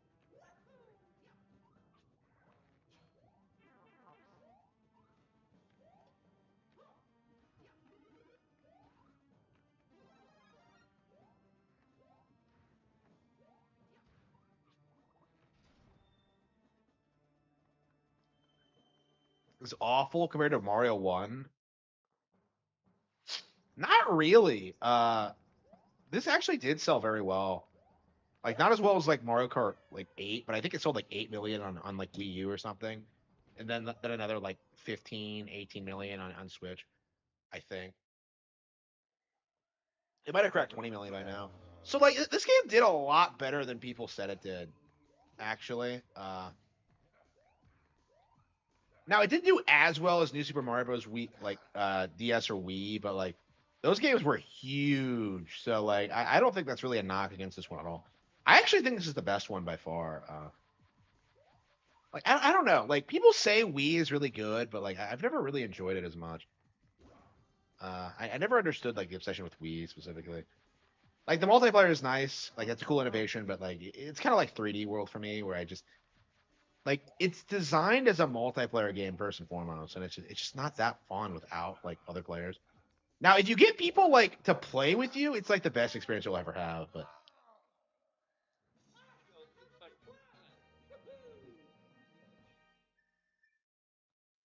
remember when people claimed Mario Kart 8 failed on Wii U?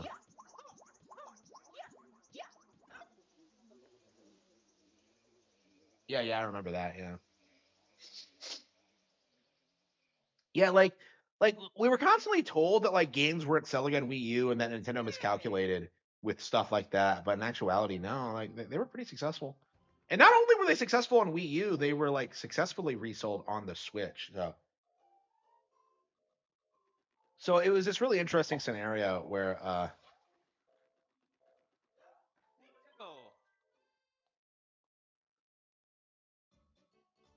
Mario Kart 8 was more successful than Super Circuit. Yes, I don't see Super Circuit ever like not being the least selling Mario Kart. Like it didn't even crack a million, did it? Like I don't. In 2001, there was no demand for like Super Nintendo era like Mario Kart Racing. Like I don't know. It's really weird to me how like there are boomers who will tell you that like Mario Kart peaked with like the Super Nintendo version because it's just like really like you think that. And I like the Super Nintendo version. It's just like it really is like the NES boomer like tag in regards to Mario Kart. Like the idea that like modern Mario Kart has like fallen off or whatever. Sean thinks that for Super Mario Kart. He's not like as into Mario Kart as like a lot like his babies.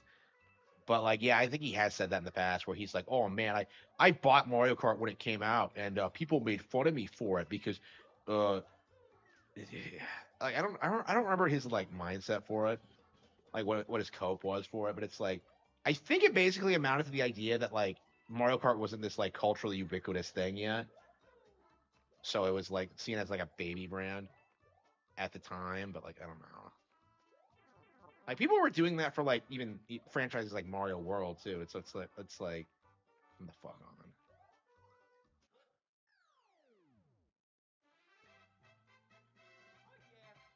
Time.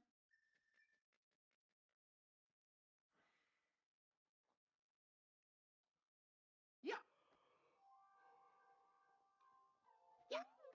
Yeah, Sonic is like an autistic man-child brand. Yeah, for sure, for sure.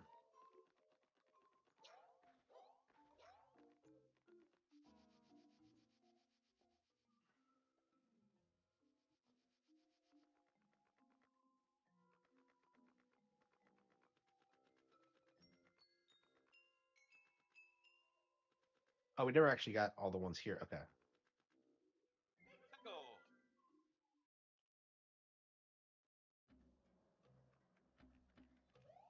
I am a Sonic fan.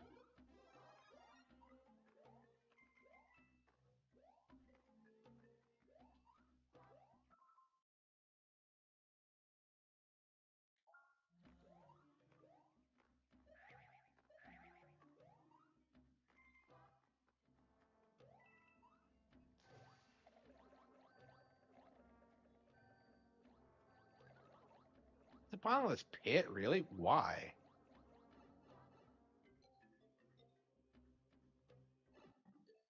Unless Wonder Bros. U and Odyssey all sell 40 million units, people will continue to downplay themselves. It doesn't matter how much these games sell because the narrative will always be that, like, well, GTA sells more. Like, completely disregarding, like, the budget and how long it takes to come out and how many more of these games there are and, like long-term trends. It's like, I don't know, like I very firmly believe this, and I do think it needs to be like spelled out to people. Like no matter how well Nintendo does, you're going to see these people bitch. You know, like Nintendo is like trying to tell people that like the Switch 2 is failing, which is like obviously wrong. But like I don't know why I stayed up so late. Ugh. Yeah, I'm gonna have to get up tomorrow and like see if I can figure out what's wrong with my 3D printer. Uh,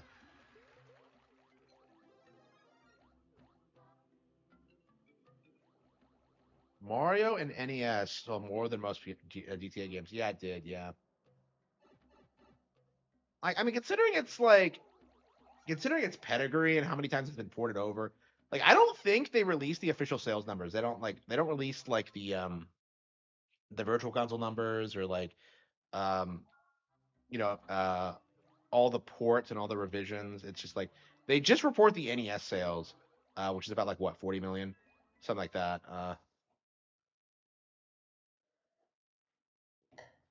Like a while back, there was a narrative that like Terraria had outsold it, and it's just that's just an obvious meme.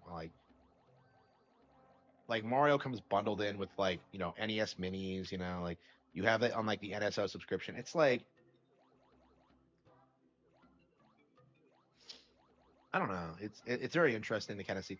Like they don't count them together, which is interesting. So I think a lot of Nintendo products sell quite a lot more than most people realize. Mario Party is a really good example. The Nintendo Switch Sports is a really good example.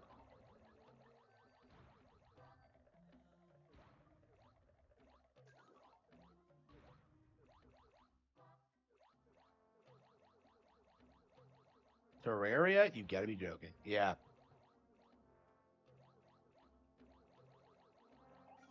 I mean that's something you're gonna see a lot of going forward is people like pretending that these like knockoff brands of like things are like I mean you saw this in Power World too. Like, oh yeah, it's bigger than Pokemon now. Oh, Game Freak is scared, and it's just not true, like at all.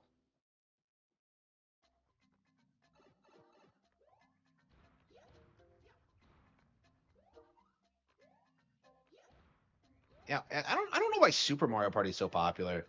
Like those sales couldn't go to Jamboree, the much better game. I don't know, maybe Jamboree will like blow up in popularity on Switch too, but like uh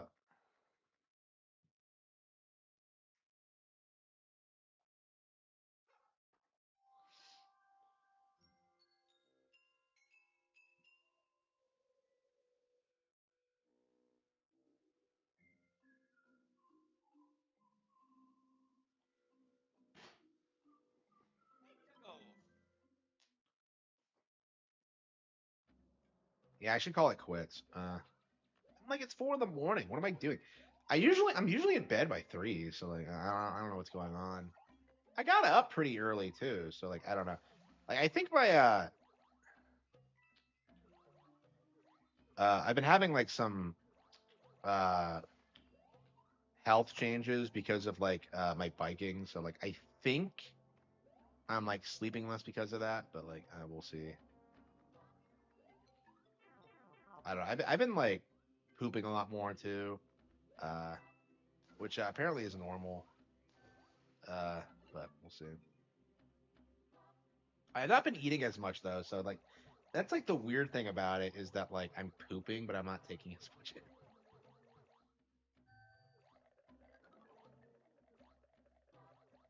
I don't know. It's kind of concerning, honestly. I mean, it is kind of weird when you like start radically changing your lifestyle and you start like struggling with stuff like that. It's just, uh,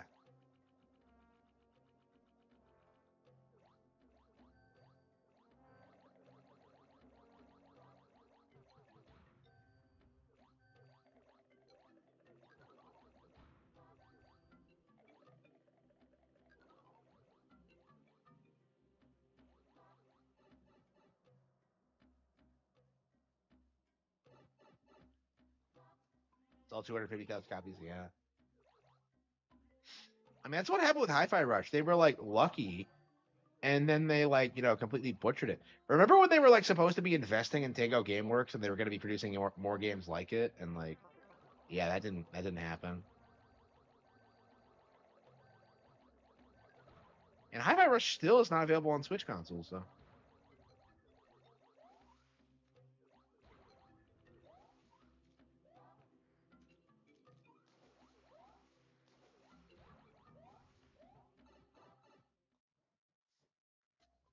PlayStation Party with Kratos.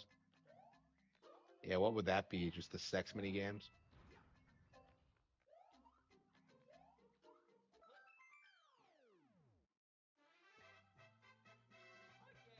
I'm surprised you don't see like Dooners talk up like God of War's like attempts at fan service more. Like, oh yeah, Kratos is so badass. He bangs all these broads and like they really like it and like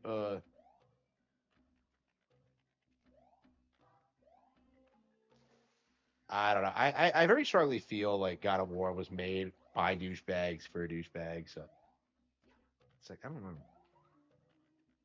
It's really weird that like PlayStation put out like something like God of War and then transitioned to being like the most woke of the three companies. That's very strange to me. Because I remember people would like sneer at you when you would talk about like how woke PlayStation was, and like it's pretty ubiquitously now that like they're the worst.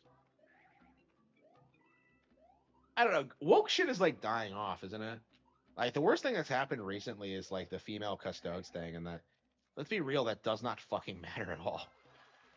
Like, oh no, like females in our club.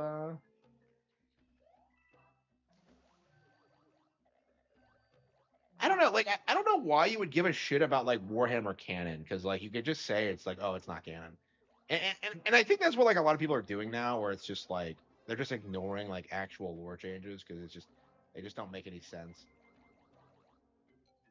I don't know. I'm glad to see like Warhammer just kind of collapse. Um, I mean, people are talking about like printing their own figures now, like 3D printing. So like it's very possible that like Warhammer could have their collapse soon. So we'll see. I mean, it only got as much hype as it did because of Star Wars falling off. That's like the only reason it grew. Uh, it was just like Star Wars transplants, basically. Better than it did. Well, Angry Joe's a fucking retard.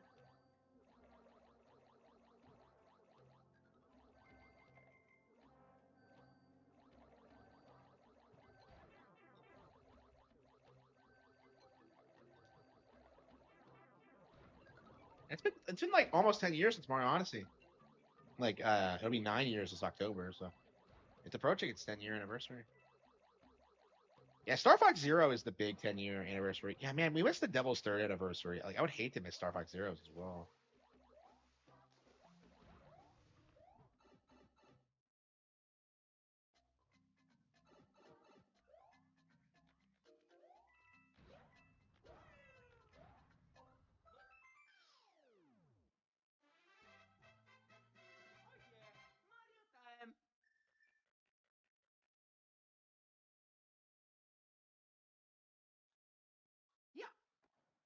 Yeah, we really got to beat this game. Like every time I play it, I just come away like thinking that it's like probably the most underrated Mario game there is. I can't think of like anything that's this good that gets disrespected. Like Brothership, maybe, but I think over time Brothership is going to get a following. I don't really see that for this. Like it just never really happened. Like people just universally accepted this game as lazy, and like it's really not.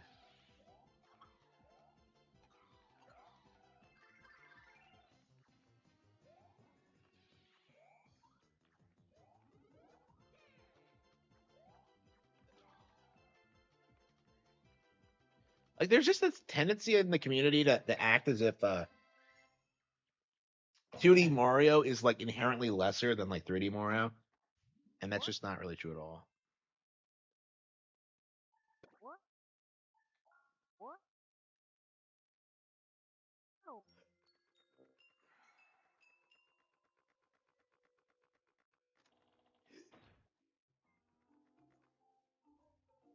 That much? I don't know about that. Did I get all the star coins here? Oh, that was the flying stage. Okay. Yeah, I don't know about that.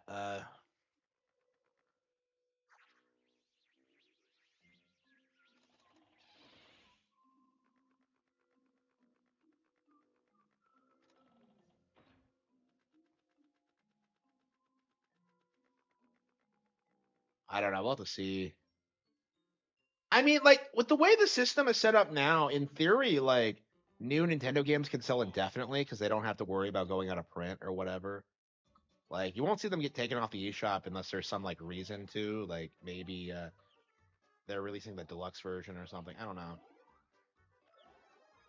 But yeah, like it's like having like hard to find Nintendo games will be a thing of the past, and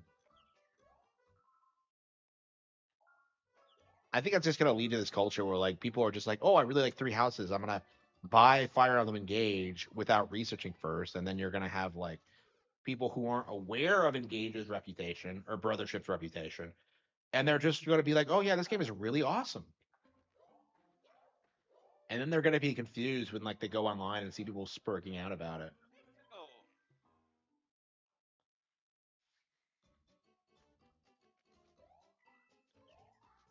How much did Expedition sell? I thought like I was told 6 million because of course it's always 6 million. Like I was told 6 million. Like I was told that like 6 million sales were made in the camps. Uh,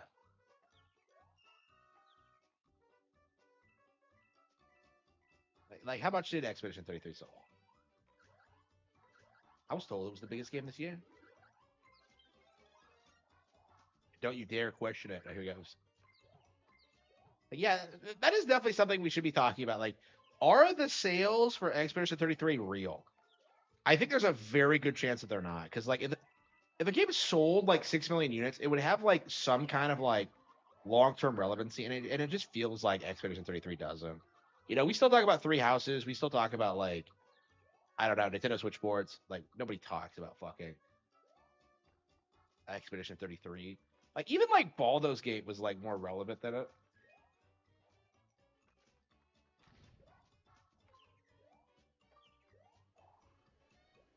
Yeah, I want to watch 300. Yeah, I was like thinking about like Scooby Doo today. I'm just like I am ready to go back and watch Scooby Doo and the Ghoul School. I have not watched that movie in like fucking years, and that shit was like I don't know, man. It's my favorite of the three the Red Shirt Shaggy movies for sure.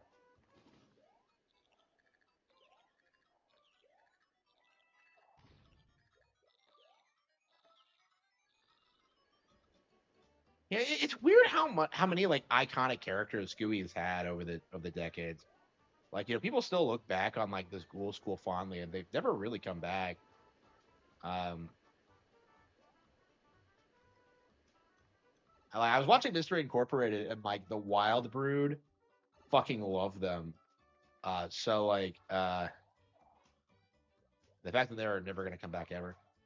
Like yeah, like who's come back? Like it takes a lot to get like to become a reoccurring character in Scooby Doo. Like fuck, like some of the iconic monsters like make regular appearances, like particularly the creeper, and like then you have like yeah,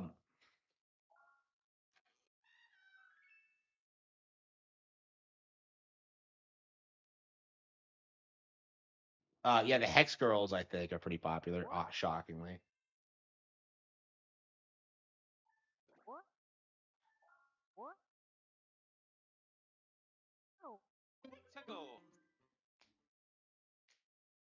Can Netflix say Tweety? Do they own the? Oh yeah, that's right. They're buying Warner Brothers, aren't they? Yeah, they're gonna make it worse, aren't they? Well, like after like come to think of it, like yeah, like uh, yep,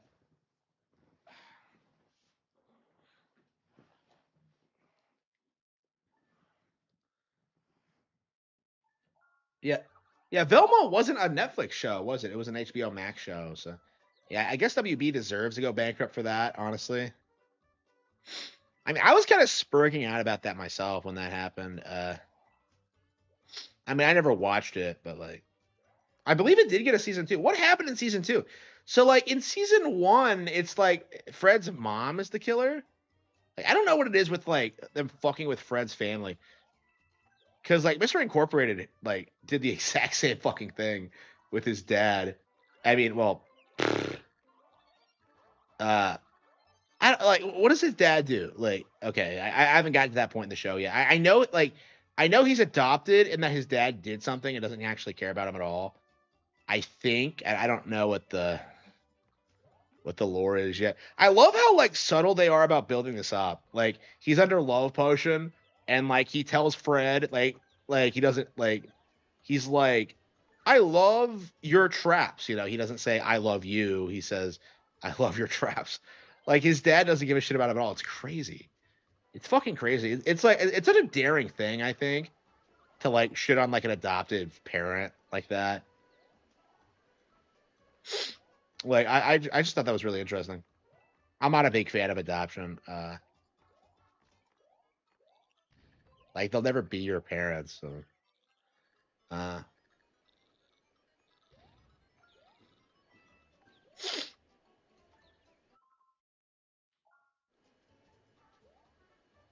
oh, this is the autistic one. Okay, so what you're supposed to do is,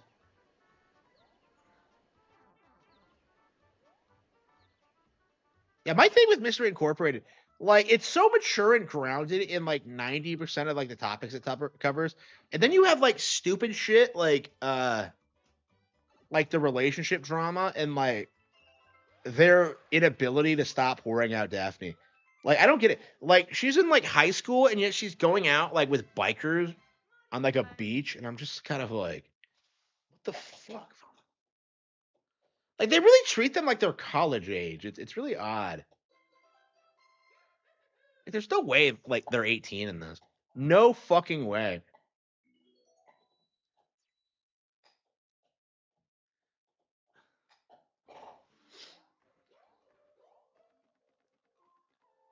Okay.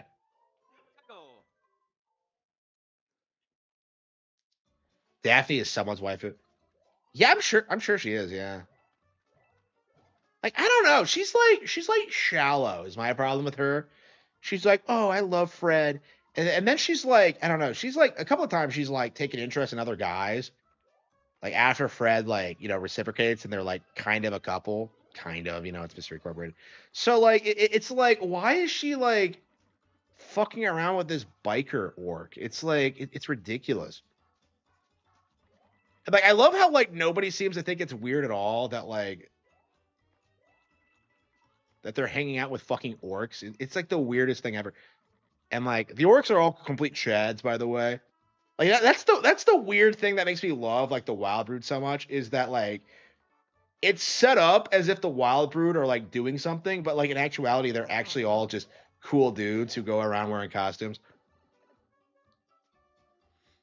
Like I thought that was like a really cool subversion of the typical formula. And like I hope they come back later in the series. I doubt it. I remember there being a Twilight parody like later on, but like I remember seeing the ending of that episode and like just being like, "What the fuck am I watching?" Like, I don't know. It's yeah,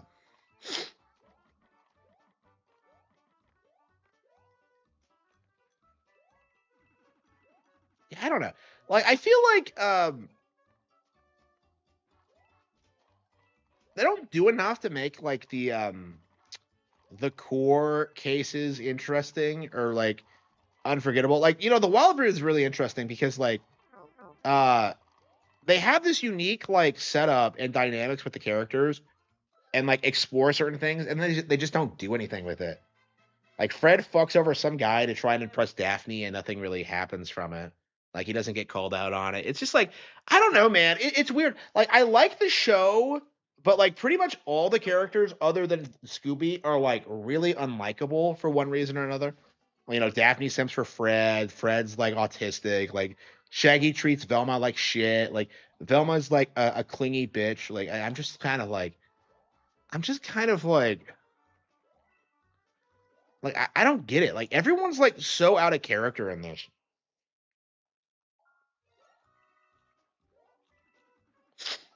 Like I don't understand. Like if you're gonna commit to like having Daphne and Fred to be a couple, just have them be a couple. Like what's with this like dumb relationship drama bullshit where she's fucking around with orcs? I don't get it. Yeah, Velma's there too, but she's not into it. It's like it's weird. Like I don't know. Like when it came to that professor guy who was like talking about the cicadas, like Daphne was really into him, and I'm just like, isn't this the kind of person that like Velma would be into? Like that's kind of my thought on it, because like like I felt the same way about the orcs, like where like oh Daphne's like oh you're so deep and profound, and I'm just like, isn't this the kind of thing that like Velma likes? Because she likes the artsy types. She likes the intellectuals, like that gardener guy who is like one of the right detective stories on like Zombie Island. Like what is it? I don't know. It's like it's weird because of like the way the series works is that like they meet all these different people and like tease these like relationship dynamics, but like nothing ever happens, you know? It's just it's like it's really weird. Like these people, they never have sex. Okay.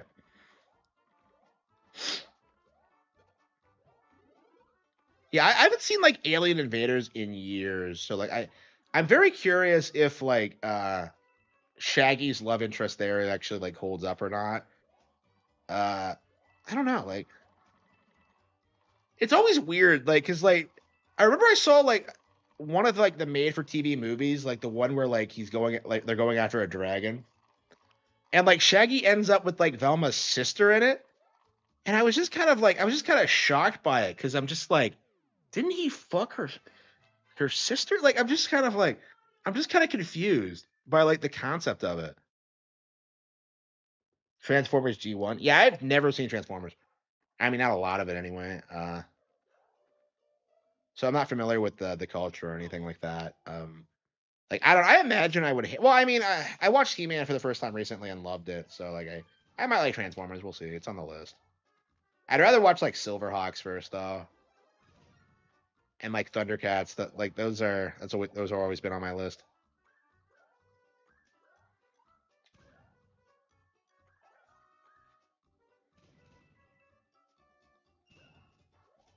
But yeah, it's like with like Mystery Incorporated, it's like it's way too focused on the on like the ridiculous relationship drama.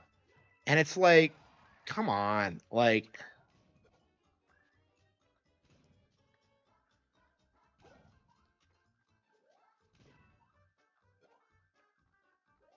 I mean Shaggy breaking up with Velma was pretty base though. Like fuck her. Like Velma is like so unlikable. Like all the other characters have like redeeming qualities to them.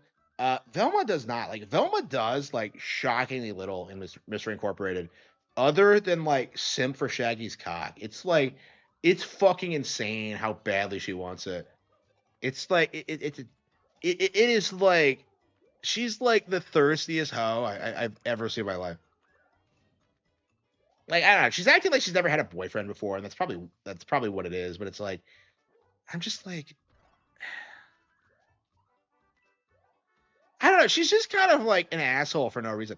Like I remember when like that guy took interest in her, and she just kind of shuts him down. Like it's like it's so weird. She has like no self awareness at all. Like I don't know. Like why is she into Shaggy? Is what I want to know. Like what do they have in common? Like is he just the only one available? I don't know, man. Like back in the 70s, I think a lot of people thought Shaggy and Daphne were together because like she was the one that stuck around like the longest. Daphne was like the fan favorite character back in the day, so like I don't know. I really want like what was the mindset behind that? Because like these days it feels like Velma's the one like everybody kind of fixates on, or at least that was true back in the day. I think now people gravitate more towards Fred, but like it's very interesting how like different at different time periods the characters just get more or less popular. I think Velma was big during like the rise of internet culture, and now it's like people are like looking more like positive male role models, and like Fred does a pretty good job of that. Transformers G1.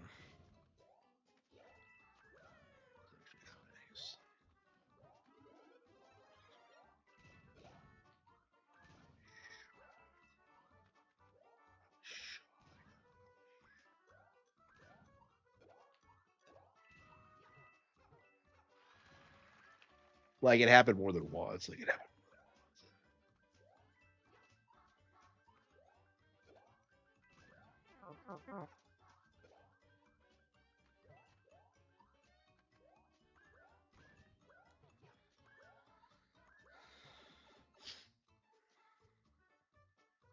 Yeah, I'm not sure what I'm gonna watch after I'm through with Scooby Doo.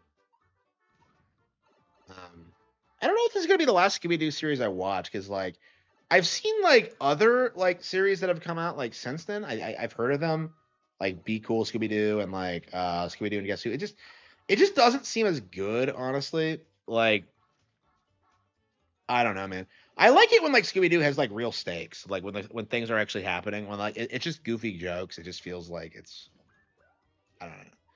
I don't know. Like it should feel like the characters are in actual danger. I feel like I feel like that's the core of it. Honestly, it doesn't have to be supernatural. Although I think my favorite Scooby Doo properties are all like the ones where the monsters are real.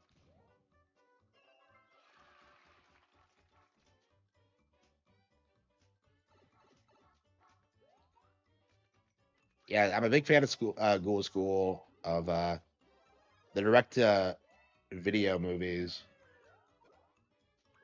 like Red Shirt. Well, I mean, yeah, I should watch 13 Ghosts. It's weird to me that I never did watch it. Don't watch Superman. I have, yeah, I watched Superman the animated series. I don't know. I don't give a fuck about Superman. I could watch Superman the animated series, or I could watch Dragon Ball, featuring way more powerful characters.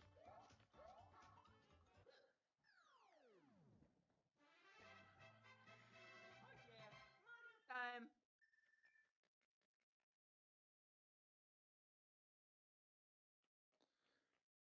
Here I am. It's like 5. Yeah, we're making some like pretty good progress. Go.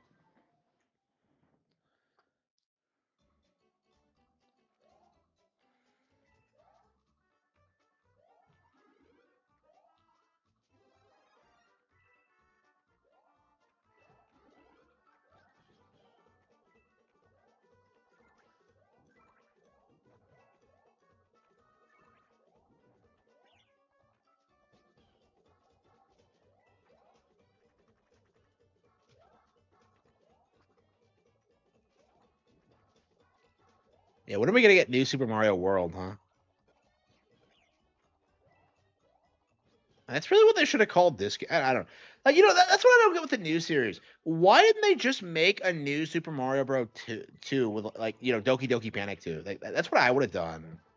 Like, were they concerned about sales? I mean, I think that would have, like, corrected the core problem people have with these games where, like, they just felt like they weren't different enough. You know what I mean?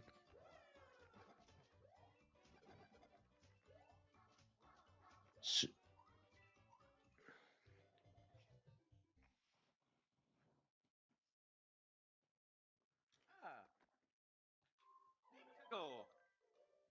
Yeah, I should get to bed. I'm having so much fun though. I'm enjoying my life. I'm writing books. I'm really happy with where things are going.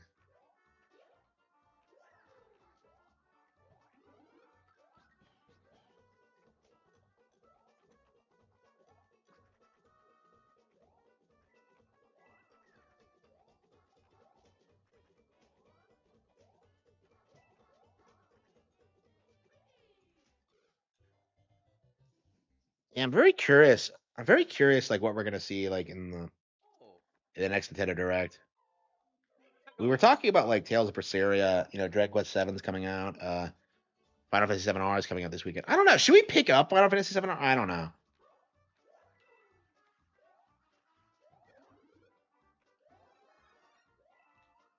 Did Agro ever make that list? He only just now put out like top 10 games in 2025. So yeah, he's probably gonna do like I think he said he's gonna do the worst list and the most disappointing. So like I'm very curious if he tries to like complain about Nintendo's those lists. I don't know if he's done a controversies list in like forever. I haven't seen. I don't think I've seen like the last several. Like to me, like I feel like they lost weight like after he like refused to talk about Gamergate, and like that to me that just killed his credibility. Honestly, that's kind of the beginning of like why I hate him so much, is that he's such a poser. Don't pick up stuff. I'm definitely getting DQ7. I love Dragon Quest 7, so I'm definitely picking that one up. But like,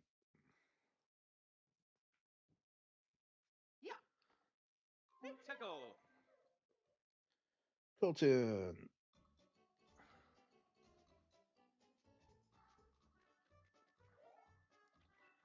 Forgo my com.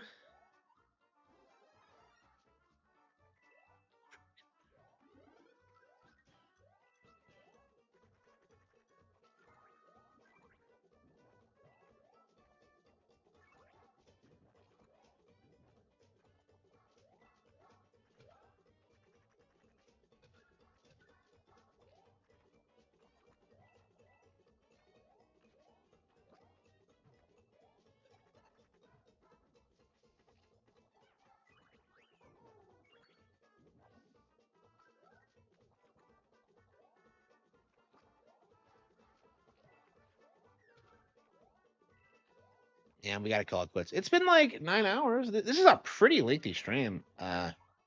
Don't have a ton of viewership though. The Mario movie being woke.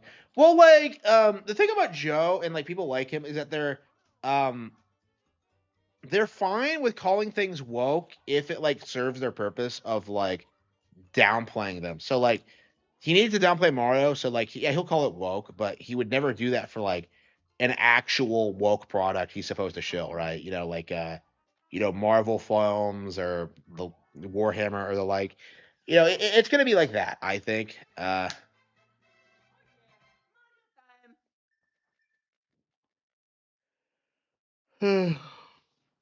So like he's fine. Like again, this is like going to be something you see a lot of as like anti woke sentiments become more common.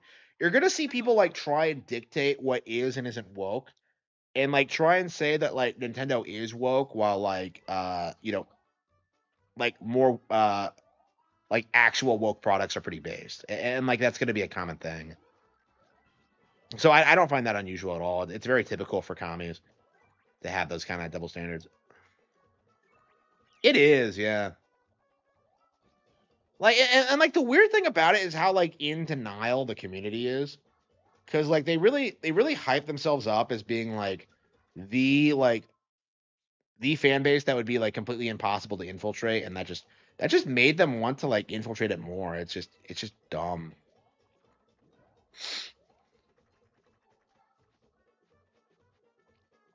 Like I don't know, like I don't know, the infiltration just I feel like it's not working. Truth be told,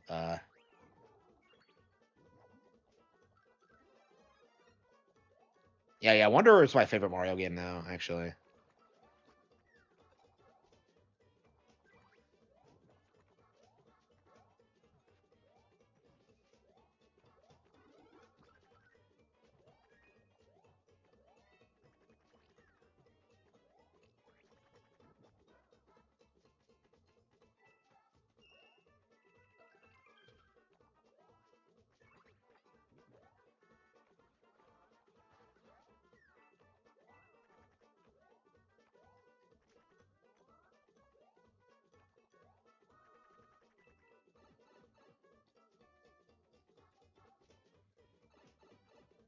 It was, yeah. It's weird how hard people tried to make the Resident Evil 4 remake into a thing, honestly, when it came out. Like so many people were saying it was as good as the original. Nobody said it was better, but like it was supposed to be this really good faithful remake, and it's just not. It's very interesting how like Ashley not talking in the original like really gives it like a lot more personality. Like you kind of have to use your imagination for it.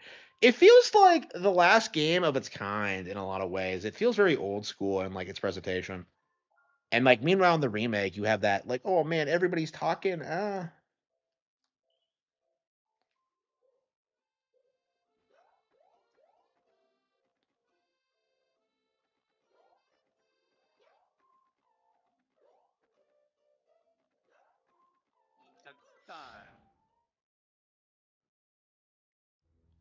Yeah, I can't bring myself to just to stop playing.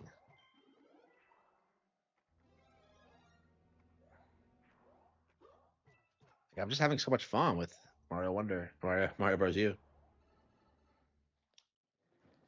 Yeah, I agree. 3D World is like that was one of the more like that game is really not very good at all. It's all right if you have like friends over and you just want to like play a casual game, but like it's I don't enjoy it at all as a hardcore fan. And I play these games at a way higher level than most people, so it's like that's probably the issue. It's probably just not made for my skill level. I feel like I have that problem with a lot of Mario games in general. Uh, it's why I think I don't like it as much as Zelda, but I've never liked Mario as much as Zelda. But like,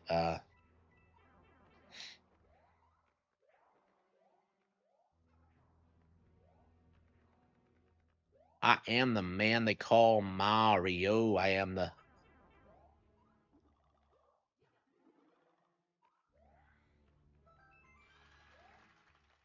yeah. I think we're done. I've been saying that for like an hour now, haven't I?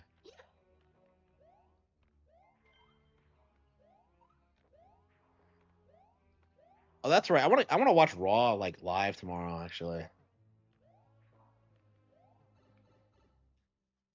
is 3D World a 3D game or a 2D game? As it's a 3D game. I don't know what I'm talking about.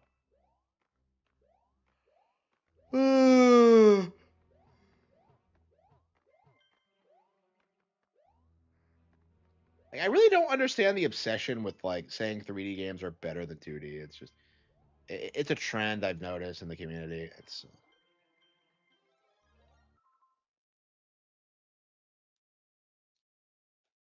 for intro now. It's WWE, the live event tomorrow.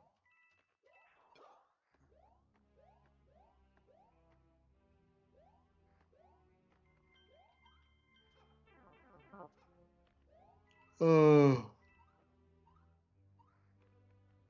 Ooh.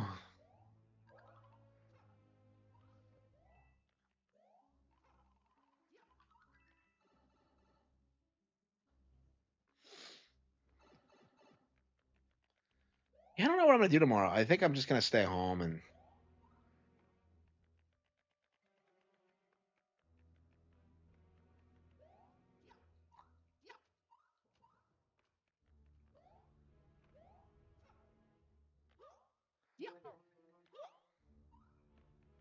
yeah, we need the squirrel for those.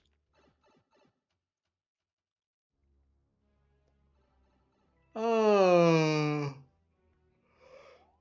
Ooh. Yeah, we're done. Yeah, we're gonna have to stick with this game until we beat it.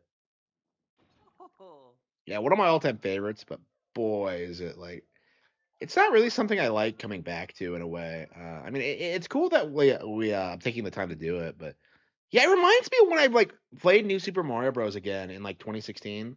Like that was 10 years after that game came out, and now it's like 10 years after this one came out. Actually, even longer than that. Weird. Yeah, I don't know. Has felt like it's gone by really slowly over the past decade. I know that like every like waking moment has been like a living hell for me, like until like relatively recently, but like um mm, I don't know. Ooh, yeah, I'm gonna call it quits here.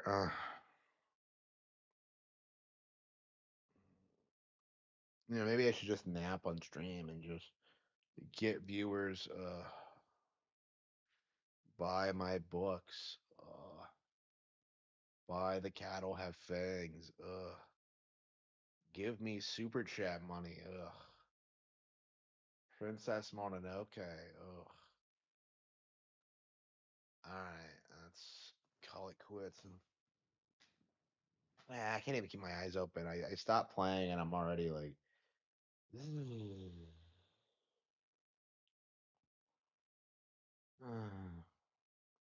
Okay. 2010 Wii Boomers. Um, yeah, it's interesting because like GameCube babies have been like doing their thing for like the past decade. It's really weird that the Wii Boomers never took off. I think a big reason for that is that the narrative at the time of the Wii success was that the GameCube was way better. So like I think a lot of Wii people were like grew up with this idea that the GameCube was better, and that kind of put the get console on a pedestal. I don't know anybody who was like familiar with the Wii who didn't use the GameCube aspect. Like it's very interesting how prevalent the backwards compatibility was on the Wii. I used it a ton personally. I was buying like new GameCube games all throughout that generation.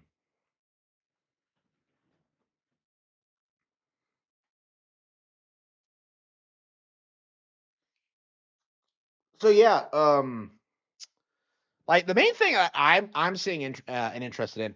At what point are we going to start seeing nostalgia for the Wii U specifically? Because like I've been a big advocate for years. I've been waiting this moment. This is my time. Like I'm not a Wii baby. I'm not a GameCube baby. I'm not an NES boomer. Like I'm a Wii U kid. I am. I'm someone who saw Nintendo rise from the ashes and just kind of dominate the industry. Like, it was like their darkest hour in a lot of in a lot of ways, and it was like they ended up coming through. It's kind of an inspiring story, honestly. But anyway, yeah, thank you all for tuning in, and I will see you all next time.